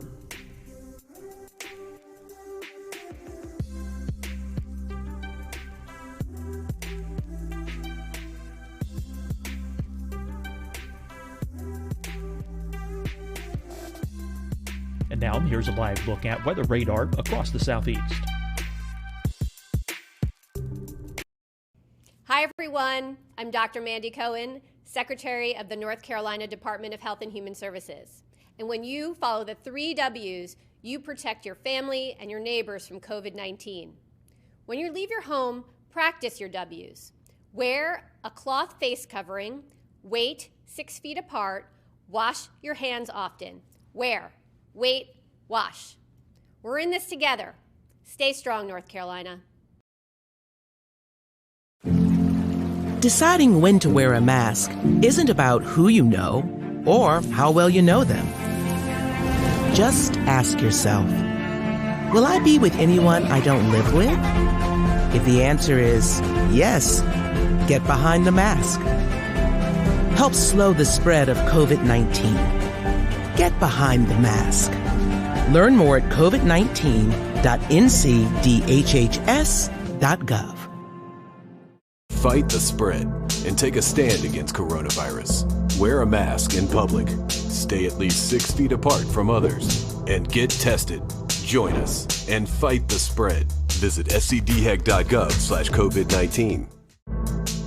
Getting tested for COVID-19 helps you to take the steps needed to protect yourself, your loved ones, and your community. Find the testing location at scdhec.gov/COVID-19 testing.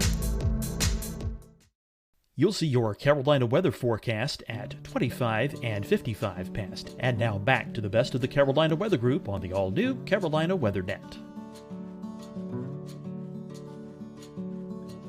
Over water. This is kind of par for the course. This isn't really all that crazy. The only thing that would have me concerned, and Jared brought this up, is how warm the water is in the Gulf Stream and in the Gulf of Mexico. I think the sea surface temperatures are something I'll be watching a lot this hurricane season. But, you know, if we have a busy season and they're all fish storms, nobody's going to say anything about these later on in the season. And we'll remind folks that last week the Hurricane Center came out with their outlook for the season, and it was kind of at or above normal range.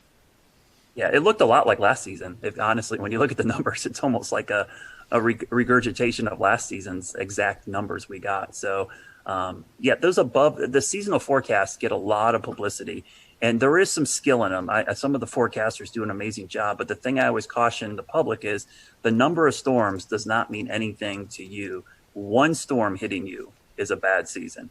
So I always bring up 1992, Hurricane Andrew, first storm of the season, one of the worst storms in U.S. history, the A storm. I think we ended up with 7 total named storms the entire season. But everyone will remember that season for Andrew. They won't. No one's going to go, 1992 was a great hurricane season. We only had 7 storms, you know. So the number isn't always important. It's the 2 or 3 that end up affecting you that really defines the season, in my opinion.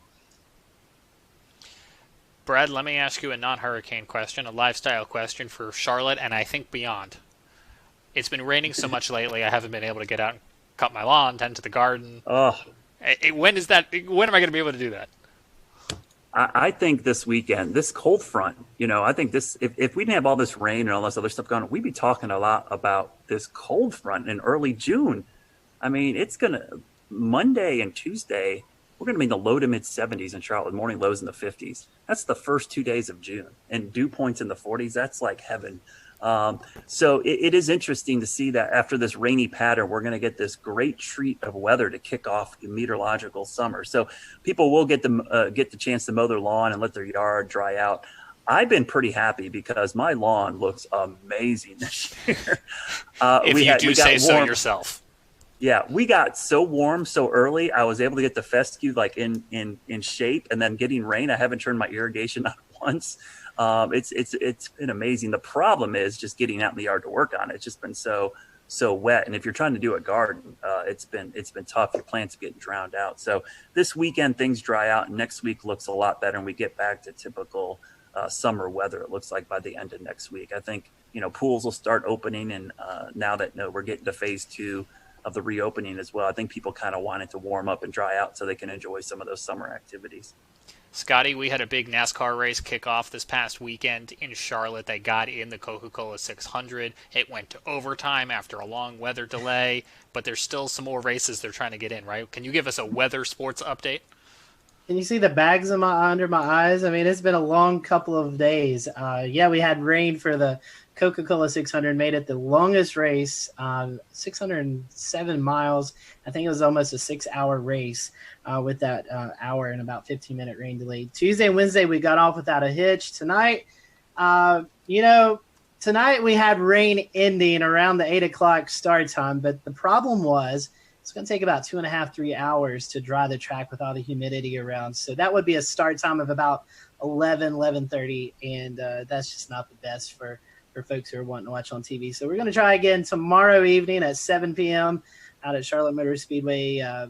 Weather looks good unless we get one of those pop-up thunderstorms around the area. So I'll be watching for some storms in the vicinity. Hopefully they all stay away from the track and we can get this race in, because they turn around in their shops on Friday and they head to Bristol, Tennessee on Sunday and Monday for this very condensed every other day, it seems like, racing right now for NASCAR to get called back up from all the missed races. It's like the baseball schedule, but for NASCAR. It is. I mean, and I was on a chat with the team out at Charlotte Motor Speedway, and they were all just dragging because it's long days. Teams come in early in the morning. They have to go through all the COVID screenings, and it just makes for a very long day out the track, and then you have to deal with the rain. So I know they are ready for it to clear out and get the racing back underway. So, yeah, we'll try again tomorrow night. Scotty, I think I was cracking up. We do a lot with NASCAR, and it's just so funny. We're going to cram all these races in the Carolinas in a 2-week period, and the 2 weeks we have it's like the wettest 2 weeks of the entire spring. It's funny. One of the folks we work with at the track, Brad, they said, maybe this is God telling us we shouldn't have started this early. I mean, it all made sense to have all these races regionally, but it's like, what a horrible time. It's like we've been just getting soaked and washed out. I did want to tell you one thing about Bertha, guys. I was just looking something up real quickly because I was thinking about it. The accumulated cyclone energy for Bertha. Look at this chart. The name Storm Day for Bertha was only half a day. I believe that is going to be a record for the shortest duration name, and 0.4 accumulated cyclone energy. So if you look at the chart here, it shows observed versus climatology. Even though we've had 2 early season storms, it's barely above climatology. So I've always liked looking at this metric, because if you're not familiar with this metric, it basically shows intensity of storm and duration of storm. It comes up with a calculation called accumulated cyclone, or ACE.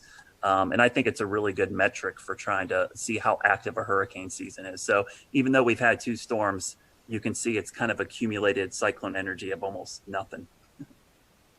I was just looking because I had lost track of it, and I was like, is it still a depression?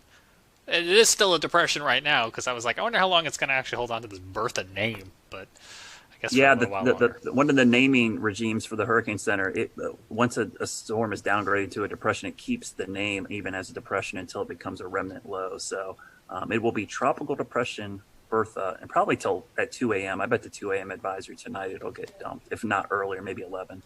It's still in there. Let's see. Yeah, 2 a.m. Thursday, it's still a tropical cyclone as a depression, and then 2 p.m. Thursday, if we're just looking at the cone mile markers, it's post-tropical depression Bertha somewhere over Pennsylvania, just to keep us on our toes.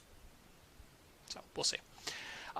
Brad, thank you for your time. I know your day's been very busy. Your week's been very busy. One last plug for Weather School. You got a couple more days of that left, right? Yeah, 2 more days of Weather School. We will have, I believe if my numbers are correct, without our glitches, I think exactly 60 episodes of Weather School a DVD since box the beginning of March. That's pretty impressive that we've been able to do that every single day at 1 o'clock. We've done a weather segment online live and on YouTube. So 2 more days of the school year. I will be happy. I love doing them, but I'll be honest with you, it's made for some long days, especially when you have to get up and start at 11 o'clock producing this thing and get your day rolling, and then try to teach 2 kids in your house their homeschooling as well. So it's been an interesting. I love it, but I love the fact that it's all online, James. That's the great thing about it, is that archive is there now, and people can go back and use these. They're evergreen. They're going to be able to go back, and that playlist is on the WCNC's YouTube channel, and you can go watch them and use them for lessons in the fall, next spring, whenever. They're always going to be there. So that's the cool thing about it. Absolutely. Do want to acknowledge you guys have been working real hard on those. You've been doing some long days because you've still got television due until 11:35 at night. But yeah, WCNC.com/weatherschool will take you over to that playlist, and they'll live there forever. And so a lot of hard work, and now you've got this great archive that folks can utilize at any point.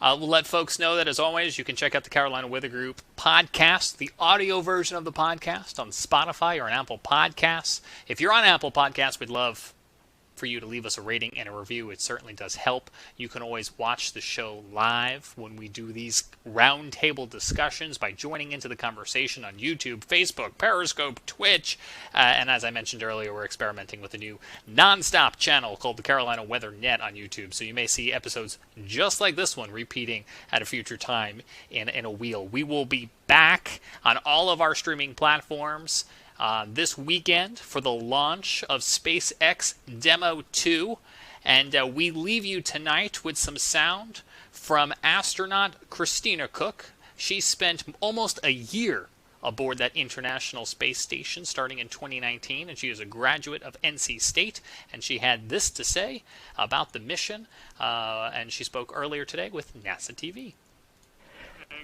Thank you, Marina. I now have the distinct pleasure of being joined by one of NASA's record-setting astronauts and a recent resident aboard the International Space Station, Christina Cook. Christina, thanks for joining us. Great to be with you, Dan. Christina, we're coming up on 20 years of continuous human presence on the space station, and you were one of those humans. What's it like to see a new milestone like this launch unfold after so much history already? So much history indeed. It is really just such a testament to NASA. Not only are we pushing the boundaries of knowledge and discovery and exploration, but we're pushing the boundaries on how we accomplish that mission. We're bringing in commercial partners. We're fostering a space economy. So we're making sure that we're always pushing forward, always taking that next step. I think it's such a privilege to be part of an organization that recognizes if we're not actually making steps and innovating every single time we do this, then we're not truly answering humanity's call to explore and to push those boundaries. Christina, I know Bob and Doug are veterans themselves, but what advice do you have for Bob and Doug, given your experience as a long-duration station crew member? Well, being able to live on board the International Space Station and work there is just such a privilege. You know, you're a steward of this amazing laboratory that's bringing so many benefits down to Earth and also learning how we can push farther into the universe. So it is quite an honor, and I think that's the main thing about how it feels to be up there for a long duration. You know, in terms of advice, Bob and Doug have been great mentors for me. They've given me advice for so many years. It's strange to be the one who could be in a position to offer them anything. But I would say that as, you know, shuttle flyers, they used to participate in missions that were really, really intense, go, go, go all the time. Long duration space flight is more of a marathon than a sprint. So I would tell them to take that moment, enjoy it, and, you know, really welcome the opportunity to have part of your mission be taking it all in and sharing that with the people that got you there. Thanks again, Christina. Always a pleasure to hear from you, and fantastic words. Thank you for sharing. Thank you. My pleasure.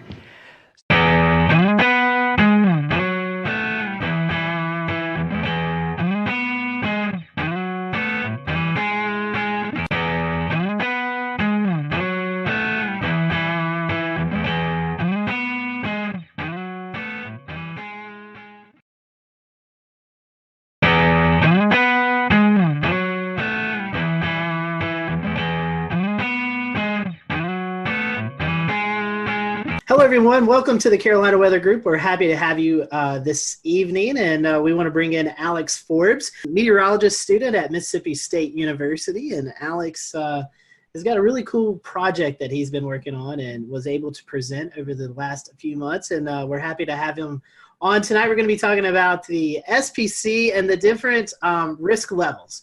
You know, sometimes you hear us talk about marginal, slight, moderate, all that good stuff. Well, Alex was able to interview you all with some assistance from some meteorologists and kind of get a better understanding of when we mention these things, what do you actually learn from it? So tonight we're going to be talking about that and some of his findings. We'll let Alex promote his social media towards the end of the show. So if you do have any questions that you'd like to tweet towards him, you can send them his way, and he can maybe help you out a little bit more with some of his research. So Evan, I know you and I, we're excited to talk about this. We saw this project a couple of weeks ago presented, and we're ecstatic to have Alex on with us tonight. So Alex, before we kind of get into the meat of the subject, first time guest with us, so we want to thank you for that. And we always ask the first time guest question. How did you decide this is what you want to do? How did you catch the weather bug? So for me, it was first grade. It was March. There was a line of severe storms that came through Metro Atlanta, and I still don't know to this day whether or not it was a tornado or straight line winds. We were never surveyed, so I don't know. But a tree fell on the corner of my house, right over there. And it fell on the house and it fell on the ground, woke me up at 4 a.m. And that was what planted the seed. But I didn't really start to get into weather and meteorology until about 4th or 5th grade. And it just evolved over time. It started off with, or it continued with me doing the weather for the elementary news. And then, in middle school and high school and so forth, it just kept building and building and building. And lo and behold, I'm a senior now at Mississippi State. So something worked out. So in Georgia, I know Georgia has a meteorology program. What made you decide to go to Mississippi State? Yeah, so I want to do TV. Georgia has a fantastic geography program of which meteorology is a part of. They just recently added the meteorology degree, but Mississippi State is known for broadcasting, and that makes a difference. Plus, it's not exactly far from me. Mississippi State's, or Starkville, is about 4.5 hours. It's close enough, and their scholarships they offer for out-of-state students is fantastic. So it really became a no-brainer. As a Florida Gator fan, I'd much rather cheer for Mississippi State than the Georgia Bulldogs. I know James won't be happy about that. But. Well, it's a matter of fact. So that's right. That's right. Well, let's before we get in trouble, let's talk about what you've done some research on. The Storm Prediction Center, Alex. We see these outlooks posted, especially in the spring and summertime, thunderstorm outlooks with severe weather. So you decided to kind of dig into it and kind of ask the public what they think of these words that we tossed out. But before we kind of get into your research, let's briefly go into each category. I know you had to do some research about those categories and basically kind of what kind of weather we see with those. Can you talk to us a little bit about those categories and what they mean, and maybe then we can lead into some of your research. Yeah, so the Storm Prediction Center issues convective outlooks. You might know them as the avocado maps. Typically, it's a green region with a yellow region inside of that, with an orange region inside of that. Sometimes you get the moderate, which is the red, and the high, which is the pinkish purple color. So what I did was a belief that has existed among broadcast meteorologists for a long time is that the names don't work. So marginal is you might see a storm. If you do, it could be severe. There's a certain percentage assigned to each of these that's arbitrary, and it doesn't mean a lot to the public. So I'm not even going to get into them because they're meant for meteorologists. Slight is a step up from marginal. You'll probably see storms. A couple of them might be severe. Enhanced is, okay, there's going to be storms. Probably half of them, give or take, might be severe. Moderate's like, okay, this is serious. There's going to be storms. They're probably going to be severe. And high is, there's storms. They're going to be severe. There's going to be, in most cases, tornadoes. Loss of life is a concern, so forth. But the other thing I would point out about them is that when these categories were updated in 2015, they're not equally weighted.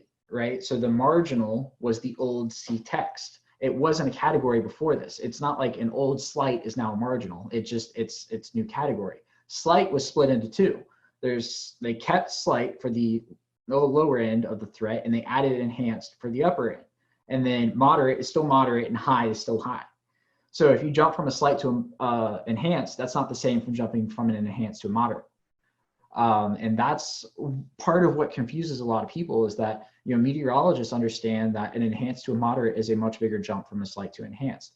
People see, the lower category to the next category, and they say, okay, just another notch higher. So that's pretty much it in a nutshell. The other thing I will add is, in recent years, the Storm Prediction Center has begun to acknowledge a number system in association with the words. You'll see that on a few of their graphics, but it's not widespread use yet. So you reached out to the public to kind of do a survey and to see how people were handling the threats and interpreting all of the different lingo that's associated with them. What led you to choosing the Southeast as your kind of study group area? Yeah, so there's been studies in the past that show the Southeast United States is emerging as the new tornado hotspot within the United States. A lot of severe weather studies are based out of the traditional tornado alley: Oklahoma, Kansas, Nebraska, Arkansas. Also, I live in the Southeast. I want to know what people around me think. I want to work in the Southeast. I want to know what my potential viewers one day think right now.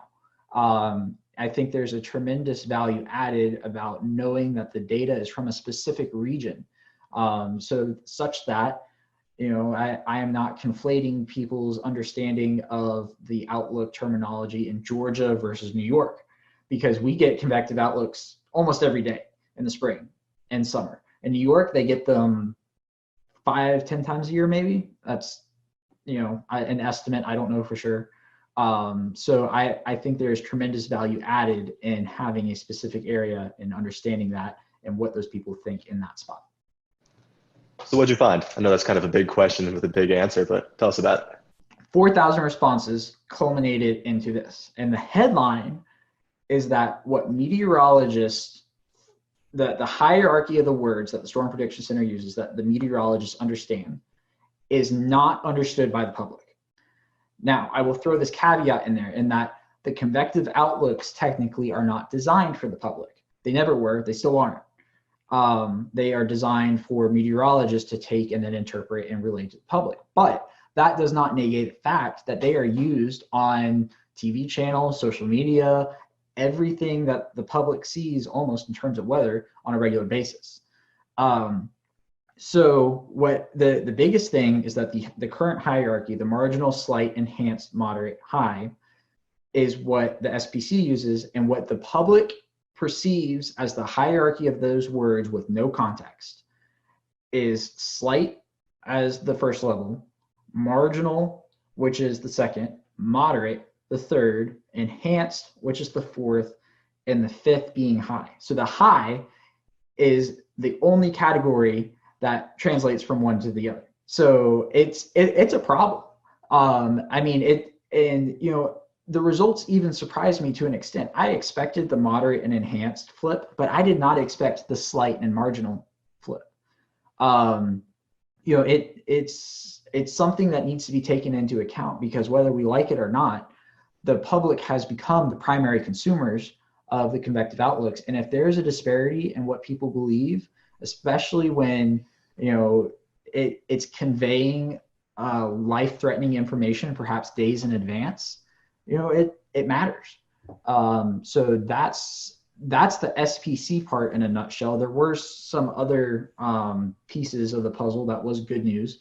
Over 95% of people correctly identified alerts like a tornado watch, tornado warning, severe thunderstorm watch, severe thunderstorm warning.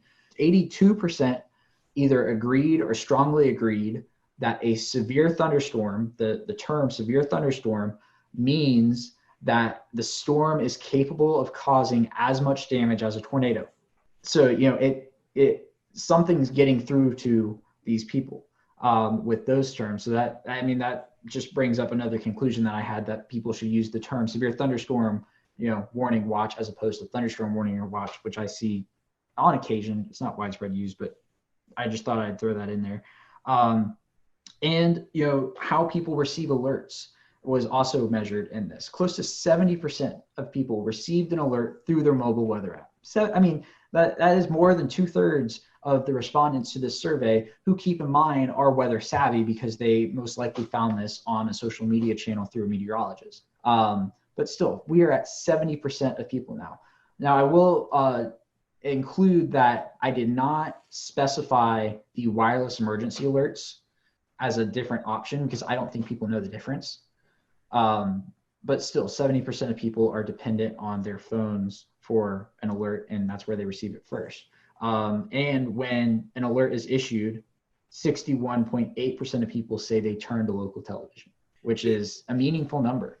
So if somebody's getting a tornado warning on their phone, they're turning on the TV to whatever meteorologist they follow and trust for information. That's an interesting point because social media, especially weather Twitter, we're all involved in weather Twitter. We're like, we get our weather information from Twitter a lot of the times. Yes. But the vast majority of the general people out there in the Southeast aren't on weather Twitter. They're not like us. They aren't going to see your tornado warning post or, whatever post you're doing. So it's interesting that, TV really still is the primary mode for those people to get those warnings. Yeah. And the other interesting thing about TV is that even among 18 to 24-year-olds, 51% of the respondents of that age group said they still turn to local television, which is huge. Wow.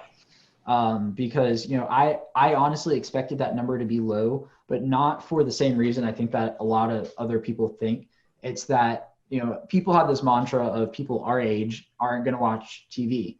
And I don't know that to be the case because I think even now with millennials, it's not that we are never going to watch TV. It's that we aren't going to watch local news until it matters to us. And in most cases, that's not until you're in a established routine with a family, living in the suburbs, something along those lines.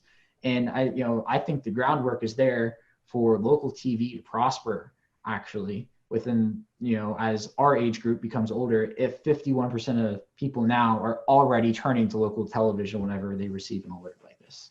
And off of that, Alex, with local television, most of the time they are breaking in, but they're also simulcasting per se on a Facebook Live or on a Periscope or something like that. So, I mean, if you got to put the TVs in that aspect of the social media together, that's a pretty big percentage.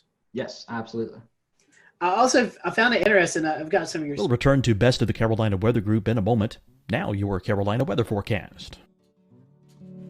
Here are today's forecast high temperatures for North Carolina. Here are the forecast lows for tonight for North Carolina.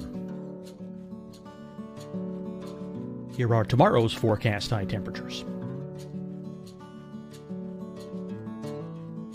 And here's forecast rainfall across North Carolina tomorrow. Here are the forecast highs for the day after tomorrow.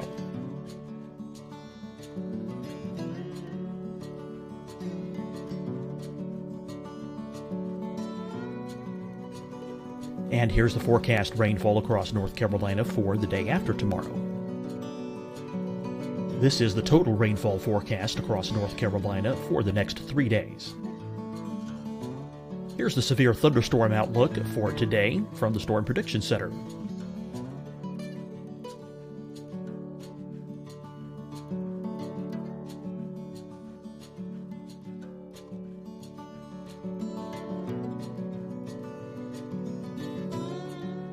Here are the forecast high temperatures for today for South Carolina. Here are the low temperatures for today for South Carolina. Here's the probability of precipitation forecast across South Carolina today. And here are the rain chances across South Carolina tonight. Here are tomorrow's forecast highs across South Carolina. Here are the forecast low temperatures for tomorrow for South Carolina. And here is the probability of precipitation across South Carolina tomorrow. Here's the precipitation chances across South Carolina tomorrow night. Here are the forecast highs for the day after tomorrow in South Carolina. Here are the forecast low temperatures across South Carolina for the day after tomorrow. And here are the rain chances across South Carolina for the day after tomorrow. And South Carolina's probability of precipitation for that night. Here's the Storm Prediction Center's severe thunderstorm outlook across South Carolina for today through tonight. Here's the Storm Prediction Center's severe thunderstorm outlook across South Carolina for tomorrow and tomorrow night. And here's the Storm Prediction Center's severe thunderstorm outlook across South Carolina for the day after tomorrow through that night. Here's the severe thunderstorm outlook for today from the Storm Prediction Center.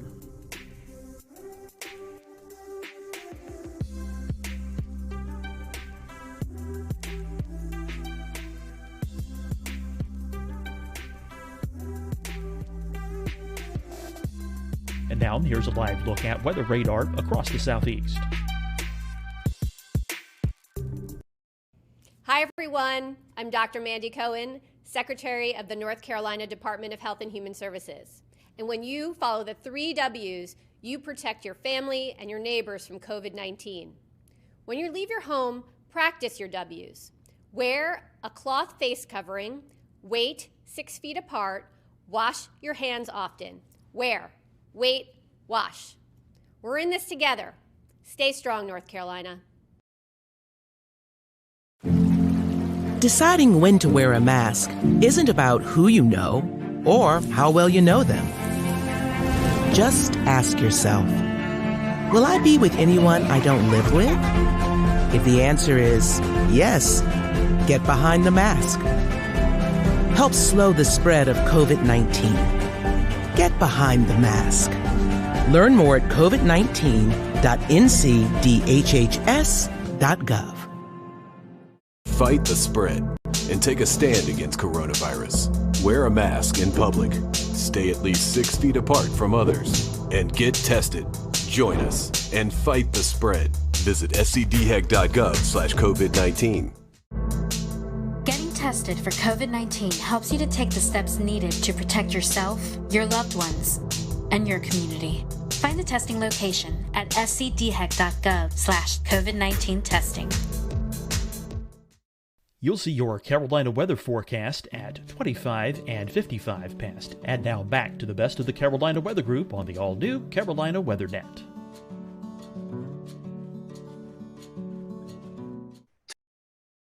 .3% of folks receive their warning first by NOAA Weather Radio. That's something that I guess I'm a little shocked by that, because I wouldn't think 12% of the people would even have a NOAA Weather Radio. Yeah, so keep in mind the people who took the survey are weather savvy, because they probably found it through a meteorologist on social media.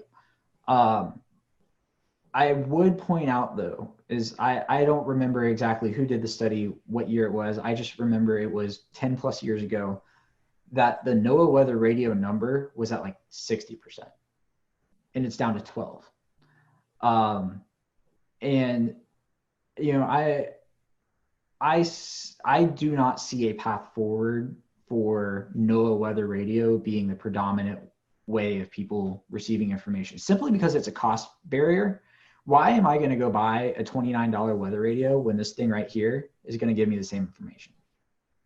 So I think we're asking the wrong questions when it comes to NOAA Weather Radio. Not why aren't people buying NOAA Weather radios, but rather why is the Federal Communications Commission not just sending you alerts and you can't turn them off like they do on TV? You know, if you are in a tornado warning and you are watching a broadcast channel, you are going to get an EAS alert. You can't turn them off. So there's precedent to do it. And I seriously think, you know, close to 70% of people are already relying on these. Why not just make it mandatory? And have that be the de facto NOAA Weather Radio. Now, I don't think they're ever going to go away. I think there's still a use for them. You know, what happens when your phone dies? What happens when there's a hurricane and you run out of power, your generator's out of gas, and you know, you can crank a weather radio. That's the most extreme case, but I don't think they're going to be the main. In fact, they're already not the mainstream way of receiving alerts, and I don't think they're ever going to be again. I know you're doing some of these questions also about when they hear these warnings issued, about taking shelter or alerting friends and stuff. Can you kind of go in some of those details, what you found out? Yeah. So I asked about 4 alert types in particular: the severe thunderstorm watch, the tornado watch, severe thunderstorm warning, and tornado warning. And I asked when a blank is issued, I blank. So the other part of the blank is take shelter, alert friends and neighbors, monitor weather conditions, check social media, watch local television, and watch national television. Of those 4 questions, there's nothing I really found surprising. For each one, social media was between 80 and 90% with combined degree. For the troubling, I guess a troubling aspect is for a severe thunderstorm watch. 22% of people said that they take shelter. But keep in mind, these are the same people who accurately picked out a severe thunderstorm watch definition. 97.2% of these respondents correctly identified a severe thunderstorm watch. So, it comes down to people's interpretation of what take shelter means. Does that mean you just stay inside all day? Does it mean you go to the lowest level, most interior room? I don't know. But there wasn't anything that, is a red flag in the results specifically for those 4 questions. You were talking about wanting to go broadcast TV in the Southeast. So keeping that in mind, there's a lot of different styles of severe weather coverage. I think you have some folks who just kind of say, present the radar. And then you have folks like James Spann who really gets down into the specifics, like it's going to affect the Dollar General in town X or town Y. I know you may have not surveyed the folks on that, but what is your opinion on that? What do you think is most useful for those folks who are turning into TV watching this coverage? Yeah, no, absolutely. The most precise you can be, the better. One of the reasons why James Spann has the following he does is because people see him as one of them. The fact that he knows where the Dollar Tree is in Gordo, Alabama, which I happen to know where it is too, because I drive past there to get to Mississippi State, and he uses that example all the time. So I feel good about it. It matters because, like I said, people feel like he's one of them, but also he knows the area. It adds validity to his call to action of, okay, I know where this is and I know where it's going. And if he can tell somebody, I know where it's going and I'm telling you now in, Coleman, Alabama, if you are on Main Street, people trust him. And that's what it comes down to, is who do you trust? And one of the reasons why people trust him is because they know he knows what he's doing. And the more information you can provide, the better it is. What does the future look like? Is this something that you can be able to advise the SPC on, and they're going to look at your findings? They're going to be able to maybe make some adjustments, hopefully, in the future? Yeah. So an interesting thing about my findings is that there is a similar study that is working on being completed now. I don't think it's published just yet. They're working on it out of University of Oklahoma, Sean Ernst. He found the exact same hierarchy issue with respondents out there. So the Storm Prediction Center knows about it. They can't just flip a switch and change it. Nor would I say I'm calling on them to do that, because at the end of the day, even though we all use the convective outlook, we have to remind ourselves that it is not designed for the public. It is distributed to the public because it has to be under federal law, because they're a federal agency. But at the end of the day, my main goal in publishing this was providing the groundwork to broadcasters and using a 1 through 5 scale to describe those terms, because a number scale is a universally identified language. 1, 2, 3, 4, 5 means the same thing in English as it does in Spanish, as in French, as in German, and it's already used for things like the Saffir-Simpson scale, the enhanced Fujita scale. People understand that the higher the number is, the worse the threat is. And, just eliminating the words off the screen provides much more clarity for the general public. And, I would encourage that to this day. Some folks are trying to go down the color line and trying to make colors represent the different severity. What's your thoughts on that? So I might get in trouble for this. A lot of meteorologists don't like the color scale, and I do. I think the green, yellow, orange, red, pink works. So within that, you have the built-in green, yellow, red, good, moderate, bad. And people are smart enough to derive that, okay, the orange between the yellow and the red is the intermediary. And if there's something after the red, it means it's probably worse. It doesn't matter what color it is, it's probably going to be that. And two other things I will add is no matter what colors you use, I still think people are going to translate the color to a number. If you show them two areas and you have, if you show them a green and a yellow area and the yellow area is inside and you've got a legend up top and there's the 5 colors, they're going to translate with that. Okay, so it's the first 2 colors and the yellow is the second worst. So, and there's the whole principle of a region within a region, right? You're not going to get a moderate area that is surrounded by a marginal area directly. You're always going to have a leveled marginal, slight, enhanced, moderate, high as it stands now with that area. And I think people are smart enough to be able to derive that if there's a region within another region, the higher threat is in that smaller region that is entirely contained. I'm not sure if y'all have had Castle Williams on in the past. He's from University of Georgia. He did his dissertation on something similar to this, but he focused on some of the colors and the overall communication of it. And the recommendations that ended up coming out of his project is that meteorologists should always use the same region, and so you're not adjusting the SPC map, and the same colors as the SPC. You can change the wording, you can make it your own, you can give it a different feel, but as long as you keep that consistency, people are going to understand it. So, I mean, that's my 2 cents on it. I'm a senior meteorology student at Mississippi State. I am in no position to be making that type of decision whether or not to change something, but I think it works. And I think a lot of the confusion comes from the words and not the colors. So, Alex, was there anything in the research that we kind of haven't covered or that surprised you that you still want to go over before we kind of start to wind the show down? Yeah, so there's an interesting idea that was or everybody's gut reaction to my findings was, okay, we need to change the word order. And I don't think you can do that because there is already an existing order. And if you change it, you're just going to confuse more people. Because what happens when, Sally down the road doesn't know that it changed and all of a sudden a moderate is now at level 3 and she's freaking out because it used to be a level 4 and that's a noticeable difference.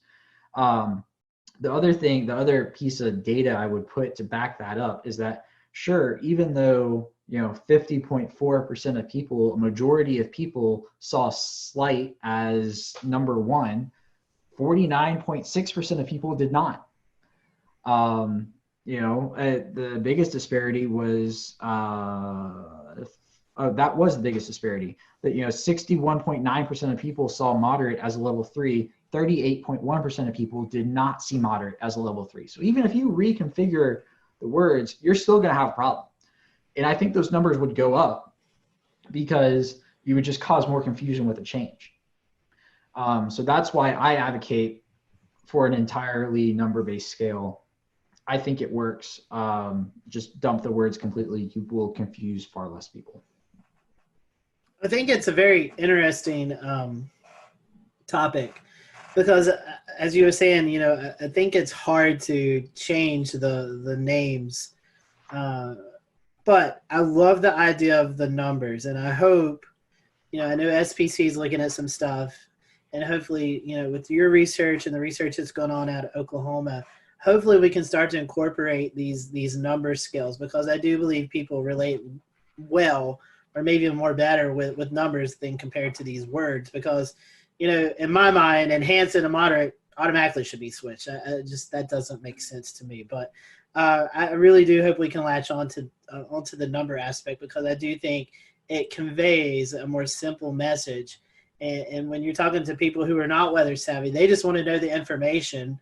Mm-hmm. And I think that helps get them the information they need to know. Yeah, and it helps them understand the threats better. Mm-hmm.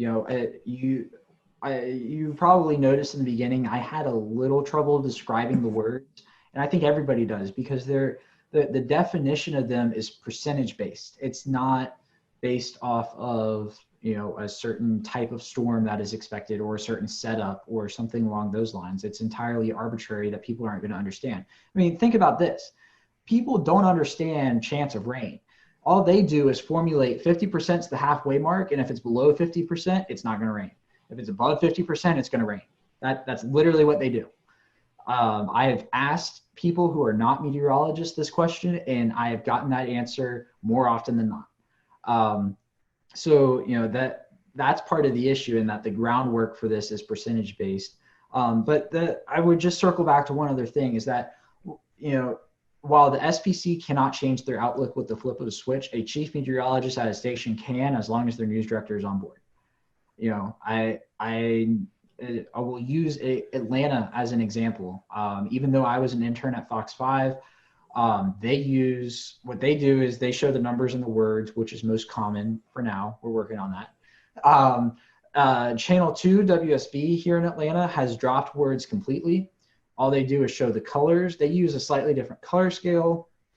Not going to get into that, but on the screen, they literally type out level 3 risk, and then they list the threats. At NBC, the NBC station here, they do the same thing. They show the words and the numbers. And the CBS station has dropped the words. They show the colors with the 1 through 5, and they bookend it with low and high, which could also work. But it just goes to show that there should be a consistent message. I think the consistent message should be the colors, and I think everybody's or the numbers, not the colors. Well, I mean, yes, the colors, but for my perspective, the numbers. I think everybody's on board with it. They were just afraid to drop the names. And I am saying drop the names. Well, Alex, we definitely appreciate your time and this research that you've put in. I know it's getting some attention, and we're happy to have you on the show tonight.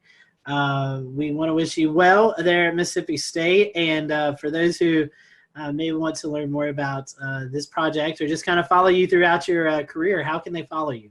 Yeah, so on Twitter, it's at @AForbesWX.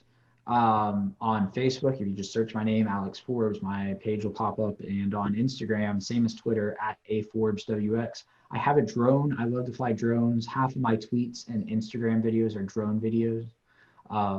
So yeah, go follow me. Yeah. And you also help out with the severe weather conference that you guys do at Mississippi State every year as well. Yes, except for this year. Yeah, that's right. That's right. Yeah. Yes, it's a lot of fun. We've had some fantastic people. We had the National Weather Service director come out to Starkville last year.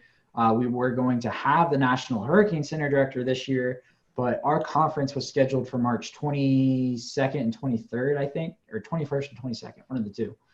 So obviously that got whacked. And we did not have it because it was in that awkward period of time where nobody really knew what was going on. And we didn't have the time to move it online.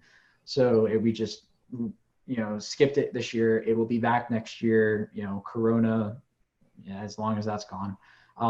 Fingers crossed for that. But, it's a lot of fun. If you can make it to Starkville, I certainly encourage everybody to come, especially, Mississippi State's alumni network is huge, and it's the perfect opportunity to get somebody else to pay for you to come back to Starkville. That's right. We'll leave it there. Alex, again, thank you so much for being with us, and thank you for watching the Carolina Weather Group. We'll see you next time.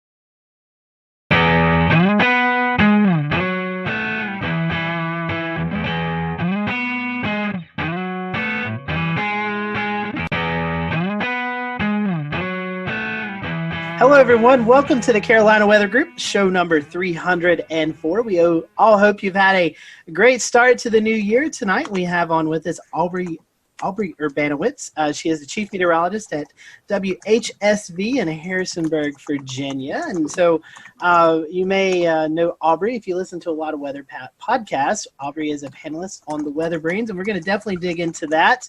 But tonight, we're just going to get to know Aubrey and what got her hooked. She's got an interesting story about joining the meteorology field. So we appreciate you watching tonight. If you have any comments, just send them to us on our Twitter page at Carolina WX Group, or you can comment on the stream that's going on right now. So Aubrey, welcome to the show. Thanks so much for having me, guys. I appreciate it. It's nice to, kind of cross podcast. That's right. That's right. Normally we do that National Weather Podcast month, but we're doing it a couple months early. So Aubrey, we was kind of a little bit talking about your foray into meteorology. You didn't start off your college path didn't really take you into broadcast meteorology. You actually started with a restaurant chain. So tell us about that little interesting story that kind of got you into weather. So I had zero aspiration to be on television. I was, when I kind of went through high school and started college, I really wasn't sure what I wanted to do. So I had a great job at Chili's restaurant. I kind of worked my way up and I started to become a corporate trainer. So as a corporate trainer, if you're not familiar, you would basically become part of a team. You would travel around and do new store openings as a corporate trainer, train new employees. And you kind of got to see a lot of the country. In fact, I got to do several international openings. And, I just kind of got to meet a lot of people. And it was on a lot of these new openings where I kind of discovered my passion for weather. So I started doing openings in 2003. In 2004 and 2005, Chili's had this goal of opening 100 plus restaurants. And if you think back meteorologically, in 2004, 2005, what happened? Hurricane season. 2004, that's when Florida was almost wiped off the map by all 4 hurricanes. I was in 2 of the 4. Hurricane Katrina was kind of a turning point for me, really. I was sent back to Louisiana to help rebuild some stores after I had been there and evacuated. For Katrina, I was there during Rita, and I ended up being there for 3 months. I was in Louisiana so long, they ended up starting to take state taxes out of my checks. So after that, I went back I was living in Johnson City, Tennessee at the time, and I went and saw Mark Reynolds at WJHL, who responded to an email that I had sent and brought me into the TV studio, and I asked him questions, and I wanted to be behind the scenes. I thought maybe, producing, I can make graphics, I was good with computers, and he said, there's no jobs in that, you need to be in front of the camera. And I said, oh, that's not me, that's not what I want to do. And he said, you can do it. I think you can do this. And he said, I want you to take a look at this program. And he pointed me in the direction of Mississippi State. And somehow blindly, I agreed to it and kind of followed his advice. And within maybe a couple weeks, I was enrolled or accepted into the Mississippi State distance program. And I was able to not only take classes and finish my degree, but also I was still able to travel with Chili's for at least 2 years and still able to do corporate openings. And so I got an internship and yada, yada, yada.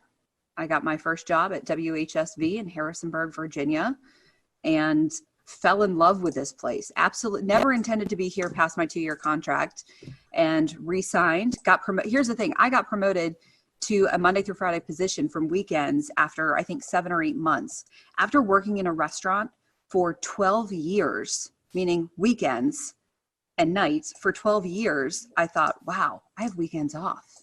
The rest is history. And I could not have asked for a more amazing place, a beautiful area.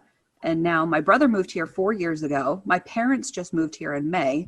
So now I've got family here, which a lot of meteorologists, unless you move to your home market, you can't say that. So I just feel very blessed and kind of lucky. Now, Aubrey, you mentioned that you had no interest in going on TV. So none. From one industry into a completely different industry, where did you gain your experience on how to get yourself ready to go on camera and do live weather forecasting. Is that something you learned along the way? I know there's probably some folks that'll be watching that might be interested in seeing how you transitioned into that to get your confidence level up to be able to forecast on camera. So it was all the leadership in Chili's. It was the training role that I had. Working for Chili's for so long, I knew every item. I was quality control. I knew exactly what little details went on every single menu item. I could recite that menu backwards and forwards. I could teach.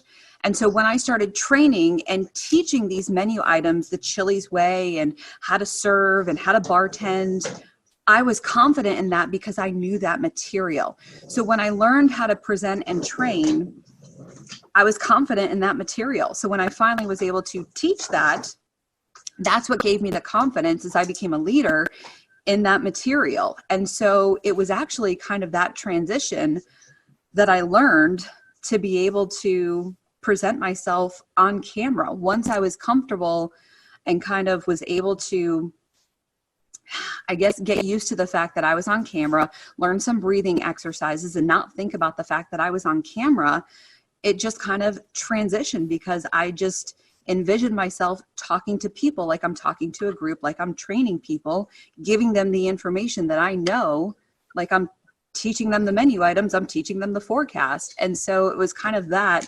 You think it's two completely different worlds, but it's actually kind of very similar. So that's how I transitioned, because I had absolutely no desire to be on camera. I was never a theater major. I was never a singer. I was never a performer. I was a dancer, but that was when I was a kid. So, I never ever would have imagined I would have been on television, and now I can't see myself doing anything else. I love that history. I love how you put yourself on the fast track through that whole process. I can see. So going through the program, getting your meteorology degree, getting a job, it's something you became passionate about very quickly. So I'm assuming you probably have some favorite areas of study, maybe some research or favorite topics of meteorology. Would you like to share some of those with us? Yeah, so I've really developed a love for weather history. And I think a lot of that has stemmed from me learning this area and really kind of diving into Shenandoah Valley weather history. I'm not. We'll return to Best of the Carolina Weather Group in a moment. Now your Carolina weather forecast. Here are today's forecast high temperatures for North Carolina. Here are the forecast lows for tonight for North Carolina. Here are tomorrow's forecast high temperatures. And here's forecast rainfall across North Carolina tomorrow. Here are the forecast highs for the day after tomorrow.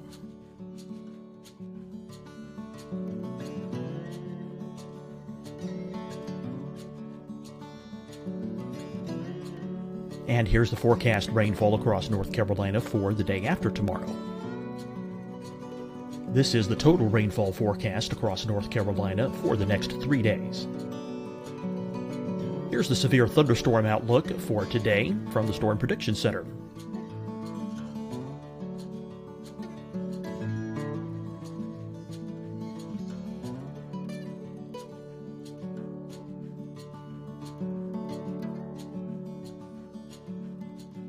Here are the forecast high temperatures for today for South Carolina.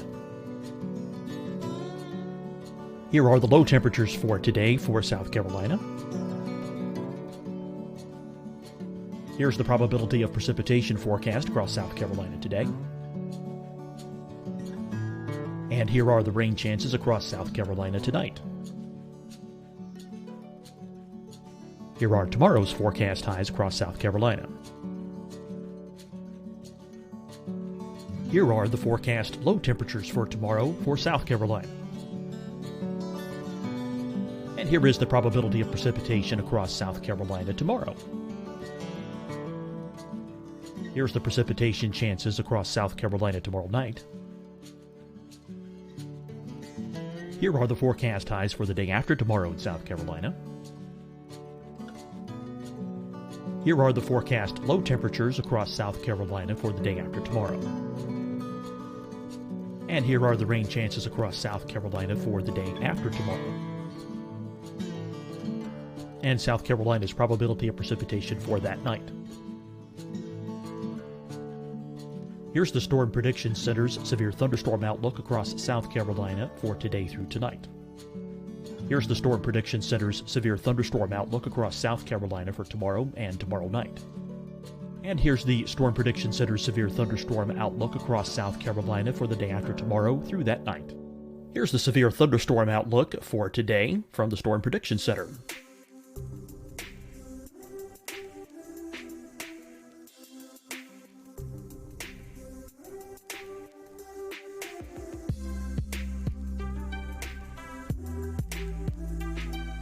And now here's a live look at weather radar across the southeast. Hi, everyone. I'm Dr. Mandy Cohen, Secretary of the North Carolina Department of Health and Human Services. And when you follow the 3 W's, you protect your family and your neighbors from COVID-19. When you leave your home, practice your W's. Wear a cloth face covering, wait 6 feet apart, wash your hands often. Wear, wait, wash. We're in this together. Stay strong, North Carolina. Deciding when to wear a mask isn't about who you know or how well you know them. Just ask yourself, will I be with anyone I don't live with? If the answer is yes, get behind the mask. Help slow the spread of COVID-19. Get behind the mask. Learn more at covid19.ncdhhs.gov. Fight the spread and take a stand against coronavirus. Wear a mask in public. Stay at least 6 feet apart from others. And get tested. Join us and fight the spread. Visit scdhec.gov/COVID-19. Getting tested for COVID-19 helps you to take the steps needed to protect yourself, your loved ones, and your community. Find the testing location at scdhec.gov/COVID-19 testing. You'll see your Carolina weather forecast at 25 and 55 past. And now back to the best of the Carolina Weather Group on the all-new Carolina Weather Net. Mix of every kind of weather. We do get 4 seasons. We don't get super big storms often. When we do, we can get big storms. It's just not maybe as frequent as some other markets, but we do have a good storm history. And so I think when I was diving into that is when I kind of developed my passion for weather history and really showcasing. And I did kind of a keynote address at the Mississippi State Severe Storm Symposium last year on learning the weather history in your market. When you go to a new TV station, you'll make that bond with your viewers when you do learn that weather history. And it'll also make you become a better forecaster when you learn a lot of that weather history in your market. And I think it was kind of during that process that I really developed that. And now, you know, hurricanes are how I got into meteorology. So that I always have a soft spot for that, but I haven't really had much of an opportunity to forecast them. So I think I'm turning more into a severe weather nerd. And I'm really loving the structure of thunderstorms more and more. So I'm hoping to storm chase this spring. That's my goal. You know, as I become chief, you know, you're stuck in the studio more and more. So you don't get an opportunity to see the sky as much, even though we all love to watch the sky. So I think I'm going to try and do that, but also try to, you know, watch the sky more and more. So yeah, thunderstorms are definitely the sweet spot. Well, you sure get your fair share in the Shenandoah Valley area. The Mid-Atlantic's a pretty volatile area of the country where fronts sweep through and crisscross and meander and cause all kinds of interesting weather up that way. What is cold air damming and how does it occur and how long does it last? So the cold air damming is kind of a special feature that happens in between the mountains. You can get kind of a stronger event, which can go all the way down from the mid-Atlantic, all the way down the mountains into Georgia and the Carolinas. You can get kind of a weaker event that maybe will affect part of Virginia part of northern Virginia, and then you kind of end up with a really big temperature gradient in between a couple of areas. And a lot of that comes from high pressure. Some of that comes from coastal storms. So you have high pressure that moves over New England. Sometimes it moves over Pennsylvania. And due to that position of the high, when you have that clockwise flow, that brings in not only the cooler air from the north, but also the cooler maritime air, that cooler moist air from the Atlantic. And that cooler air is more dense, so it sinks in between the mountains. It can be intensified when you have an area of low pressure that moves along the coast. When you have that counterclockwise circulation, especially moving up the Carolinas, sometimes you can get some of your big icing events that way. You can also get some of your big snow events that way, depending on how deep that cold air is. So sometimes when you have maybe a weaker event, you can get a pretty decent temperature gradient. In fact, the February tornado event a couple years ago in Virginia, that was a cold air damming situation, or what we call a wedge event, where the Roanoke Valley was in the 70s. That wedge started to lift northward. Stanton, Virginia, which is in my viewing area, it's the southern part of my viewing area, started to erode out of that wedge. And temperatures started to get into the upper 60s, where Harrisonburg, just 30 miles away, was stuck at 46 degrees. You can have, let's see, even just last week, we had a wedging event where temperatures were, I think, a 30-degree spread within about an hour drive. So, you know, you can have a partly cloudy wedge. You can have a sunny wedge. Most times you have low clouds, stratiform clouds, a lot of drizzle. And then, of course, in the wintertime, you have to watch for your precipitation because you can get a lot of icing events. But temperatures are very interesting when you're forecasting the wedge. You know, I've learned that whatever you forecast, you know, drop it another 10, 15 degrees. Hey, Aubrey, Yeah. I was wondering, Ben, your newest meteorologist back there, have you prepared him for the wedge? I mean, does he know what he's getting himself into? I have not prepared Ben for the wedge fully yet, although the good news is they're asking if I've prepared you for the wedge yet. The good news is Ben is from Richmond, and Ben also went to Virginia Tech. So Ben is also familiar with the wedge. So. He's good then. He's good. Yeah, so he definitely knows. But, you know, kind of the key to the wedge is to follow the dew point. You know, you'll do a lot better if you can follow the dew point at least. And whatever the models think and you doubt, just drop it another 5 degrees. That's always a safe bet. So, Aubrey, I want to reverse one of Shay's questions from earlier and ask, so the Shenandoah Valley has unique, you know, interesting weather, but also some difficult systems that are just hard to forecast. What are some of the hardest systems to forecast in the Shenandoah Valley? Well, even something like today, you know, we had a shortwave trough kind of rotating through behind yesterday's storm. And a lot of times when we have that happen, or we have a trough coming through after a cold front, we get this wonderful blast of upslope snow showers or the orographic lift across the Allegheny Mountains.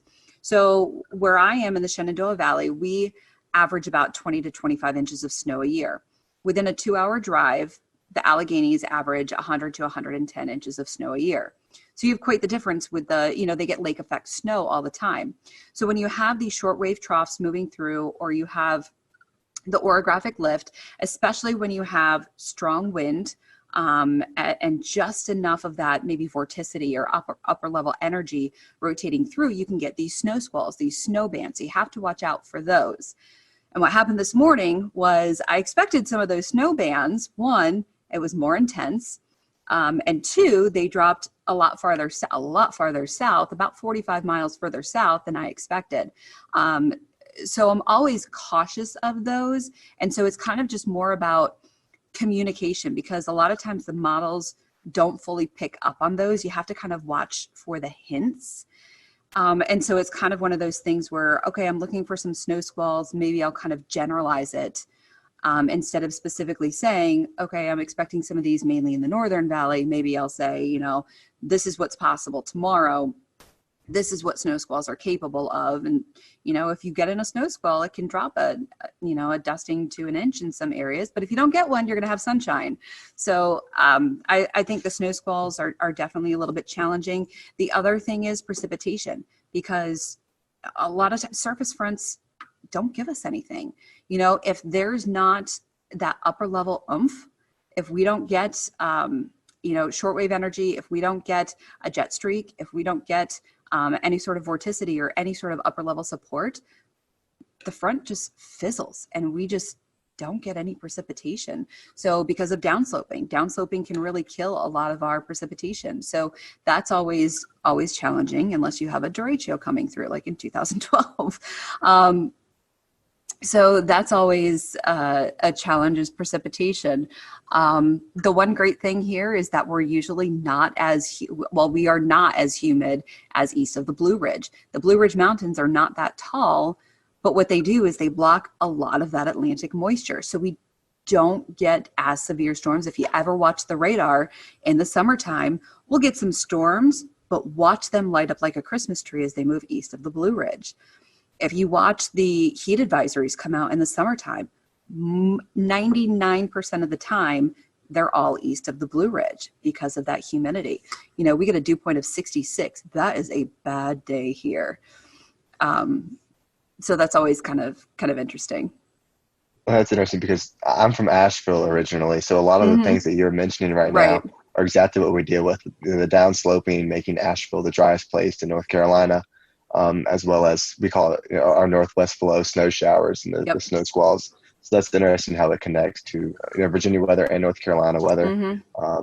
They're so similar characteristics. Aubrey, we were talking earlier about you being on the panelist of Weather Brains. How did you get incorporated with James Spann and the crew down there? So what's really funny is apparently one of my viewers is a listener of Weather Brains, and several years ago he wrote in, somehow heard my story and said, hey, this girl has an interesting story of how she got into weather. You guys might want to talk to her. So Bill emailed me, and I was so intimidated. I was like, oh my God, I don't have anything to offer. You guys are amazing. Like, what? I don't have anything. So he had to kind of convince me to go on. And so I went on, and James was a little bit impressed of how I actually, I guess, spoke. And I guess a few weeks after that, Kevin had a little bit of a tizzy and kind of quit the show temporarily, which he's done in the past. Imagine that. The accelerant. And Bill kind of had me on again, and then he asked me if I would be interested in being a panelist. And I was like, wow. Okay, and it kind of fit into my schedule. I was doing the 5 and 10 o'clock show. I was doing the 5. Was I doing the 5 and 10? I think I was doing the 5 and 10. It ended up working with my schedule, and I agreed to it. And I'm so thankful I did, because the amount of people that I've met is just, it's just great, and it's just the weather community. And of course, you guys know Weather Twitter is amazing. And the amount of things that I've learned, and with my schedule now, I don't always get the opportunity to complete the show. So I have to kind of go back later, but it's just the coolest. And that's pretty cool. That's a cool story. That's something. I have a Kevin Seeley story for you. You'll enjoy this. This was back in the Google Hangout days. Google Hangout has since went away, but we always copy and paste in an email, send it to our guests, say, hey, here's the link to join in. Well, evidently Kevin didn't get that part, and he actually tweeted out, hey, here's the link to watch me tonight. So we had all these people bombarding our Google Hangout, and we actually had to shut it down and redo a new link and everything. And so that's our Kevin Silly stories. We were talking, and all of a sudden these people just started popping in. We're like, who's that? And it was hilarious. But I think we can all echo, it's pretty cool doing a weather podcast, and you get to meet so many people in the weather industry that you follow on Twitter, and you may have a brief conversation on Twitter, but you actually get to sit down and have a conversation with them. And we get to geek out over these people too, and normal people don't get it. And it's just the weather enterprise is just so amazing, and you're geeking out over these rock stars, and we get to geek out too. So yeah, you mentioned earlier that you get to meet a lot of people, and even here in the Carolina Weather Group, Everyone has their own sort of opinions about, hey, my favorite guests. What are some of your most memorable guests that you've been a part of the panel for? Oh man. The Greg Carbon shows are always a treat. Those are always good. Mike Bettis came on and talked to us about his chase situation that happened in was that 2013? I think it was either 13 or 14. Yeah. Yeah. When they rolled over. Yeah, it was El Reno. And that was a pretty powerful show. That was, hearing his story. That was always a powerful one. Let's see. You don't have to go into details. You don't say anything. Were you on show 404? Yes. That was interesting. That was an interesting, and you know what? I don't know that I even spoke during that show. But I do have the shirt from Helicity Weather that's plus minus F3. And I think I'm the only one that actually has that because I just think it's hilarious. We internally will just joke around. We'll just show at 404, and we automatically know. That's just that was an interesting show for sure. We have a couple more minutes with Aubrey. I know she has to get ready for the news tonight. Talking about weather brains and shows and guests you had.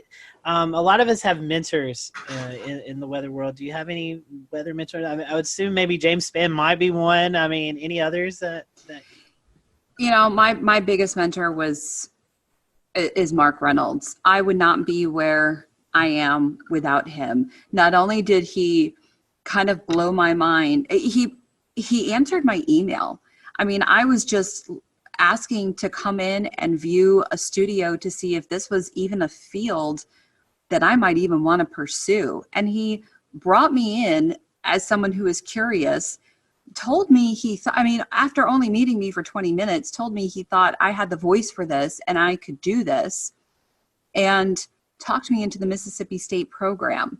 That's the kind of person he is, and then fought to get me an internship and worked with me, and then still let me come in the studio when I needed to practice on the green wall, on the chroma key.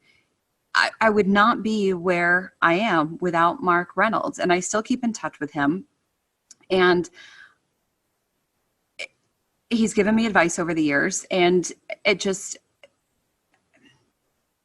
absolutely would not be where I am without him. I wish I had a lot of other weather mentors. I've had to do a lot of learning on my own, which is not ideal, but someone who's determined, who really wants to succeed at this industry, sometimes you do what you have to do. So, but I would not be where I am without Mark Reynolds from WJHL, and he's amazing. And I know a lot of other people at NWA this year, Tom Watts, who used to work with Mark and who was on air when I was living in Johnson City before I got into meteorology. I actually got to meet him. And then Ken Weathers, who also used to work with Mark, I think was one of his interns also. We were all there at NWA. And so we were kind of Mark's little proteges. And it was just cool to kind of be a part of that group. So Mark is it. That's very, very cool. I love that stories and all those people too. I do want to change topics a little bit, but feed off of your comment about, learning things as you go. The last 10 years, we've really had to learn how social media works and how it plays into our field. Yes, I know it's kind of a necessary evil, but it also turns out, very helpful for, our online shows and things like that. So talk a little bit about how important social media is to you as a meteorologist and with Weather Brains as well. Yeah, so it is very important. As much as sometimes we do hate it, it is very important. I utilize it to the best that I can. And there's a lot of, so the bad thing with being a female is you get a lot of comments. You get a lot of nasty comments. You get a lot of rude comments. You get a lot of crazy comments. And I know a lot of females that will turn off a lot of their messages and private messages, which is really sad that you have to do that. I do not do that. And I'm thankful that I don't have to, but I have actually met so many amazing people and have become friends with a lot of great people because of that. And I've become friends with some great viewers because of private messaging and things like that. And I'm very thankful for that. So it's really sad that some other female counterparts don't have that opportunity. Maybe just because I'm in a smaller market, I kind of have a little bit of that opportunity, and I've maybe been a little trusting with some people, but I have been lucky enough to make some of those really great relationships with people. So building those relationships with your viewers are obviously very, very important, especially with, when you're getting that information with storm reports, snow reports, rainfall reports, storm chasers, those photos, or just relying on, even just everyday photos when it's quiet outside, just to sometimes fill your time, relying on a photographer. So those are always great, relying on information and having that communication back and forth. But social media, it's the future. It's where we are. But you can do a lot with social media. You can get changing. I mean, we all know weather changes sometimes very quickly. So you can get important information out really quickly with social media. Yeah, I know that. That's the internet is where I live, just doing what I do. And I'll tell you what, it's just completely changed the game as far as getting storm reports, as far as getting, situational awareness on the ground. You suddenly have so many more cameras to tap into, and it really just, I don't know how y'all did it before that, but I know that it's completely changed the game here. For sure. And, here in Charleston, we have a really good and engaged community. So I'm curious, before we get into something even more fun, what is your weather community like up in your neck of the woods? They're amazing. I would not be here still on TV where I am without this community. And I constantly say that this community is why I stay here. This is why not only I stay here, but why I've brought my family here, because this community is still amazing. Some of the things that I see and hear in the female group on Facebook is sometimes horrifying. And I don't know if I could do this job if I heard stuff like that on a daily or weekly basis. We all get criticism. We all get stuff like that. We all get pushback, but I don't get a lot of it. And I'm very grateful that the community responds well to me. So I'm very grateful for the community and how wonderful people are here. So they're amazing, and they've welcomed my family. Urbanowitz, you can't slide into a community in Virginia with a name like Urbanowitz and hide under the radar. They know exactly who my brother is. They know exactly who my parents are. And everyone, my parents all the time, people talk, once they hear their last name, people talk to them, and they get such, they get feedback, but people are just so nice to them. So the community here is incredible, and it's one of the reasons I've stayed. That's wonderful. That's wonderful. Well, Aubrey, we've certainly enjoyed getting to know you tonight, and we appreciate you donating some time to us. If our folks want to watch social media we were just talking about, if they want to follow you on social media, how can they do that? So on Twitter, I'm very active on Twitter. So it's at WHSV OBS, AUBS. OBS is kind of my little nickname. And then on Facebook, just search for meteorologist Aubrey. I tell people you don't have to spell the last name if you just search for meteorologist Aubrey. And then on Instagram, let me get my Instagram out, because I think, yes, WXAUBS, WXAUBS on Instagram, or as I call it, the gram. The gram. Evan runs our gram. That's his title. So yeah, I should be better at it. It's a lot of pictures of my dog. Well, Aubrey, thank you so much, and we hope that, I know you guys haven't had a lot of winter either, so we hope you get some winter up your way sometimes in the coming weeks. But we appreciate you spending some time with us, and tell everybody at the Weather Brains, that we said hello, and we look forward to hopefully working with you guys during the National Weather Podcast Month later on this year. Of course. Thanks for having me on, guys. Appreciate it. Always good to see you. Thanks, Aubrey. And thank you guys for watching the Carolina Weather Group. As always, you can follow us at Carolina WX on Twitter or Carolina Weather Group on Facebook. If you have any suggestions or guests that you'd like for us, just reach out to us. We'd love to see those suggestions and work our best to get those guests or topics on the show. Until next week, we hope you have a great week, and we'll see you later here on the Carolina Weather Group.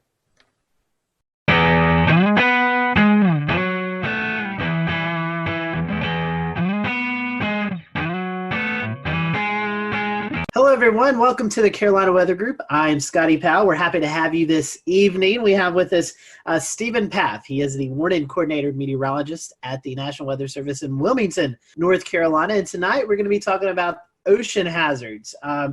The Coastal Weather Service offices issue several advisories and hazards and programs like that other weather offices don't. So when you find yourself on vacation or visiting the beach or something like that, you may hear something that's not familiar with you. So tonight we're going to kind of dive into that and kind of go through all of these unique and different advisories and program and hazard programs that we see along the coast. And Stephen, working in the Wilmington office, is the perfect person to go to that. He does a lot of outreach events. So happy to have Stephen on with us tonight. As always, if you are watching and you have any questions, feel free to drop them in the comment section. We'll be monitoring those throughout the show, and we'll direct you. If we don't know the answer, we'll direct you in a place that hopefully you can get the answer. So we, again, appreciate you watching tonight. We're going to be focusing on ocean hazards and the different programs that the Coastal Weather Service offices use throughout this vacation season that's coming up. So, Stephen, welcome to the show. It's been a long time since we've seen you, so I hope that you've been doing well. First question I want to ask to you before we kind of get into the meat of the interview tonight is, when I say warning coordinating meteorologist, for those who may not be familiar with the Weather Service terms, what is exactly your job there at the National Weather Service in Wilmington? Yeah, great question to start off with. We love these long titles, but good evening, and I appreciate the opportunity to talk with the group, and some of these hazards that we're going to be talking about, mean a lot to me, and you never know with the information that we share who we can impact with our lives. We might be able to save someone's life based on the information we share tonight. So thanks, but thanks for having me. But warning coordination meteorologist, I am like the public liaison. I'll work with civic groups. I'll work with the academic community. I'll work with emergency managers and also internal operations too, making sure our warning. We'll return to Best of the Carolina Weather Group in a moment. Now your Carolina weather forecast. Here are today's forecast high temperatures for North Carolina. Here are the forecast lows for tonight for North Carolina.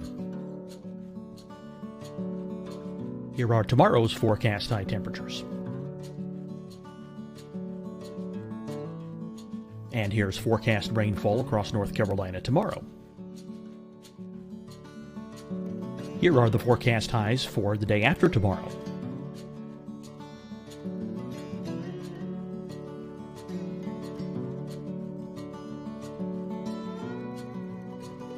And here's the forecast rainfall across North Carolina for the day after tomorrow. This is the total rainfall forecast across North Carolina for the next 3 days.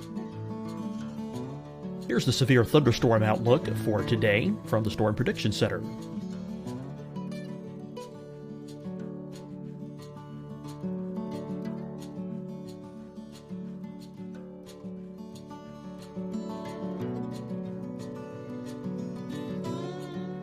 Here are the forecast high temperatures for today for South Carolina.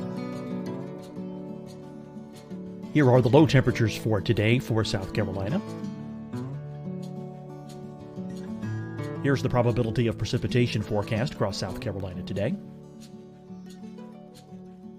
And here are the rain chances across South Carolina tonight. Here are tomorrow's forecast highs across South Carolina. Here are the forecast low temperatures for tomorrow for South Carolina. And here is the probability of precipitation across South Carolina tomorrow. Here's the precipitation chances across South Carolina tomorrow night. Here are the forecast highs for the day after tomorrow in South Carolina. Here are the forecast low temperatures across South Carolina for the day after tomorrow. And here are the rain chances across South Carolina for the day after tomorrow. And South Carolina's probability of precipitation for that night. Here's the Storm Prediction Center's severe thunderstorm outlook across South Carolina for today through tonight. Here's the Storm Prediction Center's severe thunderstorm outlook across South Carolina for tomorrow and tomorrow night. And here's the Storm Prediction Center's severe thunderstorm outlook across South Carolina for the day after tomorrow through that night. Here's the severe thunderstorm outlook for today from the Storm Prediction Center.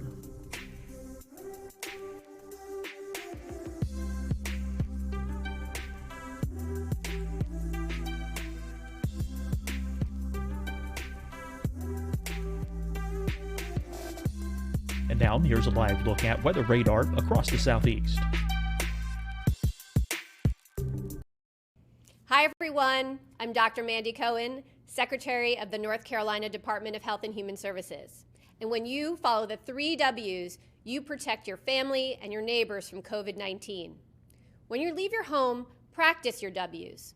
Wear a cloth face covering, wait 6 feet apart, wash your hands often. Wear, wait, wash. We're in this together. Stay strong, North Carolina. Deciding when to wear a mask isn't about who you know or how well you know them. Just ask yourself, will I be with anyone I don't live with? If the answer is yes, get behind the mask. Help slow the spread of COVID-19. Get behind the mask. Learn more at covid19.ncdhhs.gov. Fight the spread and take a stand against coronavirus. Wear a mask in public. Stay at least 6 feet apart from others. And get tested. Join us and fight the spread. Visit scdhec.gov/COVID-19. Getting tested for COVID-19 helps you to take the steps needed to protect yourself, your loved ones, and your community. Find the testing location at scdhec.gov/COVID-19 testing. You'll see your Carolina weather forecast at 25 and 55 past. And now back to the best of the Carolina Weather Group on the all-new Carolina Weather Net.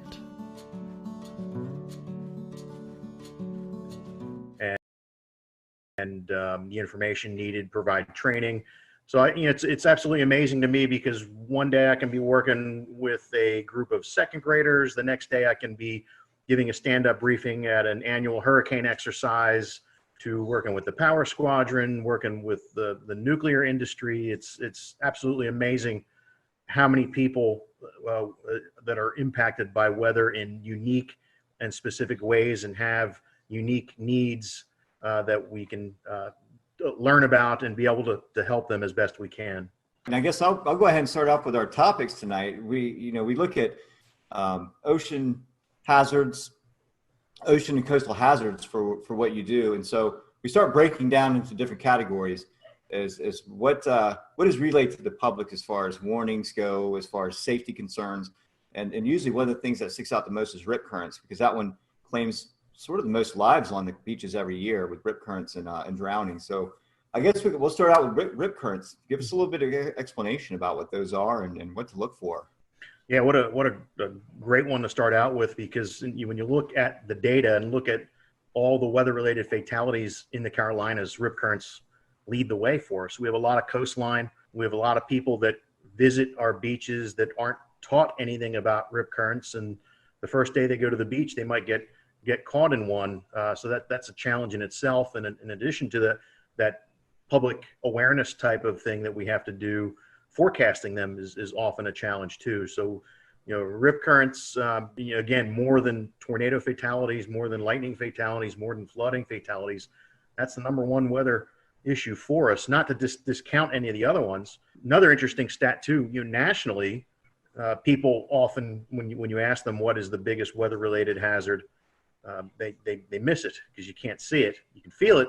It's heat. And, now we're heading into summertime too, and the beach season, and, we need to be mindful of the heat issues as well. But rip currents, I mean, can be quite frightening to people, and they don't understand the process. I guess the analogy would be is, an electrician works with electricity, which is dangerous, but they know what they're dealing with. They've had the training. They know what to do and what pitfalls to look out for. Someone coming to the beach, like a lifeguard, knows where to find the rips, knows how to use the rips and how to keep people away from them. But the average person has no clue. And some of the statistics that we have are quite frightening. Right. I understand the lifeguards sometimes they have a direct line to NOAA service accounts across the WFOs around the coast of the United States. So they call in a lot of times when they see rip current just to verify that it's happened. But that's very sporadic. It depends on where parks are and where some of these swim zones are. So where can the public get this information? Yeah, the best way to get the information, of course, all of our media partners have access and share that as well. But we have rip current threat graphics on our web pages. All the weather offices up and down the coast have them. But social media has been a great way for us to push information out as well about them. And we saw a case last year though, because we feel there's deficiencies. Last year we had Hurricane Lorenzo. The closest approach to the United States was 2,200 miles. Yet that hurricane led to more hurricane deaths compared to the other storms that year on the East Coast, and it was 2,200 miles away. So we're thinking we need to start treating these big rip current outbreaks, these huge events, maybe like we do with severe weather outbreaks. Tell us a little bit about the risk levels that are involved with rip current forecasting. Yeah, when we look at the forecast and we're looking at wave data, we're looking at the synoptic pattern as well. But anything that can pile water up into the beaches is one of the big keys. So it could be persistent onshore flow, like that southerly flow wrapping around the Bermuda High that goes right into our south-facing beaches, where you have mass moving into the beach. You have to have it stay in balance, so it's going to try and flow back out to stay in a state of equilibrium. So if you have a lot of mass moving in, we typically see that mass being transported out via rip current. So mass in, mass out. So days where we've got decent surf coming on, especially the long period waves from a hurricane swell, that really are the signals that we look for. And when you think about the longer the wave period, the farther offshore that wave is feeling bottom. So in particular, hurricane swell is very dangerous because now your surf zone, instead of maybe being 20 yards, these longer period waves are feeling the bottom 40, 50 yards out. So if a rip current forms in that surf, it's going to be, it could be as long as a football field, the rip current length.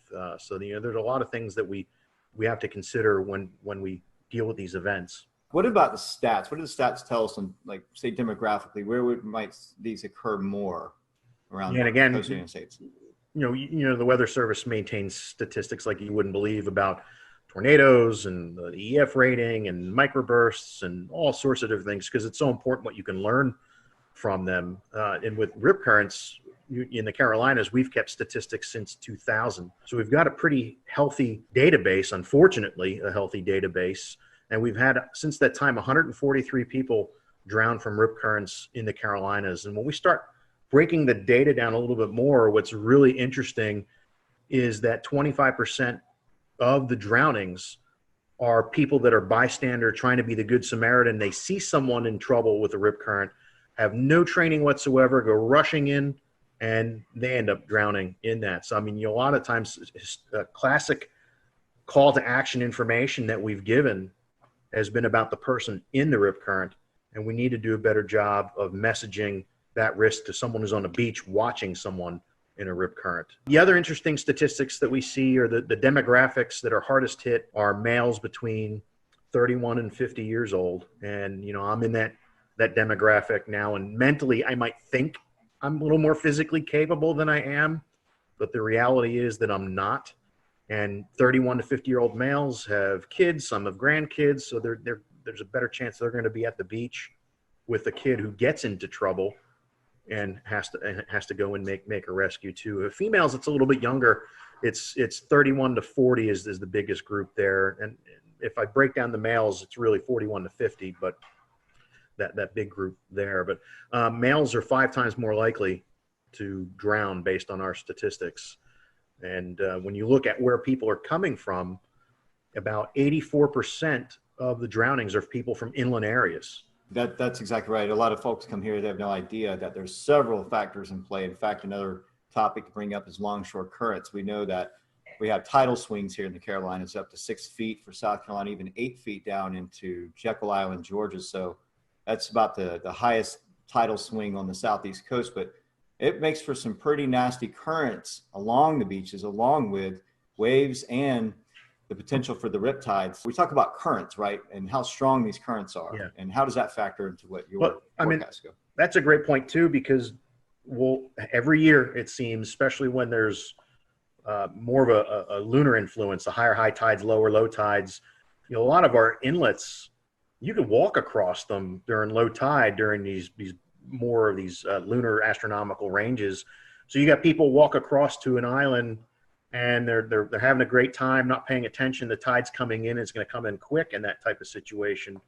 And then they can't swim back, or even if they can swim, they get caught up in that tidal current and become a victim that way. I mean, I've been at the Wilmington office 20 years, and I'd say there's been at least 20 of them easily 20 of them where it's a function of the tidal current in inlets where water is being forced through narrow areas and catching people off guard. Couple more topics for me, and I'll pass it on to Dan. And we talk about some of the other factors on beaches, like sneaker waves or even meteor tsunamis from release of energy from storms that would cause some tidal event, right? So start with sneaker waves. That's usually like more northwestern United States specific to the Oregon or Puget Sound area.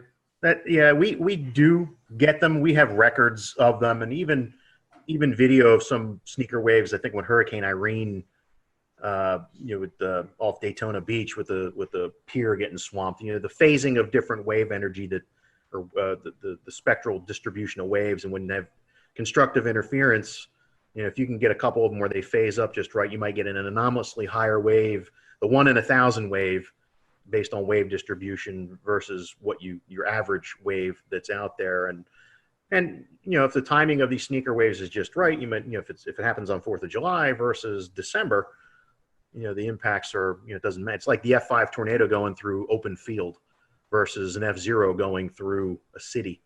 You have different results, even though it's the same impact, but different magnitude. But we've had fatalities from sneaker waves. In Myrtle, I think it was Myrtle Beach several years ago, guy caught off guard. Wave knocked him down and actually gave him a spinal injury as he was hit by that. It was just very powerful, sudden wave.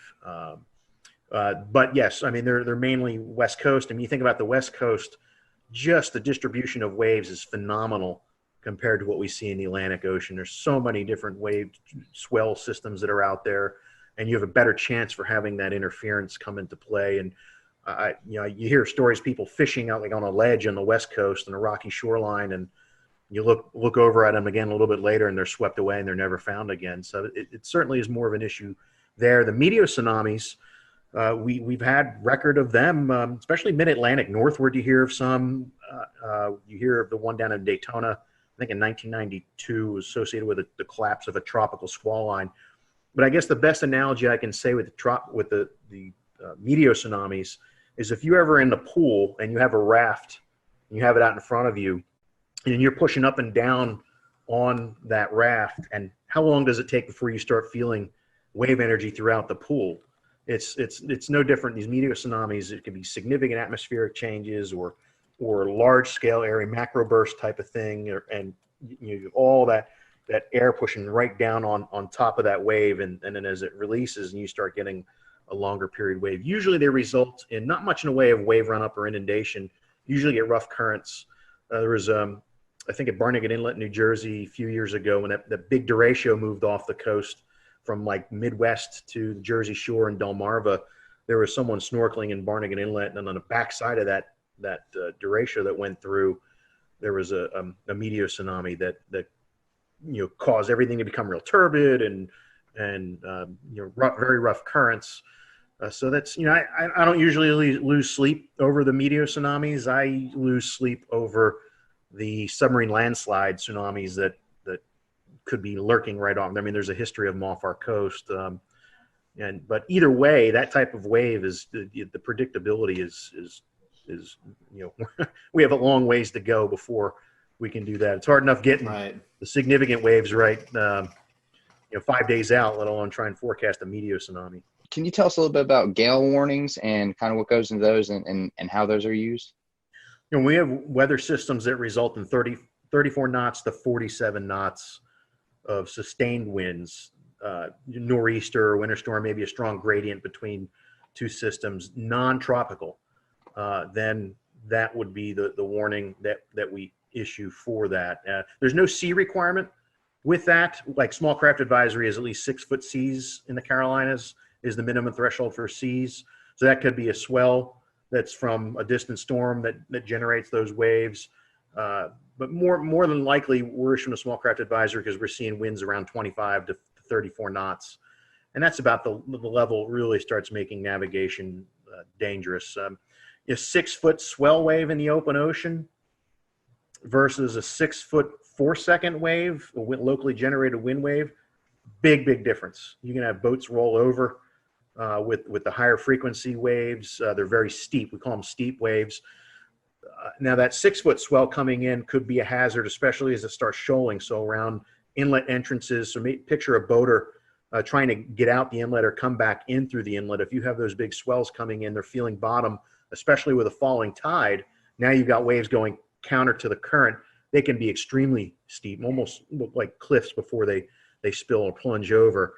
So we do have these deep water hazards as they migrate to the coast can create certain issues for us. That's really interesting. And so our small craft advisories, are they changing to warnings? Can you tell us a little bit about the changings that are happening to that?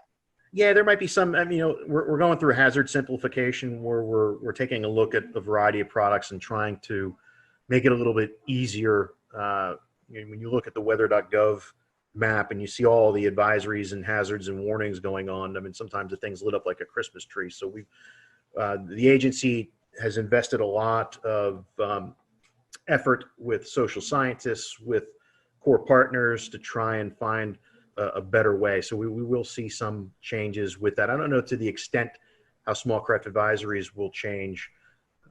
Gale warnings, I don't think we're going to have any changes. And of course, storm warning, when you have over 47 knots sustained, we would have that. As we all know, with any sort of simplification of hazards or anything weather related, it has impacts on a lot of sides. So that's great to hear that the social outreach there's happening to try and figure out how that will impact everything. One more thing that I have to talk about as far as open water hazards are concerned, as far as the special marine warnings, what's the best way if I'm a boater, if I'm going to be impacted by these special marine warnings, what's the best way? Well, first of all, what is that, and how does that warning get established, and then how is a person that might be impacted by it, how do I find that and look for it and know that it's happening? Yeah, it's a great point, and it is a challenge just because of limitations of coastal weather radio, cell phone connectivity, access to apps. When you're further out, when you're farther offshore, you're losing a lot of the ability to receive this information. So it's always important to know before you go. If there's a day that we're calling for all these thunderstorms, it's not worth it. Live to play another day type of thing. So right off the get-go, we've lost boaters to strong to severe thunderstorms before. I'm knock on countertop, not lately. But it has happened where people are taking risks and get caught by quickly evolving storms like even that MCV that went through yesterday morning here. I would not have wanted to be anywhere near a boat with that coming through. But when we do have something like that come through, if we anticipate winds over 34 knots, then we would issue a special marine warning, or if it had water spouts with it, or large hail, because large hail in the open ocean you could break the windshields on the boats and things like that too. But usually they're issued for 34 knots or higher sustained, or I'm sorry, any gusts 34 knots or higher, and any potential for a water spout. As soon as we send the information out, it will play over the weather radio, and a lot of the VHF bands on a boat radio, you can see or hear those messages coming across. Now, some boats have radar on them, but they're not the right band to interpret weather data when they're twirling around. Usually if there's a big thunderstorm target, the band that the marine radars are used, you might only see the edge of what's out there. It's not powerful enough to penetrate into the storm. So that really doesn't provide much in any way of value. But I think there are some providers via satellite where you can get information. But it is a great question, because you need to be connected to that environmental intelligence if you're going to be in an area where you're in extreme risk. You can't just 30 miles offshore, you can't just seek safe harbor in 10 minutes. You got life and death decisions to make, which is why we say avoid it if at all possible. Go a day when there aren't thunderstorms in the forecast. Stephen, a couple more advisories to cover with you, and one of them is one that we see almost monthly pretty much in the Carolinas with the lunar cycles and onshore winds and other factors. So the first one we'll talk about is coastal flood advisories. What exactly are they, and what should the public be looking for when they're issued? Yeah, that advisory, unfortunately, we're issuing more and more frequently, and there's a couple reasons for that. With sea level rise is one issue, but there are also parts along the Carolinas where there's actually subsidence going on. So the land is sinking. There's parts where the land is rising a little bit, and there's parts where it's sinking too. You can also have changes to the local hydrology. Like they did a lot of dredging in the Cape Fear River. So between the subsidence, sea level rise, and the dredging, our number of coastal flood advisories has gone up incredibly. Now, the thresholds for where we, before we decide to issue one or not, vary based on the datum that's related to that location. So you can't apply 5.5 feet mean low or low water at every coastal station because their datum varies. So what we have done, worked with a hydrologist, we've done coastal flood surveys, get out there when there is flooding going on and observe the impacts. We call that E19 data. It's mainly for rivers, but we do have E19 data for coastal locations as well. And once we know what the level is and what the impacts are, now we have a good database and we can put good information into a coastal flood advisory based on the levels that are predicted to occur. So moving on to the next advisory, and I think our last advisory for the night, high surf advisory. I think this is one that sometimes, especially for beach visitors, not necessarily residents, but someone who's coming from inland areas, it's easy to underestimate a big surf. 4 feet may not sound that big, but all of a sudden you get out in the water and 4 feet is a heavy wave. So tell us a little bit about how to be safe during a high surf advisory. Yeah, that, you mentioned the heavy wave, you can feel the power on those days where it's really moving like a washing machine out there, and unless you really know what you're doing, that's something that should be avoided. Just between the plunging breakers, potential for spinal injuries, those sorts of things, and it makes you hard to see too. So you get into trouble, and you're in this rough surf or high surf, you might be hard to spot, or even hard to get someone's attention if you're in the perspective of being in the water. But some of the thresholds we use, I think, are about 6 to 8 feet breakers we get, depending on how clean the ocean is, depending on the wind. Surfers get excited when we do high surf advisory, especially if you get a light offshore wind and it cleans it up a little bit. It doesn't look like a washing machine, but it's still powerful and dangerous if you don't know what you're doing. The thresholds vary up and down the East Coast, but our wave climatology, it's not like Cape Hatteras, like Wrightsville Beach is we get decent waves there, but typically not like you see it at the Outer Banks. And then you get in the Long Bay, Myrtle Beach, you got to get the wave energy coming in the right direction for us to issue a high surf advisory. The Frying Pan Shoals block a lot of that easterly swell, where Wrightsville Beach might get it, but Myrtle Beach won't. So it's really unique to the shape of the coast as well, but it's a great point to talk about. Move to my last question before I hand it off to Scotty. Chemical and oil spills, I'm probably going to see this a little bit less frequently, but if you're out in the water, it's certainly still a hazard if it's ongoing. Where is this a problem? Is it a problem in the Carolinas? And if so, how can we be aware that it's happening?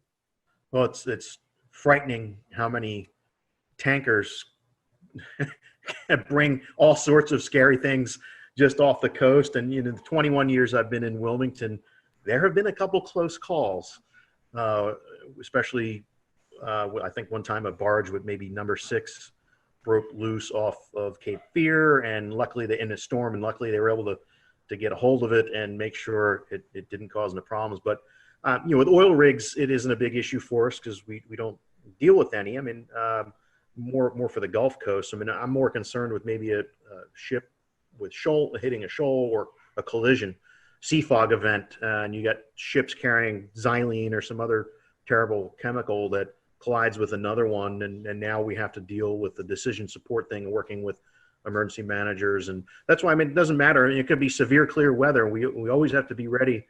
And most of these events are a result of some mistake.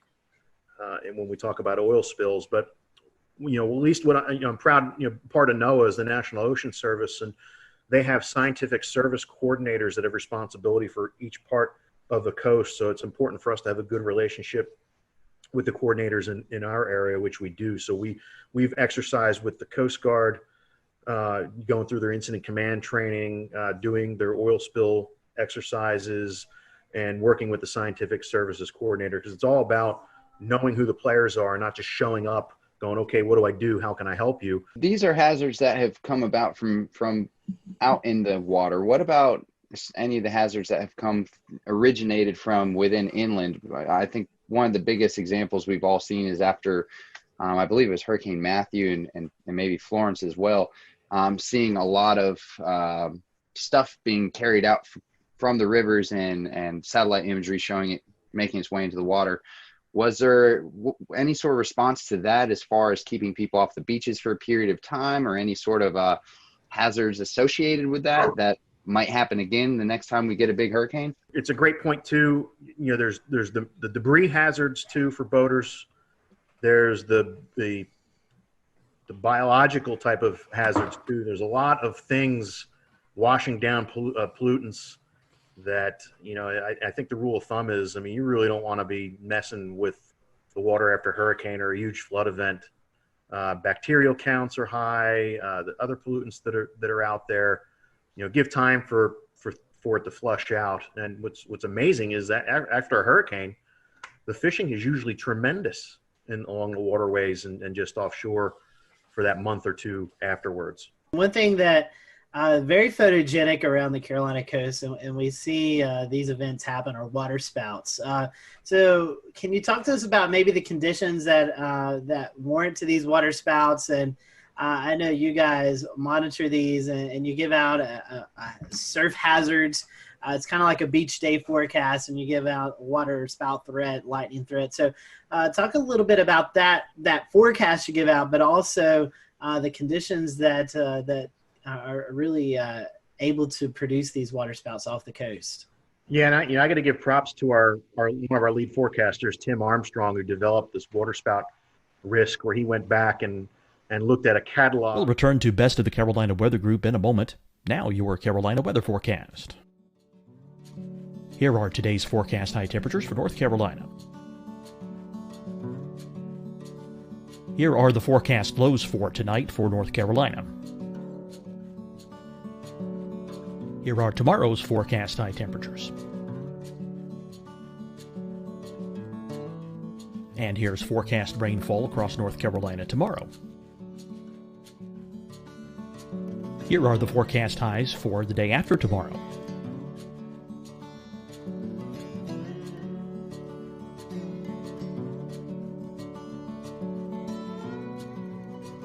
And here's the forecast rainfall across North Carolina for the day after tomorrow. This is the total rainfall forecast across North Carolina for the next 3 days. Here's the severe thunderstorm outlook for today from the Storm Prediction Center.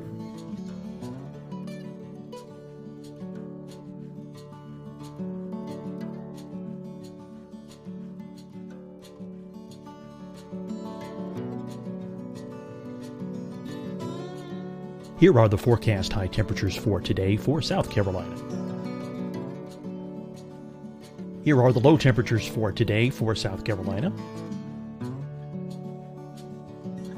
Here's the probability of precipitation forecast across South Carolina today. And here are the rain chances across South Carolina tonight. Here are tomorrow's forecast highs across South Carolina. Here are the forecast low temperatures for tomorrow for South Carolina. And here is the probability of precipitation across South Carolina tomorrow. Here's the precipitation chances across South Carolina tomorrow night.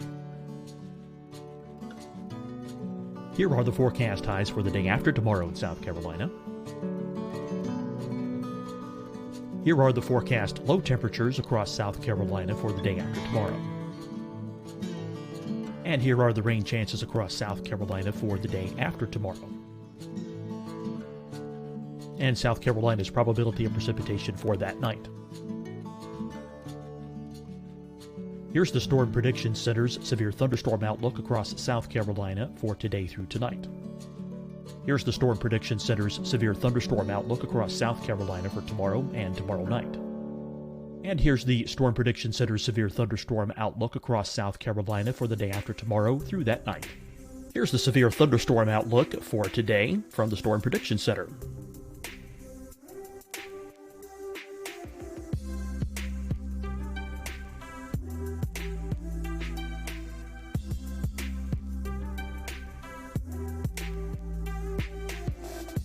And now here's a live look at weather radar across the southeast.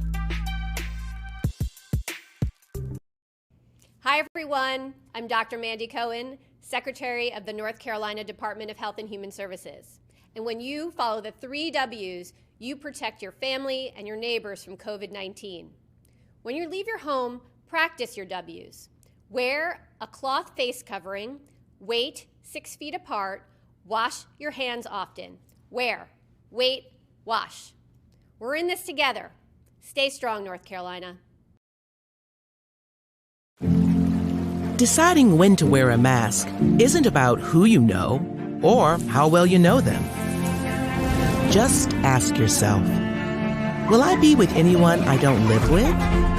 If the answer is yes, get behind the mask. Help slow the spread of COVID-19. Get behind the mask. Learn more at covid19.ncdhhs.gov. Fight the spread and take a stand against coronavirus. Wear a mask in public. Stay at least 6 feet apart from others. And get tested. Join us and fight the spread. Visit scdhec.gov/COVID-19. Getting tested for COVID-19 helps you to take the steps needed to protect yourself, your loved ones, and your community. Find the testing location at scdhec.gov/COVID-19 testing. You'll see your Carolina weather forecast at 25 and 55 past. And now back to the best of the Carolina Weather Group on the all-new Carolina WeatherNet. Years and found some really interesting information about instability and actually lack of shear type of environment, but with the boundary in the area like a land breeze or some other boundary that might be stalled up there. So it was, we think, people see a water spout and they might think it's it's the classic tornado, and some of them are, like the big Myrtle Beach tornado, July 6th, 2001, somewhere around there, was actually like a classic tornado that just happened to ride down the beach and move into the water. So some are classic tornadoes, like even the tropical cyclone tornadoes are more of the classic type versus your regular water spout. So, but every summer we get the right instability in place. We get light winds through the atmosphere with that boundary there, and we get you get funnels that come out, and some of them can be in absence of any rain, and then just lollygag around. On occasion, maybe once every 3 years, we have to issue a tornado warning for one that's moving closer to shore. The last one we had move ashore was near Myrtle Beach, near the Ferris wheel a couple of years ago. We had one at Carolina Beach back in 2011, the week before Hurricane Irene, I think it was. We had to do a tornado warning for that. And they don't show up on radar all that great. We use some products like Spectrum to really see some of that smaller scale turbulence that's going on associated with the funnels. They're usually very narrow, so with the beam spreading out from the radar after a distance, the circulations sometimes are too small and they don't get captured by the beam all that well. So it's important for us to have partnerships with the Coast Guard and the boating community, and lifeguards as well, to see them and get that information back to us so we can take take action unless it's a little bit bigger one that shows up on radar.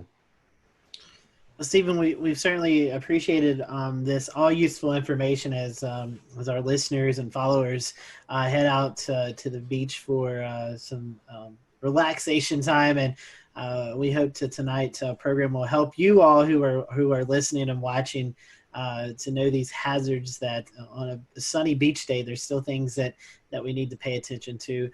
For folks who may be coming into the Wilmington, Myrtle Beach, the southern North Carolina coast, the forecast area that you cover, Stephen, what's the best way to follow this information? Do you have a section on your website? I know you mentioned social media.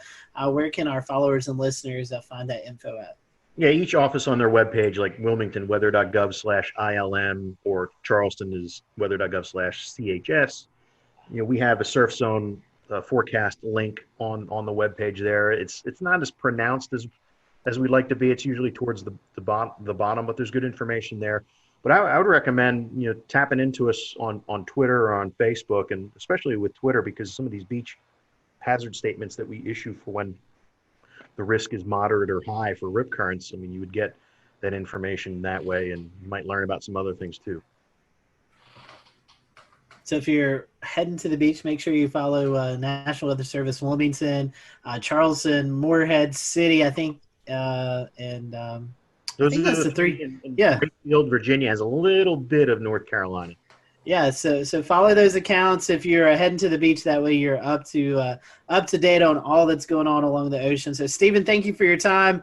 We hope that you have a great rest of the summer. I know hurricane season is lurking and around the corner, and you're getting prepared for that. So hopefully it'll be a quiet season for you. We appreciate you joining us tonight. You're welcome. We can use the break, so I'll take it. Definitely. So thank you guys for watching the Carolina Weather Group. We'll see you next time. Have a great evening.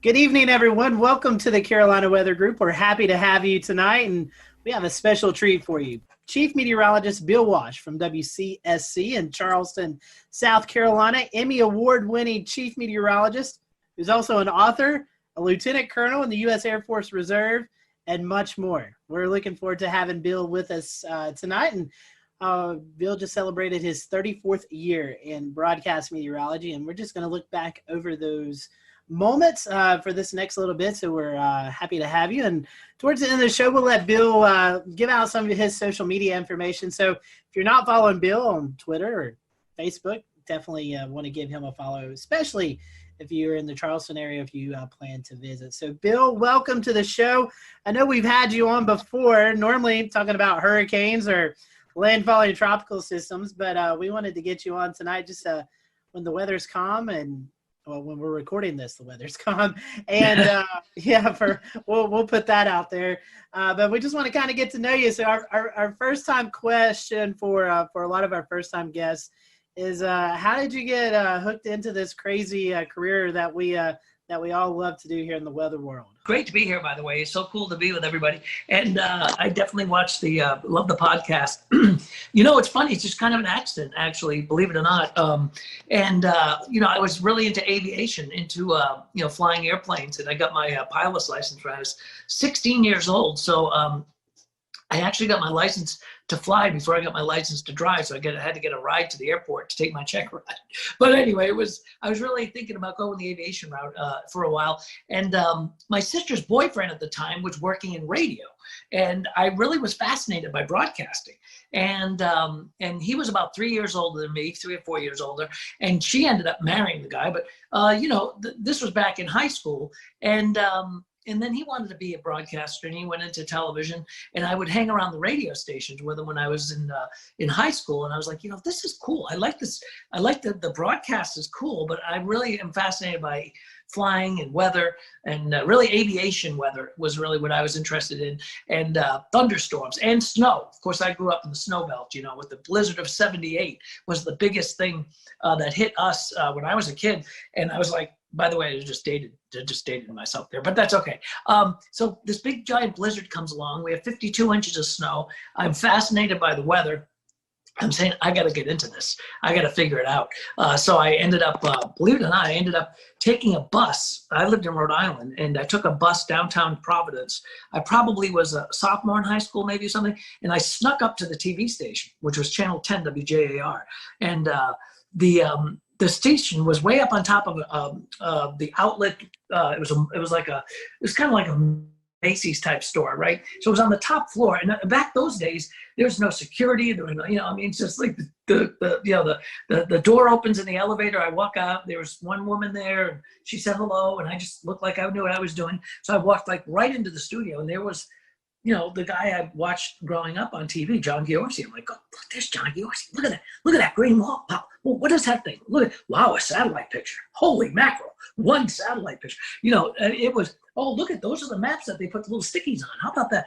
It was really fascinating. So, at that point I was hooked. So I ended up, knowing that I really like television, I really like weather. I wanted to put the two together. That's kind of how I ended up falling into this stuff. So you've definitely covered some big events in Charleston. Talk a little bit we'll go into some specifics here later on, but talk about your time in Charleston and, what that's meant for you. I know you've been a figure in the community. So what's it been like forecasting in Charleston? Oh, it's been fantastic. Charleston is such a great place. As I said, I was in Rhode Island, and I was looking for a full-time gig. I wanted to I had a great gig. I did, by the way, my dog is here. if you're wondering what, that's Ruby. And, so what happened was, I was looking for I wanted a, Monday through Friday gig or something like that. I looked very, very young, as I continue to this day, except for the hair, see? But anyway, so, I decided that I'd start looking. I wanted to go somewhere warmer. I really like tropical weather. I love hurricanes. So, and we, at that time, even in the 80s, there weren't that many big hurricane events. So I ended up, throwing my tape out there, and I got a call by the station here in Charleston, WCIV. And they said, hey, we're interested in you coming down, maybe being our chief meteorologist. Once their meteorologist was leaving, she was going to have a baby. And she was going to, just leave the business.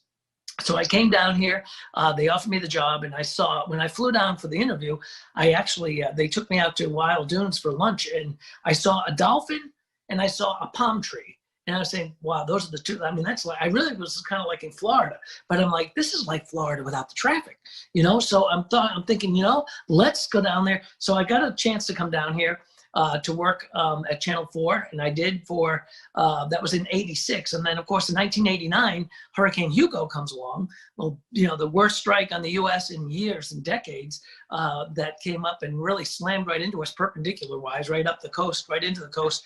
And we had 6 feet of water in the building. We were blown off the air. I was out of my house for 3 months. I had to live with my soon-to-be in-laws for 3 or 4 months. That was worse than the hurricane. But anyway, that was, she could probably hear me. But anyway, it was, he recycled paper towels, her father. She can hear me, I can't. All right, so anyway, but so, so that was an event that was just, that was a career-making event, because, here I was, young guy, doing my first weather, my second weather job. Technically third, because I did part-time on cable way back. But anyway, so, it was a big deal. And Rob Fowler, my pal Rob, Rob, and he comes on the show. And he and I both worked that storm from different perspectives, different stations. But we were down here within about maybe a year of each other. I think I came in '86, he came in '87. But, the two of us really that was our biggest, our biggest weather event that all of a sudden, here we are in our 20s doing that big, big storm, and they hadn't had one here in years, and it was a devastating storm. So, and then in 1993, Channel 5, was kind of like the big gun in town, and they were their main weatherman was Charlie Hall. He was like an institution. He was an amazing man. He signed the station on. I mean, he was literally the guy who was the first guy on the television station to sign it on. And they called me up and said, "Hey, are you interested in coming over to work with Charlie?" And I'm like, "You want me to work with Charlie Hall? I mean, you want me to," and they did. And they said, "We'd love for you to work together and build a weather department." And, they had Charlie and they had Mike, but they had one computer, and it was just an old Liveline 3, I think it was. And they wanted to build a storm center. They wanted to build a weather brand. So that was when I went over to Channel 5. So anyway, that's kind of how I ended up in Charleston. I'd like to reminisce about Hugo a little bit, since it was one of the big storms of my youth. I grew up in Rock Hill, and it was still a big deal up in York County. So I was wondering if Hugo was actually the biggest event for you during your career, even though it was in the early part of your career, and maybe you could tell us a little bit about the lead up and the aftermath of Hugo. I think it was actually. And by the way, Rock Hill, you got whacked by that storm. It was Yes, we did. Yeah, that was still it blew all those glass windows out of the buildings up there in Charlotte. Rock Hill was rocked by that storm. I mean, it wasn't extra tropical until it got to New York State. I think in my weather career, as far as like biggest storms that I've forecast and lived through, that's got to be at the top of the list, I think. I mean, we've had a lot of close calls since. We have a lot of, I call them the drive-bys. They come up the coast and then head up toward the North Carolina coast and the Outer Banks. So we've had a lot of those types of storms, but Hugo certainly was the largest that really impacted us here, especially as a Cat 4, 135-mile-an-hour storm. We had a 22-foot storm surge in McClellanville, and they had people being put up in the rafters at that Lincoln High School because it wasn't really, they didn't think the water could ever get that deep in a high school like that. It was a precedent-setting one for me, but also for the station, all three stations, it really was, and for Charleston itself. The city remembers it every year, 31 years ago now, hard to believe. But there was, I think that and a couple of the snow events, actually, if you think about it. A couple of years ago, we had a snow event where we had, and I know some of you guys are going to laugh at me, we had 6 or 7 inches of snow. And, that's a big deal for Charleston. It is a big deal for Charleston. We were, and it was so cold. It was such a cold air event. The cold air was really in place for about 3 or 4 days after that. So it didn't melt off very much. It melted off a little bit during the day, but it was thick enough that it refroze at night. So it was a real mess. So some of these snow events were amazing. Certainly the hurricanes were amazing. We've had a couple of tornado outbreaks. We don't have them, obviously as much as you would back inland. But we had a couple of, we had one this year actually in April that was quite impressive. It was, in fact, I think it was the worst tornado outbreak we've had since I've been down here. And that brought a lot of damage. And that was a real strong dynamic system. And we were just, I felt like I was out west there for a few hours that night because it was, they were just, really, it was perfect ingredients. So those, I think Hugo, the snow and, the tornadoes, always an adventure here. Going back to Hugo, there's one other thing I wanted to ask. Even today, do you still see reminders of what happened when Hugo blew through? You do, actually, which is kind of interesting. I was on the Isle of Palms not too long ago, just about a week ago. I was out there, and there's still empty lots out there. Same thing on Sullivan's Island. There's still places where things never came back. It took about a year, to be honest with you. When you think about, Florida and Michael and Mexico Beach and places like that, we see these storms. And we see the impact, like we had Laura and we had, everybody covering it. We had the storm chasers out there. I was watching Jim Cantori at 3:00 in the morning, and then, then the media, everybody goes away. But living through Hugo, we had to live with that for, forever. And certainly a year after that, it was a year until things got sort of back to normal. We didn't have power for 2 weeks, but it'd be interesting to go back. I think that'd be kind of an interesting documentary or something. You just go back to some of these places and say, okay, how are you doing a year later? How are you doing 2 years later? In particular, places like the Bahamas, right after Dorian. Nobody really talks about it, but obviously those islands, there was an incredible disaster. And it'd be interesting to go back to Freeport and back to Abaco and take a look at some of those places, because see how they're doing now. So I think to answer your question, there are things still around that you can tell that were pre-Hugo or post-Hugo, but we filled in quite a bit in 31 years. I would echo your thoughts exactly, because even now, if you go and walk around, you look at some of these oak trees and pine trees, you can still see where most of these trees, they were blown over, they were popped in half, so to speak. So you can still see where the knottage is and where new limbs have grown over the years, but you can see where the disformation is in a lot of the trees still, even after all these years. So yeah. Yeah, you really can, and there's a lot of people that live here that were here then, and they remember it. They remember surviving, getting through it, and things like that, and rebuilding their house, or getting back to what was a house. So it's one of those things that it's burned into your memory forever. Yeah, I recall.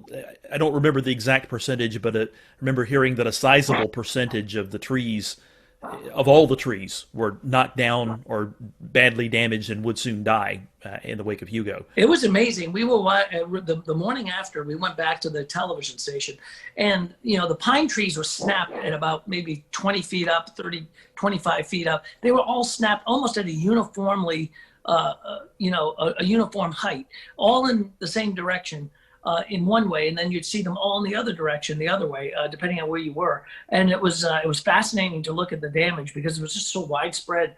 But a lot of those trees were, the Francis Marion Forest was completely devastated. And it's been a long time, and it's still being, rebuilt. A lot of those newer trees, or some of those trees that have come back, it takes a while, obviously. Bill, how was communicating the threats from Hugo, specifically the storm surge? We've made a lot of progress in the past 5 to 10 years of trying to explain what storm surge is and the areas it impacts. What was it like explaining the water that could come with a storm like that back in the late 80s? So that was interesting, because that was before slosh models, and that was before we had the LFM.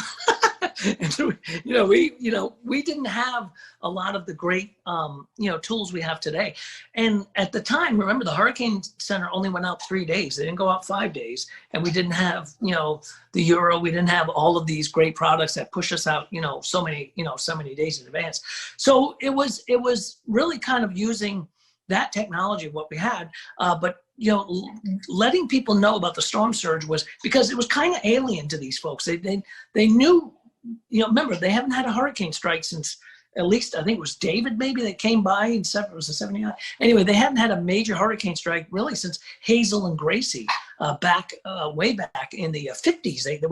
They had some storms that came on up, but it was the first real major strike that could bring a major storm surge. So communicating that was interesting, and it was you had to kind of explain to people what it was, and a lot of people didn't think that they could see 20 feet of water, and I mean, there's a lot of people are saying, oh, they're overdoing it, and stuff like that. So getting that message out there was rather interesting. So Bill, I want to ask you a little bit about kind of bring your military background and career into your meteorology broadcasting career, and specifically when hurricanes like Hugo or other kind of big events like that have occurred. Is there part of your military background that helps you communicate that, or be present and structured in the way you assist with letting people know the threats? Yeah, it does, Dan. I mean, what it does is it gives you, in the military, everything's about readiness, right? So when I was, when you're working on a staff, or you're working as, whatever your job is in the military, everything is, especially in the reserve side of things, it's all about readiness. Are you trained up? Are you proficient in the software? Are you proficient in the forecasting? Is your staff ready for this? Is master control ready for this? Do they know how to put the crawls on? Do we know how to evacuate if we have to evacuate? There's, in military, there's a lot of readiness. We had to, you have to do a lot of training. And I think that kind of background also kind of floats over to what we were doing. And I still to this day have, readiness checklist for like tornadoes or tornado warning or severe weather, making sure our master control has, all of the things they need to make sure that they're ready to put us on TV at 2:00 in the morning if they have to. So, a lot of that comes from the military background. Excuse me, that's Ruby. That's Ruby. So a lot of things come from the military background that go into television that help me, pretty much, get through these storms. But I think it's a good background. And military is a whole different world. When I was doing military, on the weekend, I'd go away, or even during the week, I'd be like, it's like literally changing hats. It's a whole different world of the way things are done. TV has been a show business. We got the science side of it, but there's show business, and it's a whole different world where military, it's totally different. So if you're briefing a commander, for example, on an upcoming storm, or you're doing a battle group command type of, if you're doing a forecast for a battle group, you're talking about, different types of weather, but those people, it's a different audience. So yeah, so you use that training, I think, to help you be ready. Readiness is the most important thing. Well, that readiness was obviously very important in 1989 with Hugo, and it still is. Bill, we've talked about before on this show, in the unfortunate event that South Carolina and the South Carolina coast and Charleston area were to ever face another storm like Hurricane Hugo. How prepared are we nowadays in the Charleston metro for a major landfalling hurricane? I think we're pretty well prepared. We're prepared, and we're at a point where we know what to do. We know how to get the messaging out there. We're prepared better than ever when it comes to communication between social media, the television, the OTT over the top stuff, all of the different platforms that we can broadcast to. So getting that word out is going to be even better. As far as evacuation and stuff like that, that is drilled pretty much every year. We have hurricane drills with the state and with the Highway Patrol and the National Guard and stuff like that. So I think South Carolina is pretty well prepared. There are some caveats. We flood on a good thunderstorm on a high tide down there. So depending on the timing of the storm, also the trajectory of the storm versus the coast, how much flooding that we could have. But to get people to move. We had a big evacuation during Florence, and that was a major. It was a Cat 1 actually. It was a major disruption, but it wasn't even a major hurricane as it came down the coast. But it was a rainmaker moving at 2 or 3 miles an hour, just flooding North Carolina and northeast South Carolina. But yet, governor, had evacuation all the way down through Beaufort County down into near the South Carolina Georgia border. That put a lot of people out saying, well, why am I evacuating? That storm's up near Myrtle Beach, and it's really flooding like Conway and not us. So, and a lot of that we have to try to explain to people and say, we don't make the evacuation call. We tell you what's going to happen, weather-wise, what to expect. So in that reference, I think we can be ready. We'll return to Best of the Carolina Weather Group in a moment. Now your Carolina weather forecast. Here are today's forecast high temperatures for North Carolina. Here are the forecast lows for tonight for North Carolina. Here are tomorrow's forecast high temperatures. And here's forecast rainfall across North Carolina tomorrow. Here are the forecast highs for the day after tomorrow.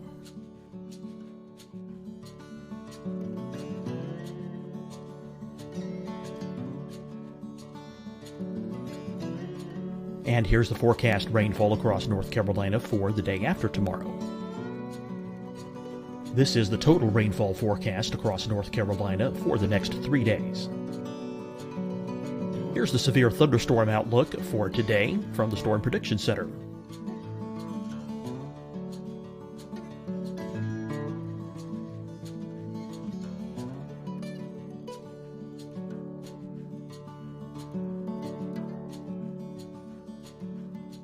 Here are the forecast high temperatures for today for South Carolina. Here are the low temperatures for today for South Carolina. Here's the probability of precipitation forecast across South Carolina today. And here are the rain chances across South Carolina tonight. Here are tomorrow's forecast highs across South Carolina. Here are the forecast low temperatures for tomorrow for South Carolina. And here is the probability of precipitation across South Carolina tomorrow.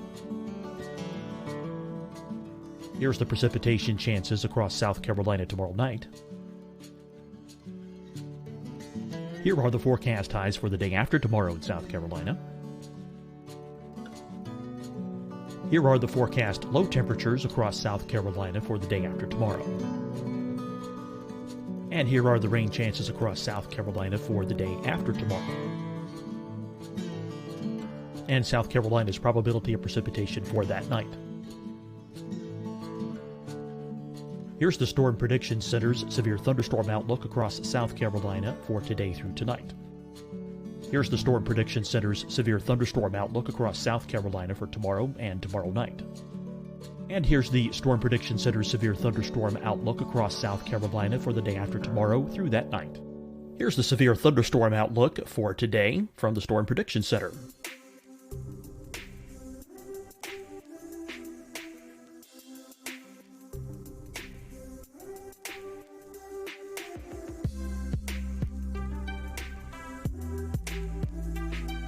And now here's a live look at weather radar across the southeast. Hi, everyone. I'm Dr. Mandy Cohen, Secretary of the North Carolina Department of Health and Human Services. And when you follow the 3 W's, you protect your family and your neighbors from COVID-19. When you leave your home, practice your W's. Wear a cloth face covering, wait 6 feet apart, wash your hands often. Wear, wait, wash. We're in this together. Stay strong, North Carolina. Deciding when to wear a mask isn't about who you know or how well you know them. Just ask yourself, will I be with anyone I don't live with? If the answer is yes, get behind the mask. Help slow the spread of COVID-19. Get behind the mask. Learn more at covid19.ncdhhs.gov. Fight the spread and take a stand against coronavirus. Wear a mask in public. Stay at least 6 feet apart from others. And get tested. Join us and fight the spread. Visit scdhec.gov/COVID-19. Getting tested for COVID-19 helps you to take the steps needed to protect yourself, your loved ones, and your community. Find the testing location at scdhec.gov/COVID-19 testing. You'll see your Carolina weather forecast at 25 and 55 past. And now back to the best of the Carolina Weather Group on the all-new Carolina Weather Net.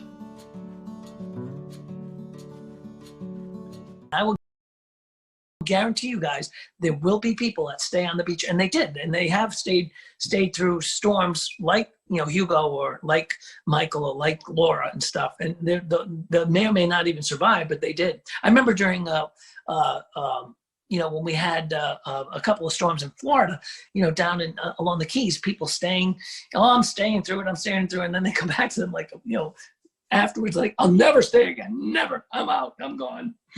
Talking about some of these climate change issues that we've had, certainly the sea levels are coming up, and, what has your perspective been on how, we've had to handle sunny day flooding since you started here going into now? That's funny that you say that because, when we do have these 6.7, 6.8 tides on a beautiful sunny day, and you try to tell people we have a coastal flood advisory until 11 o'clock tonight, and they're like, it's not even raining. What are you talking about? And then all of a sudden, the pictures start showing up on Twitter of people's driveways being flooded and stuff like that, the drainage in the city. So sometimes it's hard to explain to people that, and it's people want simple answers sometimes, and sometimes it's hard to give a simple answer. And there's not a lot of simple answers when it comes to weather. It can be complex, but even tides. When you talk about tides and talk about drainage, and you talk about some of the even the extreme low tides.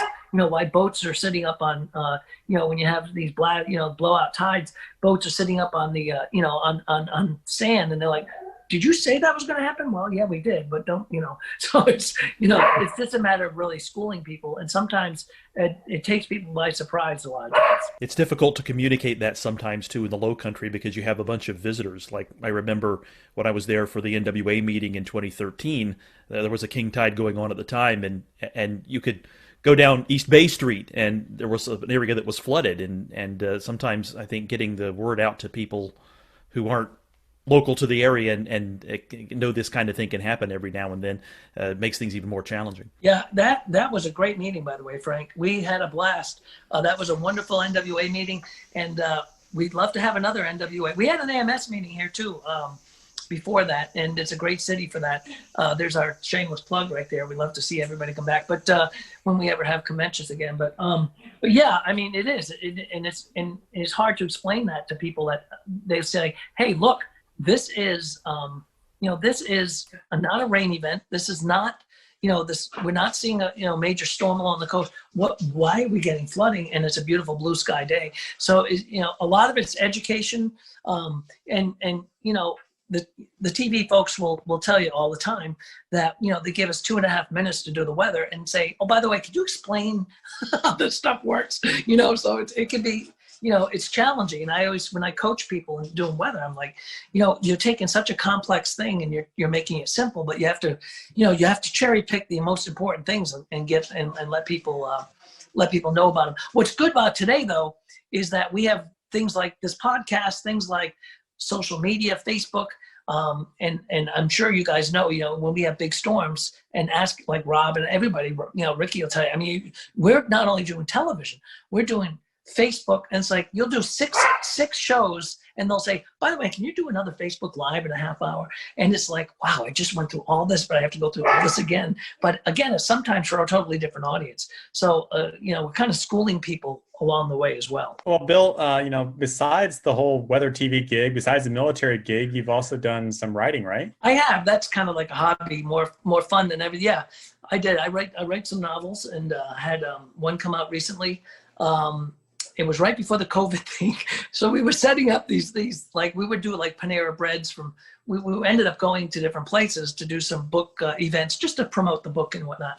And then boom, COVID hit. Although we've been doing a lot, I've been doing some Zoom, what do they call them? Book things, book events, like a lot of book clubs and things like that. But yeah, I wrote a novel when I was flying a lot for the Air Force. Really, I started thinking about this when I was Navy first, and when I went from the Navy to the Air Force, my job in the Air Force had me flying quite a bit in different places on C-17s, and so I started thinking about these stories and stuff like that I put together in a book and in a novel. We actually pitched it. My first book was pitched as it was more of a national security thriller, and it was pitched as a TV show. And my agent was like, you know what, this would be a good book if they don't buy it as a TV show. And they didn't go for the TV show, but the other people came up and said, we'd like you to do the book on it. So, so I've done a couple of books and three novels, and that's, it's fun. I mean, I don't do downtime very well sometimes, so I've got to be doing something. So I guess I write sometimes, and it's really kind of enjoyable. The last one I did, which was Uncle Danny, was actually based on 3 live characters up in New England that were really, they were the kind of the tip of the spear when it came to the booze business and prohibition. They were probably the biggest movers of liquor in the Northeast in New York, and one of them was a great uncle of mine. So so I got to write a book about it. So I thought that was pretty interesting. Kind of on your weekend job has become air shows and aviation and flying recently. That's actually kind of how we met and talked about things and knew each other better, was through kind of the aviation world. Talk a little bit about your time with the paratroopers and announcing for them and doing all the stuff with the team. Yeah, I love doing the air show stuff, Ricky, and as you know, and you do too, and a lot of our folks do. So yeah, when I was my last job with when I was doing I was with Special Operations Command with the SOCOM, the Special Operations Command Paracommandos, and my job was kind of a threefold job. I was a DZSO, Drop Zone Safety Officer, I was a weather officer, and I was a public affairs officer. I kind of had 3 hats. So as part of that, I ended up doing a lot of they know I was in television, so I did a lot of the narrations of the jumps, either into stadiums, into air shows. We did a lot of football games and things like that. And so I did that for almost 4 years. I was on the team, the Paracommandos team, and it was a blast. So I got me into the air show side of things. I've always been fascinated with air shows, just from being a pilot, just from being part of aviation. So I started doing some air show announcing. And again, there's some big announcers on the air show circuit. They're fabulous and great friends of mine, and I just kind of fill in when there's a show available. I'll throw my hat in the ring if somebody needs an announcer. And I really like announcing air shows. It's fun. It's a lot of work, actually. It's a lot. I mean, it's a long day. You're usually up in the sun and stuff like that. But it really gets you into the aviation side of things, and it's fun. So I really like doing air shows.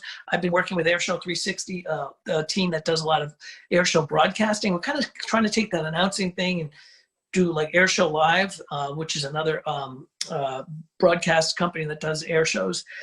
So 360 is like that, is kind of like what we've been doing. So it's fun. It's an enjoyable side gig that I do every once in a while. It's a lot of fun. Talk about how the aviation and weather kind of came together with the Paracommandos and the jump team. You mentioned you were kind of the weather officer. What do you have to look for before you give the go or no go to jump out of an airplane? So you've got a couple of things. Ceilings, right? You got to have at least 2,000 feet. You also have to have wind. The wind at the surface has to be within a certain component. Like for a stadium, 13.5 miles per hour. And then like on an air show outside at an air show, we could go up to 18 miles an hour. We had to make sure that we were going to be clear of clouds. So they wouldn't, if we were doing a high jump or a high show, we wouldn't be coming through clouds because you can't bust a cloud. I'd be dealing with that. I'd be dealing with winds aloft a lot because of, where the exit of the airplane is going to be and, where they're going to be landing on the ground. A lot like doing Navy weather, when you're doing strike weather, weather for, where a strike's going to happen. And that's interesting because you're actually, your airport's moving on an aircraft carrier. So you've got to do, your departure weather, your strike weather, your return weather, and the return weather may be completely different from where you left earlier that day, so it's kind of the same thing with the Paracommandos. The weather may change from the early show, like if you're doing 2 jumps in that air show, the morning show versus the afternoon show. So, it's a constant look and change and tweaking of that. And then you also have to be able to call it off. I mean, the DZSO has the go, no go. So you got a lot of responsibility. You have to, if you have to scrub it, if you have to cancel it, sometimes you have to do that as they're standing in the door of the airplane. So that can be kind of colorful, especially when you have the commander is a Green Beret lieutenant colonel who's, very, very, a lot of these guys they're all special operators. They're amazing people. And they live in kind of a different world than we do sometimes, because, it takes a special person to be a special operator, and they are incredible. But, and to tell them that, oh no, you can't jump because it's 14 miles an hour, not 13.5, it can be, you'll be buying the drinks at the bar that night. So it's pretty fascinating. And then I got to jump with the team as well. As a tandem, I jumping with the team. It's pretty fascinating because you end up, and if you've never done this, it's pretty, and you should try it. It's a lot of fun. And I got to, jump with some friends of mine. I got Cantori to jump with us. In fact, we're supposed to meet up next at the end of October for a skydive with him and some other folks down in Zephyr Hills. So it is it's fast, it's fun, but you just have to be able to make that call sometimes where it's a scrub. So that's the toughest part, is saying no to a bunch of special operators that don't usually get, the weather doesn't bother them for anything they do, but because of the legalities of what we do as a performance team, you had to sometimes say no. So it's pretty fascinating. If South Carolina were to be defined by one food, only one food, what would it be? Shrimp and grits. Shrimp and grits. Oh, I like that. I agree. You think so, Frank? Absolutely. I love me some shrimp and grits. What's your favorite shrimp and grits down there in the Low Country? Oh my goodness! There's a Fleet Landing is very good. Actually, Poogan's Porch probably some of the best, and they have the best biscuits in the world. They're about the size of a Volkswagen. Best she They're crab huge. soup too. Yeah. Oh, the sheet crab's incredible, and those biscuits are as big as a Volkswagen. They're fabulous. Bill, we've certainly appreciated your time tonight and just the great stories. And I can speak for all of us. We appreciate you always be willing to join us when storms are about to affect the Carolinas, and we always appreciate that. If our followers who are not in Charleston but travel to Charleston, or maybe they do live in Charleston and don't follow you yet, how can they find you on social media? So, yeah, anytime, my pleasure. Whenever a storm's coming, feel free to reach out. All of us down here are glad to jump on. We love the podcast. Rob, myself, everybody really, and Dave Williams. So the social media, it's just Bill Walsh TV for social media on the Twitter and Instagram side, and it's Bill Walsh Live 5 News on Facebook. Bill, we certainly appreciate your time, and thank you guys for watching and listening to the Carolina Weather Group. We'll catch you next time here on the podcast and the live streaming show.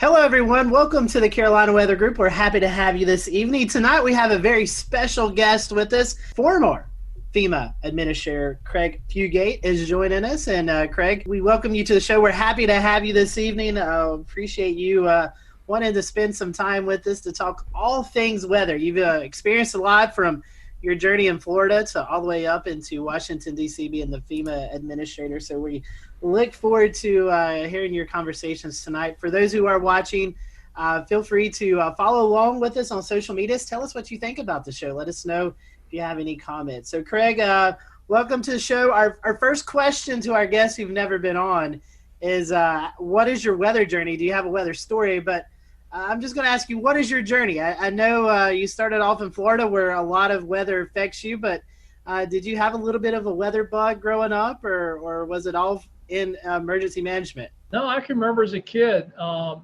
you used to get the hurricane tracking maps at the grocery store, and there'd be storms out there, and you'd turn on the NOAA weather radio and wait for the tropical forecast to come through, and you'd listen and get the coordinates and chart the map where the storm was, well before the internet and a lot of other tools we just take for granted. With that, a young age, living in Florida, always keeping your eyes on the tropics. Tell us about your journey through emergency management. I know we were talking a little bit off air. You started in a county and then kind of worked your way up. So tell us a little bit about that journey. Well, my first experience with a hurricane, I was actually a paramedic here in my home county, Alachua County, Gainesville, Florida, where the University of Florida is at, when Hurricane Elena come buzzing through the Gulf of Mexico, and I was on duty for that shift. And we dealt with a storm that couldn't make up its mind and set off the coast for several days before it left.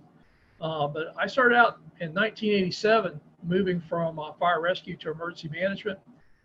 Did that. Gainesville, sitting in the north part of the state, we get everything from severe thunderstorm is when we tend to see our most damaging storms. And so we would get every couple of springs, tornadoes moving through, straight line winds, stuff like that. Went to the state of Florida, dealt with a lot of weather-related events, but most notably the 04 hurricane seasons.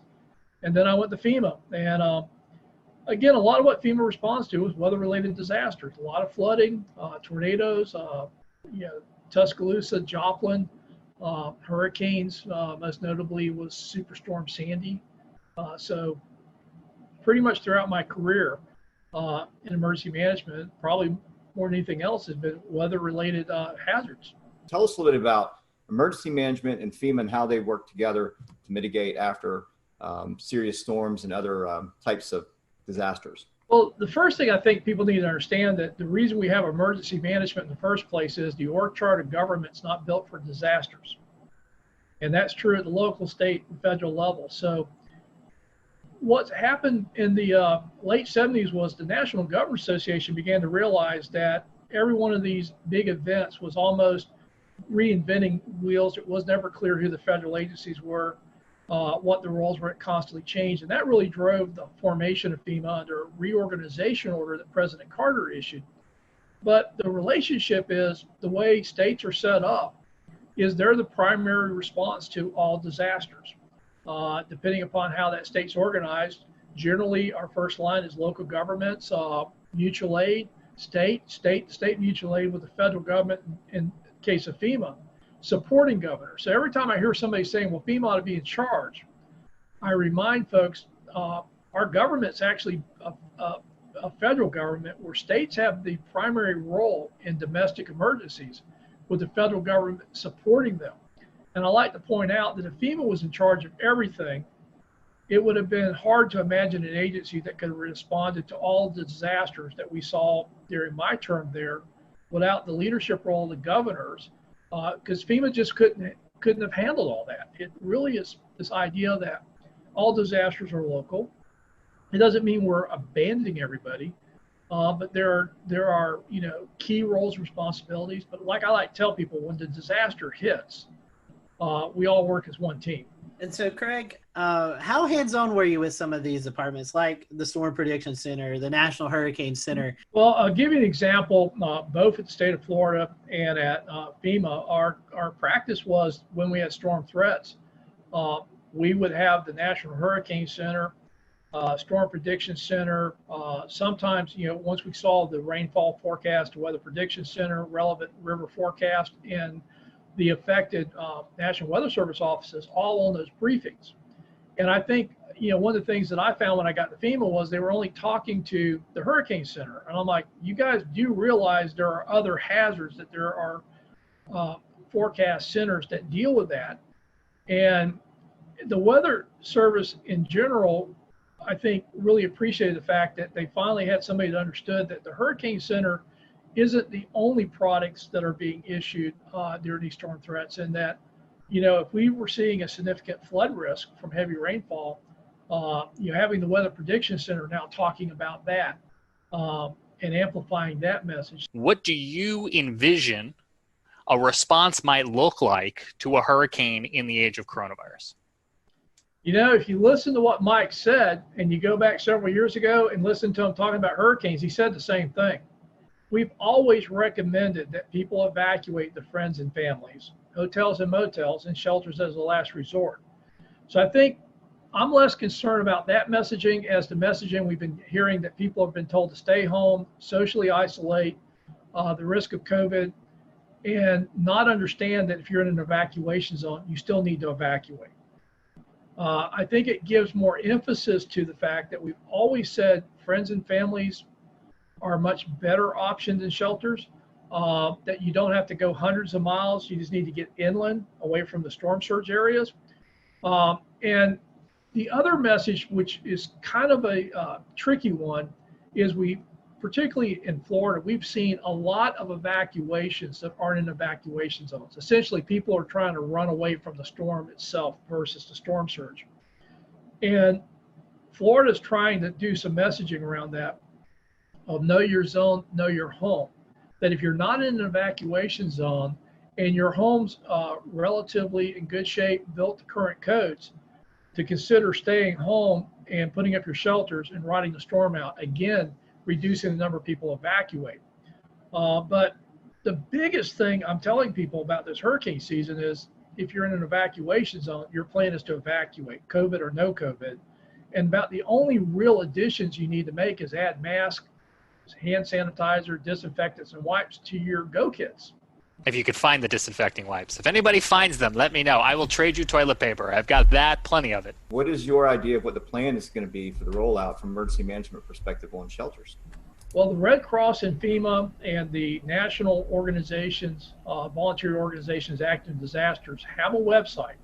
It's the National Mass Care Strategy website, where they've been updating information on mass feeding, congregate and non-congregate care shelter. Well, I'm an emergency manager. Congregate, non-congregate, what does that mean?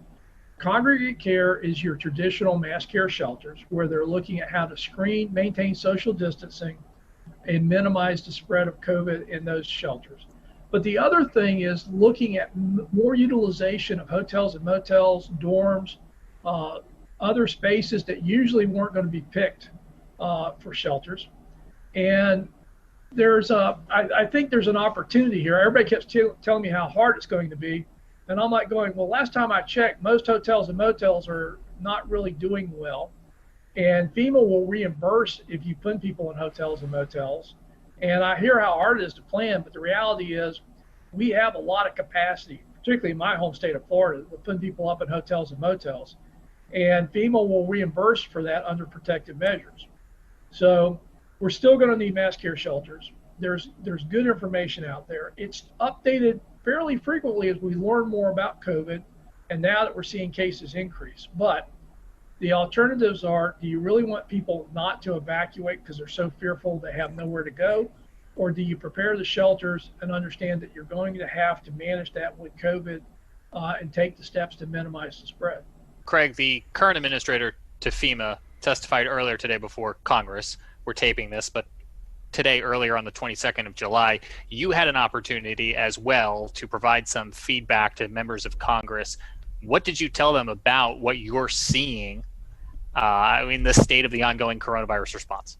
Well, I think, again, my emphasis was on evacuations. We need to be clear about that and not mix messages with talking about how dangerous and confusing and everything else it's going to be, and really focusing on when you're in the storm surge area, that's the primary threat. We need to evacuate, and we need to acknowledge COVID, but we shouldn't use COVID as a reason not to evacuate. So we need to clear that communication up. But secondly, we know that moving people is a vector, and everybody talks about evacuations. I said, well, the other problem is going to be on the response.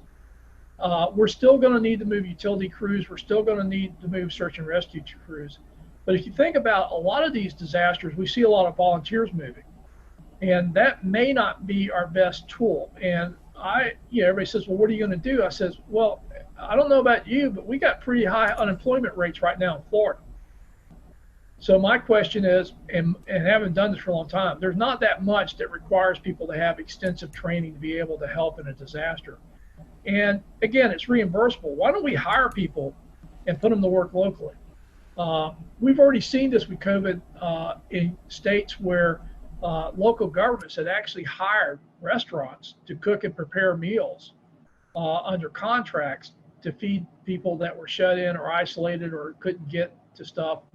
And again, I don't ever want to say we don't use volunteers, but I also think with the unemployment rates we have, particularly in the hospitality industry, I think there's opportunities to employ those folks during disasters to minimize the amount of people we have to bring in from outside of a community, but more importantly, start putting money back into the economy. So let me ask you this one, Craig, because in your experience in not only preparing or helping communities prepare for disasters, but helping them afterwards too, I'm curious where your expertise and your opinion lies on the whole question of schools. Do you have an opinion or thought on whether kids should be going back to the classroom at this point? This is going to be a hard one because I always like to talk about big numbers. We'll return to Best of the Carolina Weather Group in a moment. Now your Carolina weather forecast. Here are today's forecast high temperatures for North Carolina. Here are the forecast lows for tonight for North Carolina. Here are tomorrow's forecast high temperatures. And here's forecast rainfall across North Carolina tomorrow. Here are the forecast highs for the day after tomorrow.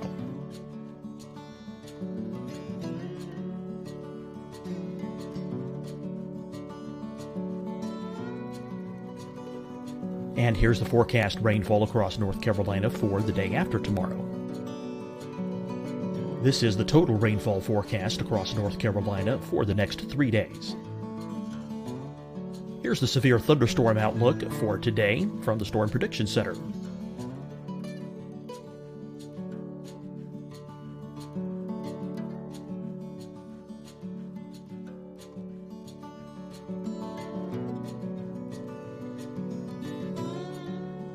Here are the forecast high temperatures for today for South Carolina. Here are the low temperatures for today for South Carolina. Here's the probability of precipitation forecast across South Carolina today. And here are the rain chances across South Carolina tonight. Here are tomorrow's forecast highs across South Carolina. Here are the forecast low temperatures for tomorrow for South Carolina. And here is the probability of precipitation across South Carolina tomorrow. Here's the precipitation chances across South Carolina tomorrow night.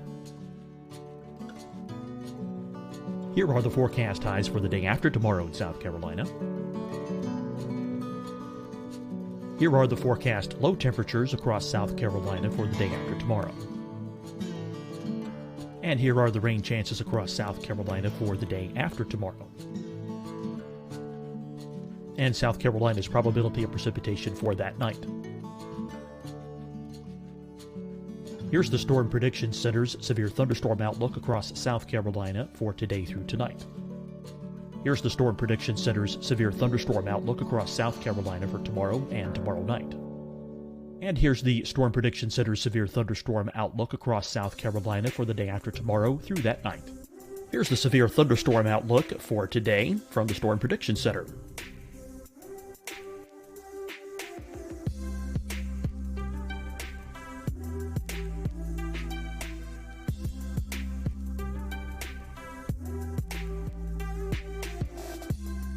And now here's a live look at weather radar across the southeast. Hi, everyone. I'm Dr. Mandy Cohen, Secretary of the North Carolina Department of Health and Human Services. And when you follow the 3 W's, you protect your family and your neighbors from COVID-19. When you leave your home, practice your W's. Wear a cloth face covering, wait 6 feet apart, wash your hands often. Wear, wait, wash. We're in this together. Stay strong, North Carolina. Deciding when to wear a mask isn't about who you know or how well you know them. Just ask yourself, will I be with anyone I don't live with? If the answer is yes, get behind the mask. Help slow the spread of COVID-19. Get behind the mask. Learn more at covid19.ncdhhs.gov. Fight the spread and take a stand against coronavirus. Wear a mask in public. Stay at least 6 feet apart from others. And get tested. Join us and fight the spread. Visit scdhec.gov/COVID-19. Getting tested for COVID-19 helps you to take the steps needed to protect yourself, your loved ones, and your community. Find the testing location at scdhec.gov/COVID-19 testing. You'll see your Carolina weather forecast at 25 and 55 past. And now back to the best of the Carolina Weather Group on the all-new Carolina Weather Net. Don't generally get that sick. We need to get the economy going. We need to get kids back in school. It's important for development.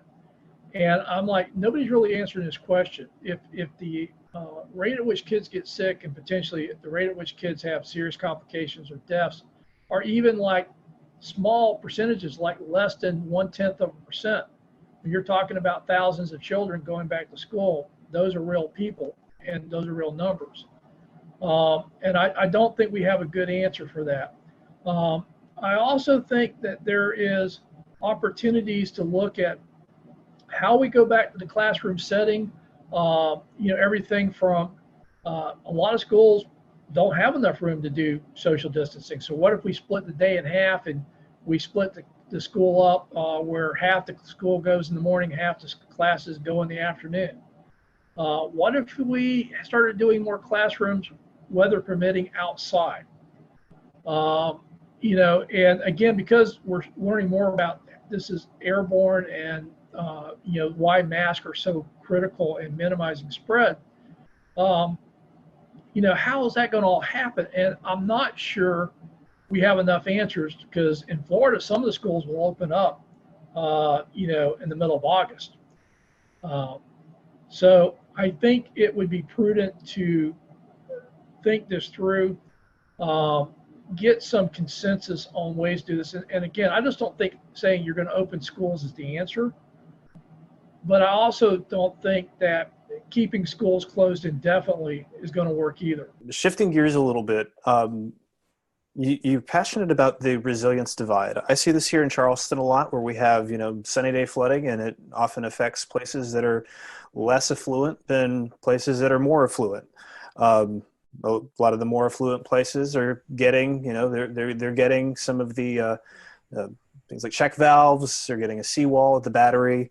But meanwhile, at the corner of Haggard and Fishburne, where there's low-income housing, you see at 6.8 feet tides, you start to see the creek overflow and start flowing across the road there. Several, we had 80-something coastal flood events last year. So let's talk a little bit about that resilience divide and how we can maybe bridge that. Well, the resilience divide is really how I'm trying to talk about the current process of using cost-benefit analysis to make decisions about investing in mitigation and building projects, particularly for future climate impacts, as well as the existing impacts we're already seeing. And so much emphasis is on how many tax dollars we save. You probably heard this, that for every dollar we invest, we save anywhere from $4 to $9. And so if you're looking at dollars, you'll actually save more money the more valuable the homes are that you're trying to protect. And lower income homes, working class communities don't score as well.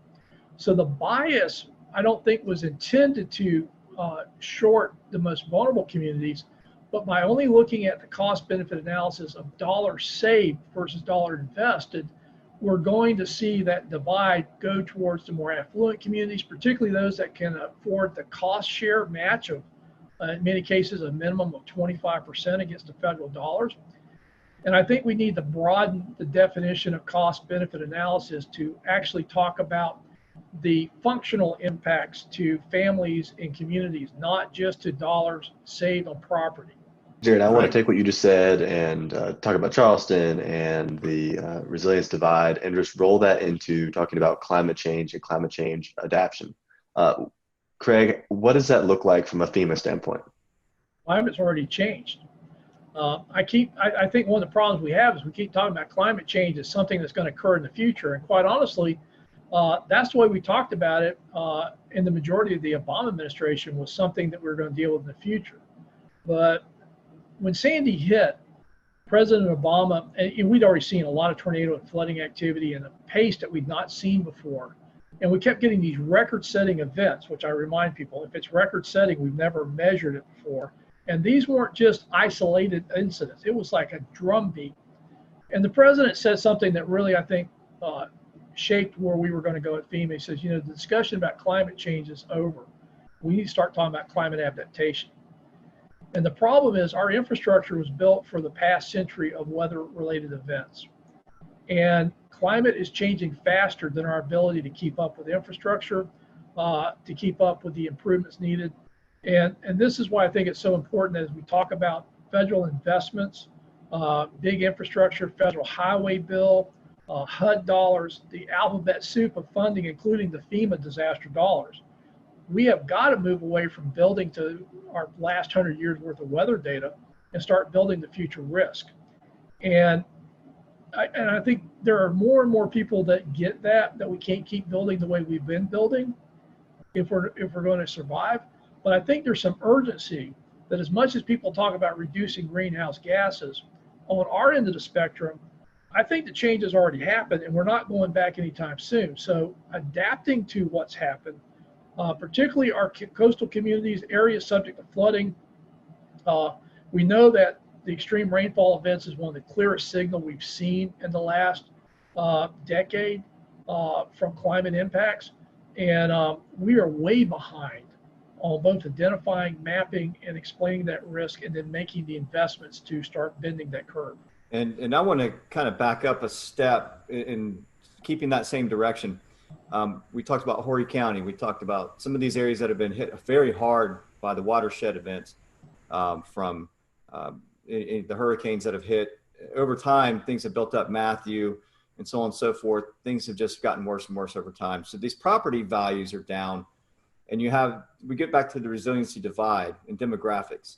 And so what is being done to help those that are less fortunate in the lower income or the lower value homes per se, that can't get back the dollars that they put into their home, ones that that's their total investment.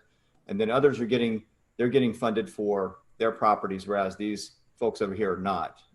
Where is this going to be bridged at some point in the future? What's the plan for that? It hasn't, and that's one of the reasons I think we need to draw attention to it.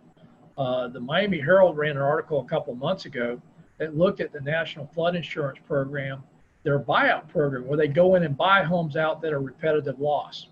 And they found that there was a definite bias that a lot of that money went to the wealthier counties, not necessarily the most vulnerable communities.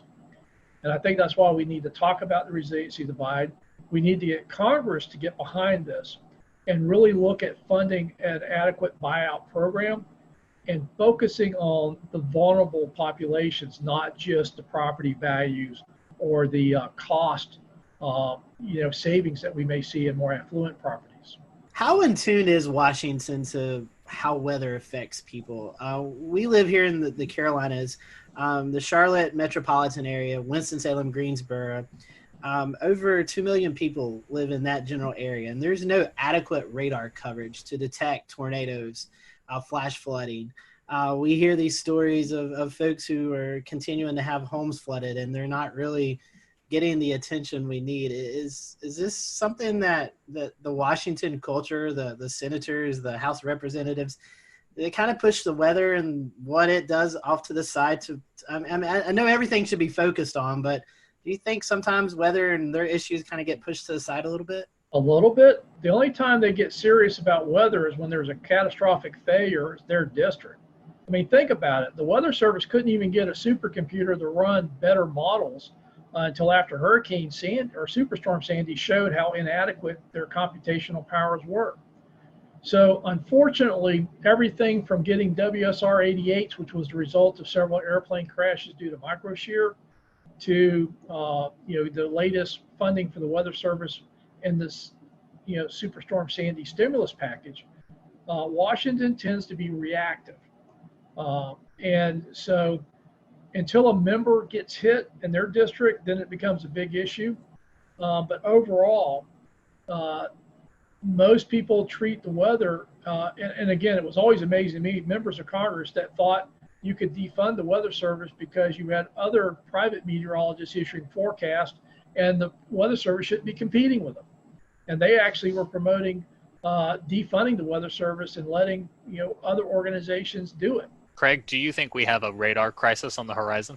I think if we're serious about being able to rapidly detect fast-moving tornadoes, particularly now the warning systems have caught up with the forecasting.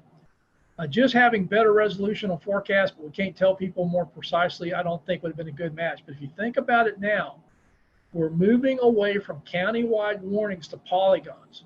We now have, with the weather, the wireless emergency alerts, the better ability to geocode cell phones, and now moving past the original 120 characters to start including links in that, we can actually now issue across cell phones more detailed warnings from the Weather Service than their current technology can really do. And they've been migrating that way. So now they can do polygon warnings, yet they're still basing it upon radar technology that will miss part of that. There's still gaps in that coverage.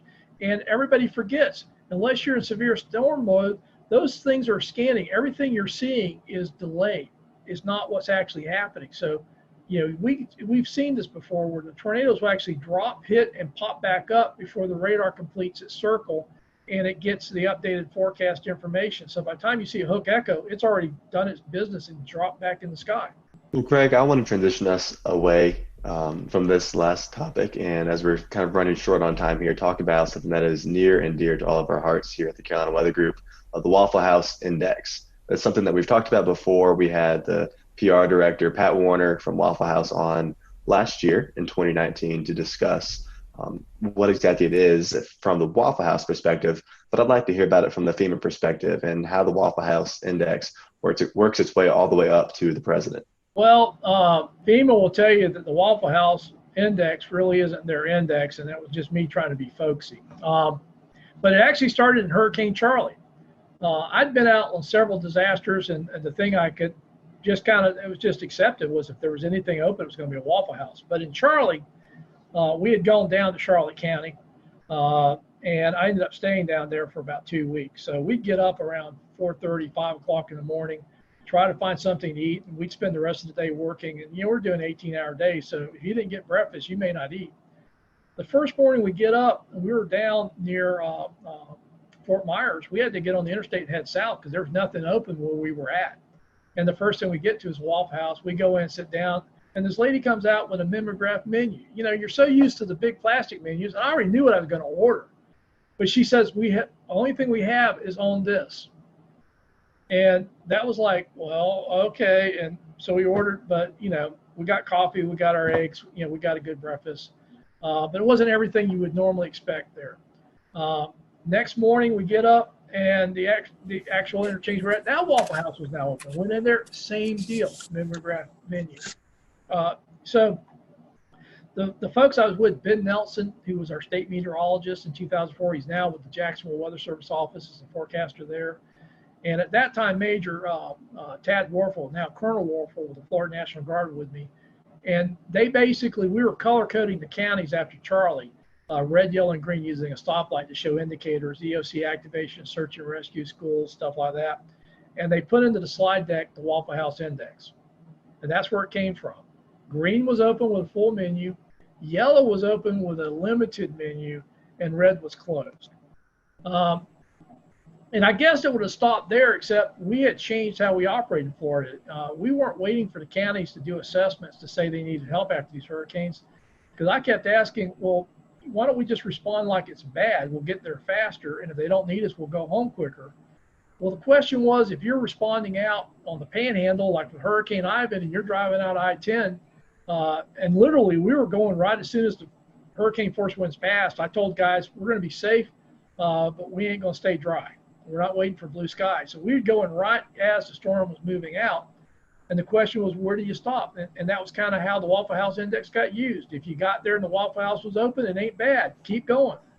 If you get there and the Waffle House is open, but they got a mimeograph menu, well, we're dealing with power outages. We probably got a lot of mass care issues. But for the search and rescue teams, don't stop. Keep going. And if you get there and the Waffle House is closed, that's going to be pretty bad. Go to work. And it just kind of became the shorthand. In Florida, it seemed like all these hurricanes going across the interstate, the Waffle House was a pretty good indicator of what was happening. And the other thing, because we never really talked to the Waffle House, about them getting open and all the stuff they do to stay open. It was just our shorthand for where do we stop and go to work when we're driving in the areas, because you'll start seeing damages 100 miles out with a hurricane, but that's not where the impacts are the worst. And so it just became a shorthand for us of where do you go to work in a hurricane. So I got to ask, Craig, what's your go-to meal at Waffle House? I mean, New York strip steaks. I like the steak and eggs, scrambled eggs, hash browns, scattered and smothered, black coffee. And if you're on the limited menu, what do you go with? Scrambled eggs, omelets, whatever they got. I'm not picky if they got a limited menu. But generally they'd have eggs and bacon, stuff like that. The funniest thing was when I was in Joplin. We got out there. I was actually on the West Coast, had to fly back into Joplin, got there late at night. We did a whole bunch of interviews the next day. I've been running on about 3 hours sleep in about 48 hours. It's now about 6 p.m. We're heading back to our hotel for the first time. And there's a Starbucks, and all these cars are parked around the Starbucks. I'm like, hey, guys, just pull in. I need a coffee. And we pull into the Starbucks. It was closed. We couldn't figure out why all the cars were there. Then we realized they didn't turn their Wi-Fi off. So folks in Joplin they were just trying to get connections were circled around there. So we went back to our hotel. There was a Waffle House right there. I'm like, we're going in there. I know they got coffee. And sure enough, you go into the Waffle House, they got coffee because they're pouring bottled water into the coffee makers. Because all of Joplin was under boiled water orders. But Starbucks was closed, Wi-Fi was on. Waffle House, they're just pouring bottled water in those coffee makers making coffee. So I got my coffee. So switching gears, Craig, I wanted to ask you, are there any memorable moments that stick out in your mind while you worked at FEMA? For example, the 2011 tornado outbreak in Alabama or Superstorm Sandy, anything like that? Yeah, it was the Tuscaloosa tornado outbreaks was pretty impressive. And again, we came into Birmingham, picked up a Black Hawk, and I was flying up to the northern part of the state. And I don't think people realize how bad the northern tier of the Alabama counties got hammered. TVA had major transmission lines ripped out. We went to one town.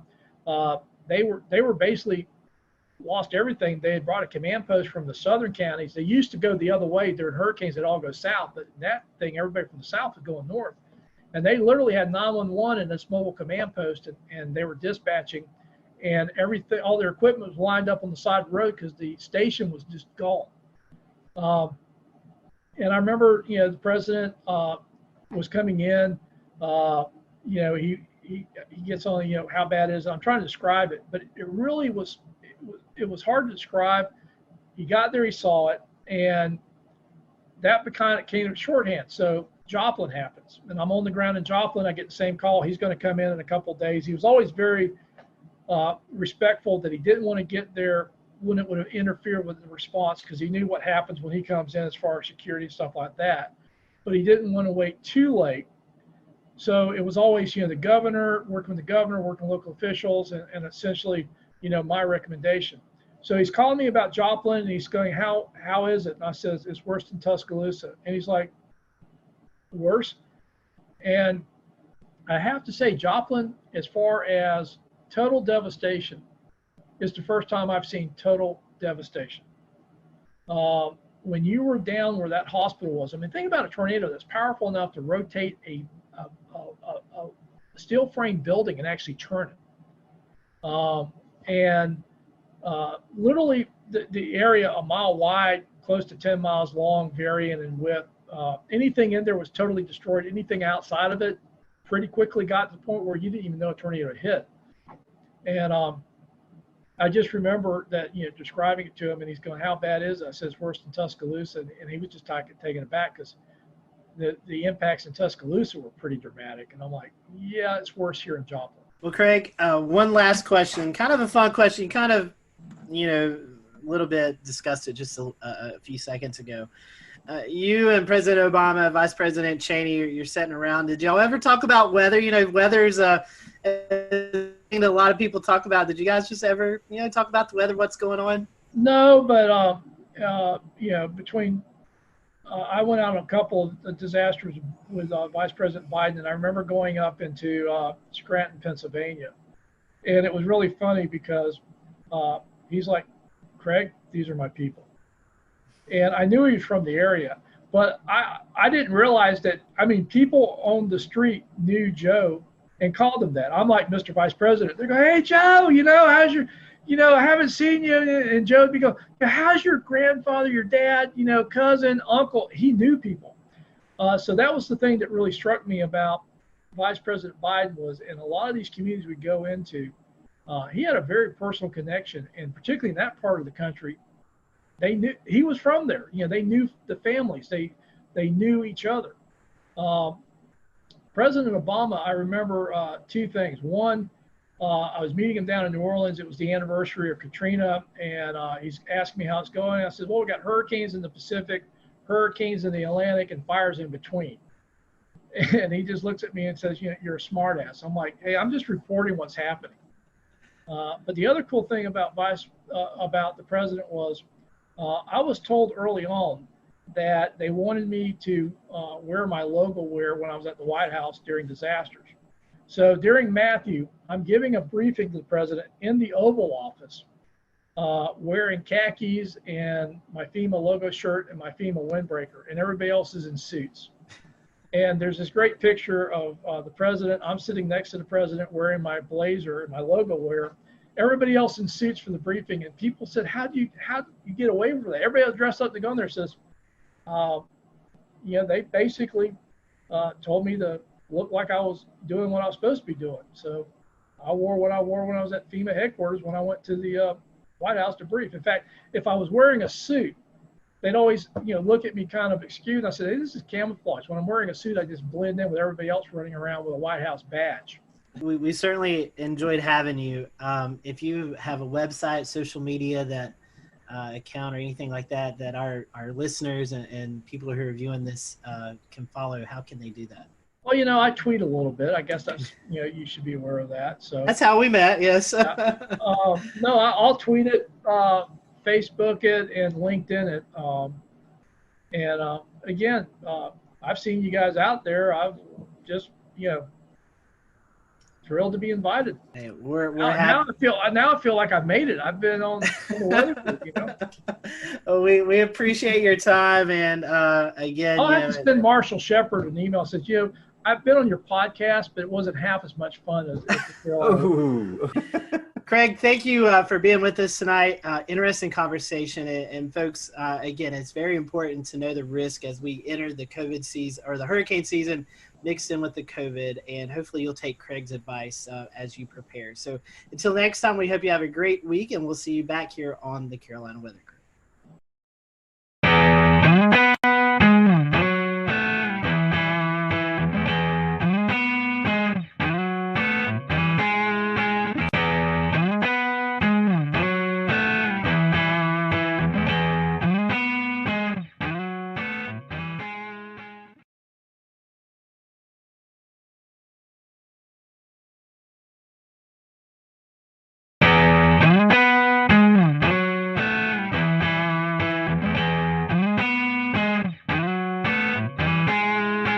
Hello, everyone. Welcome to the Carolina Weather Group. We're happy to have you this evening. Welcome to another episode, and tonight's going to be a fun episode. I'm going to go ahead and apologize. I hope I don't talk too much because we're combining weather and sports, and when we do that, it really makes me happy. Tonight we have on with us Sean Bratton and Mike Ventrisi from the Fantasy Football Weather Guys, and if you play fantasy football, you may have never thought about the weather element to it. And so tonight, we're going to talk a little bit about that. We're going to talk about the product and how you can follow along throughout the year, so your fantasy football team is up to par and potentially beating the rest of your people who are not thinking about the weather. So we're happy to have Sean and Mike on with us tonight.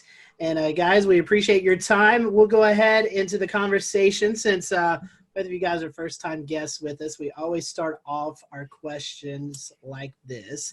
We want to know how you got kind of caught up into the weather bug, the weather story. So, Mike, what is your weather story? And then we'll let Sean tell his weather story. Hey, so thanks so much for having us, guys. This question always comes up, and it always starts off with, it's usually always the same answer, right? It's some kind of high impactful weather event that has just kind of brought us into the field. So I grew up on Long Island, New York as a kid, and ended up experiencing Hurricane Bob in 1991. So it knocked out our power. I'm like, what is going on outside? I originally wanted to be a veterinarian, and I would go home and watch the Weather Channel after that hurricane, just watching Cantori on there with during the season. And I realized I should probably change profession pathways and go into that meteorology just because of how nerdy I was just kind of sitting out under an umbrella watching a thunderstorm. So, but it was Hurricane Bob that really got me into that passion. And that's pretty much why I ended up getting a PhD in tropical meteorology. So I didn't grow up too far from where Mike grew up. I grew up in New Milford, Connecticut, so it's in Litchfield. We'll return to Best of the Carolina Weather Group in a moment. Now your Carolina weather forecast. Here are today's forecast high temperatures for North Carolina. Here are the forecast lows for tonight for North Carolina. Here are tomorrow's forecast high temperatures. And here's forecast rainfall across North Carolina tomorrow. Here are the forecast highs for the day after tomorrow.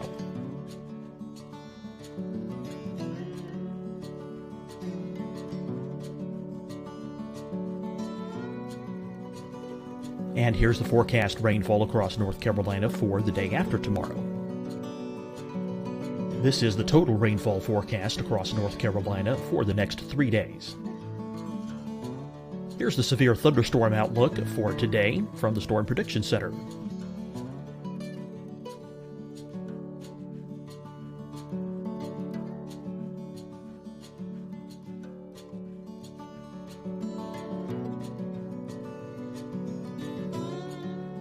Here are the forecast high temperatures for today for South Carolina. Here are the low temperatures for today for South Carolina. Here's the probability of precipitation forecast across South Carolina today. And here are the rain chances across South Carolina tonight. Here are tomorrow's forecast highs across South Carolina. Here are the forecast low temperatures for tomorrow for South Carolina. And here is the probability of precipitation across South Carolina tomorrow. Here's the precipitation chances across South Carolina tomorrow night. Here are the forecast highs for the day after tomorrow in South Carolina. Here are the forecast low temperatures across South Carolina for the day after tomorrow. And here are the rain chances across South Carolina for the day after tomorrow. And South Carolina's probability of precipitation for that night. Here's the Storm Prediction Center's severe thunderstorm outlook across South Carolina for today through tonight. Here's the Storm Prediction Center's severe thunderstorm outlook across South Carolina for tomorrow and tomorrow night. And here's the Storm Prediction Center's severe thunderstorm outlook across South Carolina for the day after tomorrow through that night. Here's the severe thunderstorm outlook for today from the Storm Prediction Center.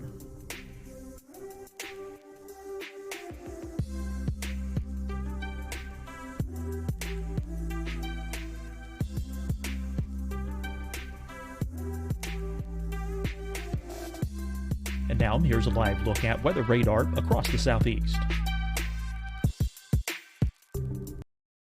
Hi, everyone. I'm Dr. Mandy Cohen, Secretary of the North Carolina Department of Health and Human Services.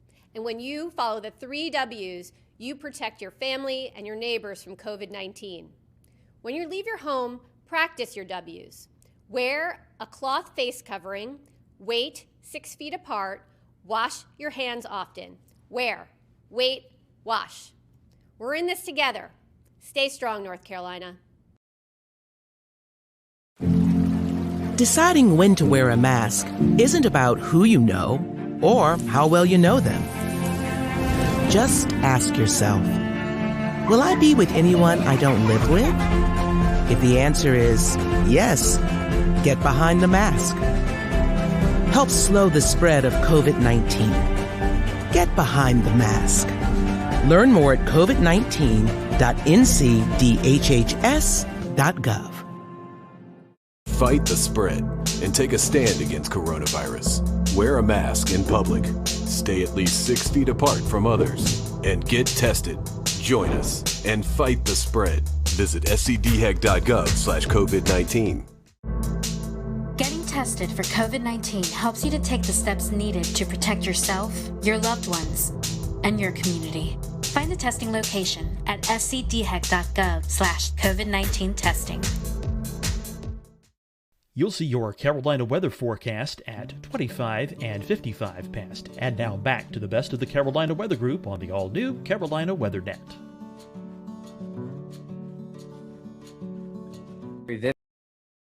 Vividly. I was in first grade, and we were on our, getting ready to pack up and go home, but they didn't let us because we had a tornado warning. So I was basically plastered my face to the window, looking at these ominous clouds and the rain, and I was just like in awe the entire time. Everyone else was scared. I was there up on the window, wondering what the heck was going on. And we were actually kept after school for quite some time until the night, until things got cleared up. We did have a tornado touchdown near our school in Litchfield, Connecticut. So it was a really cool event. And then also the blizzard of '96 was a big high impact weather event that happened in early January of '96. That was a big event for me. I remember that we had off school, and we had like 24 to 30 inches of snow. So it was a really cool event too. And then of course, I'm sure you hear this a lot, but the movie Twister came out, and that kind of sealed the deal for me after watching that. You know, we were talking off air, but we've done this show for a while, and it seems like that there's a common denominator there with Twister and how many people is brought into this industry because of the movie. Like us, we all have our other weather day jobs, and we kind of do Carolina Weather Group, you know, for fun, and that's what you guys do with the fantasy football weather guys. Tell us about what you do in your daytime jobs. I know you guys are both connected in the weather industry as well. Yeah, so I guess I'll start off. And so I work currently for the weather company, which is owned by IBM. When I started my career there, I dabbled with a lot of energy forecasting, pretty much providing weather information to folks who were trading natural gas futures and some of the utilities. But since IBM has stepped into the picture here, I've been transitioned into more of a I guess you could say an analyst. My title is a meteorological engineer, essentially, where my main goal in the company now is to make sure that our forecast offerings are the number one most skillful product out there. So it's been a lot more of data engineering, software engineering, and playing with Twitter on the side, pretty much. It's kind of how it's evolved. For me, I'm actually I teach AP Physics at a school called Lane Tech here in Chicago. So I teach honors in AP Physics, and then I also teach at the College of DuPage. I teach some weather and climate courses there. That's very cool. And so, Sean, that's something weather. It seems like a lot of people are interested in, but you're actually teaching these kids. We'll get into fantasy football, but I find this really unique. Yeah. What is it like teaching kids weather? I mean, it's something I know we all get to go out and do school talks, but you're actually maybe talking to high schoolers, college kids. Yep. What's the field like right now? I mean, is there a lot of interest in weather? Yeah, so I have taught at the high school level and the college level. And in both of those cases, people are just kind of taking it as a gen ed, right, to take that credit. But one of the things that I found is the application of the content really goes a long way. So if you're going to sit there and just read off some slides, they're going to go to sleep. But really getting them involved with the weather, looking at current events, looking at maps. I had students typically do their own map discussions, run their own map discussions once we get into forecast mapping and all of that stuff. And they really seem to enjoy that. And there are a lot of students that have become avidly interested in weather as a result. I have a few people really interested in climate, some in more in synoptics and in mesoscale meteorology. That's been really cool. We also do kind of like these little trips. The National Weather Service locally here will do balloon launches, and they'll kind of go and kind of experience that, which is a really cool experience for them. But it's really cool. I mean, really just it's a really cool science to bring to life because you experience it every day. And students really enjoy that aspect of actually being able to experience the weather, make your own forecasts, and kind of making it come to life. That's very true. Well, let's talk about fantasy football, weather. I told you guys before I play fantasy football, but never really put the concept together until I came across your product. So, tell us how did you guys become about? I mean, how did this website? Blog. I know you guys do a podcast now. How did you guys come about putting the product together? Yeah, we Sean and I have been talking about fantasy football and the weather component for a number of years. We've kind of gone back and forth and just saying, hey, did you see that snow game? You know, like Roethlisberger threw 4 interceptions. He was projected to be the number 1 quarterback of the week. What just happened there? It's been just kind of this informal thing for a while, and it's kind of evolved throughout the year, a couple of years now. We've been essentially, in a nutshell, Sean and I are probably the most competitive people you'd ever meet. And we need to be, essentially we're competitive with everyone else, but also really competitive with each other. So we want to try to find any edge that we can when essentially trying to optimize our lineups on a given week. And I think this is kind of how it spawned out, Sean. What would you say? Yeah, it's kind of funny because Mike and I first started listening to this fantasy football podcast, and we would be always going back and forth. And there's one thing that they always brought up, like, hey, you could become a part of our league of record, meaning you can join their fantasy football league. And these guys are big time. They're all over the place. Everyone knows them. That's in the fantasy football community, the fantasy footballers. And we were like, hey, I wonder what would it take for us to actually be able to be part of their league?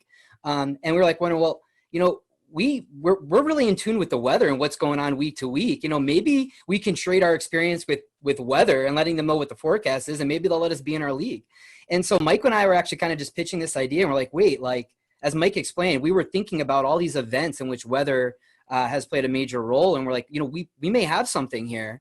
And so last August, essentially, we were like, hey, let's do this. So Mike threw together a website. He's like, all right, we're going to meet at this time every week, do a forecast, and make projections for players. We had a data set we were able to work with at the time, and then we brought on our friend Colin, who's kind of our producer and behind the scenes guy, and our host, exactly. And he's been kind of doing stuff on the side, and it just kind of gained momentum during big weather impact games. We would get people on Twitter and asking us for advice and what was going on, and it's kind of built. And now we're at a point where we brought on Nick Schiraldi, who also has a PhD in meteorology, and he's working, on our quantitative statistical analysis package and user interface on our website to really kind of nail down those numbers, and as Mike mentioned, to kind of give you the edge. So, it's just a really cool thing that we kind of were like, hey, let's just try it out, see what happens, and it's kind of gained some momentum over the last year or two. I just want to say one quick thing. All the fantasy football weather guys we just mentioned, we're all University of Albany alumni guys. So.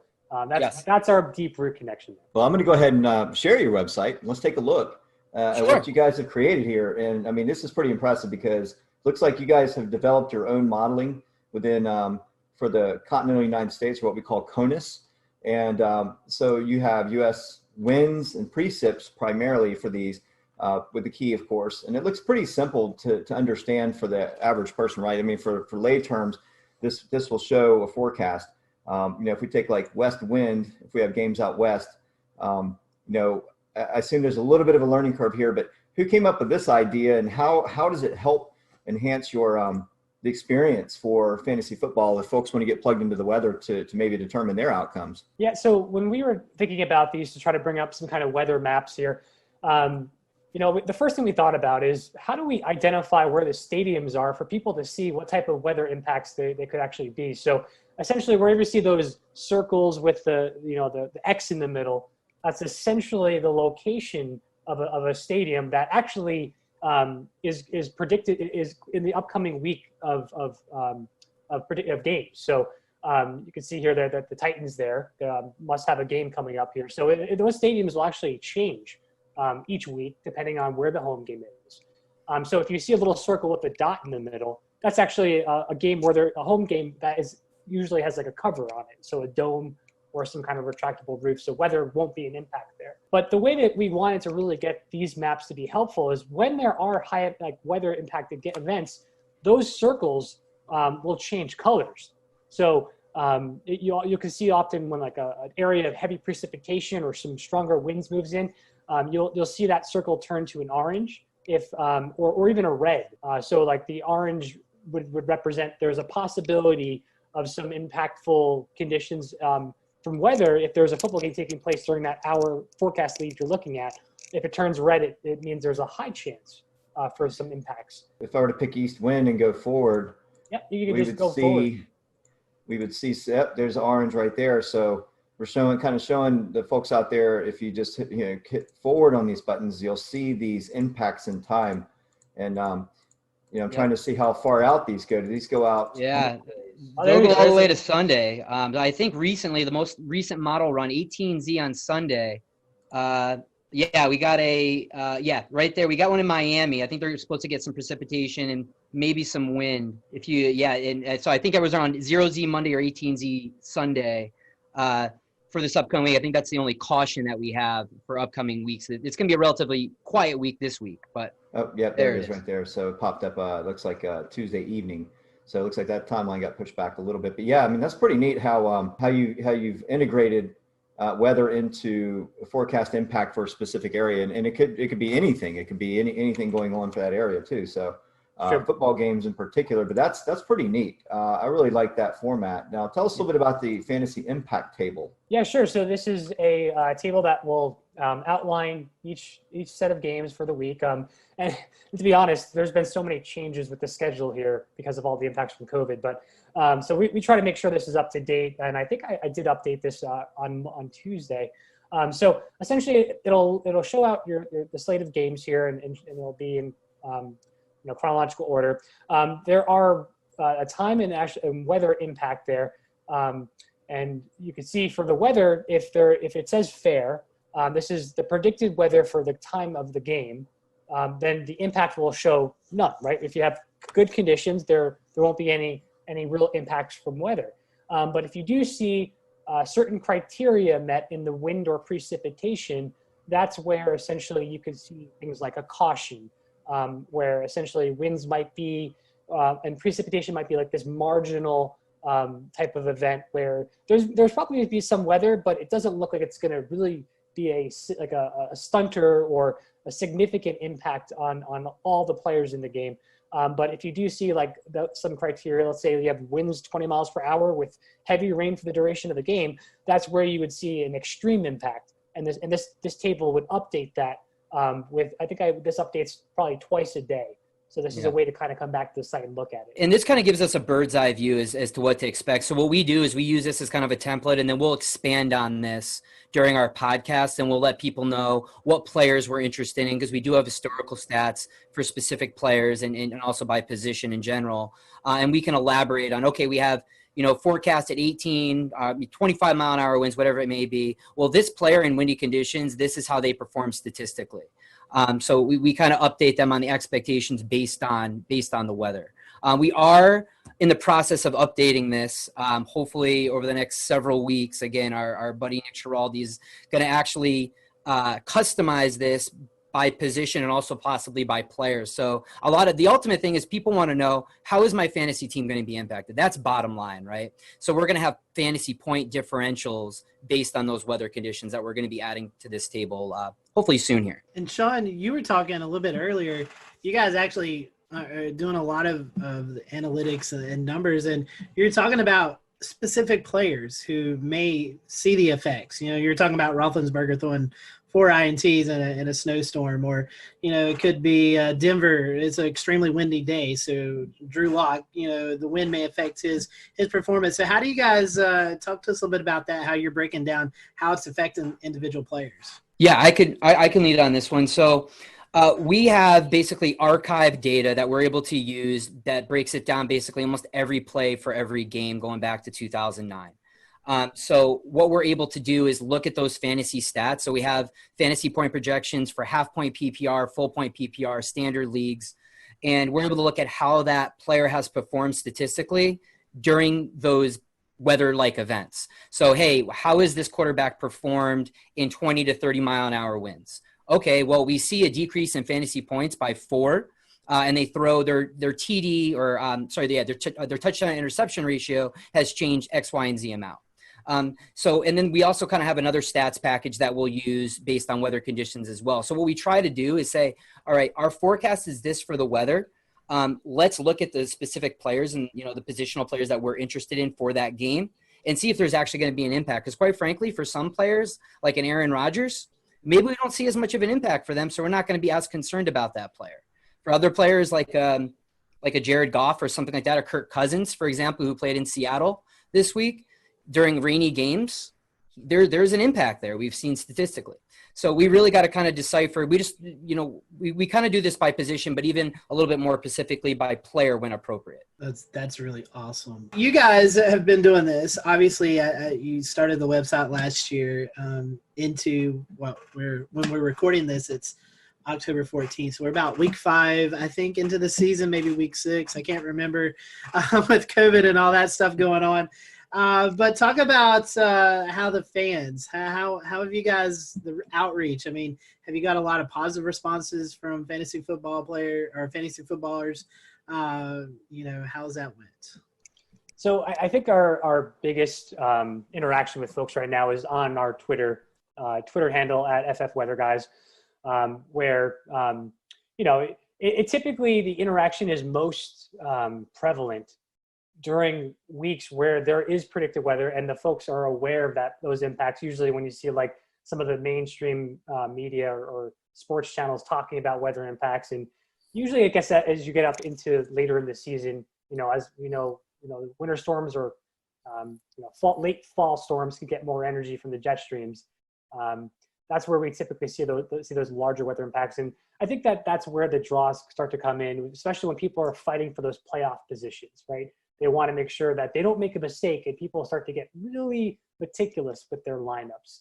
And we're speaking more specifically on like these like redraft leagues, essentially, where you have like a draft at the beginning of the season and you have your team throughout the year. So that's where we've seen the most interaction with regards to our fan base. Yeah, and during those weeks, I mean, we'll broadcast on our Twitter feed like, hey guys, this is what we're forecasting. Here's other impacts, and people will reach out to us. So like, hey, I'm deciding between playing this player and that player. What do you think? And we'll say, hey, based on what we've seen in these weather conditions, this player has a discrepancy of this. You know, we would side with this guy. And so we've seen this for a variety of weather events. Most people think of the big rain or snowstorms, but this also applies for high impact wind events as well. We had 1 week last year that we had 4 big wind events, whereas 25, 35 mile an hour winds, we saw considerable impacts. Yeah. One of those games was the Kansas City Chiefs, and people who were starting Tyreek Hill and Patrick Mahomes, they were, really intent on getting some of those deep bombs that just never happened. They didn't get any passes over 20 yards. Yeah. So you literally see these coaches' plans. They change their game plans essentially based off of some of these weather conditions. Yeah, when it's bad enough. And even more recently, like Mike and I used this information. We were expecting rain for the Washington game for the Washington football team. And so we actually steered away from Terry McLaurin, and he only had 3 catches for 26 yards, I believe, on Sunday. So which I mean, it wasn't wet for the entire game, but enough where it played an impact. So, yeah.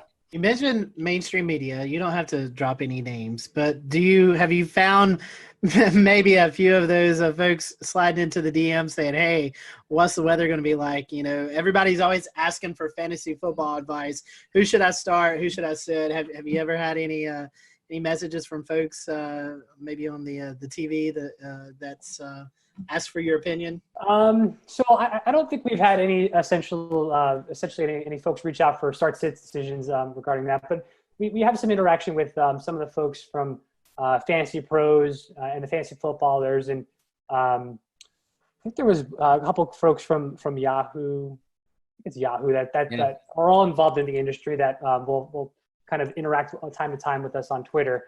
I think last year, one of the guys from the Fantasy Footballers, Jason Moore. Jason Moore, yep. Yeah, he reached out, and it was literally a question about weather, and he's just like, is there any weather experts out there that would understand to know what the actual forecast is here? Because it was during that time of year where it was really high impactful for the people watching for this particular game, and he did reach out to just put a general question. A lot of our fans CC'd him or tweeted at him with our handle, so we can kind of go in there and provide some information. Hey guys, we touched on this a little bit with talking about individual position players and the impacts on them. I was wondering a little bit about the kicking and punting game. I mean, that seems to be an area of the game that could really be influenced by wind in particular, but also precipitation as well. What sense do you guys make of how important weather is on that aspect of the football game? Yeah, that absolutely is. And a lot of this comes down, another message that we speak to is it really matters based on the stadium as well, how the winds are swirling around that stadium, how they're funneled in, and also the field type as well. Is this an AstroTurf? Is this a grass field? So those are all things that play in to how well a kicker can perform in weather conditions. We're in the works right now of gathering kicker data, so I don't want to say anything quantitatively as far as like from a statistical analysis standpoint, but observationally we usually talk about games after we see them after the week, and we'll talk about kickers, and we definitely notice that higher winds going cross field or going against the kicker definitely have an impact for sure. So Mike, guys, on any given sorry, Sunday, we can have a very diverse slate of weather across the U.S. Are there any particular locations across, anywhere that you guys forecast for that you find particularly challenging or frequently come up as a caution flag? The most challenging weather for us is convection. It's a really anything in the Florida area, typically in the southeastern United States. This is something that we struggle with early season, late summer into early fall when convection's still blooming. And the high res models will pick up on this stuff and we're out 72 hours out. We're like, all right, it's looking like it's going to happen, and we literally have to update people like hourly on Sunday to be like, all right, guys, this is the recent model run, this is what we're expecting, because those are mesoscale features that are incredibly hard to predict for a 3 to 4 hour window of time during a ball game. But at the same time, those could be incredibly impactful because you got heavy rains and a lot of wind typically associated with those as well. So I would say those are the ones that we struggle with the most when there's any type of convection.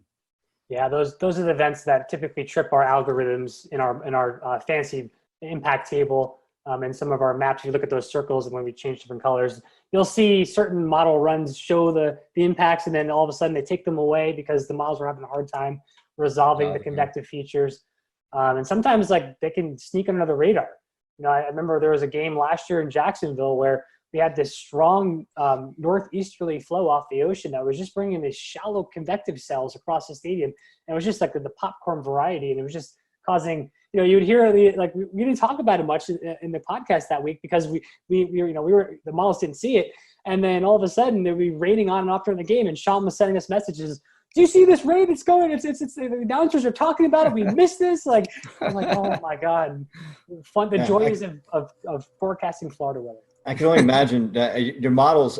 Is it like a blended run? Is it like a high resolution, like her 3 kilometer going into the NAM 3 and 12, then to the GFS out to the 7-day? Do you layer it in that manner? That way you get the higher resolution or the RAP in the first couple of days? So this is something that we're still working on.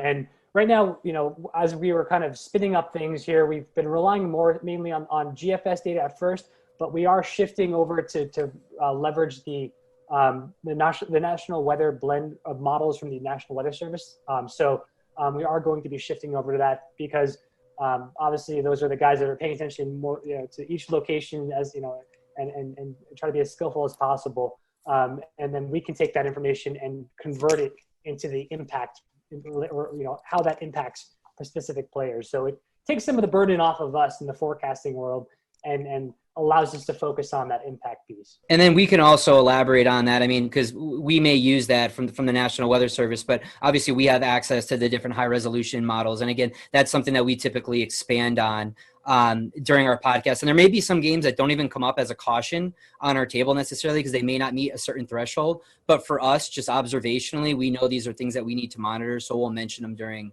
our podcast or on Twitter.